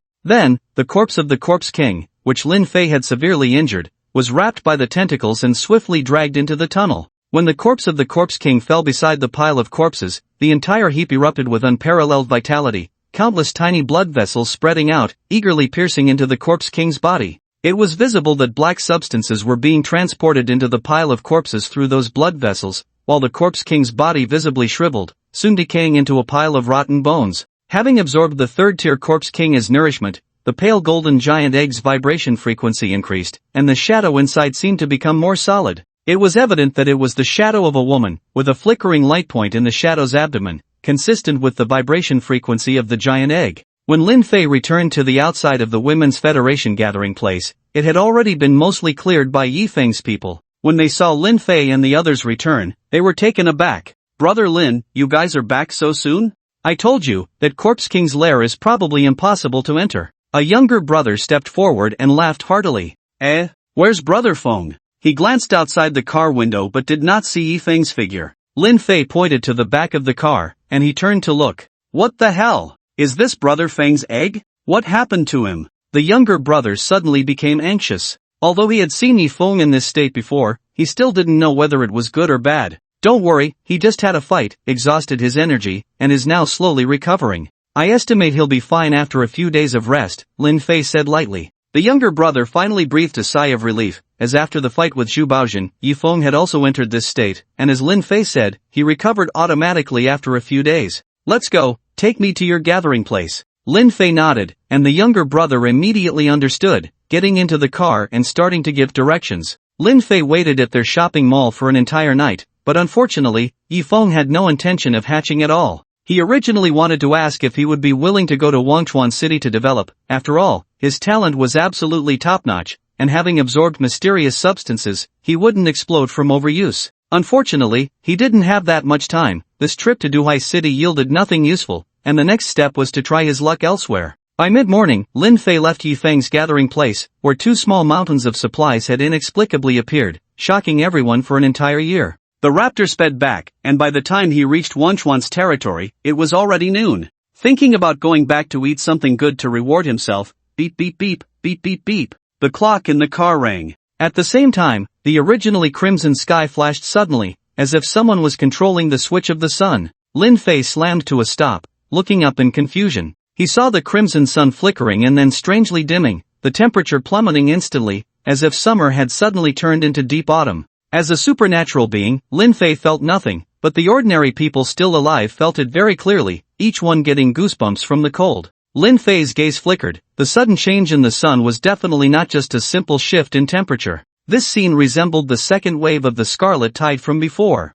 Could it be the third scarlet tide? At this thought, Lin Fei's expression suddenly tightened. If that were the case, the situation would be even more dire. The second wave of the scarlet tide had spawned mutated beings, powerful enough to evolve into corpse kings, causing immense devastation to the surviving humans. The Tianwang mountain base was relatively safe, as Lin Fei and a few women were present, and they did not directly feel the terror brought by the mutated zombie creatures. At this moment, the sun flashed ominously, and no one knew what kind of monsters it would give rise to. In an instant, Lin Fei quickened his pace towards the Tianwang mountain base. In the city, the streets were filled with zombies wandering about, some aimlessly, others frenzied and bloodthirsty. Many mutated beings stood out among the horde, some massive, some grotesque, and some capable of scaling walls and flying. Undoubtedly, the city had become a forbidden zone for humanity. When the sky flashed, all the zombies seemed to have been pressed on pause, standing still. The temperature dropped sharply, yet it did not affect the zombies in the slightest. Soon, movement came from the horde. Those mutated beings began to frantically attack their own kind. In an instant, black blood flew everywhere, and the scene resembled a wheat field being harvested. This spectacle unfolded throughout Wangchuan City, and not just there, the entire Dragon Country, and even the whole Blue Star, was witnessing the same scene. After the mutated beings devoured a sufficient number of ordinary zombies, they fell into a state of stillness, but it was evident that immeasurable changes were occurring within their bodies. One mutated being, towering 2 stories high, had its back bulging like a fleshy flower bud slowly blooming. Numerous tubular structures grew from it, writhing continuously. With each step it took, dark green gas erupted from its back, corroding the surrounding buildings and ground, and even those zombies that came into contact with it were reduced to mere blood and water. When it roared, the tubular structures on its back would launch dark green projectiles like cannonballs. These dark green masses collided with skyscrapers, instantly exploding and splattering corrosive green liquid, leaving the area in ruins. At the top of a high-rise, a mutated zombie climbed up, and with the wind's assistance, it spread its 2 fleshy wings and took flight. As its ribcage opened and closed, bizarre corpse insects fell, some smashing to the ground and bursting into corrosive juice, while others landed on zombies, instantly drilling numerous holes into their bodies with astonishing destructive power. There were also incredibly strong enhanced zombies capable of lifting fully loaded dump trucks and running at super speeds like phantoms. The aura they emitted coincidentally reached the 3rd tier. For humanity, this was a terrifying reality. While ordinary people could only cower in safe zones and dark corners, the zombies had evolved to an unimaginable level. Even the ability users were still groping in the dark, lacking any capital to resist. At this moment, the number of surviving humans who had perished reached an astonishing height. Moreover, in all the mountains and forests, animals that had not been affected by the scarlet tide could no longer survive peacefully. The animals began to mutate, their sizes increasing dramatically and becoming extraordinarily terrifying. 10-meter-long blood-striped tigers, 20-meter-tall giant elephants, and 15-meter wingspan predatory birds emerged,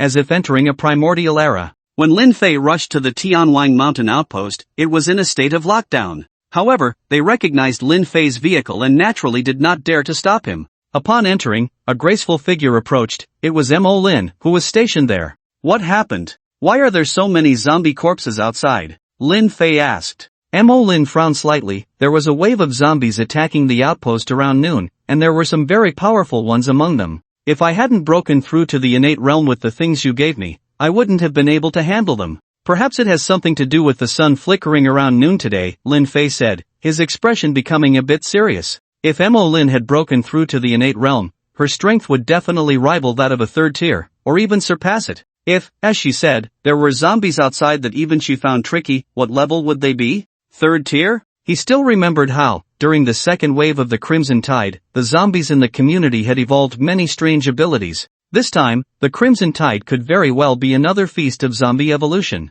If that were the case, the situation would not be optimistic. Third-tier zombies would become the mainstream of the horde, and if humanity couldn't muster the strength to counter them, they would fall into an absolute abyss. What about them? Are they still outside? Lin Fei inquired. Mo Lin naturally knew who he was referring to and shook her head, saying, no, at the moment the sun flickered, all the teams that were out returned. Sister Shuriying and the others are at the rear now. By the way, I heard that someone seems to have arrived in the southern battle zone. Lin Fei's expression shifted, and he nodded. I understand. You'll have to take care of things here. Mo Lin smiled lightly, indicating that she was completely fine. Lin Fei felt relatively reassured about her, and with the Star Source Spirit Crystal he had given her in hand, she was almost constantly cultivating at high speed, making her strength the strongest after himself. If even she couldn't hold on, the outpost would surely fall. Without hesitation, Lin Fei drove towards the Tianwang mountain base. At this moment, the atmosphere inside the Tianwang mountain base was somewhat off. 3 helicopters were parked on the lawn, each guarded by armed soldiers. Survivors from the Tianwang mountain base occasionally pointed and whispered from a distance. In the conference hall, Sunan, Yang Xiaoguang, and Huang Ruoyi were present, while across the large table sat a group of soldiers in military uniforms. The leader of the group was imposing and spirited. Colonel Yang, is this your explanation for me? Lu Zongyao said, staring at Yang Xiaoguang with an unfriendly expression. Yang Xiaoguang's face looked somewhat grim. Major General Lu, I have repeatedly stated in the report that it is not that I want to keep Dr. Lu here, but that she is willing to stay. I can't just forcibly take her back to the southern battle zone, can I? Now that you've become the leader of the base, you're getting bold with your words, Lu Zongyao said, his eyes narrowing, filled with sarcasm. Where is she? Have her come and speak to me directly. Although Yang Xiaoguang felt a bit displeased, he did not challenge the authority of the Major General. I've already sent someone to invite her. Please wait patiently, Major General. What a big show. I notified you in advance, and you still haven't prepared everything. You want us to wait here? I see you, Yang Xiaoguang, are disregarding military orders. A somewhat plump officer beside Lu Zongyao scolded. Yang Xiaoguang remained silent, but that didn't mean no one from the Tianwang mountain base was losing their temper. Sunan slammed the table, her brows furrowed as she coldly said, is the battle zone really that impressive? Understand this is the Tianwang mountain base, not your southern battle zone. If you want to act wild, get out of my Tianwang mountain base first. Being scolded by a woman, the officer's face immediately lost its composure. He reached for his waist, drawing a dark handgun and pointing it at Sunan. I'll be damned, truly a chaotic world bringing out the worst in people. I want to see just how much weight your shabby base carries. The plump officer cursed angrily, but the next moment, he let out a terrible scream. His handgun suddenly twisted, transforming into a metal strip that wrapped around his hand and forearm. Crack! The sound of bones breaking startled Lu Zongyao and the others. A superhuman? They all looked at Shin Shuriying, who was sitting opposite them, a flicker of wariness in their eyes. I didn't expect there to be superhumans here. Beautiful lady, don't you think the water here seems a bit shallow? If you're willing, you can come back with us to the southern war zone later. Lu Zongyao's expression changed, instantly shifting from cloudy to clear. Our southern war zone has developed a reagent to control superpowers. With the help of the suppressants, your abilities will develop even better. He even pulled out a trump card, hoping to attract Shin Shuriying. Unfortunately, he had calculated everything except that Shin Shuriying no longer needed to worry about backlash from her powers, making his words fall flat. Seeing that Shin Shuriying ignored him, Lu Zongyao's face turned awkward. Although he felt displeased, he didn't show it. After a while, the door to the conference room was pushed open. Lu Ruyan, dressed in a white lab coat, strode in with her long legs. After scanning the room, her expression remained unchanged as she casually found a seat, appearing as if she were just an observer. Lu Zhongyao's eyes lit up, as if he had found a breakthrough in the conversation. Ruyan, I came to pick you up. Come with me, the Southern War Zone needs you. However, Lu Ruyan completely ignored him and took out her phone to play with.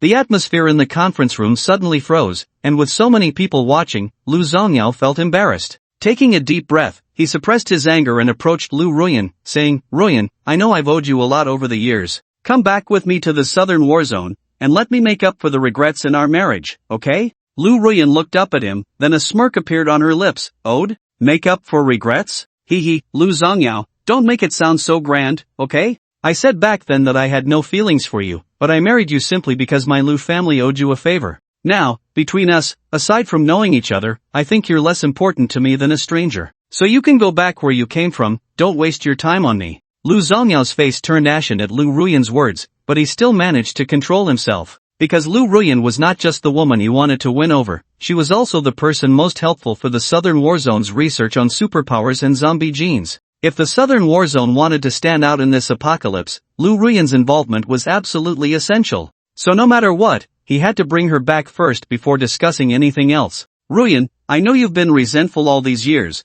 but don't I want to be by your side too? After all, you are my legal wife. As long as you come back with me, I promise you anything. Putting our relationship aside, you have to understand my difficulties as a major in the Southern War Zone. Only you can bring some change to this apocalypse. Lu Zhongyao spoke the softest words he had ever said in his life. In his impression, as a major of the Dragon Country, being this polite to anyone was already a great favor. But Lu Ruyan didn't care at all. Wife? Sorry, I already have another man. The words I have another man echoed in Lu Zhongyao's mind. Everyone present wore expressions of shock, including Su Nan and Huang Ruoi. Lu Zhongyao suddenly felt the gazes in the conference room were too much for him to bear, as if a herd of grass mud horses were galloping across the prairie in his head, occasionally kicking him. His face changed from green to red, then from red to purple, the whole process incredibly smooth. He was filled with rage, completely breaking down. Lu Ruyan, you better reorganize your words and tell me what it means to have another man. If you don't say something today,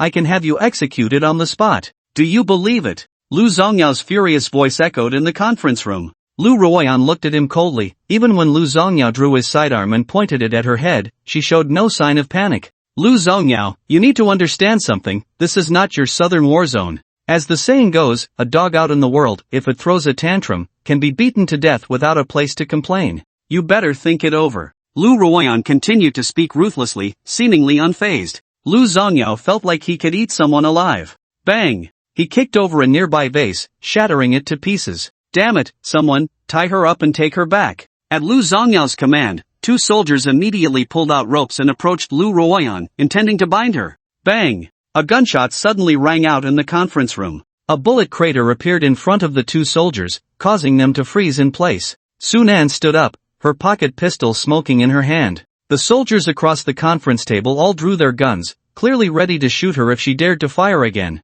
Put down your guns. What are you crazy women trying to do? Don't move. If you do, we will shoot. Shouts rang out, but Su Nan showed no signs of fear. Instead, she laughed. Hee, I see you all haven't grasped the situation, have you? This is the Tian Wangshan base. To put it bluntly, even if Colonel Yang were here, my words might carry more weight than his. Do you want to test that? Lu Zhongyao was momentarily taken aback by Su Nan's sudden challenge. You crazy woman, what does it matter to me how I discipline my own? So what if it's the Tian Wangshan base? I could flatten this place in a minute, do you believe it? After saying that, three soldiers stepped forward from the group, surrounded by waves of supernatural energy. One had flames flickering in his hand, another's body was as hard as iron, and the last had his clothes moving without wind, his hair swaying. They all took on aggressive stances, waiting for Lu Zhongyao's command. In their eyes, he was just a metal ability user. They had three powerful ability users who had temporarily suppressed their drawbacks. Were they afraid of him?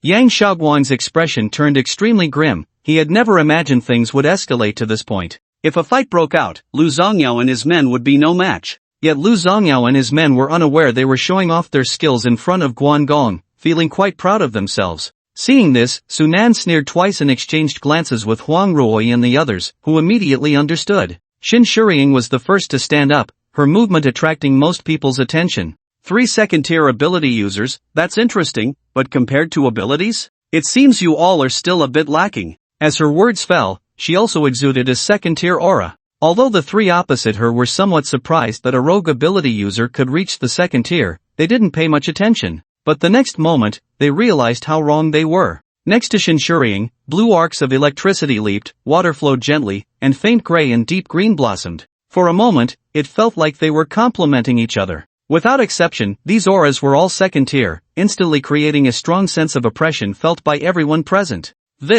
How is this possible? 5 second-tier ability users. Damn, am I still dreaming? Impossible. Absolutely impossible. How could there be so many second-tier ability users in such a remote place? This makes no sense. Don't they fear the backlash of their abilities? This was the soul-searching question from the people in the southern war zone, but no matter how hard they thought, they could never guess the truth behind it. Lu Zongyao was also dumbfounded. 1, 2, 3, 4, 5. 5 second-tier ability users. Damn! When did second-tier ability users become as common as cabbages? 5 of them sprouted in a single conference room? What kind of magic does the Tianwangshan base possess? How can it cultivate so many powerful supernatural beings? Or is it all the credit of Lu Ruyen? Thinking of this, Lu Zongyao felt as if he had opened Pandora's box. Yes, it must be Lu Ruyen who helped them achieve their supernatural freedom. Damn this bitch, instead of coming back to help me, she's out there playing tricks.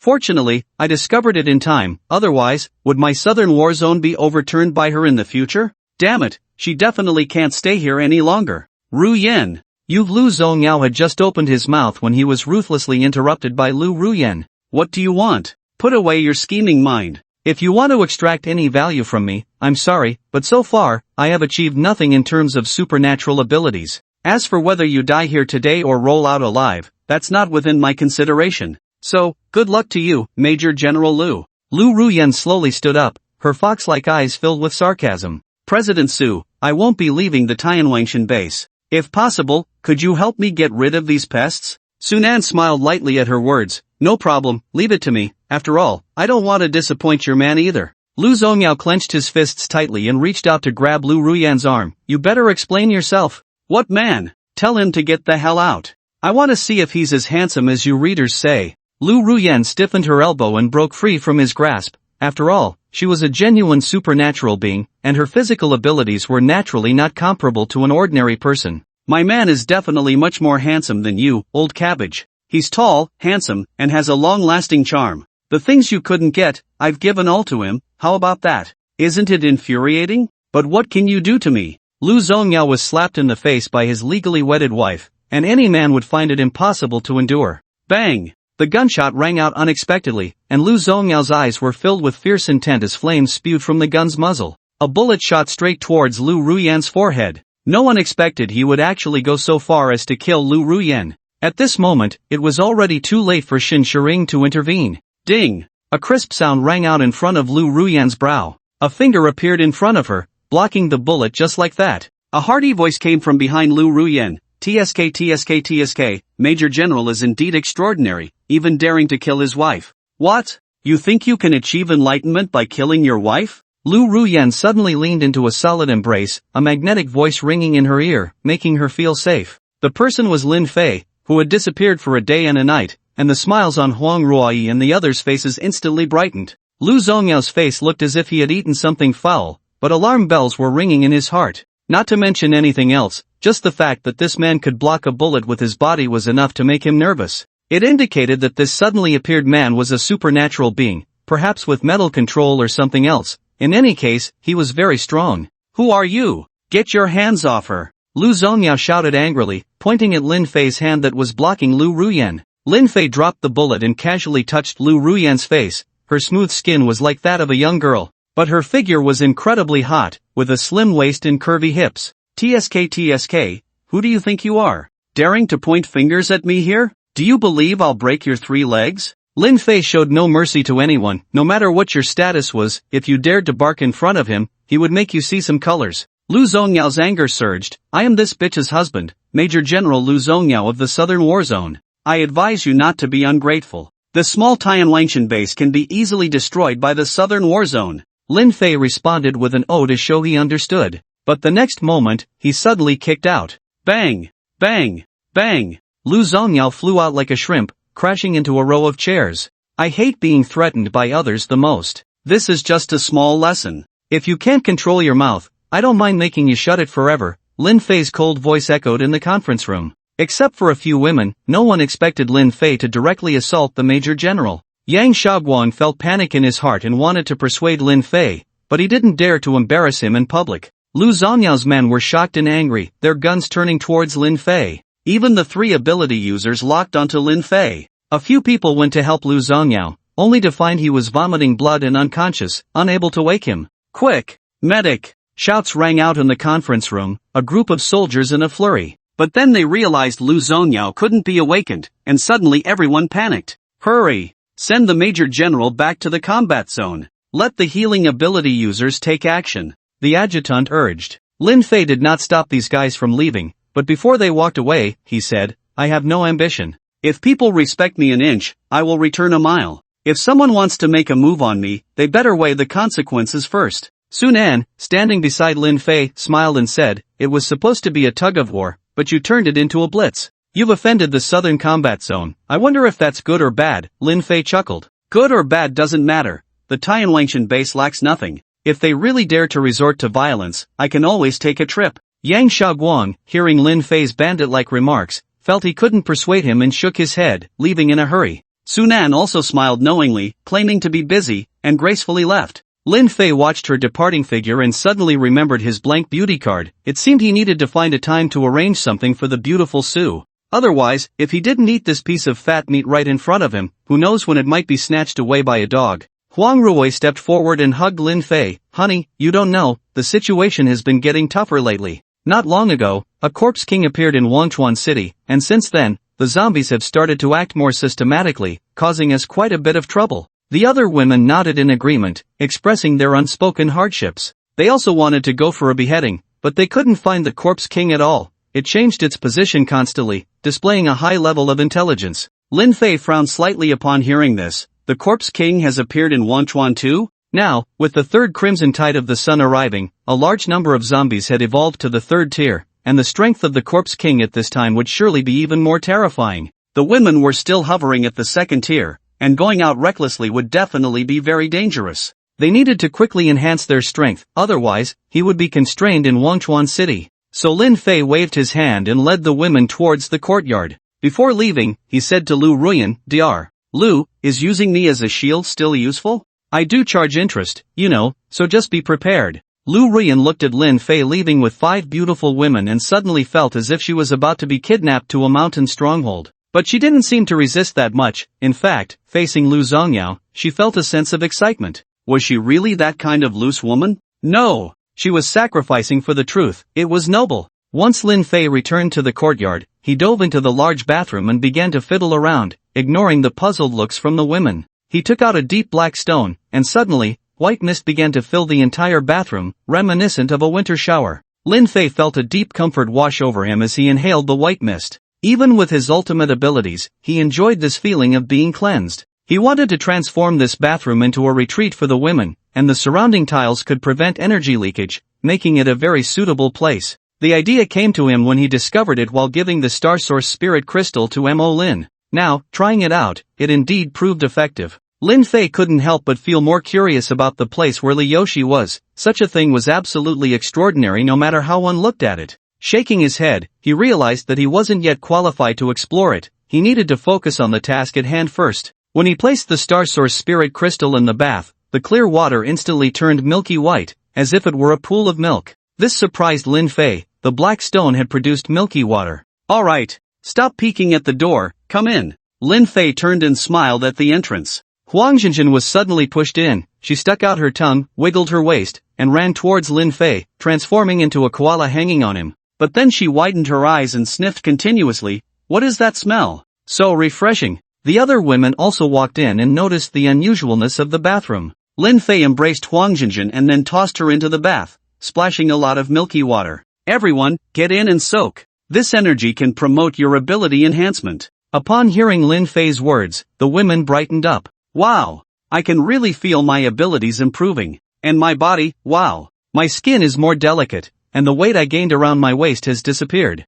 What kind of divine water is this? Hearing Huang Zhenjin's exclamation, The other women no longer hesitated and jumped into the bath. Suddenly, various exclamations filled the air. Those who didn't know would think something strange was happening inside. Before dinner, Lin Fei walked out of the bathroom feeling refreshed. Although the women's training was important, having some fun was equally important. Not to mention a few pure ability users, even Lin Fei himself felt a sense of breaking through a bottleneck. Perhaps he could really rely on the energy of this star source spirit crystal to advance, but he didn't have that much time to wait. After some activities to solidify his realm, Lin Fei left the courtyard. Now, the Tianwangshan base had many buildings rising up due to the labor distribution among all the survivors. Although most were only 7 or 8 stories tall, it was much more prosperous than when there was only a shooting range. Lin Fei didn't have time to manage any forces, he just needed to be a stabilizing anchor. Walking through the newly built streets, he could see many survivors receiving their dinner at the food distribution point. Although they wore tired expressions, they were at least safe.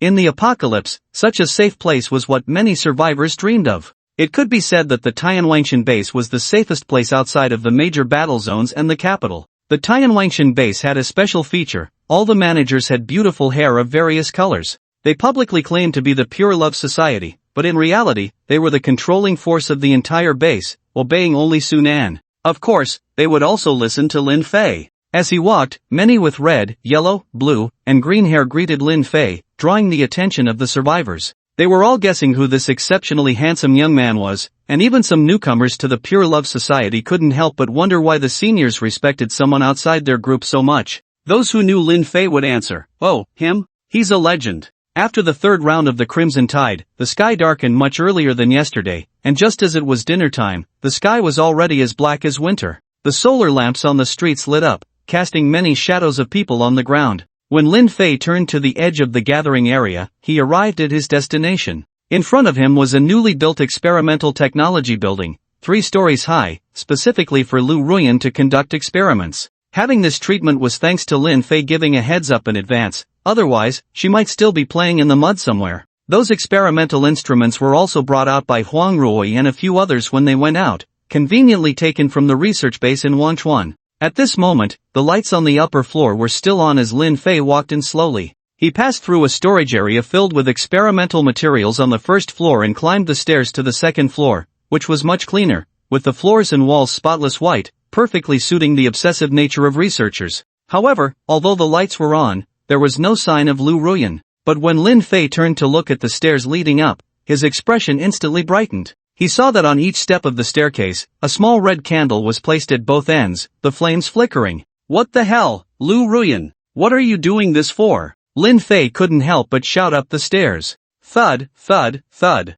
While shouting, he walked up the stairs, and when he reached the 3rd floor, his eyes lit up. The entire 3rd floor had been arranged as a massive residence, with a spacious living room that could rival a 4-bedroom apartment. The floor was carpeted, and a long table was set directly in front of the stairs. On the table, 2 pairs of candles were burning, and he could see 2 plates of freshly made food and 2 glasses of red wine. Wow, Lu Ruyan actually set up a candlelight dinner? Did she know he was coming at this time? As Lin Fei stepped onto the 3rd floor, the door to the bedroom at the end opened. In the slightly dim light, Lin Fei saw a graceful figure walking towards him. As she approached, he could see her beautiful side, dressed in a matte, ultra-short home sleep dress, her fullness only half concealed. Her curvy, long legs were completely exposed to view, and her long hair was tied up with a pair of glasses perched on her nose, exuding allure. Even though Lin Fei had just eaten a seafood feast, he couldn't help but feel his appetite stirred by Lu Ruyan. "You're here," Lu Ruyan said simply, as if she were a wife who had been waiting at home for a long time, a hint of relief in her voice. Lin Fei raised an eyebrow. This woman seemed to know how to have fun. She was wearing crystal high heels, gracefully walking up to Lin Fei and reaching out to pull him to a chair beside her. Then, she thoughtfully pulled it out for him and adjusted his clothes meticulously, just like an old married couple. She then walked to the opposite side, pulled out a chair, and sat down. Lu Ruyan picked up the glass of red wine, swirling the liquid inside. Under the candlelight, she looked even more enticing. "I've never cooked for anyone before, so if it doesn't taste good, please be forgiving," she said. Lin Fei smiled. "Of course, I really like what you've prepared, except for those red candles on the stairs, which look like you're sending someone off." Lu Ruyan shot him a flirtatious glance. "I finally thought of this little romance, and you're such an unromantic man, speaking so rudely and ruining this perfect atmosphere." Lin Fei laughed heartily. "I'm just a rough man, with a rough temper, rough voice, everything is rough. I can't do delicate work." Saying that, he directly stabbed a fork into the steak on his plate and took big bites. Lu Ruyan opened her mouth in surprise, watching him finish a piece of steak in just a few bites. Was this guy a pig? Hey, can you eat slower? I haven't even started yet. Lu Ruyan grabbed the knife and fork on the table and began cutting her steak, as if afraid Lin Fei would swallow hers too. Lin Fei gulped down the red wine in his glass and burped. Creak! He pushed the chair back and stepped towards Lu Ruyan. Hey, what are you doing? I haven't eaten yet. Amid Lu Ruyan's startled cries, Lin Fei picked her up around the waist and headed towards the bedroom. What's so good about this lousy steak? I'll let you taste some earthly delights later. I guarantee you'll want more, Lin Fei chuckled. Bang! He kicked the bedroom door shut with his heel. Lu Ruyan was thrown onto the bed, pulling over the cool blanket beside her and draping it over herself, her eyes filled with a hint of resentment. But more than that, there was tension, a sense of being at a loss. When Lin Fei's hot masculine aura rushed towards her, she instinctively closed her eyes. Lin Fei was somewhat surprised. What? You're over 30 and married, yet you still have the fantasies of a young girl? Lu Ruyan said softly. Who told you that just because I'm married, I have to do these things? Lin Fei's eyes widened. So, Lu Ruyan was actually still a virgin? What a waste! How incompetent must Lu Zongyao be? It seemed that this flower could only bloom with me. The night was cool as water, and the sensor lights in the experimental building flickered for most of the night, as if accusing something. In the end, Lu Ruyan dedicated herself to her truth. When the crimson sun rose in the morning, she lazily opened her eyes from the blanket. The first thing she saw was that ridiculously handsome face and the solid chest. Lin Fei's wildness from last night made her a bit scared. Indeed, youth was fierce. Gulp! She hadn't eaten dinner last night, and now her stomach was growling with hunger. She looked at Lin Fei for a while, then her eyes sparkled with mischief as she burrowed back under the covers. Before long, Lin Fei was awakened by Lu Ruyan. He was somewhat surprised that this woman was secretly having breakfast. He certainly couldn't let her succeed so easily, and a battle was inevitable. As the raindrops fell and the storm subsided, Lu Ruyan felt as if her body had become even more perfect. My abilities. Why do I feel like I no longer have that constant sense of crisis hanging over my head? Lu Ruyan said in confusion. Lin Fei smiled as he got dressed. Don't you want to know why my women can use their abilities freely? This is the answer. Lu Ruyan was momentarily bewildered but quickly reacted, her fox-like eyes widening. Isn't this a bit too outrageous? She thought of a possibility, if it required doing that kind of thing with Lin Fei to eliminate the drawbacks of her abilities. Women were one thing, but what about men? For a moment, Lu Ruyan's gaze became strange. Lin Fei slapped her on the butt. What are you thinking about? I'll tell you, this trick is passed to women, not men. Lu Ruyan chuckled. It seemed Lin Fei had things he was afraid of too. Just as Lin Fei was about to leave, Lu Ruyan called out to him, could you give me a bit of your blood? I think if I can analyze it, I might find out why you can help others eliminate the drawbacks of their abilities, and then we won't have to worry about not having ability users coming in. Lin Fei paused, thought for a moment, and didn't refuse. After all, Lu Ruyan was now his woman, and since she had a need, he naturally wanted to satisfy it. Moreover, when he decided to go rescue her with Yang Xiaoguang and the others, Lin Fei had already made up his mind not to let her leave the Tianwangshan base. After all, researchers were still important strategic resources in the apocalypse. If she really figured something out, as she said, and the Tianwangshan base spread the word, many ability users would rush to join. So he drew 3 drops of blood for Lu Ruyan and left her with plenty of supplies, making her beautiful eyes sparkle. When he returned to the courtyard, Yang Xiaoguang was already waiting there. Seeing Lin Fei come in, he quickly got up and walked over, saying, You're finally back. We received a letter from the war zone. Lin Fei bit into a pancake and mumbled, Oh, so what? Yang Xiaoguang was anxious. This guy really didn't understand the significance of the war zone. This is good news. The higher-ups issued a document saying you are to immediately go to the southern war zone for duty, which means someone has recognized your abilities. Lin Fei couldn't help but laugh. Yang Xiaoguang, don't you think sometimes your thoughts are too naive? Yang Xiaoguang was stunned, not understanding. Let me ask you, what time is it now? The apocalypse. That's right, you know it's the end of the world. Even in peacetime, killing a general is a death sentence, let alone in this lawless apocalypse. But the documents clearly sent from above say you are to take a position in the war zone. It can't be fake. What do you want me to say about you? Sometimes your brain really isn't enough. I doubt how you became a colonel. Can't you see it's an obvious trap? Or do you really think those people in the war zone are selfless? Yang Xiaoguang opened his mouth to say something but didn't know where to start. Lin Fei chuckled twice. It's the end of the world, brother. Don't be too naive. Always consider the worst-case scenario first, otherwise, you won't even know how you died. Yang Shaoguang grasped something but still needed to digest it. So how do we respond to above? Lin Fei smiled. Tell them I'm not interested. The southern war zone is located in the Qianshan province, northwest of Wanchuan City. It is situated in a strategically important mountainous area, easy to defend but hard to attack. The vast war zone seemed to be under martial law,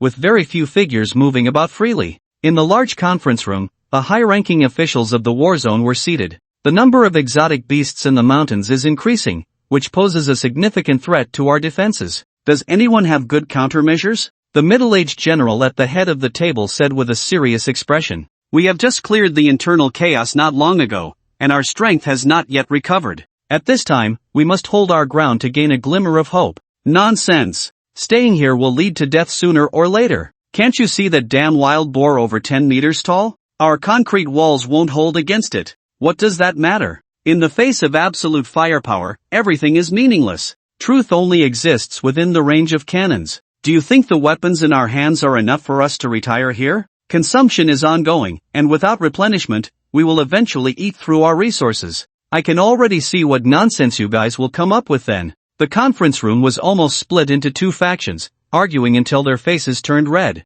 Enough! Everyone shut up! What do you look like? If someone didn't know better, they'd think this was a vegetable market. The middle-aged general slammed the table to quiet the room, then signaled the adjutant to speak. The adjutant had an assistant distribute a printed document to everyone, then said, "News has come from the capital. All war zones are holding their positions and rescuing nearby survivors. If there are difficulties, you can apply for special action teams from above." For everyone present, no one wanted outsiders to intervene in the internal affairs of the war zone, especially those sent from the capital. That would be like handing over their power, rendering their years of military service meaningless. We don't need others to worry about our internal affairs, right? Wouldn't that be a joke? Yes, the southern war zone doesn't need any special action teams to intervene. Although the capital has strategic guidelines, our own judgment is the leading factor in determining the direction of the war zone. Someone suddenly asked, "Does old he know about this matter?" The adjutant nodded. Of course, he was informed immediately. He didn't express much about it. When old he's name appeared in the conference room, everyone's expression changed. Old he, a veteran of the southern war zone. He has many disciples, almost covering most of the active officers in the southern war zone, and many from other war zones are also his students. To say he has students everywhere is not an exaggeration. At this moment, he was standing in front of a hospital bed, looking at Lu Zongyao lying on it, his half-white brows furrowed. You say it was that kid who killed Zhang Jiang? Old he looked at the adjutant who had gone to Tianwan Mountain with Lu Zongyao. The aide's face was grim as he nodded. Yes, elder he, that person is simply extremely arrogant. Relying on his identity as an ability user, he doesn't take us seriously at all. Moreover, there are quite a few powerful characters among the ability users at the Tianwan mountain base, especially 5 women, all of whom are second-tier ability users. I just don't understand, where did they get so many second-tier ability users? Do they also have technology to suppress the backlash of abilities? Elder He's expression was slightly displeased. So many second-tier ability users together can easily form a considerable force. If we let Tianwan Mountain develop unchecked, it might become a thorn against the throat of the war zone. As he spoke, he began to chuckle. I'm getting old, not as open-minded as I was in my youth. Go, let them come to the war zone to see me. If they don't come, then there's no need for Tianwan Mountain to exist. The aide felt a chill in his heart. He sensed a kind of iron-blooded spirit from this old man. No wonder he was a founding hero who emerged from battles and bloodshed. Thus, he did not dare to delay and immediately ran out to convey Elder He's message. The news quickly returned, and when Elder He looked at the highly dismissive reply on his phone, the wrinkles on his face seemed to relax a bit. Very good. Excellent. Indeed, in chaotic times, heroes emerge. Ability users are certainly important, but it hasn't reached the point where the old man has to make concessions. That Tianwan mountain base, there's no need for it to exist. With Elder He's order given, the southern war zone began to mobilize. A team mostly composed of ability users took off in helicopters from the mountains, heading towards Wanchuan. Inside the Tianwan mountain base, Yang Shaoguang was dealing with the mundane affairs of base security. Suddenly, the phone on the table flickered, and when he focused on it, his expression turned extremely serious. After confirming the news, he didn't dare to stay for a moment and rushed out the door. Lin Fei! Lin Fei! Yang Shaoguang's urgent calls echoed outside the courtyard. Lin Fei walked out from the doorway, frowning as he looked at him. What's the matter? Is there an unmanageable zombie? Yang Shaoguang shook his head, panting, no. It's more serious than that. The war zone has issued a kill order against us. They want to wipe out the Tianwang mountain base. Upon hearing this, Lin Fei's eyes flickered slightly. Oh, and then? Yang Shaoguang was filled with a series of question marks. The war zone is going to deal with our Tianwang mountain base, aren't you worried? Lin Fei shrugged, worried, sure. Just point me in the direction they're coming from. What? Yang Shaoguang was a bit confused. What did he mean by pointing a direction? Can you really just take them out from a distance? But seeing that Lin Fei's face was not joking, Yang Shaoguang pointed in a general direction. Got it, wait for my good news. Lin Fei, wearing flip-flops, walked towards the outside of the base. Yang Shaoguang chased after him, saying, if nothing unexpected happens, the ones coming are likely to be mainly ability users, and the automated weapons in the war zone can easily take us down without a fight. Lin Fei dug at his ear. Alright, you might as well change your name to Yang Sanzang, you're making my ears feel stuffed. After exiting the base, Lin Fei climbed to the top of Tianwan Mountain, and Yang Shaoguang huffed and puffed as he followed. What are you doing here? Yang Shaoguang leaned on his knees, gasping for breath. Lin Fei, not even slightly out of breath, smiled, gotta practice, Commander Yang. Coming here, of course, is to have a broader view. There's a saying, the higher you stand, the farther you can see. After saying this, he directly summoned the metal elements from the ground to form a platform. Under Yang Shaoguang's astonished gaze, a dazzling silver cannon, rich in technological feel, landed with a bang. The cannon barrel, 2 meters long and as thick as a football, was mounted on a rotating base, giving it multi-directional strike capability. What is this? Yang Shaoguang's jaw nearly dropped to the ground. He had never seen anything like it. You say it looks like a mortar, but it's much larger than a mortar. It resembles an automated anti-aircraft gun on a warship, but it's clearly more incomprehensible than that. Lin Fei plopped down in the seat behind the gun and pulled out a pair of noise-canceling earplugs to wear. If you don't want to go deaf, you can put these on, otherwise, you might as well head back to base. Yang Shaoguang quickly took the earplugs. He had worked hard to climb up here, and there was no way he was going back without even seeing action. Once he was ready, Lin Fei grinned, extending a fist with a thumbs up, aiming it at the towering mountains ahead as if targeting something. Watching his comical gesture, Yang Shaoguang suddenly recalled a classic line. 2nd Battalion Commander. Where the hell is your Italian cannon? Just as the thought crossed his mind, a deafening roar erupted beside him. Boom, boom, boom, brilliant blue flames erupted from the cannon's mouth, and the blue shells transformed into shooting stars in the sky, falling into the distance. As the cannon's muzzle elevated, the range of fire extended further and further. 10,000 meters away, the area covered by the artillery was flattened to the ground. The commotion startled everyone at the Tianwangshan base, but fortunately, Sunan received Yang Shaoguang's message, preventing any blunders. Meanwhile, the insect beasts in the forest were in a panic. Damn it, I was sleeping at home, and now I'm being bombarded. Is there any justice left? It must be said that under Lin Fei's artillery, almost no insect beast could escape. Even the armored beasts known for their defenses couldn't withstand 2 shells. It was a true weapon of mass destruction. In the forest, a fully armed team was rapidly advancing toward the Tianwangshan base. This was an elite unit dispatched from the southern war zone, having begun their silent ground movement 20 kilometers away from Tianwangshan after disembarking from helicopters. The forest was teeming with insect beasts, but the powerful ones were few and far between. The rest were insignificant in front of this elite unit. Among this team, there were 7 ability users at the 2nd tier, and after taking suppressants, their combat power was formidable. However, it was fortunate they hadn't encountered any 3rd-tier beasts, otherwise, it would be uncertain who was stronger. Amid the hurried crowd, someone suddenly spoke up. Captain, did you hear that rumbling? Who's setting off firecrackers? Firecrackers my ass. The Katyusha is here. High-energy ship-borne artillery. This was the next form of Lin Fei's weapon of slaughter, upgraded after capturing Lu Ruyan the night before. He hadn't expected to use it so soon. The shell range could freely cover from 100 meters to 20 kilometers, and based on the characteristics of the weapon of slaughter, Lin Fei directly activated the infinite firepower mode. Fortunately, the shells didn't have casings, otherwise, the peak of Tianwangshan would have been raised significantly. When Yang Shaoguang saw that the continuously firing cannon didn't even turn red or hot, he felt like all his years of service had been in vain. When the hell did we get such advanced weaponry? And where did Lin Fei pull it from? Amid the thunderous cannon fire, he could only fill his mind with confusion, having no outlet for it. The same confusion plagued those marching several kilometers away. Damn it, have we been targeted by the Russians? Where did all these cluster shells come from? They plowed through a large area around us like it was nothing, leaving us nowhere to hide. At the moment the artillery struck, only the Earth-type ability users in the team risked backlash to pull their comrades into the ground. Even so, when the shells flew past, they were still shaken to their core. As the rumbling faded into the distance, a few heads emerged from the soil. If they encountered the Monkey King, they would surely have to call him Old Man Earth. What the hell is going on? Damn it! We haven't even moved yet, and 2/3 are dead.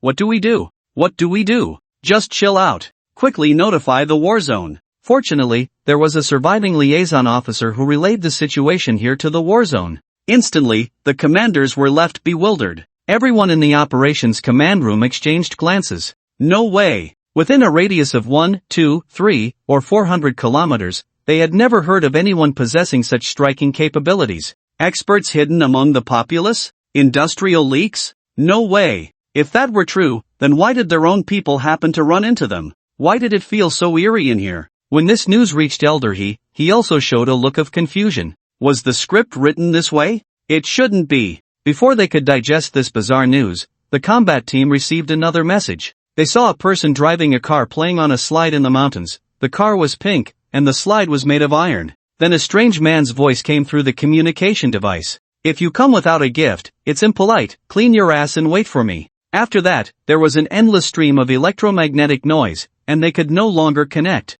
Clearly, the communication equipment among the combat team had been damaged, which only meant one thing: the communicator in the team had sacrificed himself. This also indirectly indicated that the others were likely in grave danger. For a moment, they didn't know how to respond. Elder He emerged from the deep palace, providing everyone with a dose of reassurance. With Elder He around, there was no problem that couldn't be solved. As Elder He issued command after command, all the available ability users in the war zone moved towards the southeast direction of Wanchuan City. The scouts gathering intelligence also spread out into the surrounding mountains, and any movement within 10 kilometers would be reported directly to the command room. Throughout that day, the entire southern war zone remained on high alert. However, until nightfall, no news came in, as if nothing had happened. In the operations command room, Major General Guopingjian furrowed his brow and sighed. It seems we overreacted. Perhaps that person just wanted to show off. Even an ability user should think twice before storming into a war zone. The adjutant nodded, saying, regardless, let's keep the scouts on alert.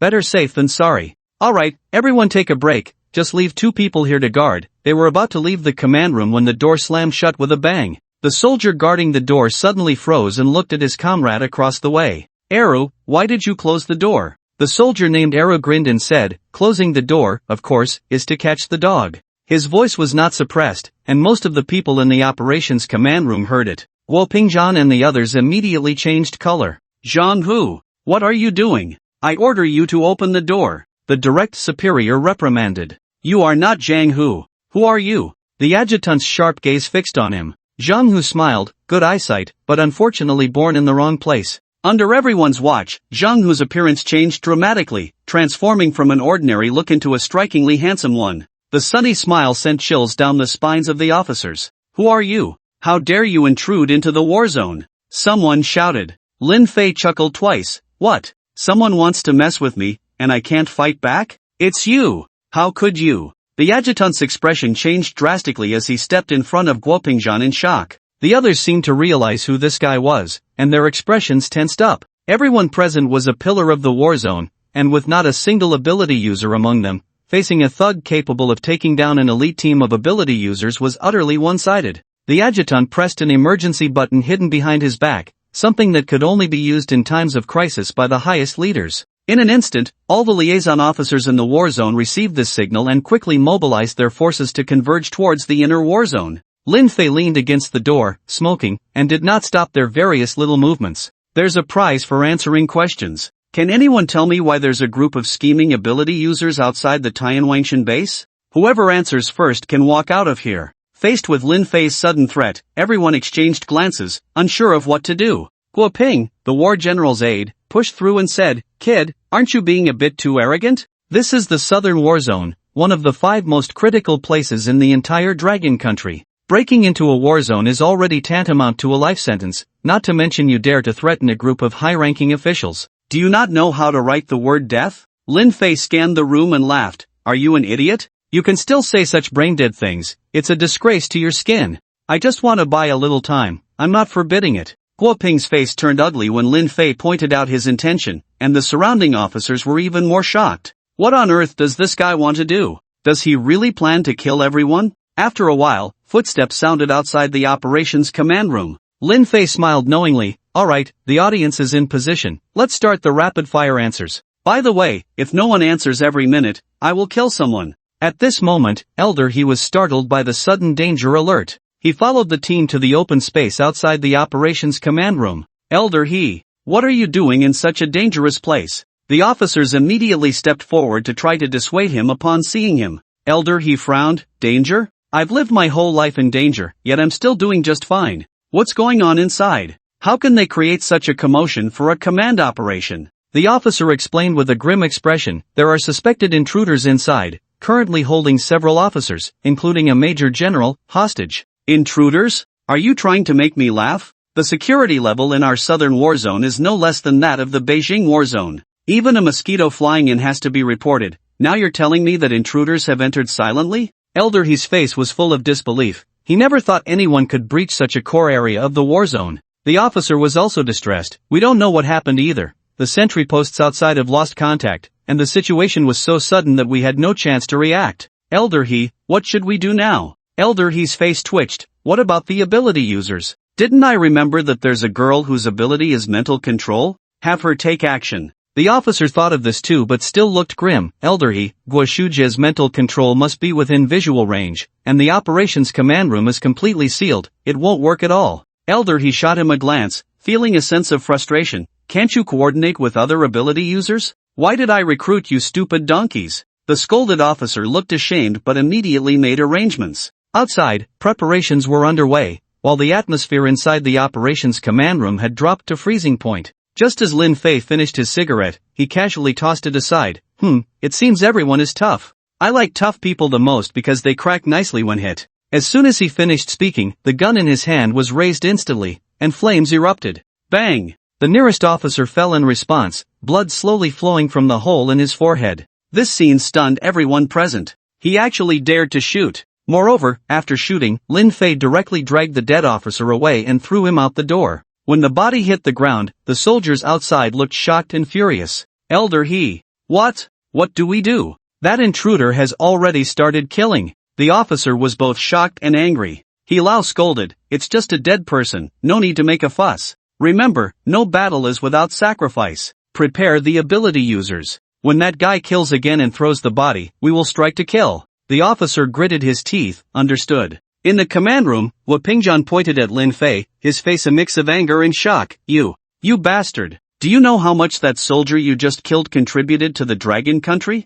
Everyone here is a man of iron and steel, who has made great contributions. You rely on your abilities to act recklessly. Even if we all die here today, we will drag you down with us. Lin Fei looked at him and chuckled. That's really impressive. Should I give you an award? Faced with Lin Fei's mockery, Guo Pingjian could only glare in anger, with no other options, because he simply couldn't fight back. To put it nicely, you are naive, cooped up in the war zone, unable to feel the fear and helplessness of those survivors living among the corpses. To put it bluntly, you are fools, thinking you can control the situation, but the times have changed, gentlemen. Just like now, I stand here alone. What can your guns do to me? Your past glory cannot save you in the apocalypse. Living solely in the old world order will only get you killed faster. I've been merciful enough not to wipe out your southern war zone. Now you just need to expose the mastermind, and everyone can happily go home to their wives and children. If you want to go against me for the sake of so-called dignity, then I don't mind giving the southern war zone a major reshuffle. Lin Fei's words were like ice needles in the cold night, piercing the hearts of the officers present. Bang! Gunfire rang out again, and another officer fell. They thought Lin Fei would give them time to digest, but this guy was meticulous about his sense of time. If he said he would kill in a minute, he would kill in a minute. Keep silent, I have all the time in the world. After saying that, he dragged the body toward the door. Guo Pingjian's fists turned white from clenching. He could no longer sit idly by. Wait. Lin Fei turned to look at him, a hint of amusement in his eyes. Guo Pingjian took a deep breath, as if he had made a certain decision. It was He Lao's order. We are just executors. Many officers around looked at Guo Pingjian in surprise, as if they wanted to ask why he would speak the truth. Guo Pingjian! You fool! How could He Lao value you so much? Ungrateful wretch! Just a kid's threat, and you, a general, can't withstand it. Bah! Guo Pingzhan, I am ashamed to be with you. In an instant, many people angrily cursed, all of them were He Lao's disciples, and in their eyes, the gratitude for being recognized was greater than heaven.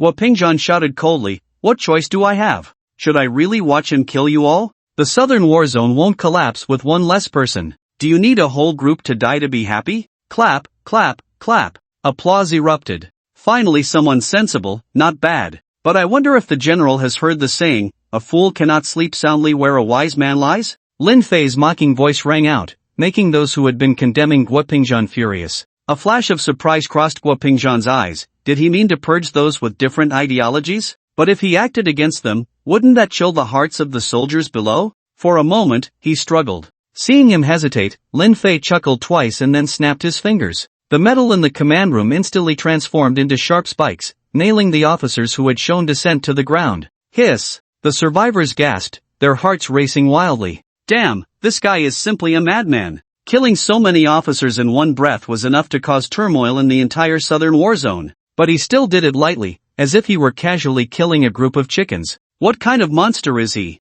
I helped you choose, you don't mind, do you? General. Lin Fei looked at Guo Pingzhan and said in a flat voice. Guo Pingzhan's brows were tightly furrowed. He had no choice now, as Lin Fei had forced him onto this path. Since it was like this, he might as well go all in and let the sun and moon change the world. Outside the command room, in a hidden corner, one could just see the movement at the door. Two figures stood quietly here. Shu Jie, is this distance okay? The male soldier asked. The female soldier Shu Jie, dressed in military attire, lightly furrowed her brows and nodded, no problem. Good, someone will open the door in a moment, and you just need to control the intruder inside at that instant. Shu Jie whispered, as long as his strength hasn't reached the third tier, it won't be a problem. But I have a question, why would anyone dare to cause trouble in the war zone? The male soldier shook his head, I don't know either, I heard it's because of friction with the higher-ups. Shu Jie nodded thoughtfully, if that's the case, that guy is no ordinary tiger. What kind of place is a war zone? It's a den of dragons and tigers. Even if he is an ability user, he would definitely not return.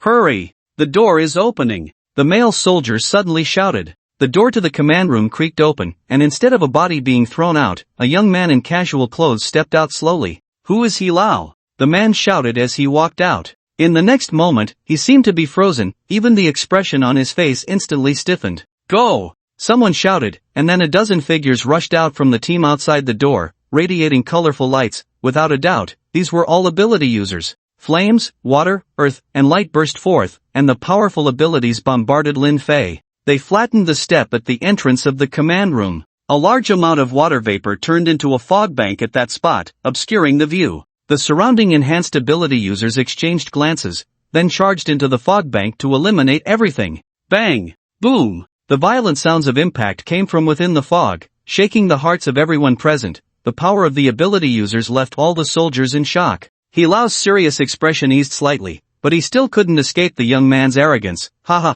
Around the corner, the male soldier shouted excitedly. But Guo Shu Jie trembled slightly, as if enduring some kind of pain. Put! A large mouthful of fresh blood suddenly erupted from her mouth, splattering against the wall in front of her, incredibly eye-catching. Shu Jie, what happened to you? The male soldier looked at her in panic, confused. Guo Shu Jie, however, looked weak, as if she were about to die. My ability was forcibly interrupted, she said, enduring the mental pain. The male soldier was taken aback, then turned to look at the place where the mist was gradually dispersing. Everyone's gaze was fixed on the mist that was about to clear, wanting to see how tragic the situation with the thug was. A breeze blew by, lifting the mysterious veil. All the onlookers' pupils involuntarily constricted, as if they had seen something incomprehensible. In the midst of 7 or 8 figures surrounding the thug, he still wore a calm expression, as if nothing had happened just now. Instead, the enhanced ability users surrounding him all showed expressions of terror. Even more terrifying was that each of them had their jaws pierced by iron spikes rising from the ground,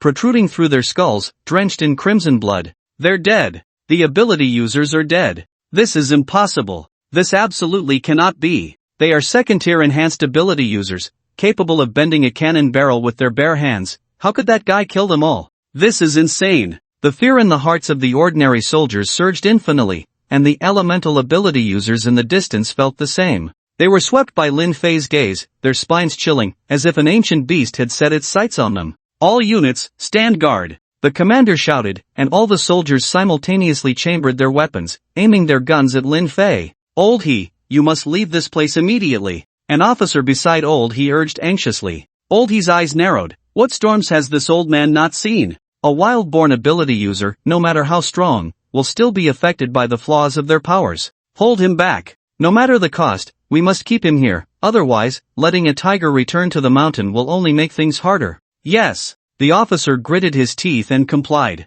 Lin Fei scanned the crowd, trying to find that ability user who had momentarily dazed him earlier. But it seemed that person was not here. However, Lin Fei was not in a hurry. Since they had attacked him, the people from the war zone were definitely still around. He then focused his gaze on the old man surrounded by a group of people. You must be that Old He, right? I've heard you have quite a few objections to my Tianwangshan base. In response to Lin Fei's provocation, the officer beside Old He glared angrily. What are you? How dare you question Old He? Put! A soldier's bayonet beside him suddenly flew up, piercing through his head. When an adult is speaking, what business do children have to interrupt? Lin Fei chuckled. This left everyone stunned. What was this? Was he really using a knife to kill someone? Old He was also enraged by Lin Fei's arrogant demeanor. What an ignorant brat, truly a product of poor mountains and bad waters. Not only did you kill my disciple, but you also dared to obstruct a major general's work and severely injure him. Originally, I was considering the civilians of Tianwangshan and only took a beheading action.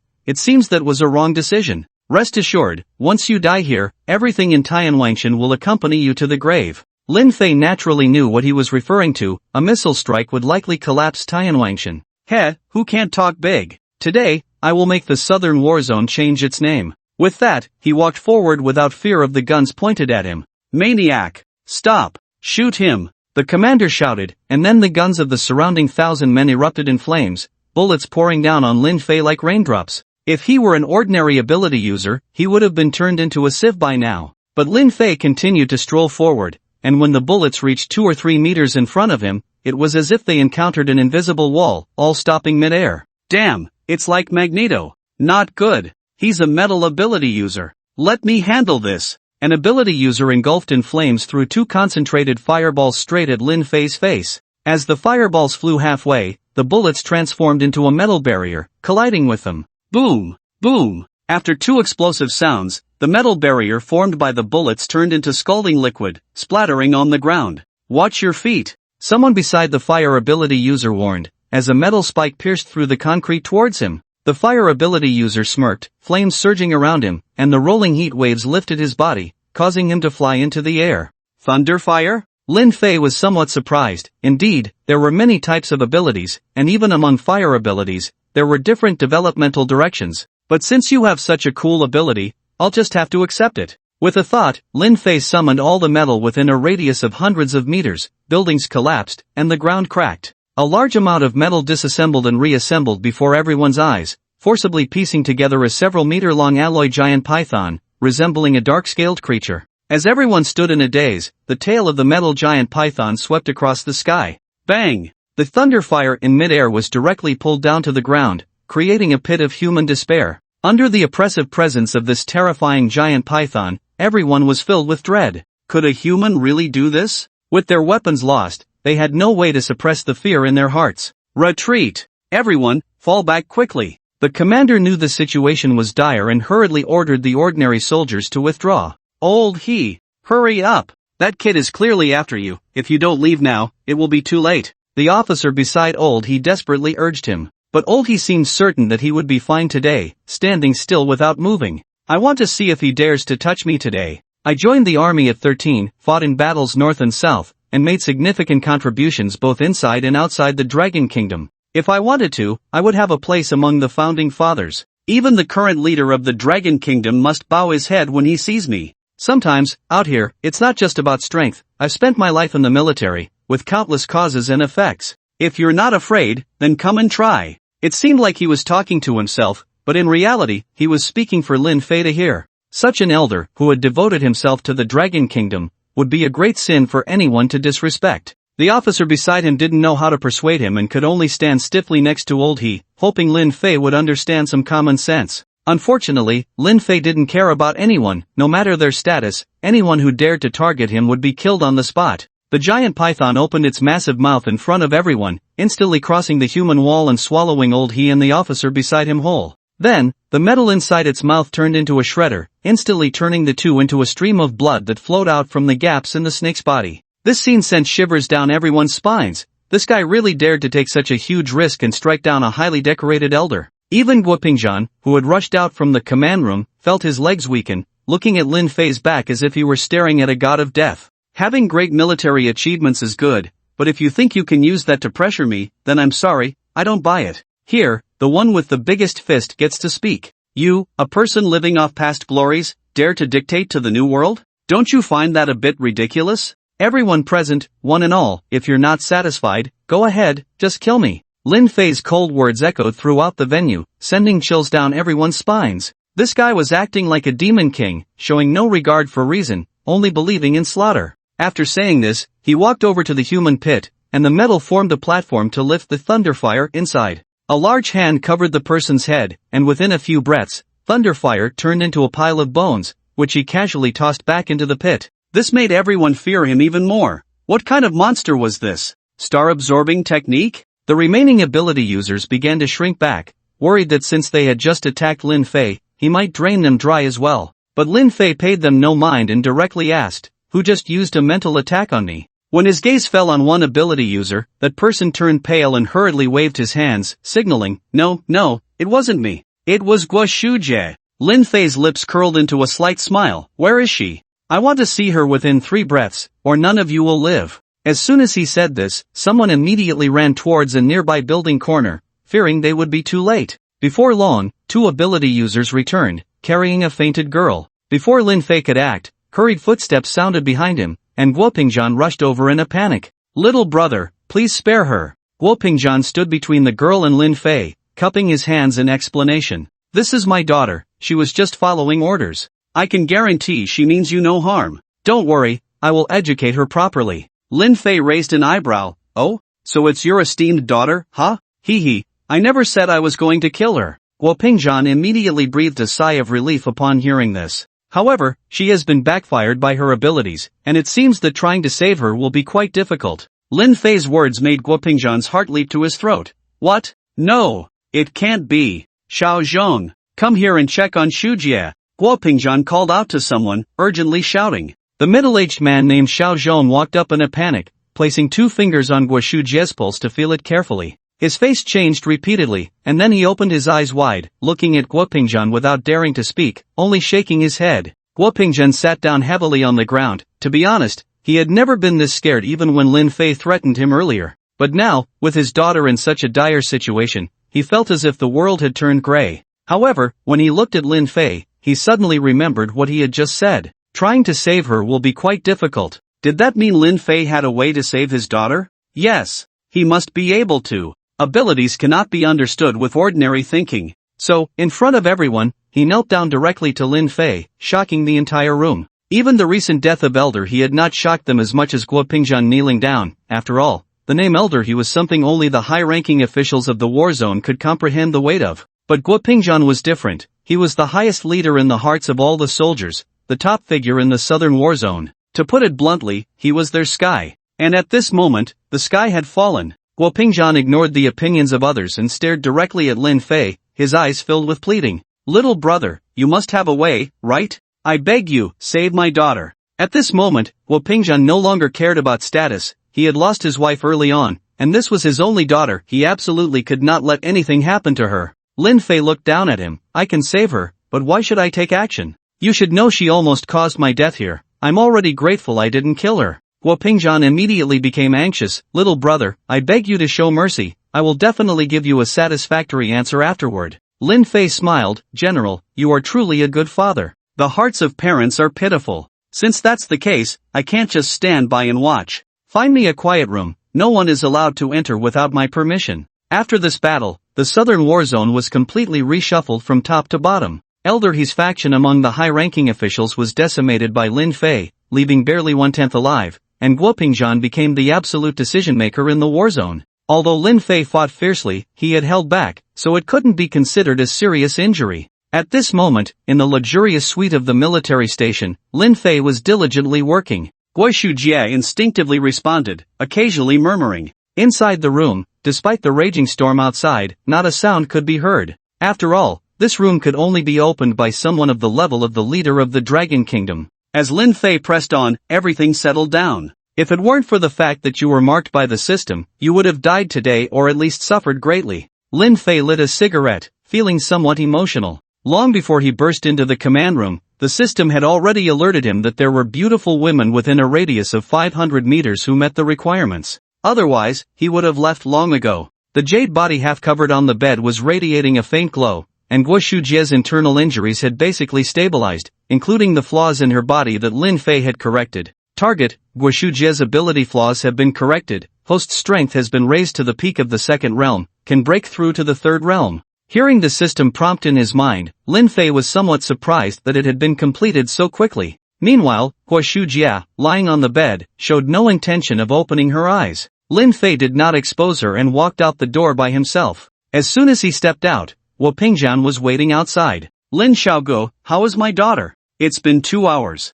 He asked somewhat anxiously. After all, his daughter had been in a room with a man for 2 hours, and he couldn't help but feel a bit uneasy. What if his daughter had suffered some injustice, and he was completely unaware? Lin Fei's expression was calm as he nodded, it's fine now. The treatment process had some ups and downs, but fortunately, the outcome is good. Let her rest for a while, and when she wakes up, she will naturally come out. With Lin Fei's assurance, Wu Pingjian finally breathed a sigh of relief, and he looked at Lin Fei with a newfound gratitude. Although Lin Fei was ruthless, he had his own principles and was not the type to be capricious. Now that his daughter had fallen into danger because of him, Lin Fei was able to set aside past grievances to offer help, which was not something just anyone could do. Moreover, he had become the top leader of the Southern War Zone, and there was nothing weighing down on him anymore. He felt much more at ease. In short, Lin Fei's arrival, while a blow to the Southern War Zone, was a rare opportunity for him. If he could seize this chance, perhaps he could lead the Southern War Zone to new heights.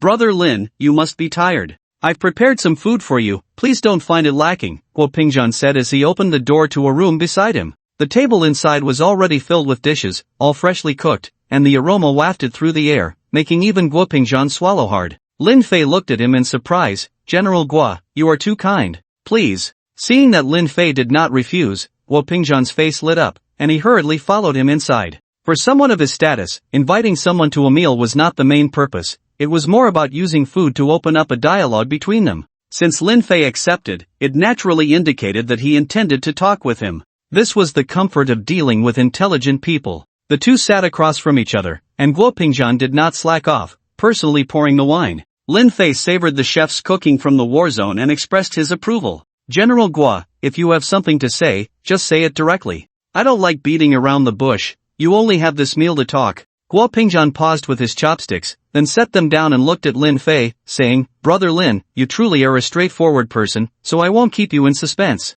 The situation in the Southern War Zone has changed, and there are now more options for many matters. Brother Lin, your strength is exceptional, with your power alone, you could contend with the entire war zone, which is truly admirable. To express my apologies for what Elder He did before, the Southern War Zone can form an alliance with the Tianwangshan base. We will unconditionally supply the materials that the Tianwangshan base lacks. And to show my gratitude for saving my daughter, if you have any needs, the Southern War Zone will act for you. This is my response to you. Wu Pingjian's words were eloquent, essentially binding the Southern War Zone to Lin Fei and the Tianwangshan base. Or to put it more bluntly, it meant directly becoming a vassal of the Tianwangshan base. Of course, this couldn't be stated openly. After hearing this, Lin Fei remained expressionless. After taking a bite of food, he raised his head to look at Guo Pingjian. His gaze was piercing, causing Guo Pingjian's heart to skip a beat. I said I don't like beating around the bush. If General Guo thinks I'm a fool, then there may not be much to discuss. Lin Fei's tone gradually turned cold. Guo Pingjian felt a pang of panic and quickly waved his hand. No, that's not it, Brother Lin. I didn't mean that. He gritted his teeth, seemingly struggling to speak, but upon seeing Lin Fei's indifferent gaze, he became anxious again. To be honest with you, Brother Lin, the Southern War Zone has always been decided by Elder He, who represents the power center of Shangjing. Now that he has died here, Shangjing has already learned of the situation and has sent a special operations team to the Southern War Zone to take charge of affairs. I heard that the members of the special operations team are all experts from the Dragon Slaying Division, along with some powerful ability users. I am just an ordinary person, and I have no say in front of them. I'm afraid the first thing they will do upon arrival is deal with you in the Tianwangshan base, Lin Fei said, narrowing his eyes slightly. So, General Gui is treating me as a blade, huh? While it's true that you have pledged allegiance, your main goal is to have me help you fend off disaster, right? Guo Pingzhan coughed awkwardly, seemingly embarrassed by Lin Fei's directness. Yes, you guessed it right, Brother Lin, but I am genuinely tying the interests of the war zone to Tianwangshan. It's a case of shared glory and shared loss. Lin Fei nodded. Though that's the case, the conditions you've proposed don't seem to move me much. What should we do? Guo Pingzhan felt a bit overwhelmed. He didn't know what kind of response Lin Fei was looking for to be satisfied. How about this, Brother Lin? Recently, our war zone's laboratory has developed an inhibitor, and I can prioritize supplying it to Tianwangshan's needs. You know, the strength of ability users is the fundamental reason determining a base's strength or weakness. This is the biggest decision I can make. If that doesn't work, I really don't know how to impress you. Upon hearing this, Lin Fei was somewhat tempted. Even if he and his woman didn't need the inhibitor, other ability users joining Tianwangshan could use it. If I remember correctly, your southern war zone developed the ability inhibitor not long after the apocalypse began, right? Did you start researching this kind of thing before the apocalypse? Guo Pingzhan's eyes lit up. Since Lin Fei was interested, it meant there was room for negotiation. He quickly replied, no, we only started after the apocalypse began. Everything stemmed from when we were clearing up the internal chaos in the war zone and discovered strange objects. As soon as Lin Fei heard about strange objects, his interest was piqued. Come, let's discuss this in detail. Guo Pingzhan was momentarily taken aback, seemingly not expecting Lin Fei to be interested in such matters. But he didn't dwell on it, assuming Lin Fei was just being curious. When the apocalypse broke out, there was quite a bit of chaos in the war zone, with many soldiers and officers turning into monsters. Fortunately, we had plenty of weapons and well-trained soldiers, allowing us to clear up the internal issues in a short time. Of course, this was also related to the strange occurrences that suddenly appeared in a warehouse. We found that not only were we clearing out zombies, but there was also a force subtly reducing their numbers. Through our investigations, we eventually found the culprit in the warehouse. That thing was like eggs on a spider's web, creating a large net in the warehouse, with those webs made of intestines, which disgusted our people to no end. I initially planned to burn it all down, but was vetoed by old he, who decided to study that thing. The subsequent events were quite simple. Our researchers developed a reagent from that thing that could temporarily make ability users immune to defects. Lin Fei's eyes brightened upon hearing this. Wasn't this exactly what he was looking for? He smiled and said, General Gua, it seems you are favored by the goddess of fortune. Guo Pingzhan exclaimed, seemingly unsure of Lin Fei's intentions. Where is that thing? Take me to see it. With that, Lin Fei put down his chopsticks and stood up. Guo Pingzhan quickly stood up as well, not daring to be negligent, and hurriedly led the way to a certain location in the war zone. After they left, the door to the suite quietly opened, and a slender figure hurriedly ran away. Guo Pingzhan took Lin Fei in a jeep, and about 5 minutes later, they arrived outside a massive warehouse. It was clear that this was a temporary research facility converted from an airport warehouse. Occasionally, people could be seen hurrying out from inside. When Guo Pingzhan and Lin Fei appeared, the guards at the entrance saluted and greeted them. Guo Pingzhan ignored them and led Lin Fei inside. As soon as he entered the warehouse and navigated through the circular passage, a massive glass dome appeared before him. Detected Universal Breaking Boundary Embryo, Energy Retention 67. The system's voice indeed echoed in Lin Fei's mind, which made him feel a surge of joy, but then he became somewhat puzzled. What does energy retention mean? After the energy source was lost, the breaking boundary embryo began to consume its own energy. Currently, this embryo has 67 energy remaining. Will that affect my ability to use it to break through my realm? Using this embryo to break through will have a 30% probability of unpredictable events occurring, including but not limited to zombification, failure to break through, backlash from the realm, and decline of the realm. What the hell? What should I do? A 30% probability is practically 100%, right? Is there any way to recharge it? To supplement the embryo's energy needs, the embryo must devour zombies or estimated number of zombies required for energy saturation, 37,000,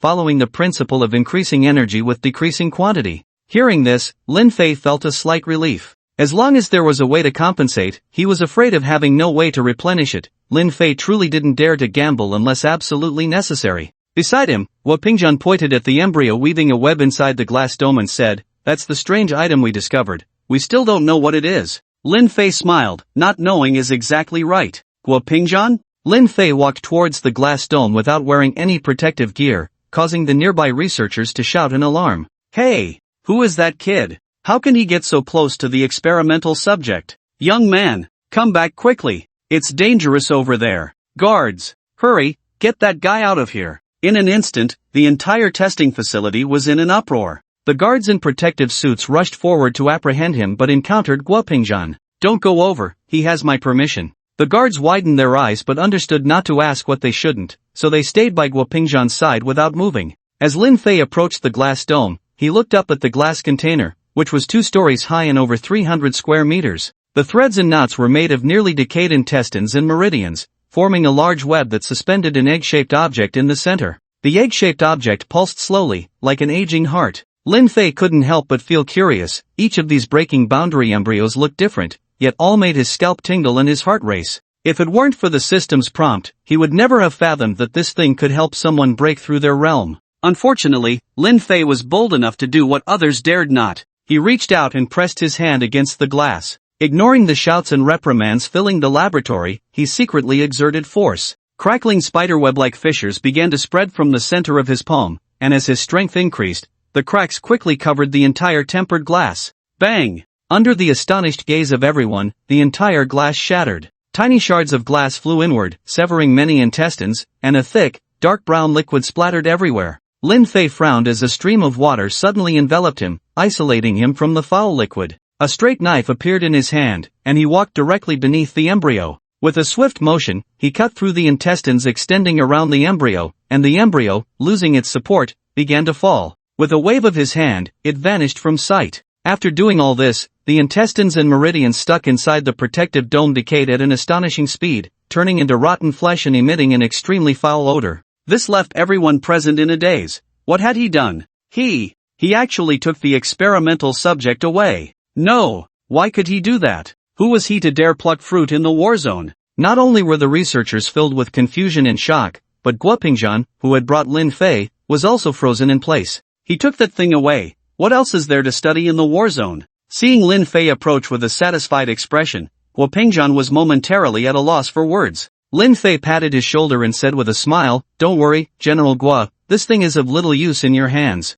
No matter how much you study it, you can only scratch the surface. If you want to make progress in researching abilities, you can send someone to the Tianwangshan base, and I'll arrange new, more accurate research topics for them. As for your official hat, as long as I don't agree, no one can take it from you. Not even the King of Heaven." That's what I said. At night, Lin Fei left the southern war zone alone. He had something to take care of. With the embryo in hand, he needed to provide it with energy to complete it before he could use it with peace of mind. The area around the southern war zone was filled with deep mountains and forests, and he wouldn't encounter hordes of zombies. He had to return to the city. However, he didn't run. Instead, he radiated brilliant flames all over his body, soaring through the air much faster than driving on the ground. This was an ability he had stripped from Pailihua, which, after evolving with an ability enhancement pill, had become a level of piercing flame, with a flying speed comparable to that of a fighter jet. Flying abilities were also rare among ability users. Shinshuriying's metal ability could only fly at low altitudes after evolving to a certain level, and Paihua's flame ability was also at that level.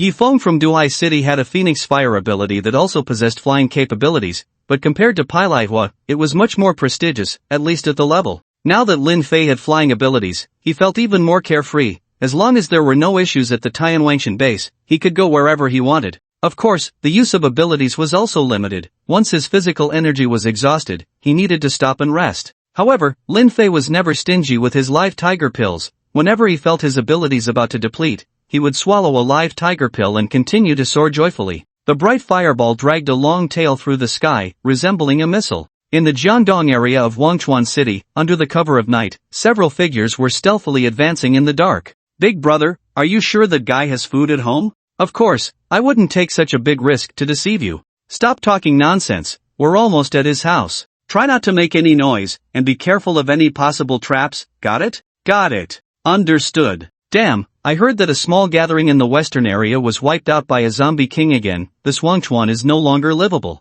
Big brother, we need to find a chance to escape. What do you think I brought you here for? Even running away requires being well fed, right? Hee hee, big brother is wise." "Hey, what's that? A meteor? What the hell, does your meteor come flying from the mountains? That looks just like a missile." "Damn, Why do I feel like it's coming straight for us? Oh no! It really is coming for us. Crap! Big brother, what do we do? What else can we do? If it's a missile, I suggest everyone find a comfortable position to lie down. Don't worry, it will just be a moment. Boom! The flames struck the riverbank not far from the group, spreading out for several meters and illuminating everything around. The group, who had been lying down, suddenly sat up, looking at each other in shock. Big brother, have we reached the underworld? What the hell, that's not a missile. Damn! Big brother, look, there seems to be someone inside. As they exclaimed, they saw the flames gradually extinguishing, and a figure walked out from the fire, incredibly calm. The middle-aged man, referred to as Big Brother, furrowed his brow and shouted at the mysterious figure approaching them, "Hey,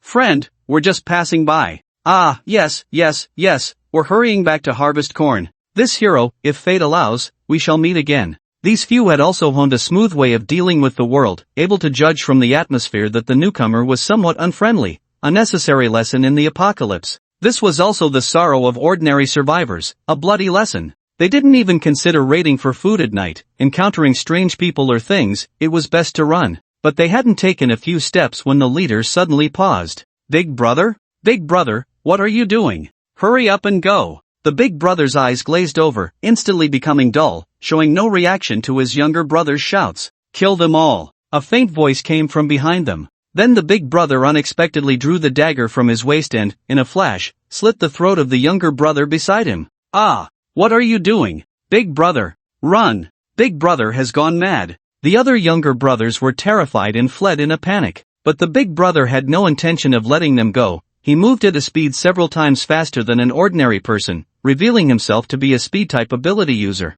In the blink of an eye, the younger brothers fell one by one. The big brother dragged their bodies together, then opened their chests and bellies, their intestines spilling out. After doing this, he stood there as if waiting for Lin Fei's inspection.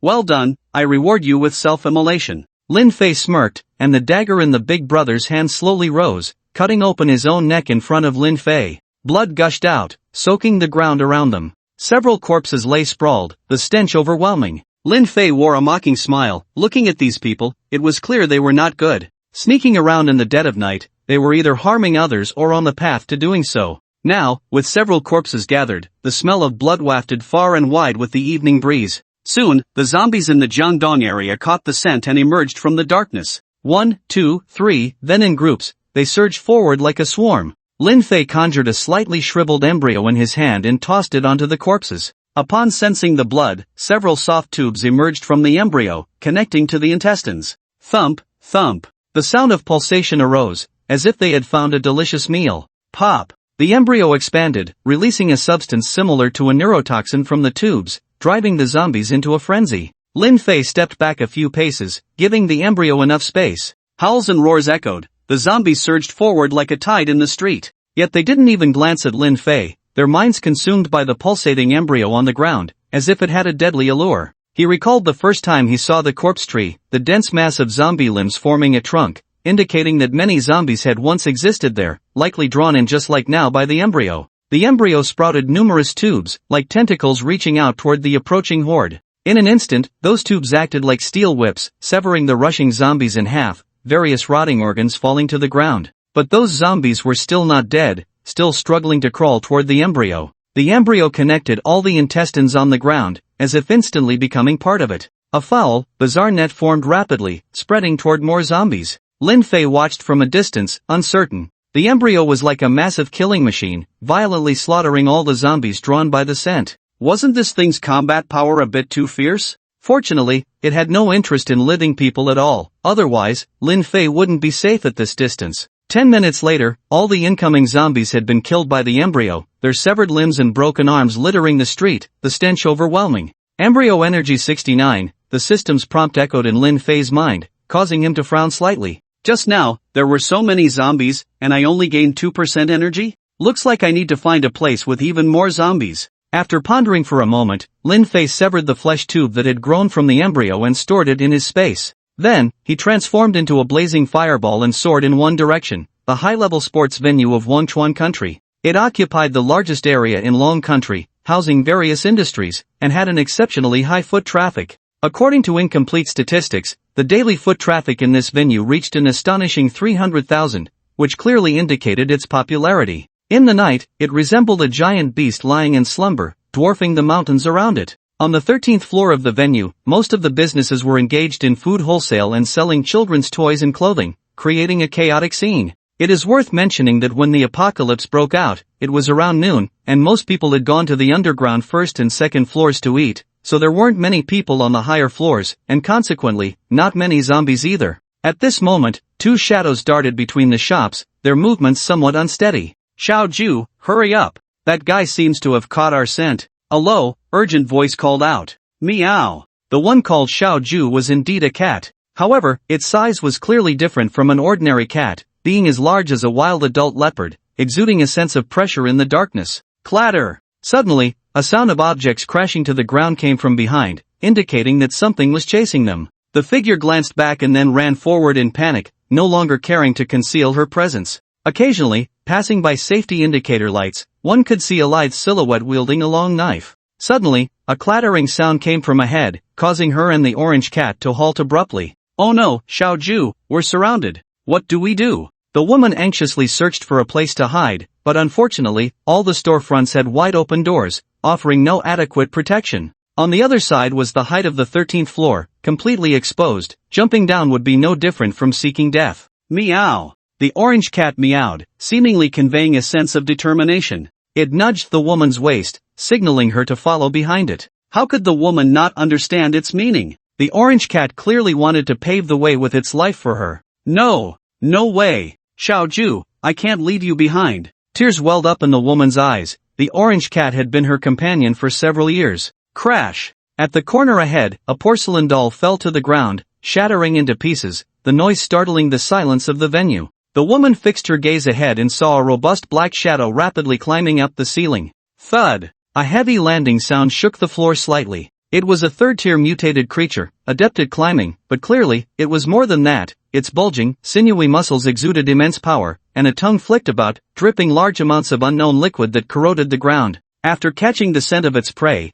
it opened its grotesque maw and roared. The woman gripped the blade tightly, her eyes filled with despair. Xiaoju, find a chance to escape. You must bring the medicine back to Xiaohao, do you hear me? Meow. Be obedient. I'm not negotiating with you. If one of us can escape, it has to be you. Otherwise, neither of us will make it, and Xiaohao will die alone. Meow. The orange cat understood the gravity of the situation, whimpering in despair. Its eyes glinted with ferocity and hatred. It hated its own weakness, unable to protect its owner. If it could escape today, it would definitely kill all these ugly creatures. Roar! Behind them, a frantically writhing amalgamation blocked their retreat, dragging a mass of trailing liquid. The sounds of zombies roaring echoed from every level of the surrounding venue, and the crisis was everywhere. Now, they could only fight with their backs against the wall. Little Orange, remember what I said, don't get caught up in battle. The woman reminded one last time, and with that, she drew the blade from its sheath. A wild surge of energy erupted around her, as if she had transformed into a formidable weapon, ready to cut down all the evil in the world. Meow! The orange cat also roared fiercely, flames of orange bursting forth from its body, transforming it into a fiery beast. Both were poised to strike, facing the crawling mutated creatures, intending to deliver a fatal blow. Bang! A sudden loud crash came from the skylight on the top floor, and a fireball plummeted straight into the venue, instantly illuminating several floors. After rushing in, the fireball slowed down, eerily hovering at the 13th floor. The flames shone on the woman and the orange cat, leaving them in disbelief. At the same time, a black object fell from the fire, emitting a foul odor. But as soon as the black object appeared, the entire venue erupted in frenzied roars, countless zombies leaping over the barriers, all vying to grab that black object. Whoosh! Dozens of long, flexible tubes shot out from above the black object, some sticking to the building, others piercing through zombies, instantly shredding them and assimilating their insides. The two third-tier zombies on the 13th floor also roared madly, the crawling mutated creatures abandoning the woman and climbing down the wall. The hybrid creatures were not to be outdone, smashing through the barriers and leaping down. Such reckless actions left the woman and the orange cat in shock. This was not an isolated incident, as every level on this side of the circular venue was experiencing the same chaos. Even more terrifying was that on the ground floor of the venue, a dense mass of 2 to 3 layers of zombies had gathered, pushing and shoving each other like ravenous dogs fighting for food. The black object hung at the 3rd floor of the venue, continuously swinging its tubes to kill zombies. The woman leaned over the railing to look down, instantly feeling her scalp tingle. What on earth was that thing? How could it drive the zombies so mad? She then raised her head to look at the flames hovering not far from her, her expression turning wary. Although the arrival of the flames had saved her and Little Orange, she had no idea what that thing was. In the apocalypse, the more bizarre something was, the more dangerous it could be, she was clear on that. Boom! Boom! Boom! The flames in midair continuously shot down fireballs, accurately striking those powerful third-tier zombies. Even if they didn't die in one hit, they wouldn't fare much better, becoming mere nutrients for the embryos. The entire high-end venue seemed to have turned into a massive zombie incinerator, with large numbers of zombies perishing. Li Jian was left speechless, and the orange cat beside her wore a similarly ghostly expression. The flames in midair gradually ceased their attacks, allowing the black object below to deal with the zombies on its own. Under Li Jian's watch, a fireball flew towards them, prompting her and the orange cat to retreat cautiously. When the fireball landed, it quickly extinguished, revealing a human figure within. This shook Li Jian's worldview once again. A person? It was actually a person. Killing those powerful zombies as easily as drinking water, it was actually a person. The orange cat hissed warily, its back arched, as if ready to strike at any moment. Lin Fei looked at Li Jian, a hint of confusion flashing in his eyes. Have we met somewhere before? Li Jian was taken aback, trying hard to recall, but she had no memory of Lin Fei, so she shook her head. Such a handsome man, far superior to those flashy young stars in the entertainment industry. Those who only knew how to call sister were just annoying. And what did they mean by being able to sing and dance? Her cat could do backflips too. It was as if they thought they were entertaining 3-year-olds. How could she not know if a cat could do backflips? Not to mention, she herself is a popular internet celebrity, a top-tier super actress, beautiful and kind-hearted, with a perfect figure. Since her debut, she has had no scandals, making her the dream lover of all men in the Dragon Kingdom. But then again, does this man not recognize her? Or is he using this cliched pickup line? She quickly dismissed that thought. After all, he is so powerful, does he really need to show off to her? Thank you for saving me and Little Orange. If I have the chance, I will definitely repay you, Li Jian said sincerely, bowing slightly. But soon she felt a bit dizzy. During the battle with the hybrid, she had accidentally been injured at her waist, and now the pain was flaring up,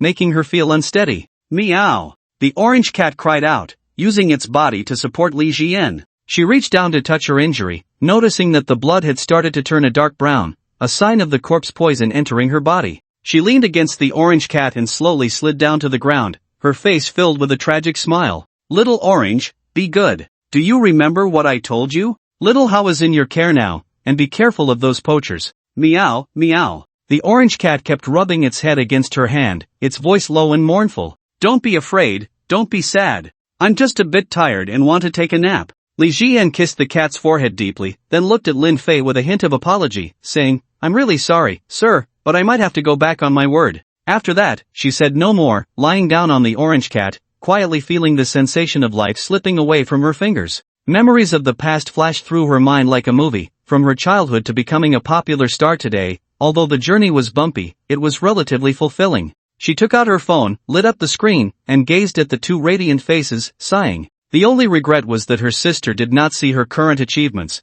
but she was about to go find her, and she felt a small sense of anticipation. Lin Fei watched as the aura of death gradually enveloped her, shaking his head. Are you planning to just die like this? Li Jian was jolted from her memories, looking at him in confusion. If there were a way, I wouldn't want to die, but unfortunately, there are no ifs. The orange cat looked at her with a human-like sorrow, as if about to lose its beloved, its gaze filled with despair. Lin Fei walked towards her, a knowing smile on his face. What if I told you that you could live? Li Jian stared at him, dazed, then self-deprecatingly laughed. I know my own situation best. Even if a deity came, it would be futile. Lin Fei looked down at her, shaking his index finger. No, what a deity can't handle, I can. Isn't it just asking for a person from the King of Hell? How hard can that be? With a snap of his fingers, a green gold light shot into Li Jian's chest. Meow! The orange cat was startled, unsure of what Lin Fei had done to Li Jian. Li Jian, on the other hand, was in shock. She could feel a power suddenly emerging within her, strong enough to counter the zombie virus. Her beautiful eyes sparkled with vitality as she looked at Lin Fei, her will to survive igniting. What is happening? Lin Fei shrugged. I told you, if the King of Hell wants you dead at midnight, I can give him a stick. In my hands, death is a very difficult thing, yet also a very simple thing. So, what do you want? To live, or to continue facing death? Li Jian swore she had never met such an arrogant man, but ironically, what he said was the truth. The only lifeline she had left was this handsome stranger before her. She definitely did not want to die. If she could live, who would willingly choose to exit in such a tragic manner? As for living, Li Jian believed there was no such thing as a free lunch in this world. For someone in the entertainment industry, this truth was easy to grasp. As for what the cost might be, that was perhaps beyond her imagination. After all, what could be more important than life? She thought of her brother, who was still hiding alone in the shadows, and her heart ached with 1,000 regrets. If she were to die here, what would happen to him? His condition was already poor, and if he were to be further stimulated, it might lead to unpredictable situations. Her knuckles turned slightly white as she clenched her fists, then she raised her head to meet Lin Fei's gaze, her eyes filled with determination. I want to live. No matter what the cost, I will survive. She almost shouted it out in a fit of hysteria, as if that would prevent her resolve from being consumed by cowardice. Meow. The orange cat's eyes also sparkled. Although it didn't quite understand the concept of cost, it at least knew that its owner had chosen to live, and that was the best thing. Lin Fei's smile grew wider as he slowly extended his hand. Wise choice. A rich, golden-green energy surged into Li Jian's body, overwhelming the zombie virus within her. The wound at her waist oozed black blood, the virus being expelled continuously. After a few breaths, the blood around her waist gradually turned red, returning to a normal color. At the same time, Li Jian's strength revived, and her complexion became rosy. The area around her waist felt tingly, and under the cover of the green-golden light, the wound appeared as good as new, her skin even looking more delicate and fair. Her gaze towards Lin Fei grew more curious. What kind of existence was this man?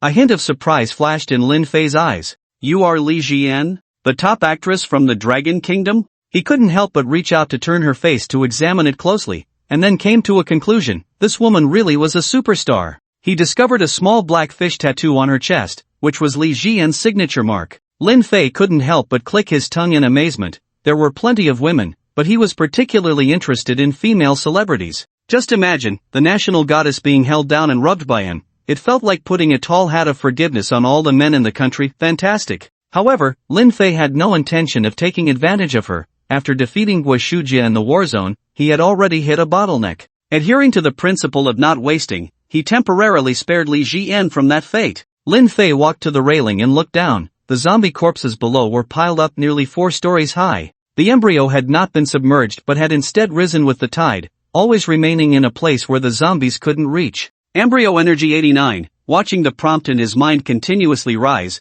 Lin Fei felt a surge of joy. This place was indeed the one with the highest foot traffic, bar none. At this moment, under the violent slaughter of the embryo, the area below was already covered with soft tubes like a spider's web, even denser than what he had seen in the southern war zone. Thump, thump, thump. The powerful sound of a heartbeat began to resonate within the venue, attracting the zombies in droves. They charged forward fearlessly, one after another. Even the third-tier zombies could not resist the temptation, as if consuming this embryo would grant them instant ascension. Li Jian approached him, looking somewhat hesitant. Lin Fei glanced at her. If you have something to say, just say it. I don't like people who beat around the bush. Li Jian bit her lip. Lin Fei, could you please help save my brother? Lin Fei raised an eyebrow. A man? Not interested. Li Jian grew anxious. My brother is not an ordinary person, he is an ability user. So what if he is an ability user? I have more ability users in my hands than I can count. I don't lack this one. Let me give you a piece of advice. In the apocalypse, unless there are special circumstances, it's better not to tie yourself down with such burdens. It can easily get you killed.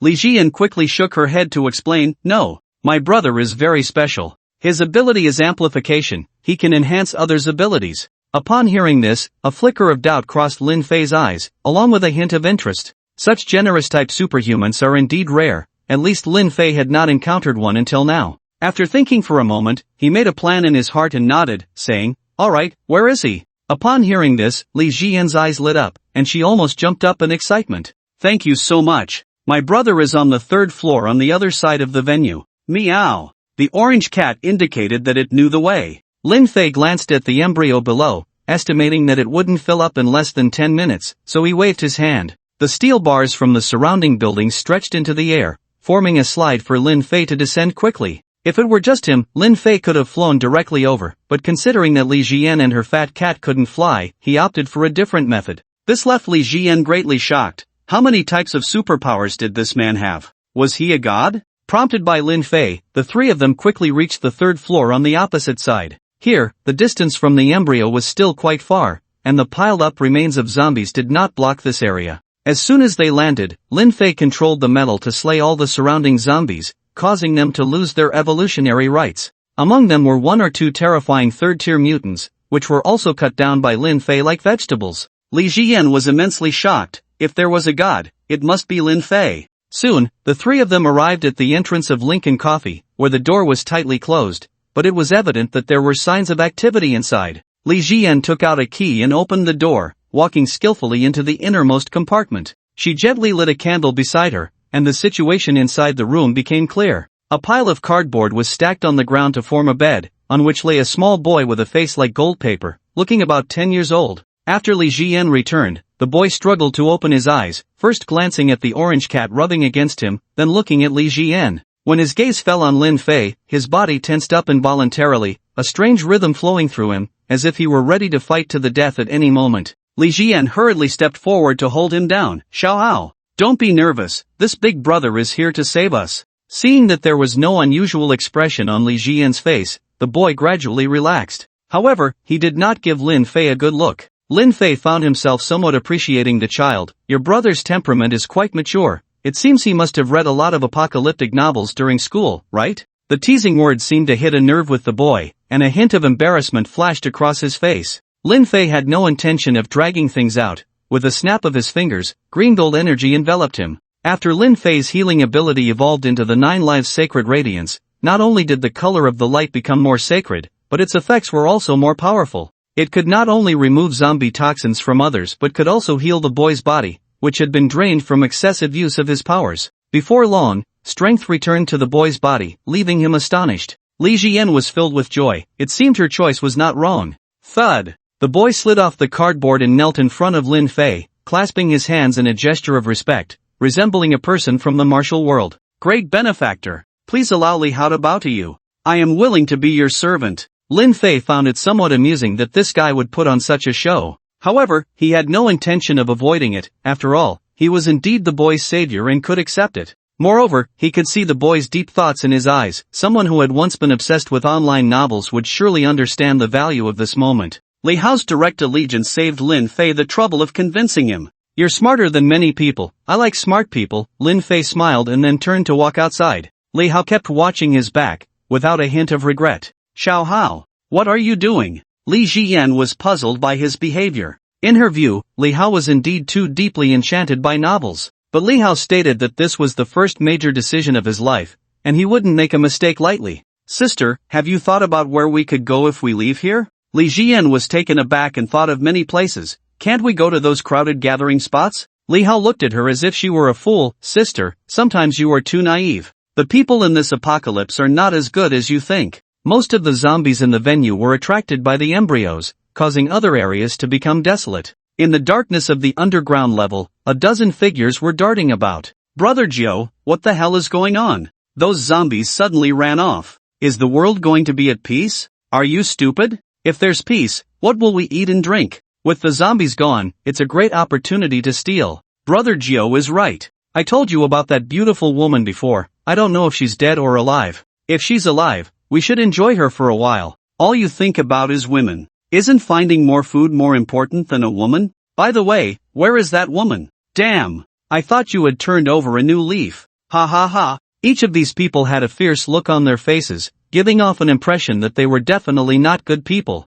Crash! Many fish restaurant storerooms on the underground level were destroyed by them, and a swarm of people rushed in. Soon, screams and pleas for mercy echoed out, and 10 minutes later, the group emerged. Their backpacks were bulging to some extent, and a few were still adjusting their pants. He, was I fierce just now? I bet I lasted a minute longer than you. You've become a few minutes worth. I see you all dying on a woman's belly sooner or later. Hurry up, next place. This group of people moved like locusts, visiting every place they knew that had people and supplies hidden. They had a notorious name in this venue, poachers. They only dared to act against fellow survivors and rarely dealt with zombies. After they had looted all the supplies on the underground level, someone suggested checking upstairs. With the mention of that beautiful woman above, the leader, Brother Jiao, was also tempted, so he led everyone to sneak up. As soon as they reached the first floor, they were shocked by a scene that would astonish them for an entire year. They had come up from the side farthest from the embryos. Although it was night, they could still vaguely see the surrounding environment. What the hell is going on? What the hell, have the missing zombies come here? Damn, they've piled up to the 4th floor, those zombies seem to be dead. What the hell is happening? Why do I feel a bit creeped out? Damn it! We should hurry to find that woman and then go back to our cozy nest. Why the hell go back? Can't you see that most of the zombies are dead? What can stop us now? Wow, Brother Joe really has foresight. Yeah, it's just right that those damn things are dead. If we seal off all the entrances and exits, we can do whatever we want. Although I don't know what happened, isn't this just heaven helping us? Charge! The group became excited, but Brother Joe's sharp gaze was fixed on the black heart hanging above the pile of corpses. He observed the angle of the corpse pile. It was clear that the zombies' goal was to get that thing. Could something that interests all the zombies be an ordinary object? Clearly, he had developed an interest in the embryos. You all go ahead, I'll study this for a while. Hey! What's there to see about dead bodies? If you're not going, we can go ahead. Under the guidance of one of them, they crept up the stairs to the 3rd floor. Brothers, I can guarantee that if that woman isn't dead, she's definitely more on point than any star out there. Don't say that woman is dead, even if she is. As long as she's not too damaged to use, I bet you all would still go for it. Is that for real? Just when I was feeling good, now I'm getting excited again. From now on, we brothers are going to be on top of the world. This group of people climbed up with lewd expressions, all eager to see what the woman, who had been praised to the skies, looked like. As they stepped onto the 3rd floor, they saw a figure walking out of a shop not far away. Instantly, their eyes widened in excitement. Holy crap! Is that a fairy? Wow, I'm already saluting. Hurry up! Go, brothers, our happiness is right in front of us. That woman! Stand there for Grandpa! Oh woohoo! A group of people rushed forward, howling like demons, completely unconcerned about attracting zombies. Li Jian, who had returned to grab something, turned her head in surprise to look at the suddenly appearing group, her expression changing instantly. It was the poachers she had encountered before, a group that committed all sorts of evil, truly a cancer. She never expected to run into them here, it was really bad luck. The reason these poachers could be so rampant was that several of them were ability users. Although they didn't dare to use their powers recklessly, they were still beings that ordinary people couldn't contend with. If Li Jian had to deal with this group, it would be somewhat difficult for her, and she might even be suppressed by them. Unless she didn't care about the drawbacks of her abilities and fought desperately. But right now, she wasn't that worried. After all, she had a powerful backing. Li Jian stood still, quietly watching the group of bandits charge towards her, showing no intention of dodging. Look! That woman seems to be scared silly by our imposing aura. That's perfect. I want to have a go right now. A woman of this caliber, you could play with her for a year without getting bored. She really looks like a big star, just like that national goddess Li Jian, truly hitting my 40-year-old heart. As this group was about to approach Li Jian, a sudden sound of wind broke through. Whoosh! Bang! A shadow flew in at the speed of sound, crashing into the group like bowling pins, achieving a strike. Instantly, there were cries of despair, and 2 people even simply breathed their last, leaving this world's chaos behind. The ability users fared a bit better but were still injured by the sudden attack. Before they could wail a few times, they suddenly realized that the one who attacked them was Jiu. Holy crap! Jiu! Damn! Jiu is dead! The disheveled Jiu lying on the ground had already breathed his last, sending chills down the spines of the group. What on earth could have killed Jiu? Suddenly, a voice echoed softly, "Kill them all, they're just an eyesore." Li Jian's heart jolted as she looked at the group of defeated soldiers in front of her, her hands trembling slightly. "Sister, kill them, this is something you must go through." Li Hao's figure ran to a distance, speaking to Li Jian. "Yes, that's right. Grip your knife. Cut down this group of pests." Li Jian hesitated, resting her hand on the knife, seemingly unable to make the decision to kill. Lin Fei's voice rang out again. "It's okay if you don't dare to kill. Being a vase at home is also quite good." Instantly, Li Jian's spirit tightened. The word she hated the most was vase. Ugh! The pink raptor's window rolled down, and Li Jian leaned out, dry heaving. Just moments ago, when she personally sliced through the necks of those people, she felt extreme physical discomfort and a significant psychological impact. Before the apocalypse, as a top star, she was surrounded by glamour, and her love for cats showed that she had never dealt with such bloody villains. Even after a month of the apocalypse, she had never taken a life so vividly in her hands. Sitting next to her, Li Hao consoled her with the demeanor of a little adult. "Sister, this step was bound to happen sooner or later. I told you before that you are too gentle to adapt to the apocalypse. He continued, as a big star like you, there are plenty of people eyeing you. It's just that my abilities are a bit useless, otherwise, I wouldn't want you to bear all this. As he spoke, he began to wallow in self-pity. He had thought that with his extensive knowledge of the apocalypse, he could help Li Jian survive well, but instead, he awakened his powers and became a traitor. His teammate was a newbie, and the fact that they had managed to survive this long was already a blessing. Li Jian knew just how clever her brother was. From the moment the apocalypse struck, he had been guiding her step by step, avoiding many crises. In this apocalyptic environment, it seemed he was the one playing the adult role. Lin Fei drove the car, speaking in a nonchalant tone, if you don't like this ability, you can change it. Upon hearing this, Li Hao's eyes lit up with surprise. Brother, really? Lin Fei smirked, don't call me brother, it sounds like I'm a short-lived ghost. What kind of ability do you want? Li Hao's heart raced. Ling Gu, if it's really possible, I want an ability that's good for running away. Lin Fei was somewhat taken aback. He had expected this guy to want a flashy, over-the-top ability, but instead, he asked for a running-type ability. It made him regard him with a bit more respect. Ha, you're quite the sensible one. So I'll give you two choices, speed enhancement ability or earth manipulation ability. Lin Fei held up two fingers, smiling. Li Hao's mind stirred, and he immediately said, Earth. I want Earth ability. Lin Fei's smile widened. You kid, you really have something, you're better than your sister. Do you know why I saved you? Li Hao shook his head. Because I see a cockroach-like spirit in you. Li Hao was stunned. Apocalypse cockroach? That was quite an apt description. Li Jian, who had a pale face, crawled back into the car. In terms of survival in the apocalypse, Xiao Hao is indeed much stronger than I am. Where are we going? Lin Fei replied casually, to a safe base. After the three left the international venue, it took a while for the surviving stragglers to notice that something was unusual outside. Zombies had actually disappeared in large numbers, and when they stepped out of the dark corners, they saw the horrifying scene pile up on the venue floor. Soon, more survivors appeared in the venue, and they were mostly a group of people who had suffered greatly. So at this moment, they didn't show much aggression, like livestock that had been tamed for a long time, their edges worn down. It was unclear who shouted, but it startled everyone out of their daze. What is that? Following the direction of the person's finger, they saw a massive black shadow appear on the 16th floor of the venue.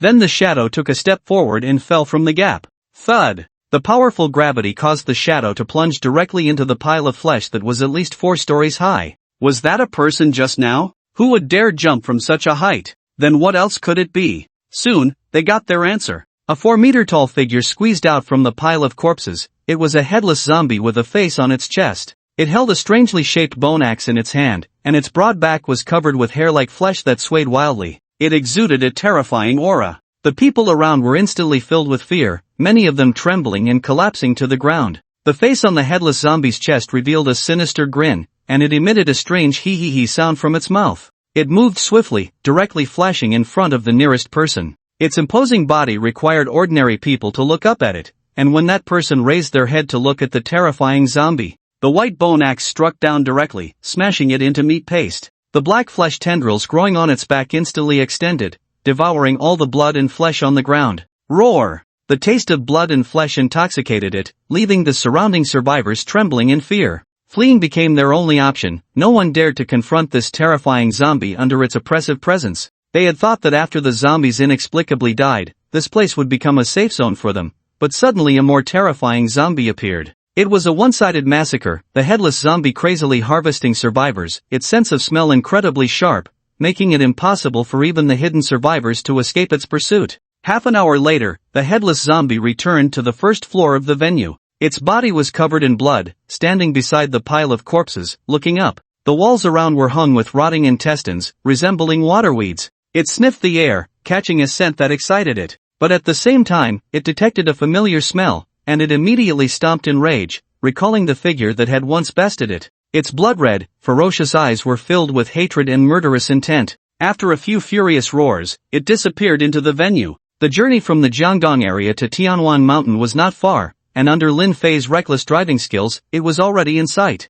Brother Lin, can we slow down a bit? I feel like I'm going to vomit. Li Hao's face was pale in the car, his hands gripping the seat back tightly, with 2 seatbelts fastened. After an hour of cold wind, Li Jian had become much more awake. Aren't you not carsick? Lin Fei said casually, throwing up in the car will incur a fine. Li Hao covered his mouth, not daring to speak. As the speed of the falcon slowed, a tall fortress came into view ahead. The originally 20-meter-high wall had now become 50 meters high, resembling an impenetrable fortress, looking cold and forbidding. Thud, thud, thud. Several searchlights instantly shot over, locking onto the falcon. Damn! Brother Lin, are we at the Doomsday Fortress? Li Hao's face revealed an excited expression. As a seasoned apocalypse enthusiast, he had an indescribable attachment to such high walls. The co-pilot, Li Jian, turned to Lin Fei, asking a soul-searching question. Will they let us in? Do we need to pay a protection fee or something? Lin Fei looked at her as if she were an idiot.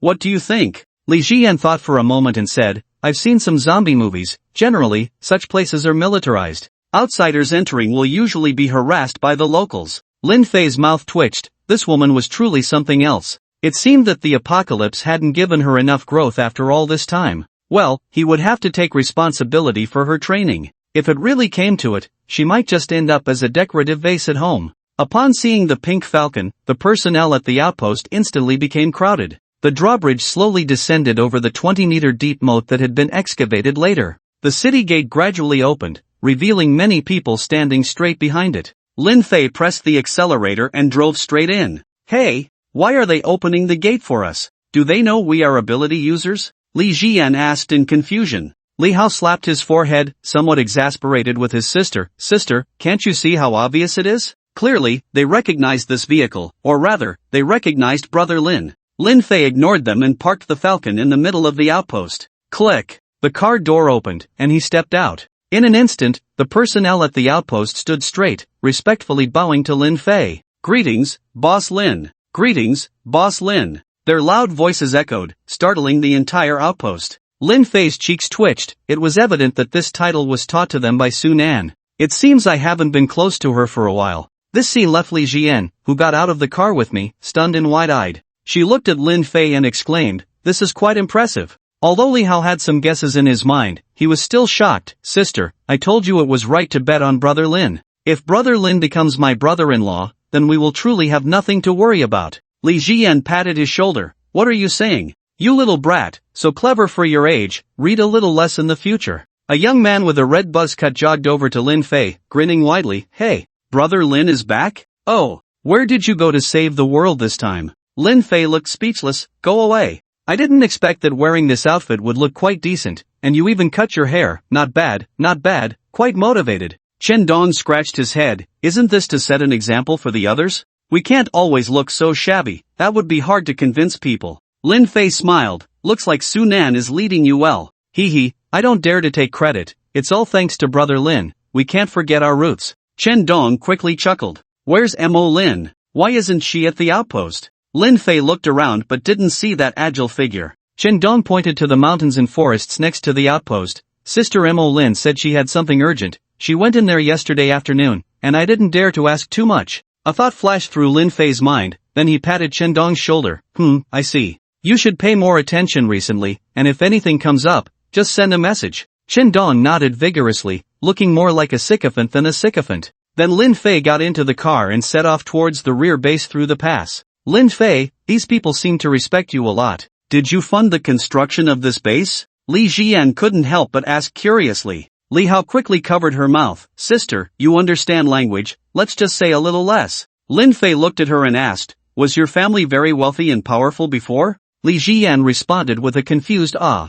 Otherwise, how come you act like you don't understand anything? Is the entertainment industry really that easy to navigate? I've heard it's quite deep. Li Hao interjected, Brother Lin, don't take my sister too seriously, she just reads too much. Li Jian swatted his hand away. Pa, what do you know? Little brat. Lin Fei shook his head. The family needed another vase. Soon, the Tianwang mountain base appeared before them. Li Hao and Li Jian widened their eyes, looking incredulously at the towering buildings at the foot of the mountain. If they hadn't personally experienced the apocalypse, they might have thought everything before was an illusion. This base was simply too massive, worthy of being called a small city. Layer upon layer of high walls divided the city, and many surrounding mountains and forests had been flattened, with some buildings still under construction scattered about. Inside the 50-meter high walls, lights flickered, and the fire of civilization still shone brightly here. As the car drove into this secluded city, tears welled up in Li Jian's eyes. I've never liked this colorful world so much before. Li Hao's eyes also sparkled. Even though his mind was quite mature, he couldn't escape the constraints of age.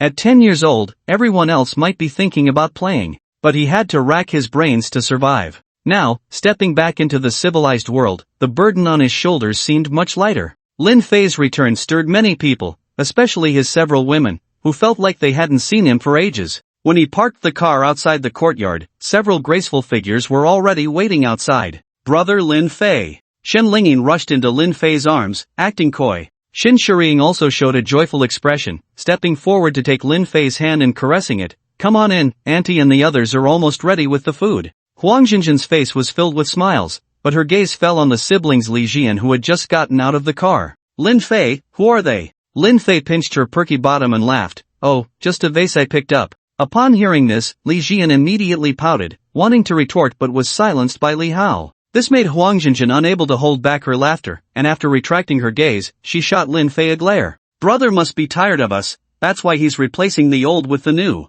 The corners of Lin Fei's mouth twitched. This woman seemed to need some discipline again. In the living room of the other courtyard, a large table of delicious food was emitting steaming heat. The mouth-watering aroma hit them as soon as they entered, especially for Li Jian and Li Hao, who hadn't had a warm meal in over a month during this apocalypse. They had only been collecting instant and long-lasting food, which, while not tasty, at least filled their stomachs. Now, smelling the fragrance of stir-fried dishes again, their saliva was uncontrollably flowing. Go, take them to wash up first, Lin Fei said, patting Huang Jinjin's pert backside. Huang Jinjin flashed a sincere smile. Okay, Your Majesty. This servant will take them to bathe and light incense, so I can serve Your Majesty well tonight. At the dining table, Li Hao was eating heartily, having not tasted such delicious food in over a month. At his 10 years of age, he received a lot of affection from the women around him. Even the big orange cat was treated to a luxurious feast, enjoying itself to the point of forgetting everything else. When Li Jian finished washing up and came out in the home sleepwear that Huang Jinjin had prepared for her,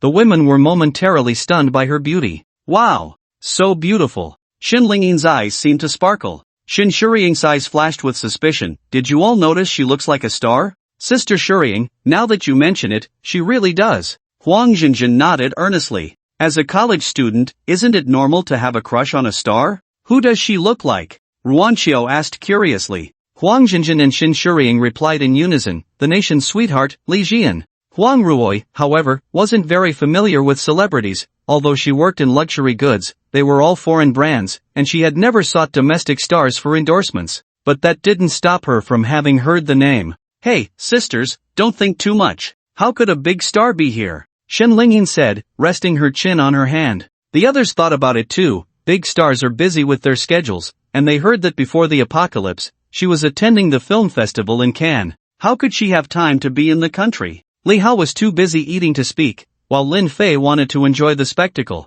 Li Jian, wearing this rather playful sleepwear, felt a bit shy even as a film queen. What are you still standing there for? Come over and eat something, Lin Fei said to her. Li Jian took a breath. After all, there was only Lin Fei as a man, so what was the harm in showing him? She straightened herself and politely greeted the women at the dining table. Hello, sisters, my name is Li Jian, please take care of me. She appeared slightly shy, resembling a newly debuted starlet. Clatter, clatter, the sound of bowls and chopsticks falling on the table rang out. The table full of women froze. Wait, what did you say your name was? Huang Jinjin suddenly stood up. The other women stared at her in confusion, eagerly wanting an answer. Li Jian, yes, the Li Jian you think it is, no fake. Li Jian thought for a moment and revealed the small fish tattoo on her chest. After a brief silence, led by Huang Jinjin, the women erupted in screams. Ah, it really is Li Jian. I'm seeing her in person. Lin Fei shook his head at the excited women. Stars truly are something that drives people crazy.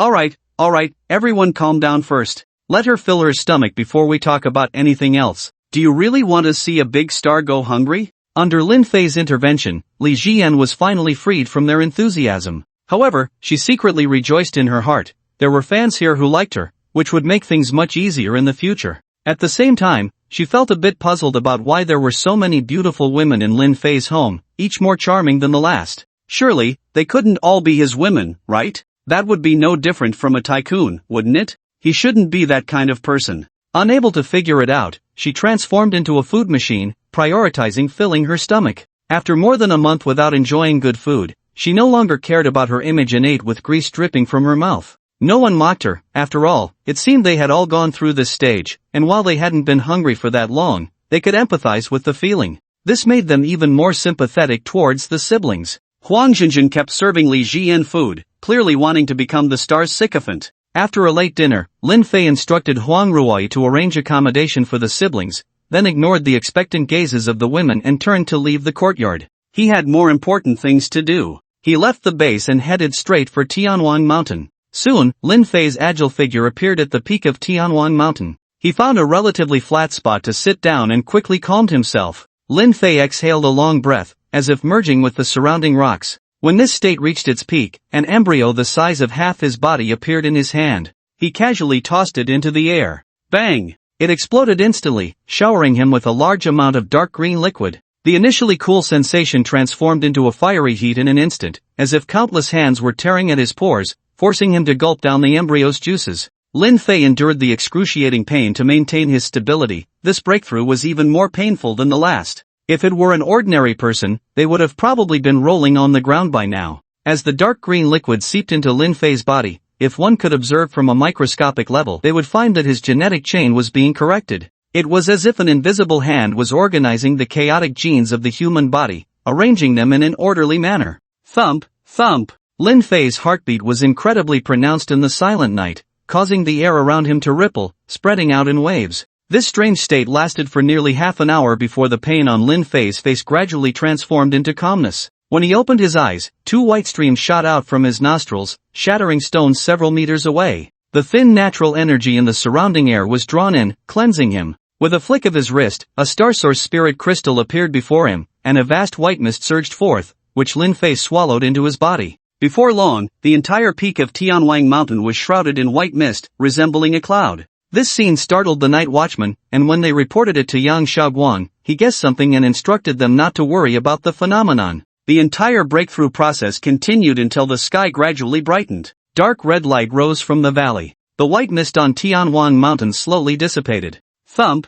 thump, thump, thump. The heavy sounds, like morning bells and evening drums, resonated throughout the Tianwang Mountain base. Lin Fei opened his eyes, his head like a crown of jade, and his dark, deep eyes sparkled with brilliance. He could clearly feel the vitality from every cell, the latent yet terrifying power bestowed upon him deep within his genes. With a light tap of his toes, the rocks shattered. The wind from his punch sliced through the air with a bang. At this moment, his physical strength had reached an extremely terrifying level. Each breakthrough at the 10-Dragon Jade Peak brought him closer to the ultimate realm of power. The host's strength has broken through to the 3rd realm, enjoying the power of 100 dragons, known as the 100-Dragon Jade Peak. System reward analysis in progress. Now, Lin Fei can walk through the tide of corpses with just his physical strength. The power of 100 dragons weighs over 6,000 tons. If he gets serious and combines it with his specialized effects, even the most formidable destroyer in the water would be carried away by him. He is a true humanoid Tyrannosaurus.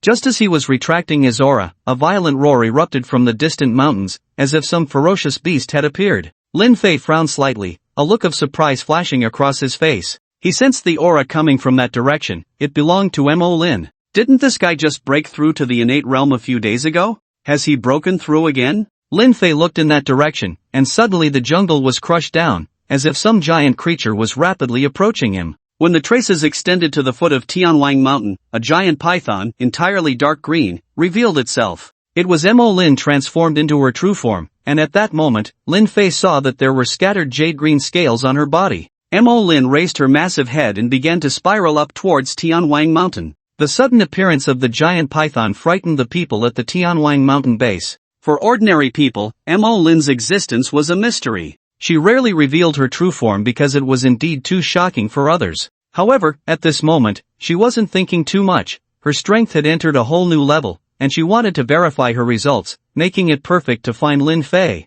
Mo Lin also had her own little calculations. Back then, she was swung around by Lin Fei like a rope. Now this snake is going to let you taste the consequences. The nearly 200-meter-long Mo Lin spiraled up the Tianwang Mountain, and soon, her massive head reached the peak. Lin Fei the Great Demon. Come and fight. Revenge match. Loser calls mom. The giant python spoke human words, crisp and innocent. Lin Fei looked at the 2 small bumps on her head and smirked. If you lose again, I might just have to call Chen Shang and Wu Guang my brothers. Mo Lin tilted her head, not understanding the meaning. But she was unafraid. She had broken through twice and had already reached the mid-stage of the innate realm, no longer the underdog. Back then, Lin Fei was stronger than her, but only to a limited extent. Even if he had broken through once, could she not surpass him after breaking through twice? The advantage is mine, I can't possibly lose. Lin the Great Demon, take this. Mo Lin's tail had unknowingly reached behind Lin Fei, and with a whip-like motion, it struck towards him.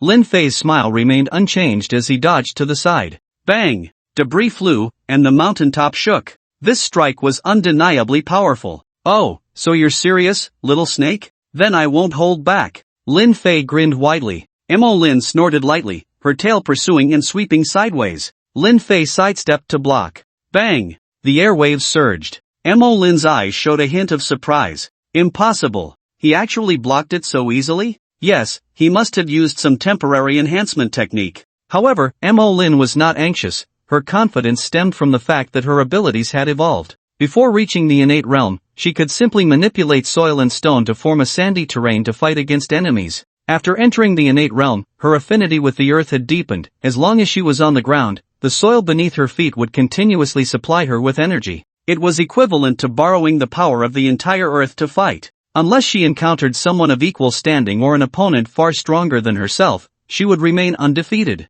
Buzz, buzz, buzz. Tianhuang Mountain seemed to tremble, and a smile appeared at the corner of Mo Lin's mouth as her tail suddenly exerted force, trying to lift Lin Fei. But just as the smile appeared on her face, it froze. Because after using the earth power of the innate realm, she still couldn't budge Lin Fei in the slightest. What's going on? Lin the Great Demon, something's off. Not bad, not bad. You've gotten a lot stronger. It seems this time hasn't been wasted. Lin Fei chuckled teasingly, sending a shiver down Mo Lin's spine. Then she retracted her tail, and the two small bumps on her head shone with a jade-like brilliance. Her large mouth opened wide, and she unexpectedly spewed forth jade-colored flames. The imposing aura was fierce, even exuding a hint of majesty. Seeing this, Lin Fei did not confront her head-on. Instead, he retreated swiftly, but the jade flames chased after him. Whoosh! A torrent of water fell from the air, colliding with the flames. A large amount of steam rose, and the jade flames seemed to have the upper hand over Lin Fei's watery domain. This surprised Lin Fei.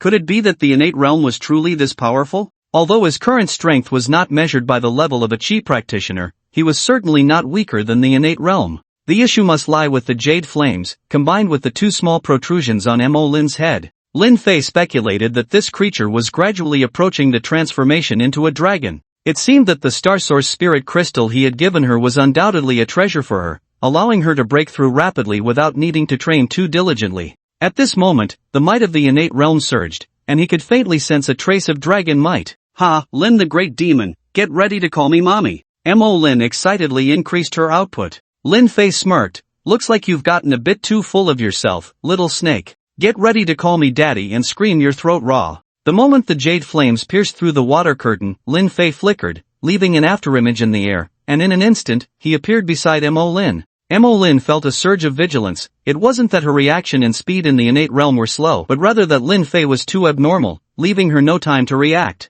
Instinctively, she twisted to the side. But Lin Fei's large hand seemed to possess magical power, pressing down on Mo Lin, rendering her unable to move an inch. Mo Lin was alarmed and immediately flattened her body against the mountainside, drawing upon the earth's affinity to the utmost. The rich power of earth and stone fused her with Mount Tianhuang. She was confident that Lin Fei couldn't break through this move. But the next moment, Lin Fei raised his hands in a lifting motion, suddenly exerting force. Boom! The mountainside emitted a sound of being unable to bear the weight. Mo Lin stared blankly at her body being gradually lifted, her expression shifting from pride to confusion, then from confusion to horror. Then she felt the world spinning, and her entire serpentine body was thrown into the jungle at the foot of Mount Tianhuan, crashing down on a large number of trees. Whoosh! Thud! Lin Fei leaped down, landing heavily in front of Mo Lin. He looked at her with a smile. So, little snake, do you submit? Mo Lin's massive body flickered with green light and instantly transformed into human form. Her pretty face puffed up, looking indignant. Lin the Great Demon. This is clearly not metaphysics. You're cheating. Lin Fei reached out to stroke her cheek, smiling brightly. What does it matter if I'm cheating? A bet is a bet. Train hard and wait for daddy's call. Although Lin Fei's breakthrough caused quite a stir, not many guessed what had happened. In this apocalyptic world, if something strange didn't happen every day, that would be strange indeed. Aside from Mo Lin's massive form instilling fear in many at the Mount Tianwang base, everything else seemed normal. Under Su Nan's management, this incident did not cause much chaos. As soon as Lin Fei returned to the base, he was invited by Su Nan. In the large office, only Su Nan was buried in her work. When Lin Fei walked in, he couldn't even wake her from her official duties. She wore a pair of gold-rimmed glasses, occasionally rubbing her brow and temples, looking quite exhausted. It had indeed been a long time since Lin Fei had seen Su Nan. She had completely immersed herself in the construction of the Mount Tianwang base. He didn't know why, but Lin Fei felt a slight sense of guilt. Ahem. He cleared his throat lightly, startling Su Nan awake. She looked up, a few strands of hair slipping down from her forehead. When she saw the visitor, a flash of joy crossed her eyes, but it was quickly concealed. "You're here, come, sit," Su Nan said, pointing to the sofa beside her. Lin Fei smiled slightly. "Did you call me here for something urgent? Or is our President Su missing me?" Su Nan looked at him with a hint of melancholy. "Alas, Boss Shaolin is busy every day, surrounded by beauties. How could I be the one to miss you? I called you here for a serious matter. Here, this is a letter from the Southern War Zone sent yesterday afternoon, saying they want to develop together with our Tianwangshan base. I read the contents, and it's as if we've been bullying them. This is just too ridiculous. Do you think it could be a prank?" Lin Fei glanced at it and immediately understood the situation. "Ha, you're right, we have been bullying them. Just accept it without worry. Leave the military matters to Yang Shaoguang, the rest will need you to oversee." Su Nan was taken aback. "What do you mean? Is this document really true?" Lin Fei remained silent, nodding with a smile. Su Nan suddenly remembered that Lin Fei had gone out yesterday, and Yang Shaoguang seemed to be in the know. Did he reach some kind of agreement with those people in the war zone? But it couldn't be that blatant, right? The Southern War Zone almost directly stated they wanted to become the henchmen of the Tianwangshan base. She never imagined that Lin Fei had gone into the Southern War Zone and caused a ruckus, flipping the table and single-handedly determining the outcome. "Alright, you're impressive, you've chewed through the Southern War Zone's bones, and I have my work cut out for me. By the way, it seems there's been some progress with Dr. Lu. She told me it would be good for you to visit her." Lin Fei nodded. Got it." Su Nan took the document and walked towards her desk, starting to chew on her pen. Lin Fei quietly sat on the sofa, watching her. This woman seemed to have lost weight. It looked like she was too worried in this position. Shouldn't she be given a lighter role? Snap. The crisp sound of a lighter broke the silence as Lin Fei lit a cigarette. "Why haven't you left yet?" Su Nan looked up, surprised. "What? Don't you want me to stay?" Lin Fei exhaled a smoke ring and walked towards her. As Su Nan watched Lin Fei approach, she felt an inexplicable thrill, but also panic. No, I told you Dr. Lu is still waiting for you. Why are you wasting time here?" Su Nan's eyes darted around the desk, looking a bit cute in her flustered state. Lin Fei walked to her chair, reached out, and lifted her chin, making her look directly at him. "Are you tired?" The panic in Su Nan's eyes suddenly flickered, and she forced a smile. "So what if I'm tired? I can't trust anyone else to handle these matters." As she spoke, she tried to break free from Lin Fei's grip using work to cover her anxiety. Lin Fei pulled her in the chair back a bit, preventing her from leaning towards the desk. "What are you doing?" Su Nan clutched the hem of her skirt, her heart racing. Looking at Lin Fei's handsome face, she realized she had unknowingly fallen for him, dreaming of spending romantic nights together. Su Nan often reminded herself that Lin Fei already had so many women. She shouldn't continue like this. That's why she buried herself in work, exhausting her brain cells to stop the wild thoughts. But the moment Lin Fei appeared in the office today, her mind began to bubble with excitement and anticipation. It was over, she was beyond saving. Lin Fei looked at her flushed face and couldn't help but laugh. "That's right, this is what life should feel like. The Su Nan I know isn't someone who buries herself in paperwork all day, dealing with pens and ink. She should be a free-spirited, seductive intellectual beauty who tempts me." Su Nan's face turned even redder, and she exuded an enticing sweet fragrance all over. "What are you saying? I didn't tempt you at all." She stood up, wanting to escape, but was pulled into a broad chest by a large hand. The fiery contact and the faint scent of tobacco made Su Nan's mind momentarily freeze. Lin Fei's breath brushed against her ear. "Come, let me experience President Su's temptation again." Su Nan trembled all over, her legs feeling a bit weak. "Lin Fei, what we're doing isn't right, is it? What if Ruo Yi and the others find out?" Lin Fei couldn't help but laugh. His large hand instantly covered the peak. "If they find out, then we can all play together. I believe you also want to see my heroic figure as I fight alone against the crowd, right?" With his touch, Su Nan instantly melted like a puddle of spring water, leaning against his embrace and allowing him to explore. Her cheeks were as red as an apple, just like a young girl experiencing her first love, sneaking a taste of forbidden fruit. At this point, Sunan no longer thought too much. Her body was very honest, and she liked Lin Fei's closeness. When Lin Fei lifted the fiery red skirt, Sunan turned around and pressed down on his hand, a hint of guilt in her eyes. Lin Fei, I can give myself to you, but I'm just an ordinary person. I can't share the burden like Ruo Yi and the others.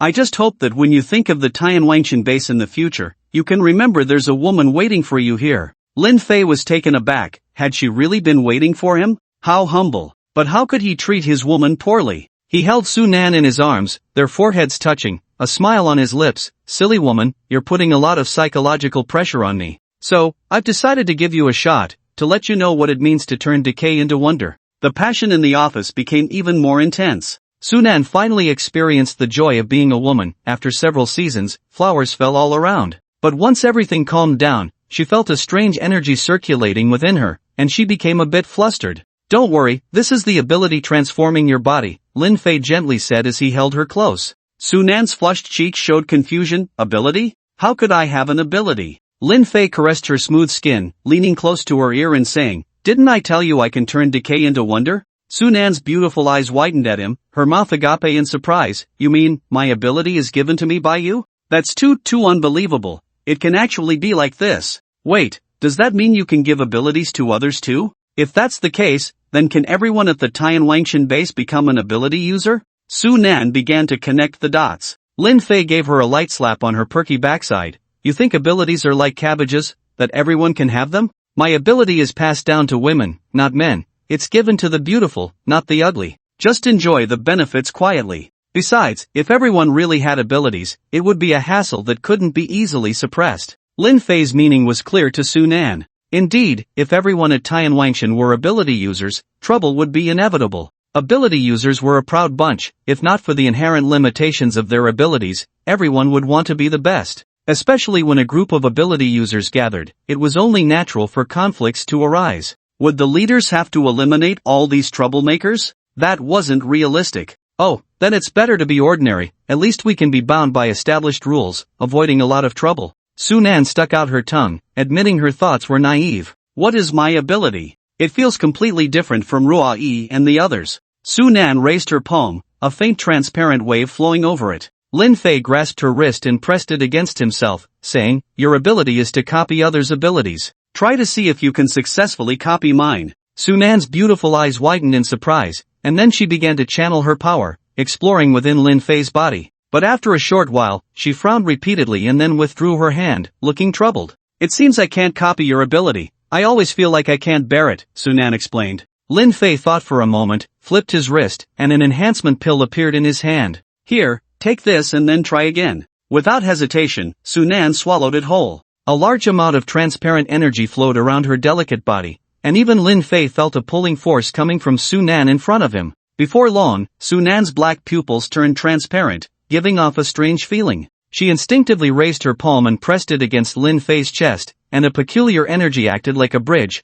connecting to the hidden treasures within Lin Fei's body. Lin Fei felt a force seemingly selecting within him, drifting uncertainly. After a moment, the colors in Sunan's eyes returned to dark brown, and there was a hint of surprise on her face. What happened? What ability did you copy? Lin Fei asked curiously. Sunan, with her charming eyes, smiled and whispered in Lin Fei's ear, I copied an ability that will make you happier. Lin Fei frowned, wondering what she meant by making him happier. The next moment, he couldn't help but widen his eyes as he looked into Sunan's eyes. The Sunan he had pinned to the sofa had suddenly transformed into Huang Rui, and then into Ruan Xiao. Following that were the various teachers from the Little Days country, each with their own charm. Lin Fei couldn't help but laugh. This was the transformation ability he had never used before. This was the ability of that female assistant of Lu Ruyan when he saved her. He hadn't even noticed that when he subdued Lu Ruyan, he had also acquired the two abilities that had been stripped from her. Watching Sunan change forms, twisting and turning, was truly enticing. Well, Sunan, you just got your ability and developed such an incredible skill. I have to test how real your ability is. Sunan's eyes sparkled with a smile, seemingly very fond of her new ability. Lin Fei then engaged in a variety of experiences, and he had to say it was worth every bit. Until noon, the call bell on Sunan's table rang, and the two finally stopped. Alright, you've been here for 2 or 3 hours. There are still things waiting for you to do, Sunan said as she picked up a piece of clothing from the nearby sofa and draped it over Lin Fei. What? Are you trying to rush me out? I can stay here as long as I want with my woman, who dares to say otherwise? Lin Fei pressed her hand down, a smile curling at the corners of his mouth. Sunan rolled her eyes at him. You seem to have all the time in the world, but I have a lot to do. Lin Fei chuckled. He was growing fonder of Sunan. After all, a woman who had been single for over 30 years couldn't get by without watching some movies to cultivate her emotions, which had indeed benefited Lin Fei greatly. He put on his clothes, lit a cigarette, and walked over to Sunan, who was adjusting her dress in front of the floor-to-ceiling mirror, saying, "Some things don't need to be reviewed by you all the time. It's not a bad thing to delegate appropriately. Even if something goes wrong, we still have each other, right?"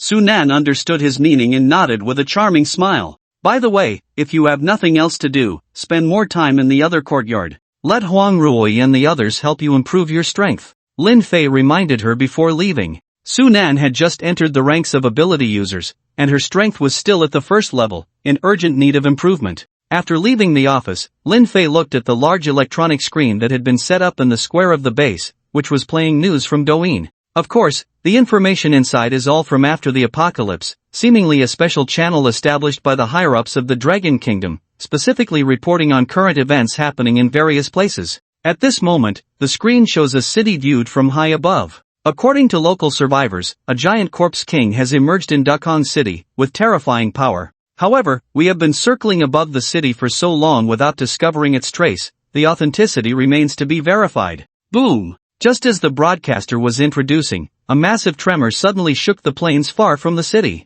A large amount of smoke and dust shot up into the sky, and within that dust, many tentacles could be seen writhing as a super zombie over 100 meters tall slowly crawled up from underground. That location happened to be a safe base established by the survivors of Dakong City. Under the impact of the giant Corpse King, it instantly fell. The Corpse King has always been a powerful synonym. However, it cannot stand firm in front of Lin Fei, who is just a bystander. In front of other ordinary ability users, it is undoubtedly a deathly existence. Just like in the video, a single Corpse King can forcibly conquer a safe base. Not to mention that the Corpse King can also control other zombies to form a despairing tide of corpses, which is the most deadly crisis. He couldn't help but think of the Corpse King that appeared in Wangchuan City. Although he was unafraid, he had to be on guard against its chaos at all times. Beep beep beep beep. A group of armed helicopters flew in from the sky, carrying many large military supply boxes below. The guards of Tianwang Mountain watched their approach. Since they had been notified in advance, they were not too panicked. When the helicopter group landed on the helipad of the Tianwang Mountain base, many armed soldiers jumped out and pushed the boxes aside through the sliding tracks. Yang Shaoguang stood beside the helipad waiting. Soon, a leading colonel walked down from the head helicopter. Yang Shaoguang greeted him with a smile. "Huh, old Jia, long time no see." Jia Long also greeted him enthusiastically with a salute. "Old Yang, it's still comfortable here with you." "Hey, why talk about that? Come on, I'll treat you to a drink." Yang Shaoguang pulled him and walked towards his office. Hey, I still have so many soldiers here, you need to arrange something for them. By the way, there are also a lot of weapons and equipment that General Gua asked me to bring. We also sent you 3 helicopters. To be honest, all these things are enough to arm a company. Jia Long pulled Yang Shaoguang, going through each box to tell him what was stored inside. This made Yang Shaoguang's face beam with joy.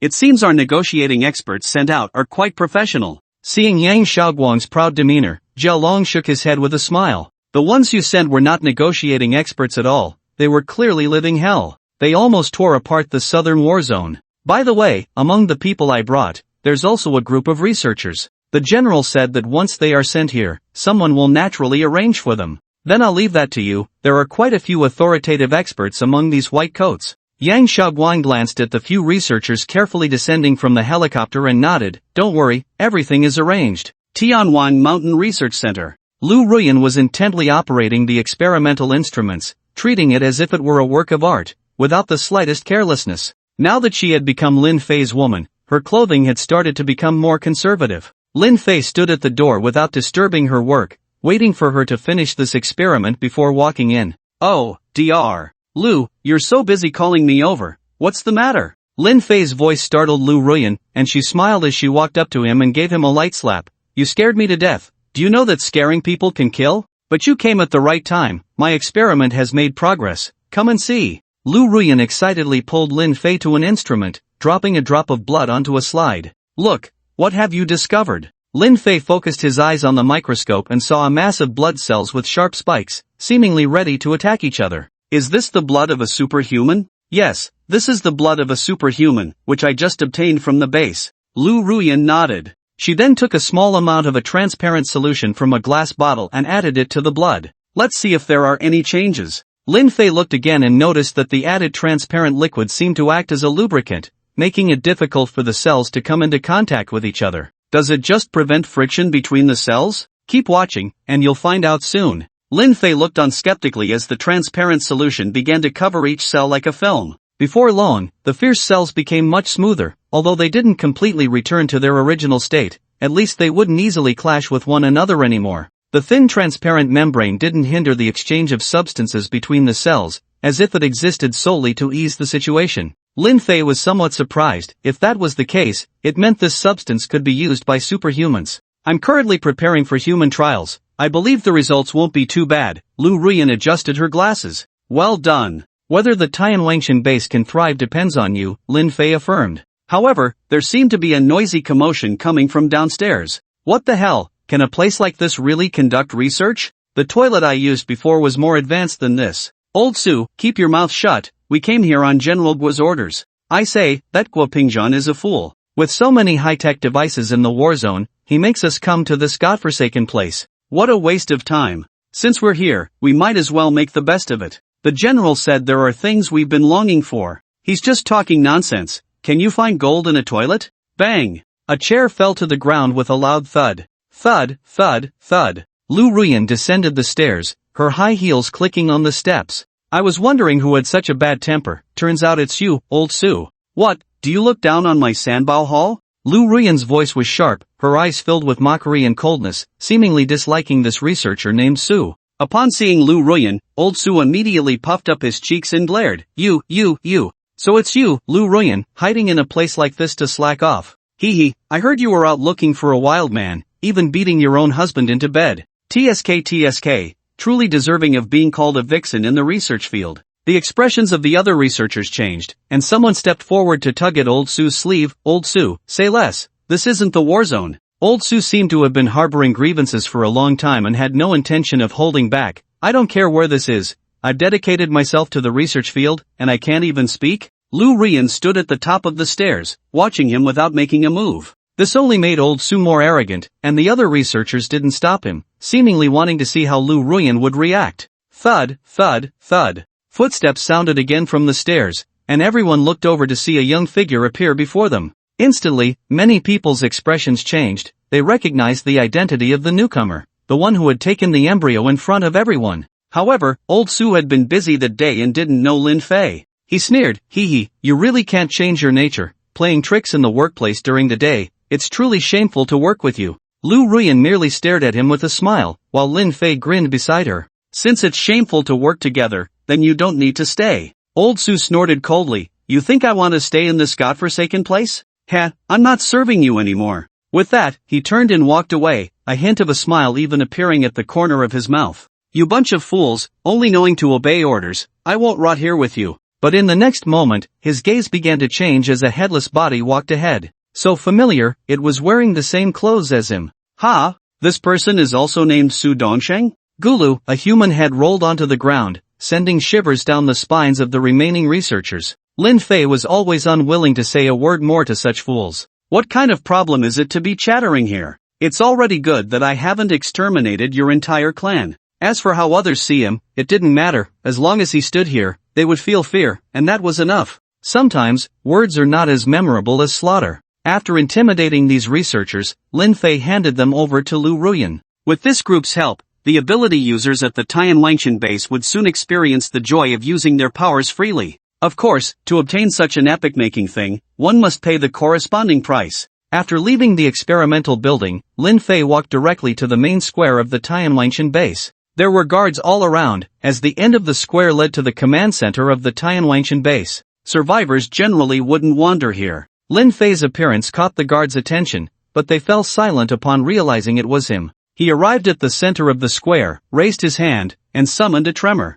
Everyone around the square felt this sudden earthquake. Boom! In the center of the square, the marble floor began to shatter, cracks spreading nearly 10 meters, and a large amount of metal material surged from underground. A massive metal base with a diameter of 10 meters formed on the ground, as if waiting to support something enormous. People inside the command center came out to investigate, and a group of punk-like individuals ran up excitedly upon seeing Lin Fei. Brother Lin! Brother Lin! Wow, long time no see, what are you doing? Lu Xiangxi chuckled. Lin Fei gestured for them to make way, then waved his hand. A colossal object, about 30 meters tall, suddenly appeared above the square. Boom! A violent shockwave hit, causing Lu Xiangxi and the others to fall on their backsides. Everyone looked up in terror. It was a triangular monument, 10 meters in diameter and 30 meters high. It was pitch black, and its material was unknown. When the triangular monument stood in the center of the square, the dark red sunlight in the sky couldn't even leave a mark on it. My God! What is this thing? Lu Xiangxi and the group were utterly shocked. War monument? What does that mean? Someone looked at the two distorted but recognizable characters above, puzzled. This was the reward given by the system after Lin Fei's breakthrough. The war monument was a mysterious object that could imprint thoughts into people's minds. The holder could set the content of the imprint, and then others could carve their names onto it, creating a form of mental constraint. Those who betrayed the thought imprint would live in constant fear, even going mad or dying on the spot. It could be said to be a way to forcibly control people's hearts, but Lin Fei didn't care. In the apocalypse, only in this way could a loyal group of supporters be created. This thing is for ability users. All future ability users at the Tianwangshan base will need to leave their names on this war monument. On one hand, it showcases their strength, on the other, they can gain certain benefits from it. As for the specifics, the base's ability users will have to try it out, Lin Fei explained. Of course, he couldn't directly say that the war monument had the effect of controlling hearts, otherwise, wouldn't he become the ultimate villain? Oh, this thing is great. Hey, but Brother Lin, do these ability users dare to use their powers lightly? Will they come here to try to make a name for themselves? Lu Xiangxi questioned. You don't need to worry about that. In a few days, something will be developed to help ability users improve their backlash from using their powers. By then, this place will definitely be a hotspot for ability users, Lin Fei replied with a slight smile, his words filled with certainty. Lu Xiangxi's eyes widened. Brother Lin, are you serious? If that's the case, our Tianwang mountain base will really prosper. The surrounding Shamate were excited. They had never imagined they would create such a grand base. If they could make the Tianwang mountain base famous in the apocalypse, that would be a tremendous pride. The appearance of the battle monument startled almost everyone in the base. Huang Ruoi, along with Xin Lingyin and Li Jian, arrived at the square, looking up at the 30-meter-tall super monument, unable to help but gasp. Honey, what is this thing? Huang Ruoi asked as she walked up and linked her arm with Lin Fei's.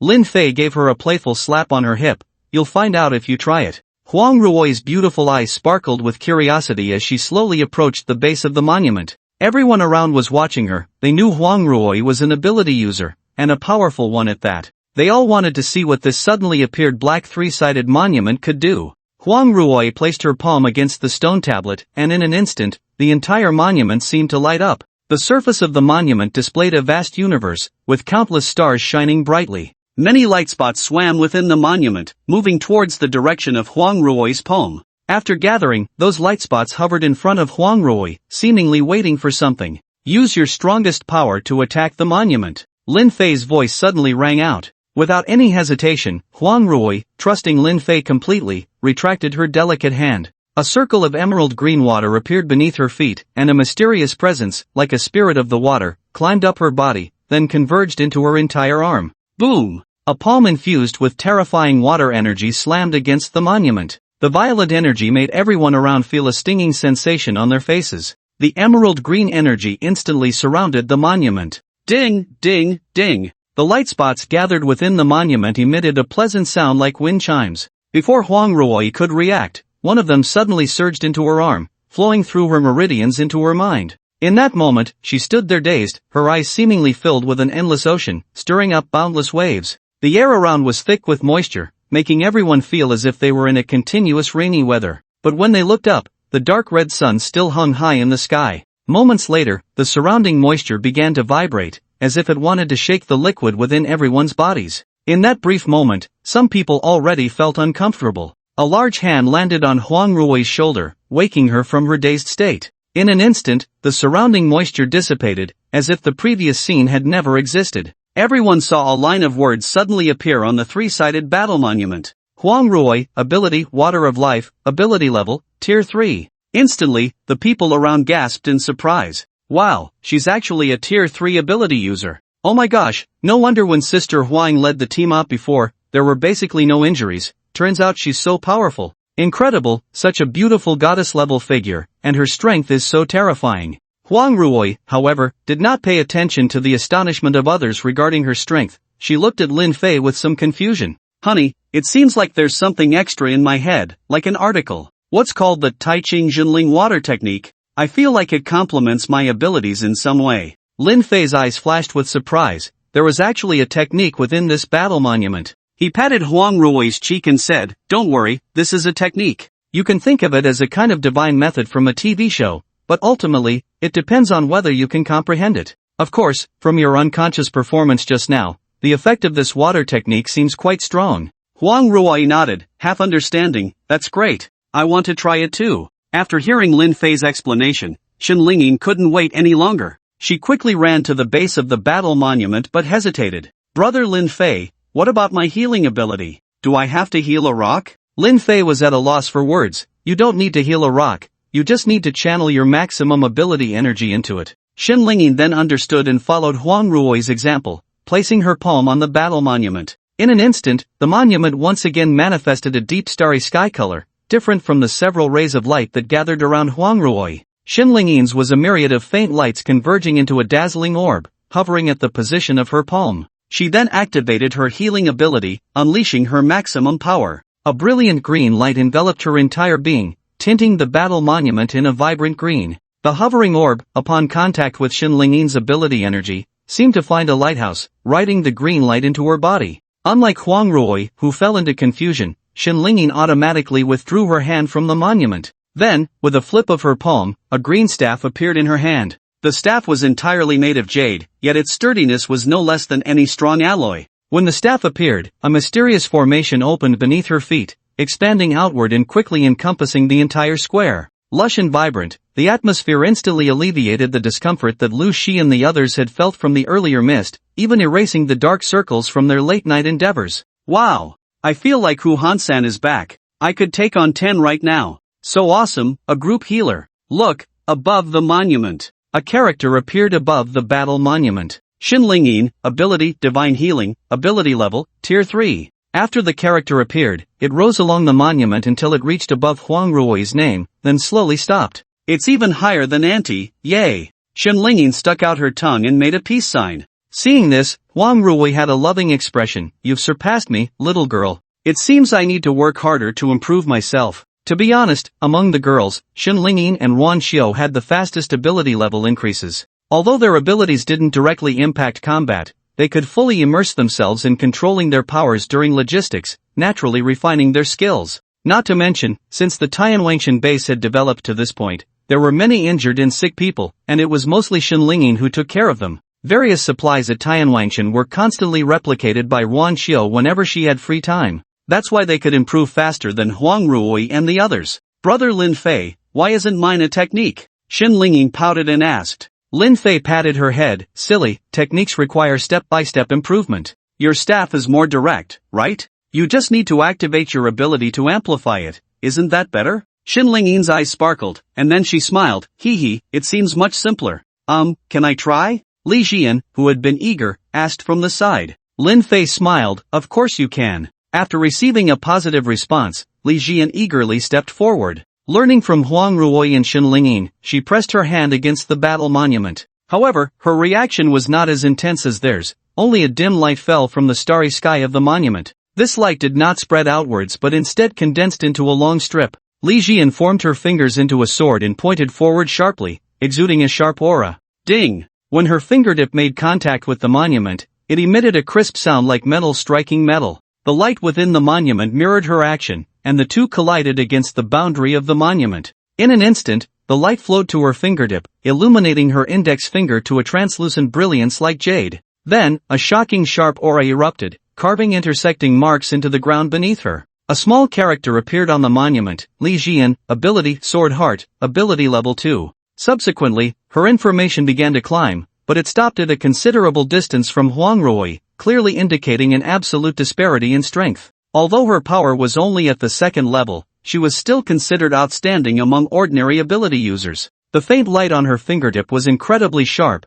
even causing a slight sting to Lin Fei. It was evident how incredible her achievement was. After all three women completed their tests, the surrounding people were left speechless in shock. One third-level ability user was already outrageous, and the key was that the skilled healer Xin Lingying from the base was also a third-level powerhouse. No wonder she could cure ailments with a single dose. She was like Hua Tuo reborn, or Bien Ke resurrected. Aside from the Shamate who knew a bit about their backgrounds, the newly joined members of the Tianwangshan base knew very little about the relationships among the three. With their impressive start, the attracted ability users eagerly rubbed their fists in anticipation. Among the crowd, a pair of eyes looked somewhat peculiar. It was a man around 30 years old. He wore a slight smirk, his gaze flickering uncertainly over Lin Fei and the others, not drawing any attention. Hee, I actually stumbled upon such good stuff. It seems this infiltration mission isn't so bad after all. The night before, the shadow of a transport plane had crossed the sky, casting a figure. Soon, a man with tattered clothes and a face full of stubble appeared at the refugee reception point on the edge of Wangchuan.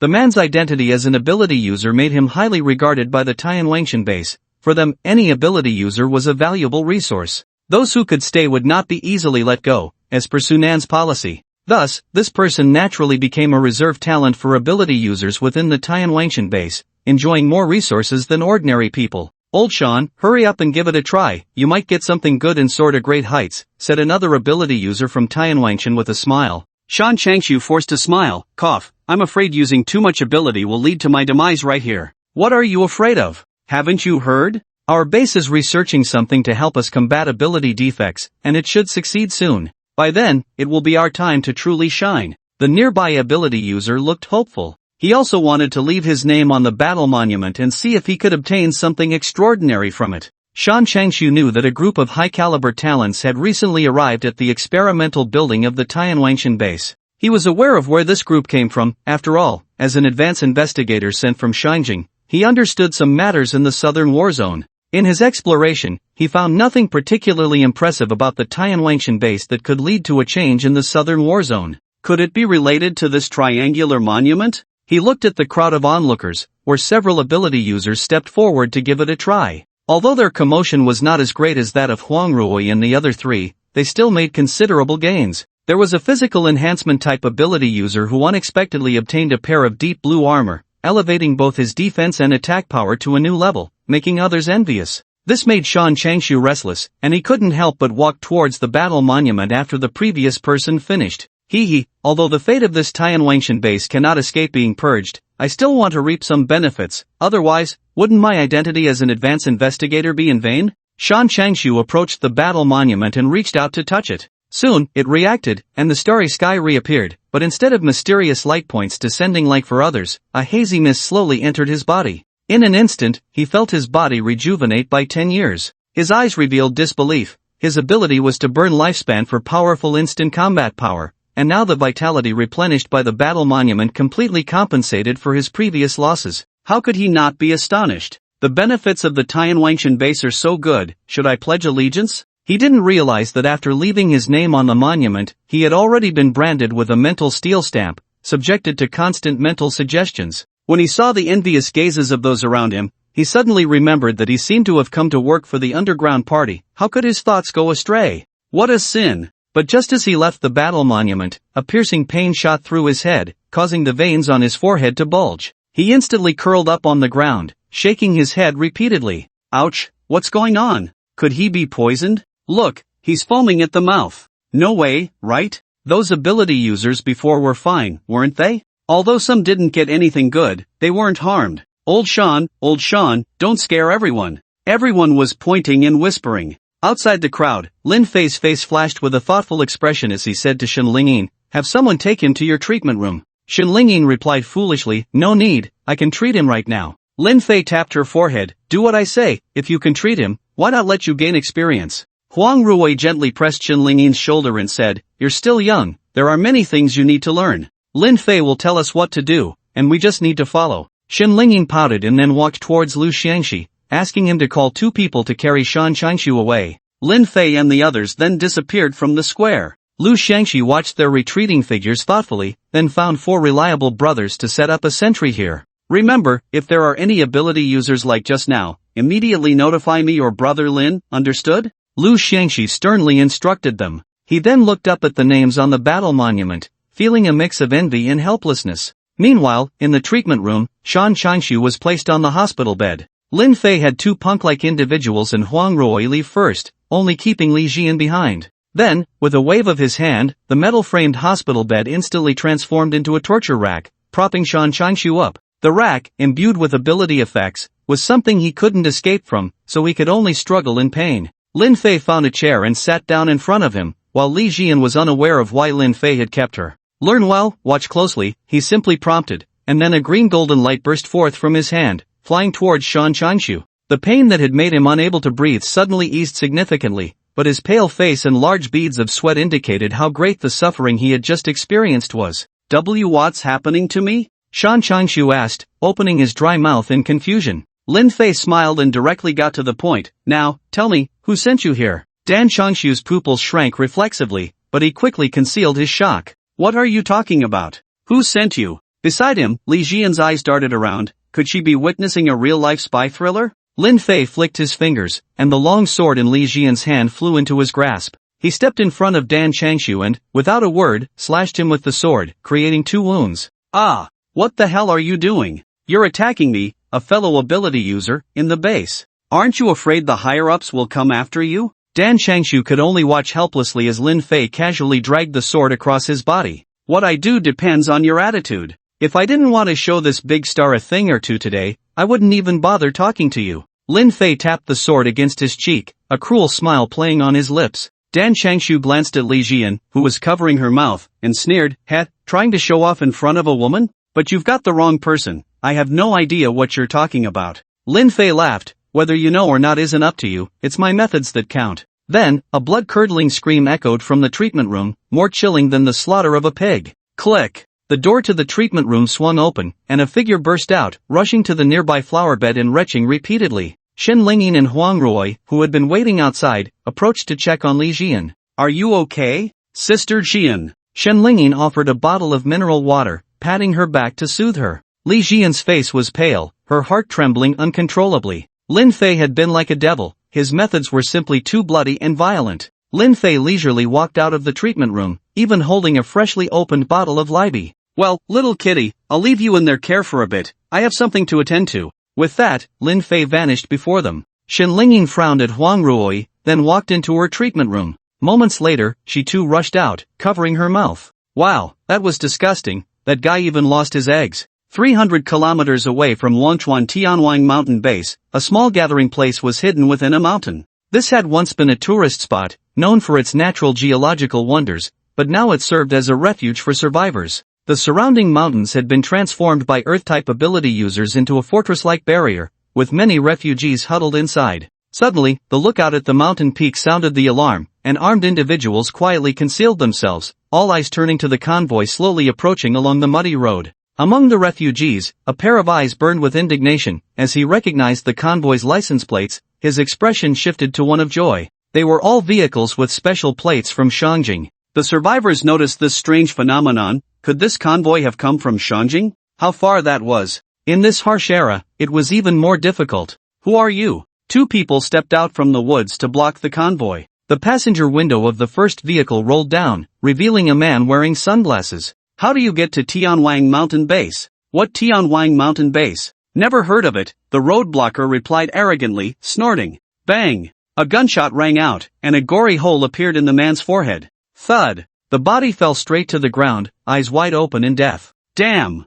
What the hell are you doing? Bang! Another shot, taking down the companion beside him. The scene sent shockwaves of terror through the gathered crowd behind. Rat! A muscular man with bulging muscles burst out from the gathering place, his eyes bloodshot with rage. The air crackled as he charged forward, ready to crush these damned things. In a flash, he charged to the front of the vehicle, his face twisted with hatred as he raised his leg and kicked out without hesitation. He was a newly advanced second-tier speed-type ability user. Although he might suffer backlash from overusing his powers this time, how could he hide behind when his brother was killed right in front of him? Boom! With a kick that carried incredible speed, he struck the front of the car directly. However, the expected outcome of the vehicle being totaled did not occur. Instead, the leg of this speed-type ability user broke upon impact, the bone protruding out. Ah! My leg! A scream of agony erupted as he rolled on the ground, clutching his leg. Meanwhile, at the front of the car, a faint golden ripple was slowly vanishing. This scene stunned the gathered crowd. A second-tier ability user was dealt with so easily?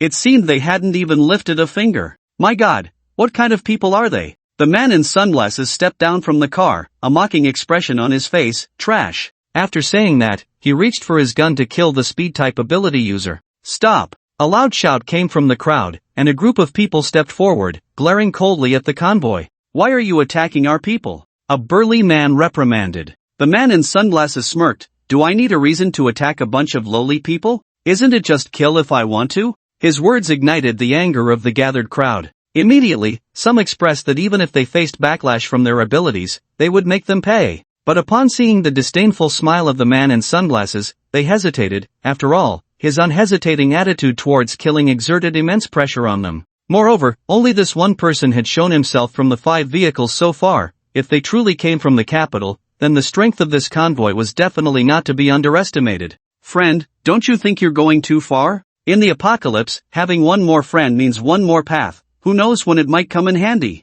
Is it worth it to offend us for no reason? A middle-aged man dressed simply stepped out from the crowd, his features exuding a strong aura of menace. The man in sunglasses chuckled. Make friends with a bunch of pigs and dogs? Sorry, I have no such hobby. If you can tell me how to get to the Tianwang mountain base, perhaps if I'm in a good mood, I might reward you with some pig food. The middle-aged man's expression darkened. It was clear this group was looking for trouble with Tianwang mountain, but he wasn't familiar with them.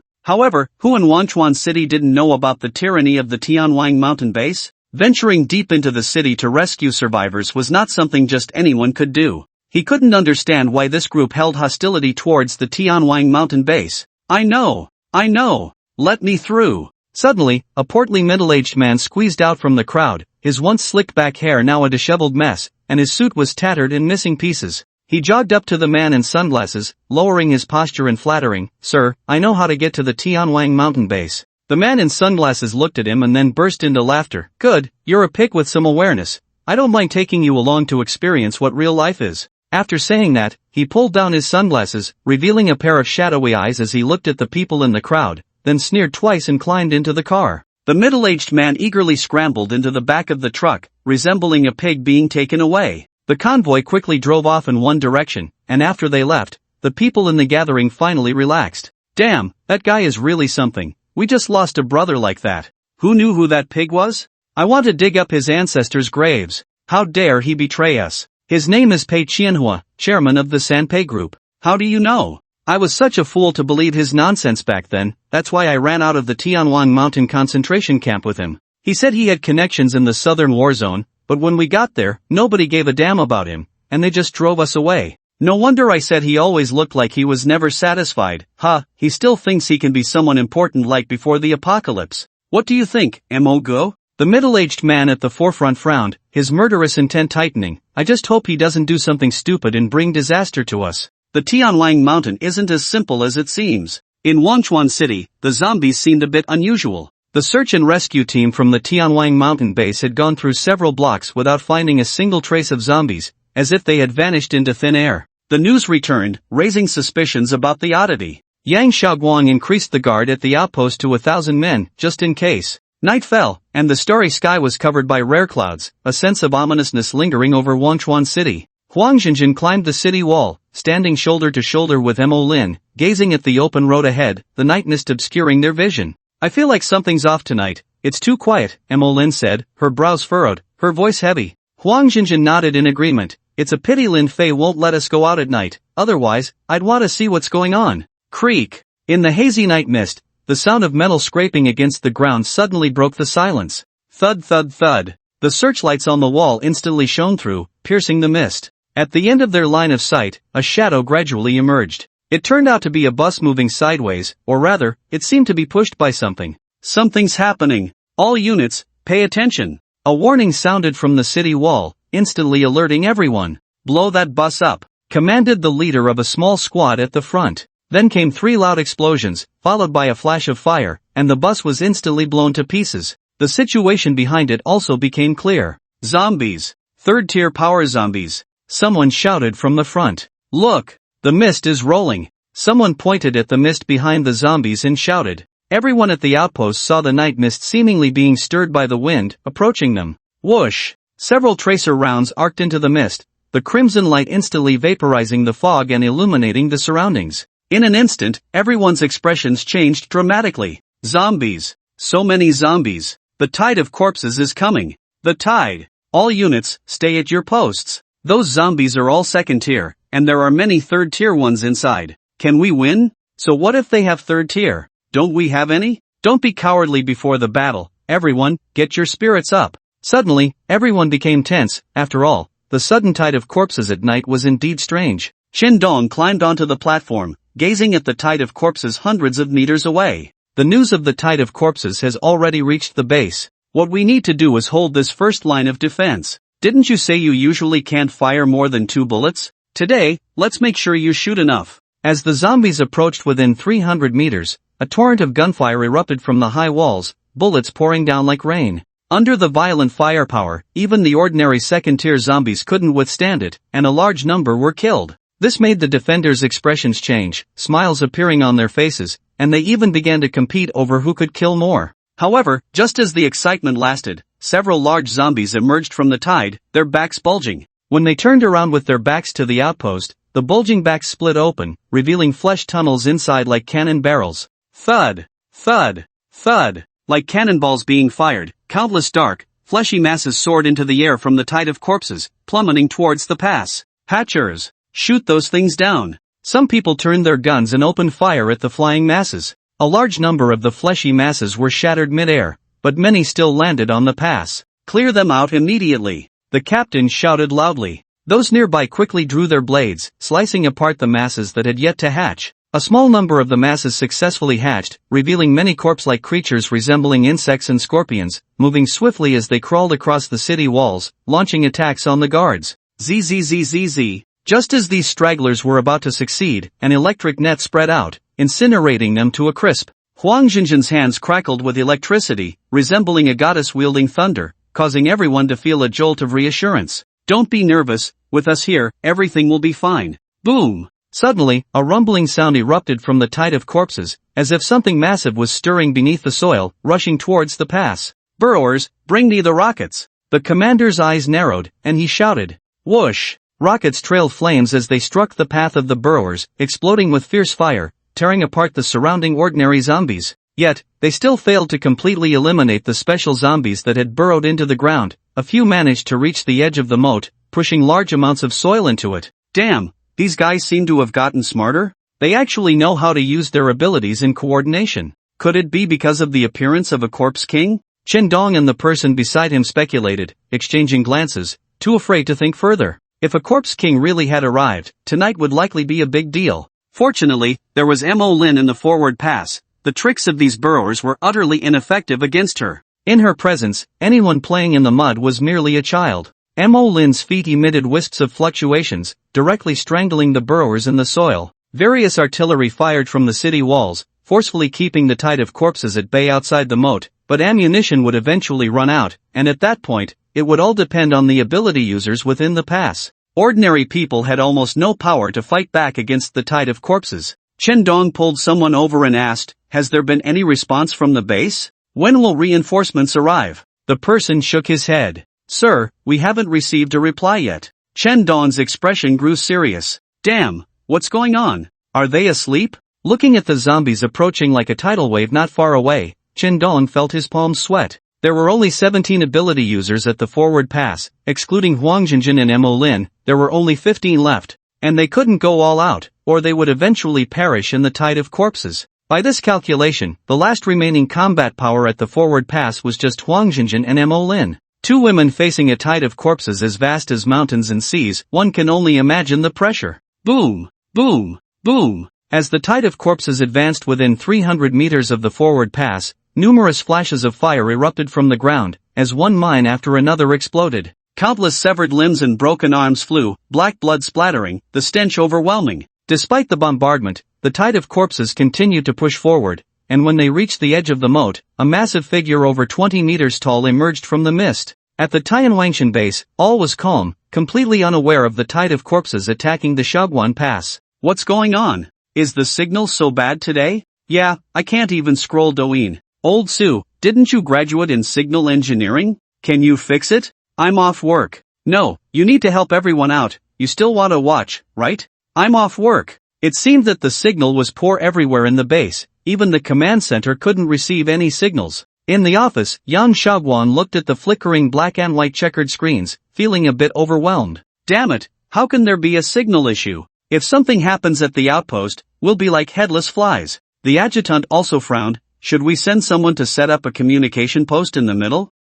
Go ahead, remember to find someone clever. Yang Shaoguan nodded and instructed. The adjutant hurried off to make arrangements. But not long after, a signal flare suddenly shot up a kilometer away from the Tianwangshan base, extremely visible in the night. Commander! Not good. The people we sent out fired a crisis warning flare. The adjutant rushed back, his face showing alarm. Yang Shaoguan immediately ran outside and saw a crimson signal flare rising in the sky. There are enemies, notify everyone in the base, sound the alarm. Instantly, a piercing whistle echoed throughout the Tianwangshan base, waking those who had already fallen asleep. Lights illuminated the area in an instant, dispelling the darkness. Huang Ruoyi and the others also came out of the guest house, just in time to run into Lu Shangxi who was hurrying over. Xiao Lu, what happened? Lu Shangxi said anxiously, unidentified enemies have invaded, and our people sent out a warning signal. Commander Yang asked me to invite you to go to the outer city wall to investigate the situation. Huang Ruoyi frowned slightly and nodded, no problem, we'll head over right away.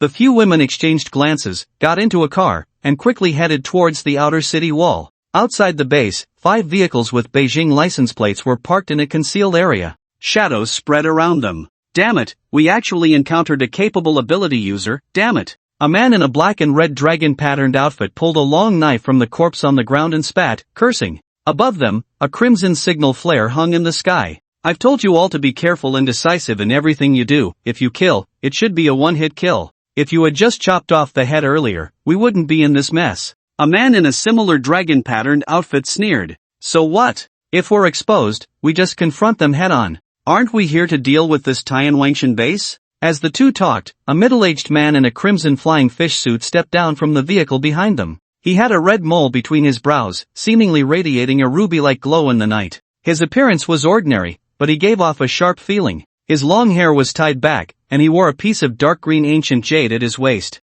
Deputy Chief, we've been exposed. What do you think we should do next? A man who followed him bent down respectfully and asked. Wang Changdao, as the deputy chief of the Dragon Slaying Division, should have been stationed at the headquarters in Beijing, but he personally came to lead this inspection team. Wang Changdao cast a shadowy glance at the newly illuminated city. If we're exposed, then so be it. I'm just here to root out the thief who killed my Wang family's offspring, the rest you can handle. Yes, Deputy Chief. The vehicles then started and headed towards the city wall. Thud, thud, thud. The searchlights instantly discovered the convoy's tracks, illuminating the area as bright as day. Halt! Repeat, halt! Otherwise, we will take coercive measures. Many dark gun muzzles emerged from the city wall, all aimed at the 5 vehicles. The convoy only stopped at the edge of the moat. Hey! Where are your superiors? The man in sunglasses got out of the car and looked up at the figures above, shouting. Who are you? Us? We are the Beijing inspection team,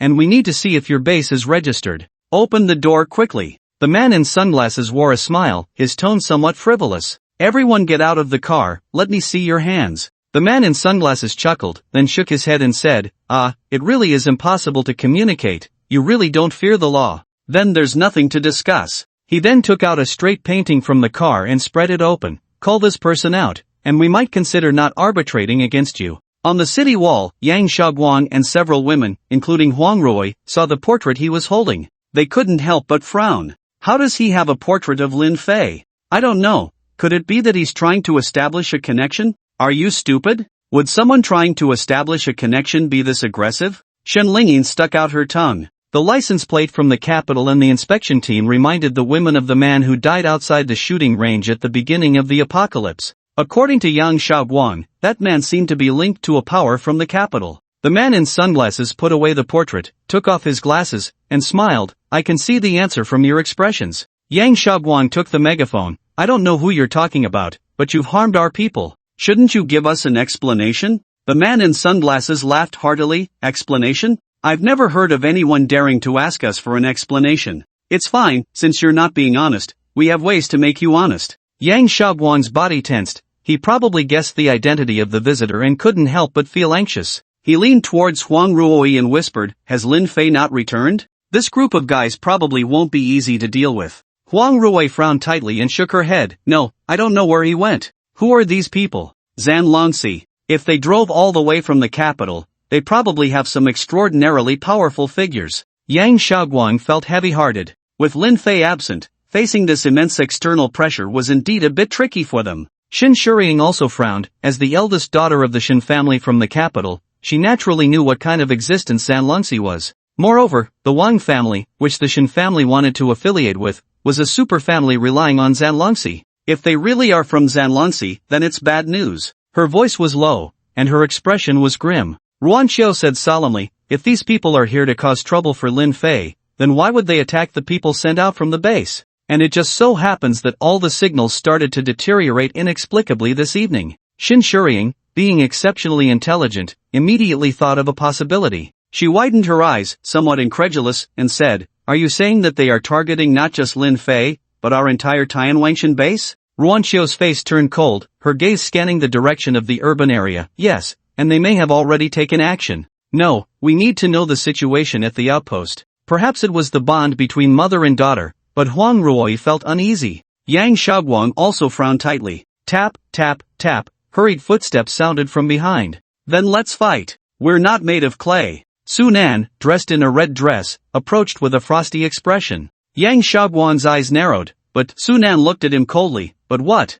They've already bullied us to our doorstep, and you still hesitate to draw your sword? Why are you so indecisive? Yang Xiaoguang was momentarily speechless. Indecisive? I just think more than you all do. He tried to find support from others, but unfortunately, they all looked like they were filled with righteous indignation. Fine, I guess I'm a scholar who has entered a den of warriors, too afraid to speak up at night. As soon as Su Nan arrived, without any hesitation, she directly took a rocket launcher from the side, aimed at the vehicle by the moat, and fired. The rocket trailed a bright flame as it shot out. Boom! A massive fireball erupted under the lights. But the expressions on Su Nan and the others' faces showed shock. When the flames extinguished, the vehicle remained intact, and even the man in sunglasses standing nearby was unharmed. It was as if there was an invisible wall in front of them, blocking the explosion caused by the rocket. What kind of ability is this? It can even withstand a rocket? This was the question in everyone's mind at the Tianwangshan base. Xin Shiying's heartbeat gradually quickened. That's not a supernatural ability, that's the secret technique of the dragon-slaying division, or rather, the formation they've set up. There are formation masters in this convoy. Su Nan asked in confusion, what is a formation master? The internal hierarchy of the dragon-slaying division is extremely strict. Those who can be called masters are all individuals of profound skill. A formation master refers to a dragon-slaying envoy who has made significant achievements in the art of formations. What we just encountered was likely their barrier formation, reputed to be able to block anything. Xin Shiying shared what she knew about the secrets of the dragon-slaying division with everyone. Their expressions grew even graver. They had all encountered formations in literary works to some extent. If the people from the dragon-slaying division truly possessed such abilities, how could they fight? If they could withstand rockets now, would they be able to handle nuclear weapons in the future? It's fine, they have turtle shells, we'll use fire attacks. Burn them alive inside. Su Nan said coldly. No, formation masters can not only construct defensive formations, their methods are bizarre and inexplicable. Perhaps the chaotic signal we received today was their doing. Xin Shiying shook her head. Regardless, we cannot show weakness to the enemy. Huang Ruoyi slammed her palm against the city wall, her eyes flashing with a deep blue light. Right. Let's strike first and talk later. Ruanqiu said sharply. Outside the city wall, the man in sunglasses showed a flash of disappointment on his face. What a pity, you chose the worst method, now there's no choice left. Then, figures dressed in dragon-patterned combat gear, both men and women, emerged from the vehicles behind him. As they appeared, a faint dragon shadow seemed to coalesce above the convoy, glaring down at the people of Tianwang Mountain. Whoosh! Suddenly, rain began to fall from the sky, enveloping everyone. Hee, you've actually grasped the intent, you're quite talented. Let me see how I can break your mediocre skills. A woman chuckled lightly, producing a yellow talisman in her hand, then pointed it at the sky. Wind, arise. As her clear voice rang out, a sudden, inexplicable gust of wind swept through, dispersing the clouds that had gathered rain above. But her smile vanished in an instant as she reached out, puzzled, to feel the raindrops still falling. What is this? Before she could finish her sentence, the raindrops transformed into wisps of mist, enveloping the entire convoy. Then, they began to vibrate at a strange frequency, causing the woman to feel extreme discomfort, as if the moisture stored in her body was vibrating along with it. Her blood surged uncontrollably. Put! A mouthful of fresh blood spurted out, her complexion turning pale. This rain did not just envelop this woman, it enveloped the entire convoy. Those standing outside the vehicles, regardless of gender, felt as if they were being controlled, a lament from the moisture in every cell. It felt as if they could burst at any moment. Under Huang Ruoi's hand, this little shock was enough to rattle the proud envoys of the dragon-slaying division. Humph! A cold snort came from the third vehicle at the back, instantly dispersing the mist that enveloped the convoy. I didn't expect that in such a small place, there would be someone who has entered the path. Truly strange. Then the car door opened, and a middle-aged man in a bright red dragon-pattern flying fish suit stepped down, resembling an ancient noble. His gaze was sharp, and he immediately spotted Huang Ruoi behind the searchlight. Little girl, with such comprehension, you should be apprenticed to a renowned master. To wander alone is a waste of talent. I happen to be in need of a closed-door disciple. If you are willing to be my student, I can overlook the past. The envoys of the dragon-slaying division around him were moved. They hadn't expected the deputy division leader to have the thought of taking on a disciple. If that woman truly agreed, wouldn't her status rise above theirs? It was practically a leap to the heavens. Huang Ruoi chuckled in response, sorry, I have no intention of being anyone's disciple. Even if I were willing, my husband definitely wouldn't be, and he might even beat you half to death. Impudent! You foolish woman, how dare you speak to the deputy commander like that? Get down here and slap yourself, or today this group of rabble will all be punished. A young man with sharp features pointed at the top of the city wall and shouted, punish my ass! The one who killed me is still here blabbering. You better hide in your shell, or we will definitely kill a few of you. Su Nan's temper flared up. Usually, she was carefree, but when it came to matters, she was truly daring, otherwise, she wouldn't have mixed with a group of rebellious youths. The man who was scolded turned red in the face, and an older man beside him pressed down on his shoulder, saying heavily, wait a moment, that woman can be left to you to handle. The young man then revealed a sinister smile, as if he was already looking at a lamb to be slaughtered. Wang Chenggao shook his head, I truly have feelings for talent. In the future, we can add another deputy commander. It's a pity that fate has not arrived. Since you and I are on different paths, there is no need for you to exist in this world any longer. Where is the dragon slayer? His voice was indifferent. Then, men and women dressed in dragon-patterned armor around him clasped their fists and bowed, shouting in unison, at your service. Wang Chenggao waved his sleeve. Those who disobey the order will be executed. Understood. Boom! 3 massive orange formations enveloped the moat outside the city, their brilliance dimming even the searchlights on the city wall. Then, a beam of light rose among the 3 formations, gathering in midair, a cone made of light crashing towards the base city wall. Huang Ruoi activated her abilities to enhance her technique, lifting the water in the moat dozens of meters high, spiraling and wrapping around the incoming light cone. But this light cone was powered by the strength of 3 formation masters, far beyond what a third-tier ability user could easily withstand. Even with all her might, Huang Ruoi could only slightly reduce the forward momentum of the light cone, unable to completely hold it back. Seeing this, Shen Shuriying suddenly shouted, as metallic substances surged from the soil outside the city wall, climbing up to reinforce the already heavy wall. A gray mirror rapidly expanded in mid-air, blocking the descent of the light cone. The light cone crashed down, pressing against the water flow, and when it made contact with the gray mirror, it did not shatter it but bizarrely passed through. However, the light cone that passed through the gray mirror visibly shrank significantly, as if it had been halved out of thin air. This left the Dragon Slayer's people astonished, and Deputy Commander Wang Chenggao frowned slightly. He could not see through what that gray mirror was. Boom! The light cone struck the city wall, producing a deafening sound that startled the birds and beasts in the forest to flee in all directions. After the impact, the light cone shattered, dispersing into countless light points. A deep dent appeared on the city wall, and the outer metallic protective layer was pierced. But in the end, it did not break the wall, as it was resolved by Huang Ruoi and the others working together. The gray mirror flew back into Ruan Xiu's hand. It was a treasure she obtained from the battle monument, capable of enhancing her replication abilities and reversing powers, reducing anything that passed through it by multiples. The attack was neutralized, leaving the Dragon Slayer's people with grim expressions. Heaven and earth, the essence of all laws, hasten as commanded, forgive. Sun Wind, Guardian, Sharp, Swift. I haven't had 3 fire symbol users in a long time. Today I want to take down 10. Let's compare. See if your Dragon Commander's fists are harder or our Hidden Sword Master's sword is faster. Swish, swish, swish. The sound of swords rang out from the formation, for long swords soaring into the air, elegantly heading towards the Tianwang Mountain base city wall. 3 figures burst forth from the formation, radiating a faint red light, resembling humanoid tyrannosaurs, each step covering 20 meters.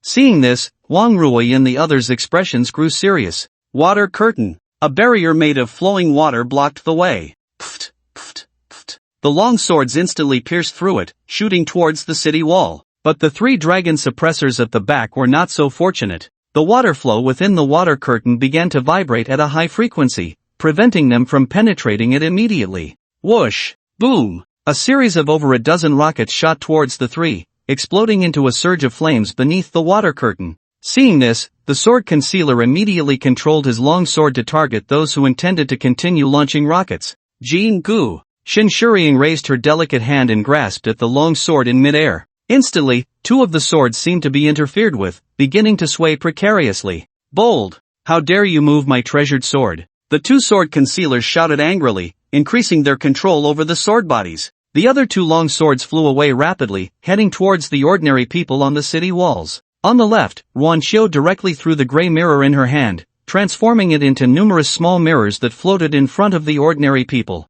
After witnessing the effect of this gray mirror, the long sword dared not charge directly at it. Meanwhile, without their assistance, the flying sword was like a realm without a master, and it was about to strike someone who could not dodge in time. Clang! The sound of metal clashing rang out, sparks flying. A figure clad in battle armor appeared, deflecting the long sword. Xue Ping! Yang Shaoguan's eyes lit up. This person was one of the ability users from the Tianwang mountain base, who had intervened at a critical moment to avert a fatal blow. The ability users from Tianwang mountain had not resolved the issue of their ability defects, so Yang Shaoguan had them stand by, waiting for the right moment to act. The main force was still with Huang Rui and the others. Everyone, let's go together. I'll protect you. A charming voice rang out on the city wall, and a green light enveloped everyone. Shin Lingyin activated her ability, using the power of her staff to provide output support for the other ability users. In an instant, these ability users were filled with excitement, for they all knew that as long as they were covered by Shin Lingyin's ability,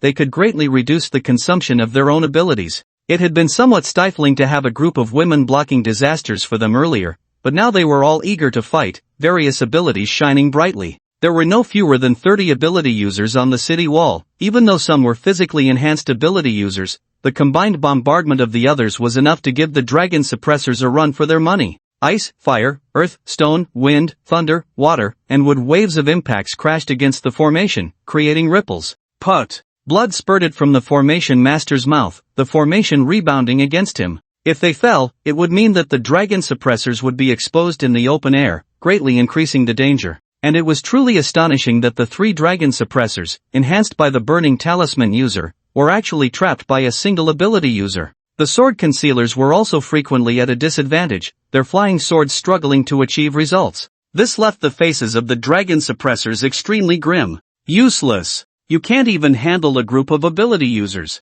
A voice filled with anger echoed from within the vehicle. Click! Wang Chengdao's sharp gaze swept over all the dragon suppressors, sending chills down their spines. They had thought it would be a one-sided advantage, but unexpectedly, they couldn't even breach the enemy's defenses. The 4 great envoys of the dragon suppressors all needed to touch the threshold of the innate realm to take on their roles. Logically, dealing with third-tier ability users should have been a piece of cake. They had passed through several gathering places before without losing face like this. At this rate, they might not be able to deal with this group until dawn. Wang Chengdao strode forward, his dark red dragon pattern flying fish suit moving of its own accord, even beginning to emit a dark red glow. How foolish of me to personally select you to join the team, and yet you can't even take down a small base. What use are you to me? Once this matter is over, return and accept your punishment. With that, Wang Chengdao waved his sleeve, and 16 flags soared ahead, forming a massive dark red formation in mid-air. The air seemed to be filled with a faint smell of blood. It seems my Dutian blood formation will soon gain even more powerful blood energy.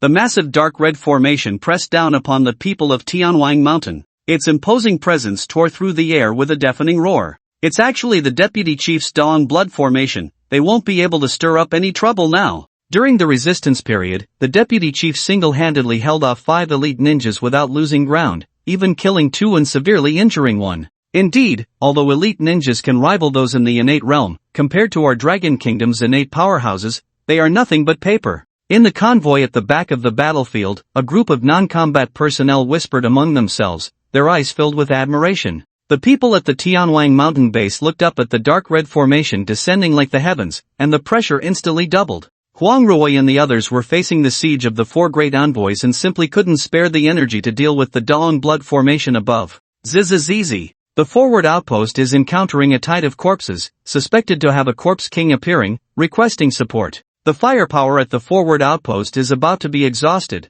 requesting support. Requesting support. The urgent voices from the communicator beside Yang Shaoguang changed his expression drastically. The others nearby also heard the distress signal and were horrified. How could there be a tide of corpses? Damn it, why are these beasts causing trouble at this time? Do you think they did it on purpose? The thought sent chills down their spines.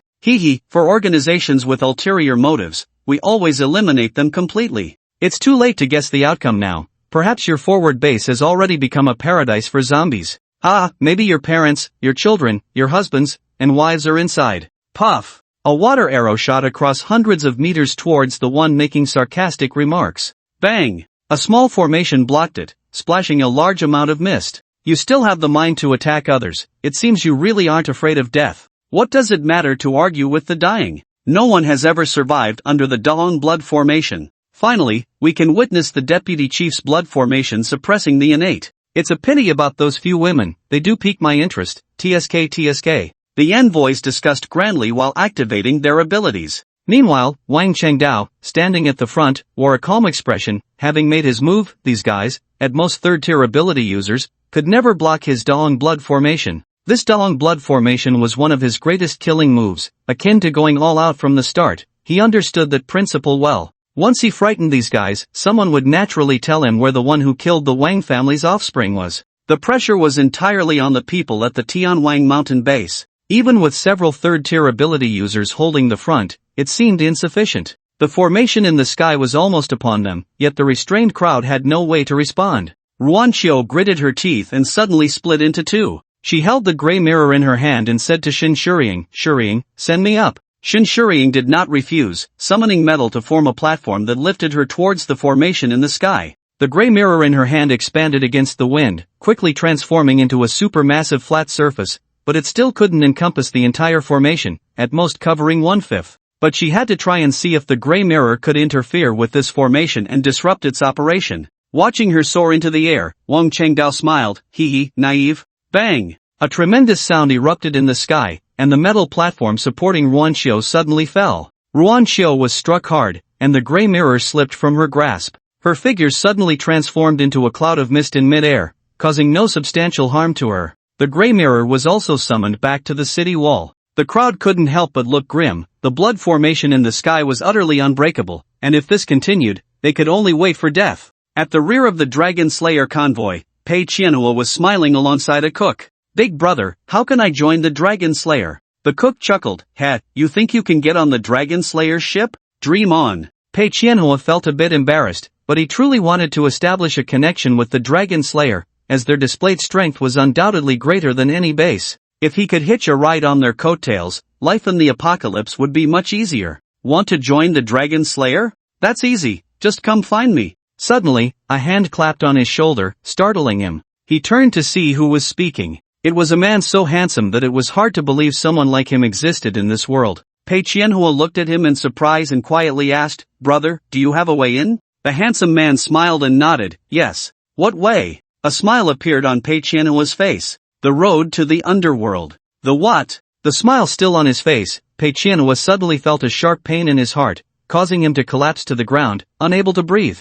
What are you? The cook was startled and turned to draw a knife from the cart. But a large hand had already pressed down on his head. Bang! It burst like a watermelon, brain matter splattering everywhere. You bold lunatic! Daring to kill my Dragon Slayer's people. A man in a suit and sunglasses stepped down from the vehicle, firing his gun mercilessly. Bang! Bang! Bang! The sound echoed through the convoy, startling those in front. They turned to see what was happening, confused as to why someone was shooting from the back. When they looked, the scene before them left them dumbfounded. The vehicles that had been parked there suddenly disintegrated, with large amounts of metal floating in midair, swirling around a man. Nearby, 3 people lay sprawled on the ground, 2 of whom were Dragon Slayer members, lifeless. Something's wrong. Where did this dog come from? Daring to bark in front of the Dragon Slayer? Kill him! The accompanying ability users shouted angrily, their bodies glowing with the light of their powers. Lin Fei did not pay them any mind but instead focused on the formation above the Tianwan mountain base. The ability users felt disrespected by Lin Fei's indifference. They wanted him to know who was in charge. But as soon as they moved, they felt a chill beneath them. Countless spikes erupted from the ground, leaving this group with no chance to react, piercing them through and through. In an instant, it seemed to fall silent. Bang! Bang! Bang! Vehicles exploded one after another, startling the messengers who were dealing with Huang Ruoyi and the others. They all turned, their minds filled with confusion. At that moment, a figure slowly stepped out from the flames, untouched by the fire. His face bore a chilling expression, causing everyone who saw him to feel a shiver run down their spines, as if a great terror was approaching. You bastards made it hard for me to find you. Lin Fei's voice was icy, yet everyone present heard him clearly. That afternoon, he had interrogated the guy who had been backfired by the Thought Steel stamp and learned about the Dragon Slayer's inspection team soon arriving at Wenchuan. He also obtained detailed route information, originally planning to intercept them midway. But damn it, he ran all the way over and didn't see a single hair. It wasn't until he reached the cave gathering place that he learned they had indeed come. Lin Fei's mind was filled with 1,000 curses. How did these people take a detour? He had no idea where they had wandered off to, resulting in a perfect miss. Just as he returned, he encountered this group blocking his own spring water. How could he endure this? Although the messengers had no idea where he had popped up from, it was clear he was someone looking for trouble. With the deputy leader's presence, they managed to pull a few people back, and at this moment, they all launched their attacks at Lin Fei. The Rune Master amplified himself and those beside him, while the Formation Master drew a killing array in front. Lin Fei seemed oblivious, continuing to step forward. 9 killing array. Slash. 9 beams of cold light suddenly appeared around Lin Fei, targeting his vital points. Whoosh! The cold light slashed the ground apart, yet it did not hit Lin Fei. He seemed to vanish into thin air, leaving several people astonished. Is this the extent of your skills? Is this the kind of trash you send to slay the Dragon Division? Lin Fei's icy sarcasm echoed behind them. At the same time, the blood within him surged violently. Hiss! The others felt as if their throats were being choked by something. Then, blood mixed with internal organs was vomited out, and in an instant, 1 Rune Master and 1 Formation Master died on the spot. The death of the Formation Master caused a massive defensive array to dissipate, immediately drawing the attention of everyone present. Who is that person? Who dares to set fire behind us? This is rebellion. Huang Xiang and Yang Zhen are dead. Damn! The remaining envoys were horrified. Their equally powerful colleagues had just died, which meant that if they faced that person, they too would be eliminated. Wang Chengdao turned to look at Lin Fei. The moment he saw Lin Fei, his eyes narrowed, and killing intent erupted. So, you little rat are hiding here doing tricks, making it hard for me to find you. To kill a descendant of the Wang family, you must bury your entire clan with him. Kid, come here to die. Otherwise, these ordinary people and ability users will pay the price for your recklessness. Wang Chengdao's killing intent seemed to materialize. Lin Fei looked at him and snorted coldly, then you better be prepared. Bang! The ground beneath Lin Fei exploded instantly. Under the extreme power, his speed became unfathomable. It was as if he teleported, appearing right in front of Wang Chengdao. As a being of the innate realm, Wang Chengdao's heart raced, his body instinctively tensing up, his steps making him seem somewhat ethereal. Run? Can you run? Lin Fei revealed 2 teeth, a strange purple light flashing in his eyes. Wang Chengdao's figure momentarily froze, his gaze becoming somewhat dazed. But it was only for an instant before he regained clarity. However, that moment had already determined the outcome of this clash. Lin Fei's ability to seize opportunities was truly monstrous. He clenched his fist, charged with thunder, and struck fiercely at Wang Chengdao's chest. Boom! His body crashed into the ground, creating a deep and long trench, dirt and stones flying. Then, thunder surged from Lin Fei's hand, pulling the clouds in the sky, gathering a massive amount of thunderous power. Rumble! The effect of the level of ability, frenzied thunder, was comparable to divine punishment, and at this moment, dozens of violent bolts of lightning fell. Bang bang bang bang! The thunder struck the ground, surpassing the power of artillery shells. Centered on Wang Chengdao, within a radius of 100 meters, a concentrated bombardment of thunder occurred, leaving the envoys of the Dragon Division dumbfounded. The deputy division leader was actually being beaten down? This can't be a joke. When Lin Fei sent Wang Changdao flying, the blood array in the sky became somewhat illusory, but this array was a detached skill. Even if Wang Changdao were killed, it would still attack in the predetermined direction. However, Lin Fei felt no tension at all, for he had left a backup plan at the Tianwang mountain base. Unless faced with someone far stronger than himself, it was impossible to breach Tianwang mountain. You brat! I will kill you! Wang Chengdao's robe was tattered, his hair disheveled, no longer the calm demeanor he once had. His eyes were bloodshot, wishing to swallow Lin Fei whole. A very obvious fist mark on his chest still crackled with arcs of electricity. Lin Fei smirked, I didn't manage to kill you, old man. It seems you still have some skills. Wang Chengdao tore off the upper half of his robe, revealing a muscular physique. It is hard to imagine that a man nearing 60 could still possess such an explosive physique. At this moment, Wang Chengdao was no longer the calm deputy master he once was, but a furious master of martial arts. I have practiced martial arts since I was 5, training in the winter's chill and the summer's heat, reaching the innate realm without a single day off. The decades of effort I have put in are beyond the comprehension of a young brat like you. I happen to be missing the head of a new era prodigy in my collection. You are qualified to enter my treasure hall. As soon as he finished speaking, his figure shot out like a bolt. The might of the innate realm surged forth, causing the surrounding envoys to feel an immense pressure. Even those on the city wall found it hard to breathe.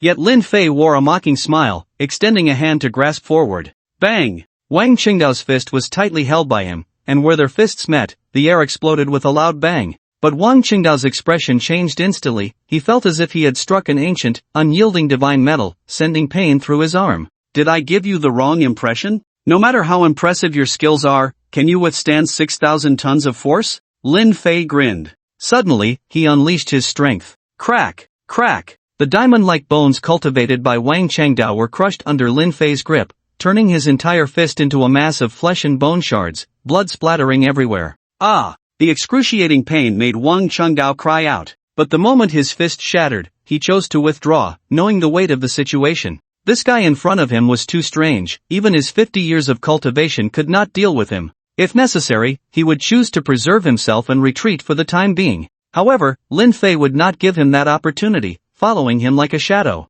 A massive fist rapidly enlarged in front of Wang Chengdao, causing his face to fill with shock. Bang! The air was shaken by the impact, and Wang Chengdao's body created a deep trench in the ground, extending over 100 meters. Lin Fei stood at the beginning of the trench, frowning, as he had not felt the impact on Wang Chengdao's head. It felt more like something soft had blocked it. With the intent to eradicate evil, Lin Fei charged directly into the trench. There, Wang Chengdao's body was embedded in the earth and stones, his face seemingly cooked by high temperatures, his features melting away. Yet his body continued to twitch, as if he were controlling a smile. Playing tricks, is this what the deputy master of the dragon-slaying division is about? Lin Fei mocked. Wang Chengdao continued to twitch, his voice echoing with a layered effect as he laughed. This shell is ultimately too weak, but it's fine. Today I have found a more suitable vessel. Lin Fei smiled, one hand crackling with lightning and the other controlling fire, seizing a body? Goodness, am I really playing in the genuine apocalypse now? Wang Chengdao chuckled, human,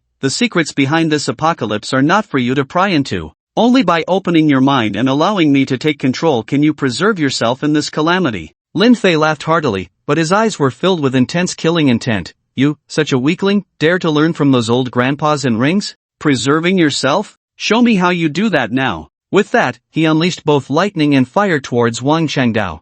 Bang! The wild energy shattered the surrounding earth and stones, creating a cavity dozens of meters deep underground. As the lightning and fire weakened, Wang Qingdao's figure emerged. At this moment, not a single part of his skin was intact, yet he stood there as if he felt no pain at all. Your power is too weak. Let me take control of this body. He. From Wang Chengdao's dark body, a liquid like oil seeped out, rapidly wrapping around Lin Fei. The speed was faster than lightning, leaving Lin Fei no time to react. In an instant, a strange feeling enveloped him, as if an uninvited guest had entered his home. The strange existence residing within Wang Qingdao's body entered Lin Fei's body and began to exclaim. It's actually a body of the extreme realm of strength. My heavens, Amitba! I can't believe I've stumbled upon such a treasure of a physique. What? These are all superpowers? 1, 2, 3, damn, there are actually 9. What kind of monster is this kid? No matter what kind of monster you are, from now on, you belong to me. This time, I will definitely return to my peak.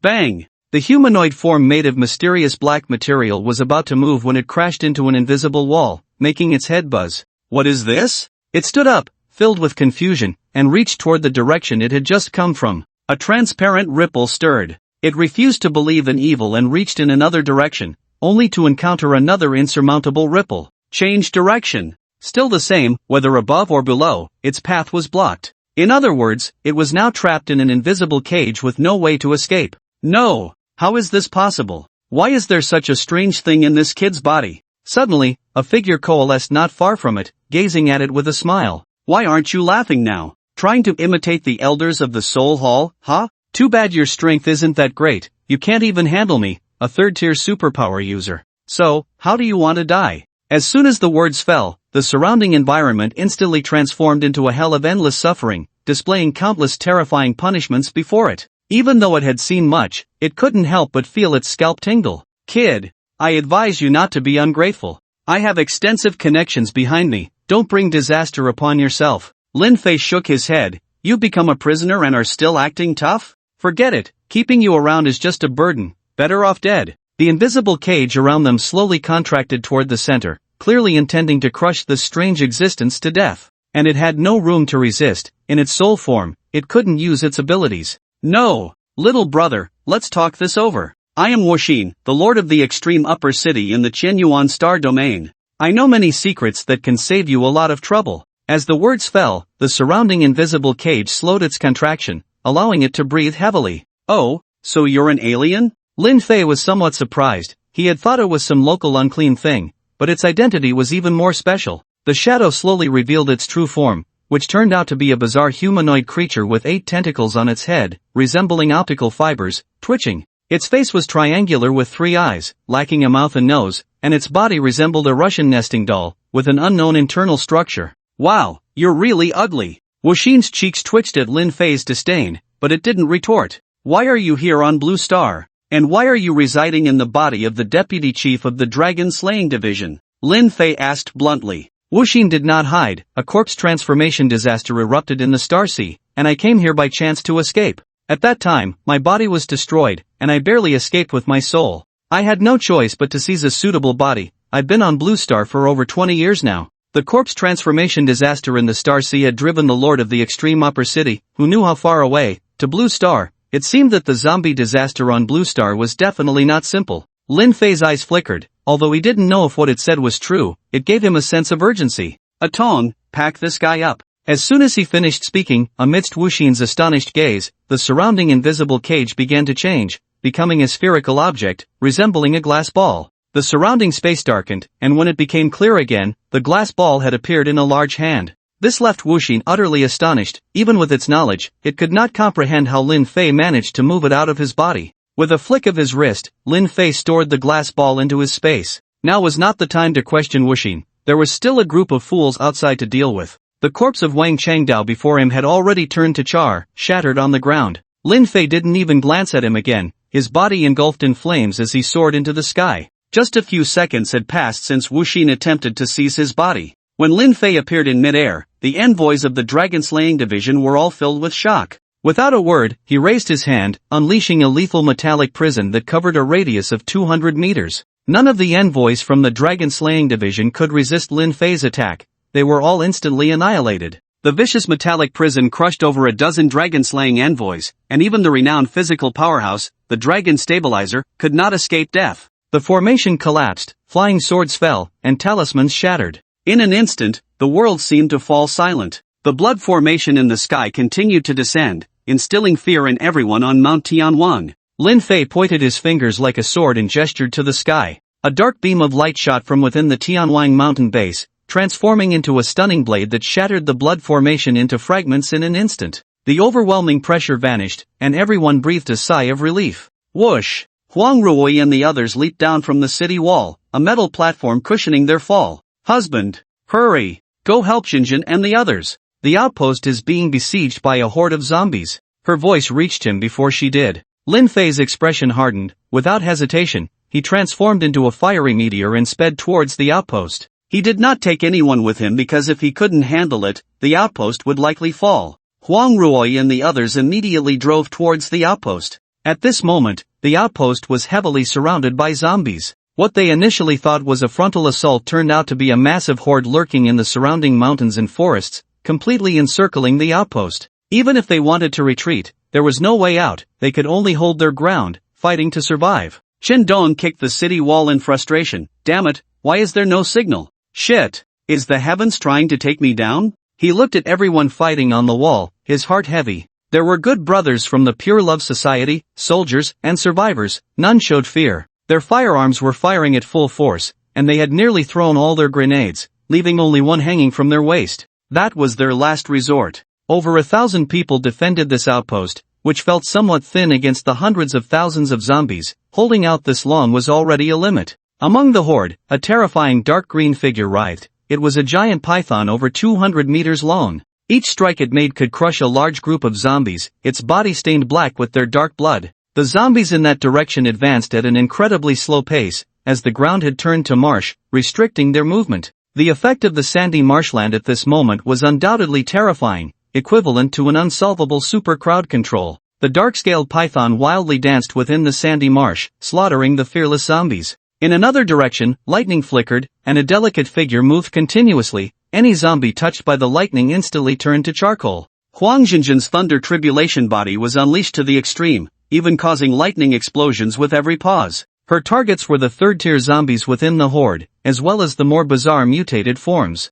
Behind the horde, a massive zombie over 20 meters tall crawled towards them, shaking the ground. This direction happened to be guarded by the dark-scaled python, meaning that the giant zombie would soon confront her. It was evident that in front of Mo Lin, the third-tier zombies were somewhat lacking, and even the third-tier mutated forms were completely crushed. However, the giant zombie seemed completely unconcerned with Mo Lin's terrifying strength, continuing to advance relentlessly. Soon, its entire body emerged from the thick fog. The body, composed of countless twisted forms, was covered in a thick layer of bony armor, resembling a giant millipede, with numerous arms below serving as legs to support its massive frame. Roar! The organ on its head, resembling a fly's compound eye, was filled with zombie heads, densely packed, making it impossible for those with a fear of tight spaces to look directly at it. Just as it was about to charge into Mo Lin's attack range, the armor on its back extended forward, forming a hard shell over its entire head. It then boldly stepped into the territory of the sand soil marsh.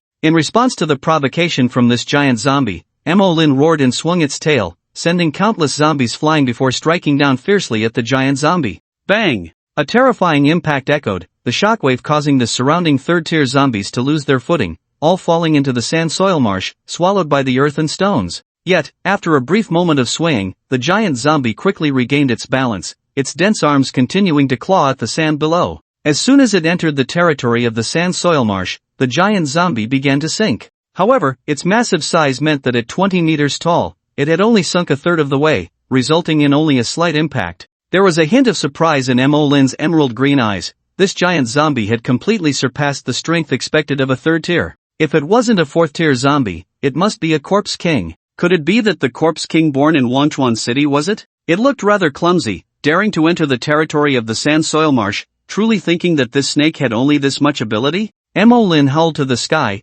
green flames erupting from its mouth, scorching towards the giant zombie. The flames displayed strong corrosiveness and heat as soon as they made contact with the giant zombie's armor. The giant zombie howled in pain, and then a thick, dark brown liquid seeped from its armor, blocking the burning of the green flames outside. The giant zombie seemed to have no intention of attacking Mo Lin, it was merely surging towards the direction of the outpost. Mo Lin's innate aura surged forth, a circle of jade-colored light spreading outward. Any zombie affected by it was instantly dyed jade-colored, and then Mo Lin's body trembled, unleashing a shockwave. The jade color attached to the zombies was directly detonated, instantly killing thousands of them. The armor of the giant zombie was also covered in jade color, and under Mo Lin's influence, a force even more violent than the previous tail strike erupted. Bone shards flew, and black, foul-smelling liquid splattered everywhere. Roar! The giant zombie howled in pain but still showed no intention of paying attention to Mo Lin. This left Mo Lin somewhat exasperated. Was this guy really so stubborn as to crash into the outpost? This snake didn't believe it. Mo Lin surged its body, rolling in the soil and splashing up a large amount of earth and stones. It instinctively used its strangling technique to tightly bind the giant zombie. Then, the earth affinity ability was instantly released, and Mo Lin's body seemed to merge with the land, preventing the giant zombie from moving forward even a fraction. At this moment, it felt as if it was resisting the entire Earth's resistance. Roar! The giant zombie used foul-smelling liquid in an attempt to corrode Mo Lin, its legs frantically clawing at Mo Lin. But for the innate earth and stone essence, it was completely unable to break through the defenses. The two sides were at a stalemate, unable to harm each other, but Mo Lin had the advantage of keeping it confined in place, preventing the outpost from being destroyed. However, this was not a long-term solution. Once the ordinary zombies piled up against the city walls, those people would still be unable to escape death. This left Mo Lin feeling somewhat powerless. Even after breaking through to the mid-stage of the innate realm, it couldn't turn the situation around. Amidst the tide of corpses, a robust headless zombie stood quietly. It slightly raised the bony axe in its hand, seemingly preparing to strike. Outside the outpost, zombies were frantically climbing the towering city walls. Ordinary zombies stacked on top of each other, and by now, they were nearly over 2/3 of the way up. The people on the walls fought desperately to attack downwards. When their guns ran out of bullets, they drew their blades. Some, caught in the attack of the mutated creatures and on the verge of turning, bravely leaped from the walls, pulling the last grenade from their waist. They launched a desperate strike at the pile-up corpses. As the battle reached a fever pitch, explosions echoed one after another, as if heralding the final chapter. Huang Jinjin was doing her utmost to kill the third-tier zombies and mutated creatures in the tide, but one person's strength was always limited, unable to cover everything. She watched the brave souls who had sacrificed themselves, her heart filled with immense resentment, yet she felt helpless. The zombie horde seemed endless, impossible to kill off completely. Without reinforcements, the outpost could hold out for at most 3 more minutes before being overwhelmed by the tide. Among the more than 1,000 people present, apart from Huang Jinjin and Mo Lin, almost no one else could survive. Even though there were many ability users inside, they could not use their powers recklessly, which was a natural flaw. Heaven had granted them great power but had also closed a window. Like thorns, they could harm the enemy while also injuring themselves. Outpost, do you copy?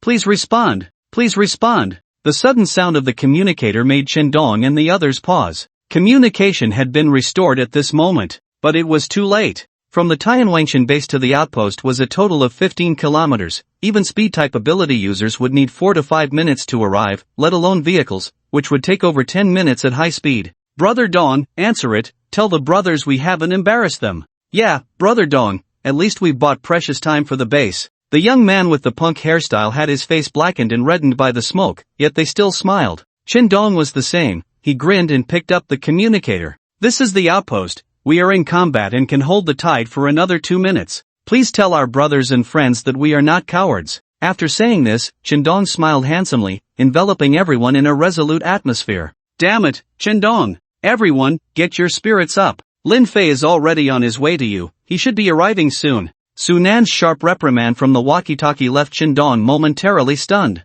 What did the president just say? It seems she said Brother Lin is coming? Brother Dong. Look, a meteor. What kind of meteor flies like that? That's clearly a shell. A red flame streaked across the sky, illuminating most of the outpost, and everyone saw that fiery glow. Then, under the gaze of many, the flame fell into the tide of corpses in front of the outpost. Boom! The terrifying shockwave cleared a large area. When the flame exploded, a figure hovered in mid-air, expression cold and stern. Brother Lin. It's Brother Lin. Damn! It really is Brother Lin. We're saved. I can finally breathe easy. Please, Brother Lin, your arrival is just in time. If you were any later, we would have only been left for corpse collection. The people on the walls became excited. Lin Fei naturally saw them, nodded, and raised his hand. Instantly, the metal outer wall of the city expanded outward, pushing away all the zombies clinging to it. Then, a large amount of metal material surged from the vacuum, climbing along the walls, enveloping the entire outpost, forming an inverted bowl structure that protected everyone inside. However, observation ports were left open, allowing them to see the situation outside. This display of supernatural ability left everyone in shock. My God! Brother Lin is simply terrifying. Just a casual move and he's already at the limit of what a supernatural being can do. Brother Lin is invincible. If I were a woman, I'd want to crush Brother Lin. Look, Brother Lin is starting to operate. A group of people even had the time to joke, but it was true that Lin Fei gave them an overwhelming sense of security. The headless zombie king deep in the tide of corpses also saw Lin Fei's figure, and instantly, anger surged within it, wishing it could immediately chop off his head to avenge the grudge of its own decapitation. But after taking just 2 steps, it suddenly paused. Lin Fei, floating in midair, waved his left hand, and the pitch-black night sky began to drizzle, quickly transforming into a torrential downpour that covered the entire battlefield. With a flick of his right hand, countless bolts of lightning danced in the sky, flashes of lightning illuminating the earth. The overwhelming might of heaven shone down, a single hand of thunder suppressing the tide of corpses.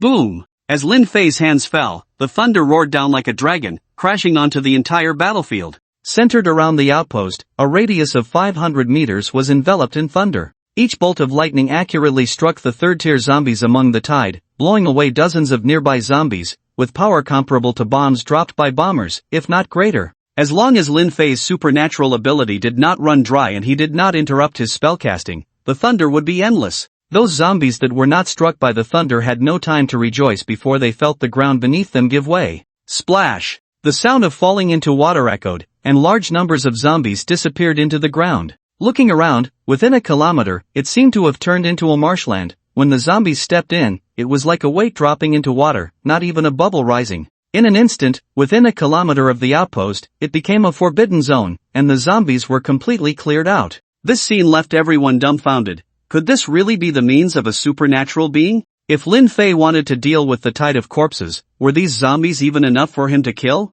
This was simply too incredible. What is a sense of security? This is what you call a sense of security. No wonder so many exceptional women surrounded Brother Lin. Who could resist such a lure? Huang Jinjin stood amidst the thunder, yet was not harmed in the slightest. Even the stray lightning could replenish her depleted powers. Lin Fei stepped forward in mid-air, flames rising beneath his feet. In just a few steps, he arrived in front of Mo Lin and the giant zombie. Giving Mo Lin a glance, she immediately understood, nimbly moving to release the giant zombie and distancing herself from the area. The giant zombie, now free, seemed to not comprehend Lin Fei's worth, still crawling forward, wanting to continue its mission. Lin Fei, ahead, sneered, slowly raising his hand, intense flames burning atop it. A terrifying bolt of lightning precisely struck his hand, thunder and fire intertwining. He clenched his fist, activating a threefold power enhancement. Under everyone's gaze, he punched out. Bang! Beneath his fist, a mock ring suddenly appeared. The terrifying power of thunder and fire, accompanied by nearly 20,000 tons of force, directly struck the giant zombie's body. Poof! In an instant, the giant zombie's body exploded into a spray of blood and shattered bones. Even the zombies behind it were not spared. Lin Fei's punch directly split the tide of corpses, creating a vacuum zone. Mo Lin's eyes widened. She knew Lin Fei was powerful, but she never expected he could shatter the behemoth that she couldn't handle with just one punch. This was simply inhuman. The headless zombie king deep in the tide of corpses felt the wind from the passing punch and silently sheathed its axe. Damn, this guy doesn't play fair. I can't win right now, I'm outta here. Do. Points of red and blue lights flickered in the sky as several armed helicopters rushed in, and a convoy sped across the ground, appearing in the line of sight of the outpost. The moment they appeared, gunfire instantly descended upon the tide of corpses. Reinforcements from the Tianwangshan base had arrived, and Yang Shaoguang and Su Nan had nearly dispatched all their available combat forces. With their current strength, they had the capability to fight against tens of thousands of corpses, especially since the zombies on the flanks had already been blasted to pieces by Lin Fei, leaving them no chance to retaliate. Soon, the zombies on the sides were cleared, and everyone gathered on the front battlefield. The zombies seemed to sense the danger and began to retreat towards the city of Wangchuan. This was clearly not in line with the bloodthirsty nature of zombies. There must be a zombie king among the horde, Yang Shaoguang analyzed. The one Lin Fei just killed was definitely a zombie king level zombie, but it seems a bit lacking in intelligence. Could it be it? Mo Lin had already transformed into human form, looking puzzled. Are you stupid? That big fool was completely taken down by me. How could it command the horde? Lin Fei slapped the back of her head. Mo Lin pouted, but it seemed Lin Fei had a point. Su Nan frowned, looking at the rapidly retreating horde. There must be a super zombie we haven't encountered before. It's unsettling to think that more than one zombie king has emerged in Wangchuan. After a round of crossfire, the main force did not pursue, as the hidden zombie king likely possessed high intelligence, and a rash attack could lead them into a trap. Lin Fei also frowned and said to Yang Shaoguang beside him, in the future, rescue teams entering the city must be equipped with elite ability users, with strong perception skills. If they detect any signs of a suspected zombie king, they should notify me immediately. Yang Shaoguang's expression was grim as he nodded in understanding. Then came the cleanup work. This sudden tide of corpses had cost the outpost dozens of lives, including 3 ability users. For a moment, everyone felt a heavy mood. Bang! Yang Shaoguang slammed his fist on the jeep, damn it, if it weren't for those bastards ambushing us, we definitely wouldn't be this passive. The people from the Dragon Slaying Division are actually this kind of trash. I thought an organization backed by the government would be more righteous, Lin Fei said with indifference. Once basic order is lost, no matter how good they were before, they will be tainted in the apocalypse. Moreover, they are a group of people with special skills, although we can't generalize, at least this group has been released from their inertia by the apocalypse. Su Nan stepped forward. From what those people just said, it seems that the higher-ups in Beijing are planning to take action against our Tianwangshan base. Lin Fei nodded. It should be those remnants in the southern war zone reporting to the higher-ups. In fact, even without their whistleblowing, those guys would come sooner or later, because the target of their leader is me. His direct descendants were killed by me, and I don't know how he learned of his death. Su Nan pondered for a moment and said to Lin Fei, if that's the case, we've really offended the higher-ups in Beijing. Yang Shaoguang shook his head. It shouldn't be that serious, after all, their style of doing things is too unreasonable, attacking us without asking right or wrong. Lin Fei smiled. Not serious? Heh, do you think they would come to support the southern war zone for no reason? Without the approval of the higher-ups, only a deputy commander would come, there wouldn't be so many lackeys. So Su Nan is right, we have indeed offended the people in Beijing. After all, we wiped out the newly established inspection team, which is tantamount to cutting off an arm for them to control the situation in Longhua. Yang Shaoguang scratched his head. What should we do? If the higher-ups in Beijing come to hold us accountable, Lin Fei directly interrupted him. It doesn't matter, we just need to defend our territory. If they really want to stir up trouble, I wouldn't mind taking a trip to Beijing. Suddenly, he saw Shen Lingyin, transformed into a diligent little bee, tending to the wounded, and thought of the burdens carried by the two sisters. Perhaps if they didn't come, he would have to make a trip to the capital himself. After a night, the battlefield at the outpost was finally tidied up. In the conference room of the Tianwangshan base, a group of people was discussing the post-war review. The atmosphere was quite tense, and Lin Fei was also present. In summary, it's still because our number of ability users is too small, and most of them are afraid to use too much power, Yang Shaoguang analyzed. Everyone knew that ability users were the main fighting force, but unfortunately, abilities came with side effects, which was quite frustrating. Lin Fei gently tapped the table to attract everyone's attention. You don't need to worry about this, at the latest, we should have good news from Dr. Lu by tomorrow. As soon as he finished speaking, the conference room door was pushed open. Everyone turned to look, and there stood Lu Ruyan in a white lab coat, her face beaming with joy, holding a vial of slightly reddish reagent. It worked!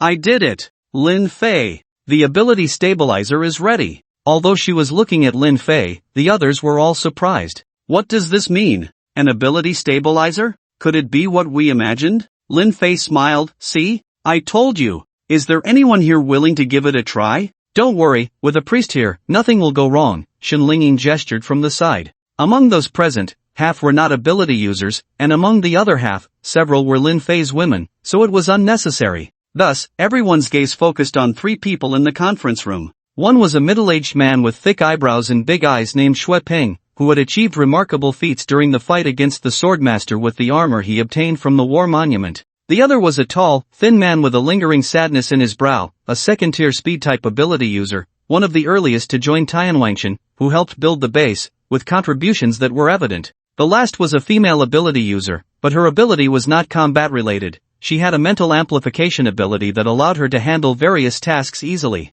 Before the apocalypse, she was a professional assistant and was currently helping Su Nan. The three looked at each other. Then Xue Ping stood up first. Let me do it. My ability is enhancement, so I can handle it better than they can. Lin Fei looked at him with some appreciation. Such a person could be entrusted with important tasks. No unexpected incidents occurred, and after taking Lu Ruyan's reagent, Xue Ping successfully suppressed the side effects of his ability. He felt an endless surge of energy within him, even more vigorous than before. He let out a roar that made the lights in the conference room flicker slightly. Awesome! Xue Ping had never felt so relaxed. Since the apocalypse began and he gained the ability to enhance his body, he had been suppressing his power at every moment, fearing that using too much would lead to a sudden death like his friends. The feeling of having a treasure mountain but being unable to spend it was too suffocating. Now he could finally unleash it. Everyone looked at Xue Ping's performance, their faces filled with joy, as this meant that the combat power of Tianwangshan would enter a new era. They would no longer be limited to relying on Huang Ruoy and a few women for combat. Every ability user could become a key player. Lu Ruyan breathed a sigh of relief, finally fulfilling her mission. I should clarify that this is just the first phase of the suppressor, effective for second tier and below ability users. If the ability level reaches third tier, it will still be much better than ordinary ability users without intense use of their powers. As for higher tier ability suppressors, I'm still researching, but it's coming soon. A hint of understanding flashed through everyone's minds, but they were already very satisfied. Lin Fei felt that it should be this way. If the drawbacks of supernatural abilities could be so easily eliminated, wouldn't his ability to complement them seem rather useless? With a smile at the corner of his mouth, he said, "Let me reiterate, from now on, any supernatural user in the base who wants to use the serum must first leave their name on the war monument, otherwise, no exceptions will be made, regardless of who they are." At first, everyone didn't understand why Lin Fei would make such a request, but after some thought, they realized that leaving a name on the monument largely prevented supernatural users from using false identities. If someone could forge a name, their intentions were likely not pure, and such people would be a disaster if they obtained the serum. Thus, they couldn't help but admire Lin Fei's foresight. After a meeting filled with both sorrow and surprise, with Lin Fei's consent, Sunan began promoting the supernatural ability suppressants on the online platform, and almost all the well-known supernatural users in the base received invitations. With Xueping as a witness, everyone had no doubts and took the serum, successfully suppressing the drawbacks of their abilities. Word spread quickly, and these supernatural users informed their distant friends and family. The news of the Tianwang Mountain supernatural ability suppressants spread like wildfire online. Lin Fei didn't have to worry about any of this. After the meeting, he called Qindong aside. Without understanding why, Qindong was taken to meet someone. In the treatment room, Qindong looked at Pei Qianhu, who was tied to an iron frame, and his eyes instantly turned red. Lin Fei patted his shoulder. "Tonight, this place belongs to you. After tonight, no one will know he ever existed." Qindong looked deeply at Lin Fei, remembering his kindness in his heart. Lin Fei stepped out of the treatment room and lit a cigarette. Shen Lingyin stood by the flower stand, looking at him with a hint of melancholy. "Brother Lin Fei, has my little treatment room become some strange place?" Lin Fei sighed. "You don't understand. Don't be fooled by Qindong's usual cheerful demeanor. He actually harbors a deep scar in his heart. As a man, I understand his pain. If I can lend him a hand, it's no big deal. Let's go. If you don't like this place in the future, you can change to another treatment room. After all, the Tianwang mountain base is expanding." Shen Lingyin responded and quickly followed Lin Fei's pace. The news online spread faster than expected. The Southern War Zone joined the ranks of those voicing support for Tianwang Mountain, with General Guoping personally appearing to endorse it. For over 10 days, more than 20 supernatural users appeared in Tianwang Mountain. Although not everyone successfully obtained the suppressants, newcomers came to experience and feel the benefits of the serum firsthand. It was like a snowball effect, with the news spreading wider and wider. Even those supernatural users who had previously criticized Tianwang Mountain online posted videos to publicly apologize, admitting that they had indeed successfully eliminated the side effects of their abilities and had not joined any media. To prove their authenticity, they specifically used their abilities for a long time, and the result was that they did not ascend to the heavens but merely appeared a bit pale due to excessive energy consumption. There were many such witnesses among the supernatural users, prompting those still observing to take action. The reputation of the Tianwang Mountain supernatural ability suppressants was firmly established, affecting not just the scattered supernatural users but also the combatants and other gathering places who had suffered from the drawbacks of their abilities. After seeing so many supernatural users online freely using their powers, they had quite a few complaints about their own gathering places. Many in power harbored deep resentment towards Tianwang Mountain, but they also had to weigh its strength. Now that other supernatural users could use their abilities at will, if a conflict arose, wouldn't that be like sending them to their doom? The major war zones of Long Country were in an uproar. If others claimed not to know Guoping, how could they not know him? Some time ago, a powerful team was dispatched to investigate the murder of Hilao in the Southern War Zone, and soon after, news of their complete annihilation came through. It's worth noting that those individuals were all experts from the Dragon Slaying Division, including the Deputy Division Leader, Wang Changdao. This incident even implicated the ancient Wang family from the capital. According to rumors, the team met their end at the Tianwang Mountain base in Wanchuan City. Now, Guopingzhan is speaking on behalf of the Southern War Zone, strongly supporting the Tianwang Mountain base. What does this indicate? It suggests that Guopingzhan intends to lead the Southern War Zone away from the power of the capital. He aims to crown himself king in these chaotic times. This undoubtedly slaps the capital in the face. Can you imagine they won't take action against him? The lack of news does not mean the capital is acquiescing. The storm will only come more fiercely after the calm. However, the ability suppressor recently introduced by the Tianwang Mountain base is indeed a valuable item. If it can be obtained, it would significantly enhance the strength of one's own base. Immediately, many bases sent trade requests to Tianwang Mountain, but without exception, all were rejected. The Tianwang Mountain base has made its stance clear: they have more supplies than they can use, they only want ability users, and those who are not sincere need not disturb them. This left all the bases puzzled. How can someone claim not to need such an important resource that cannot be regenerated at the moment? Isn't this absurd? Fine, you want ability users? Then I'll give you ability users. I just hope you at Tianwang Mountain won't regret it. At the Battle Monument Square, the presence of the monument has led to a change in the surrounding architectural cluster, with all nearby buildings subtly suggesting a protective stance around the monument. Inside, powerful ability users and countless weapons are stationed to prevent any potential sabotage. Of course, it's not guaranteed that the monument would be destroyed, but it's always good to be prepared. That day, the dark red sun hung high, and the weather had noticeably turned cold. In the past, one could wear short sleeves,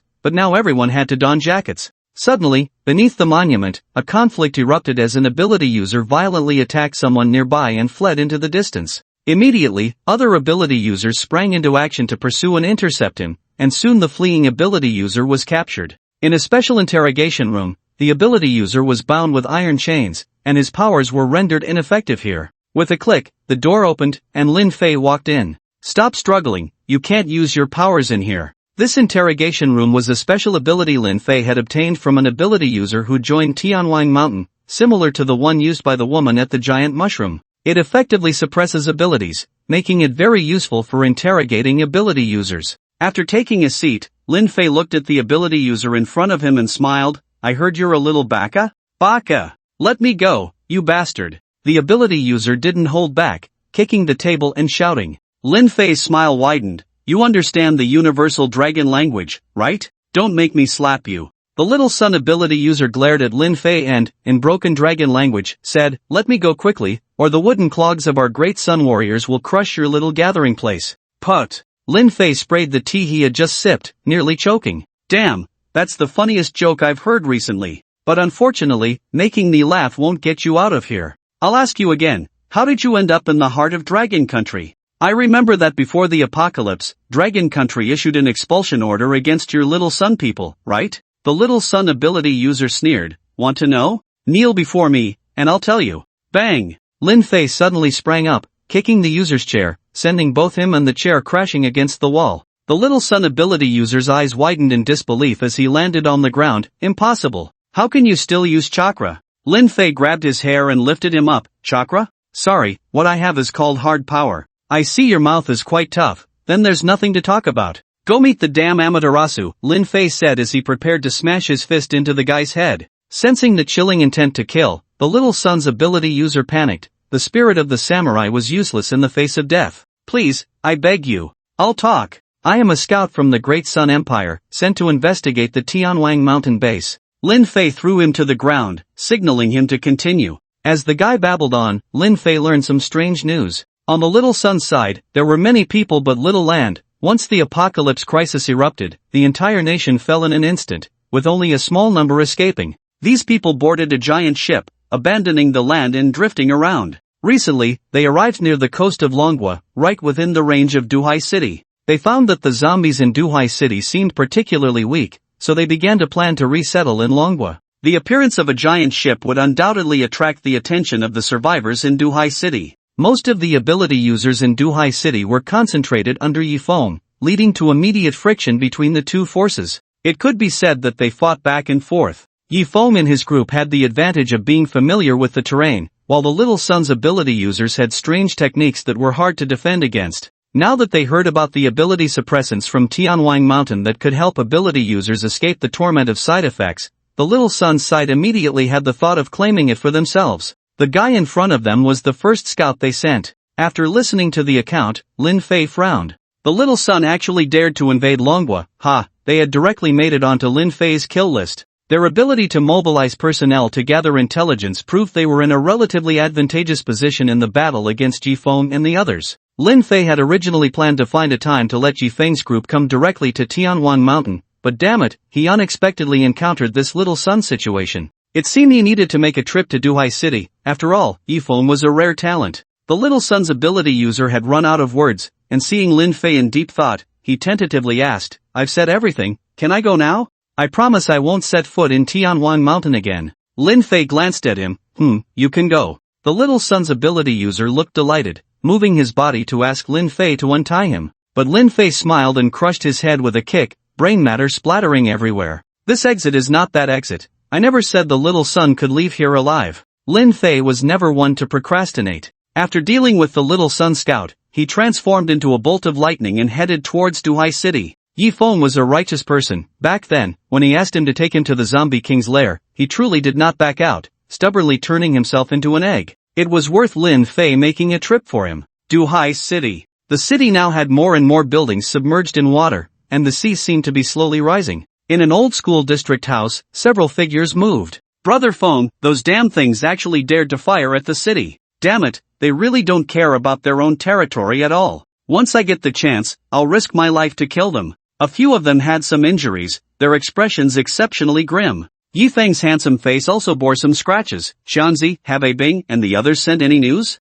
The man called Xiangzi frowned. "No, it's been half a day already. With Bing's skills, they should have reached the little son's base by now." He paused, hesitating to speak, "But we haven't received any news, which likely means..." Yifeng shook his head, signaling him to stop. "If the strategy of surrounding Wei to rescue Zhao fails, then those people in our gathering place will really be beyond rescue." At this thought, everyone couldn't help but clench their fists. Bang! Suddenly, a noise erupted from the buildings outside, causing everyone present to stiffen. Then, a clumsy dragon language came through. "The 36 stratagems suggest that fleeing is the best strategy. Indeed, you dragon people are the best at running away. Come out, little mice, and let the brilliance of my great day empire shine upon you."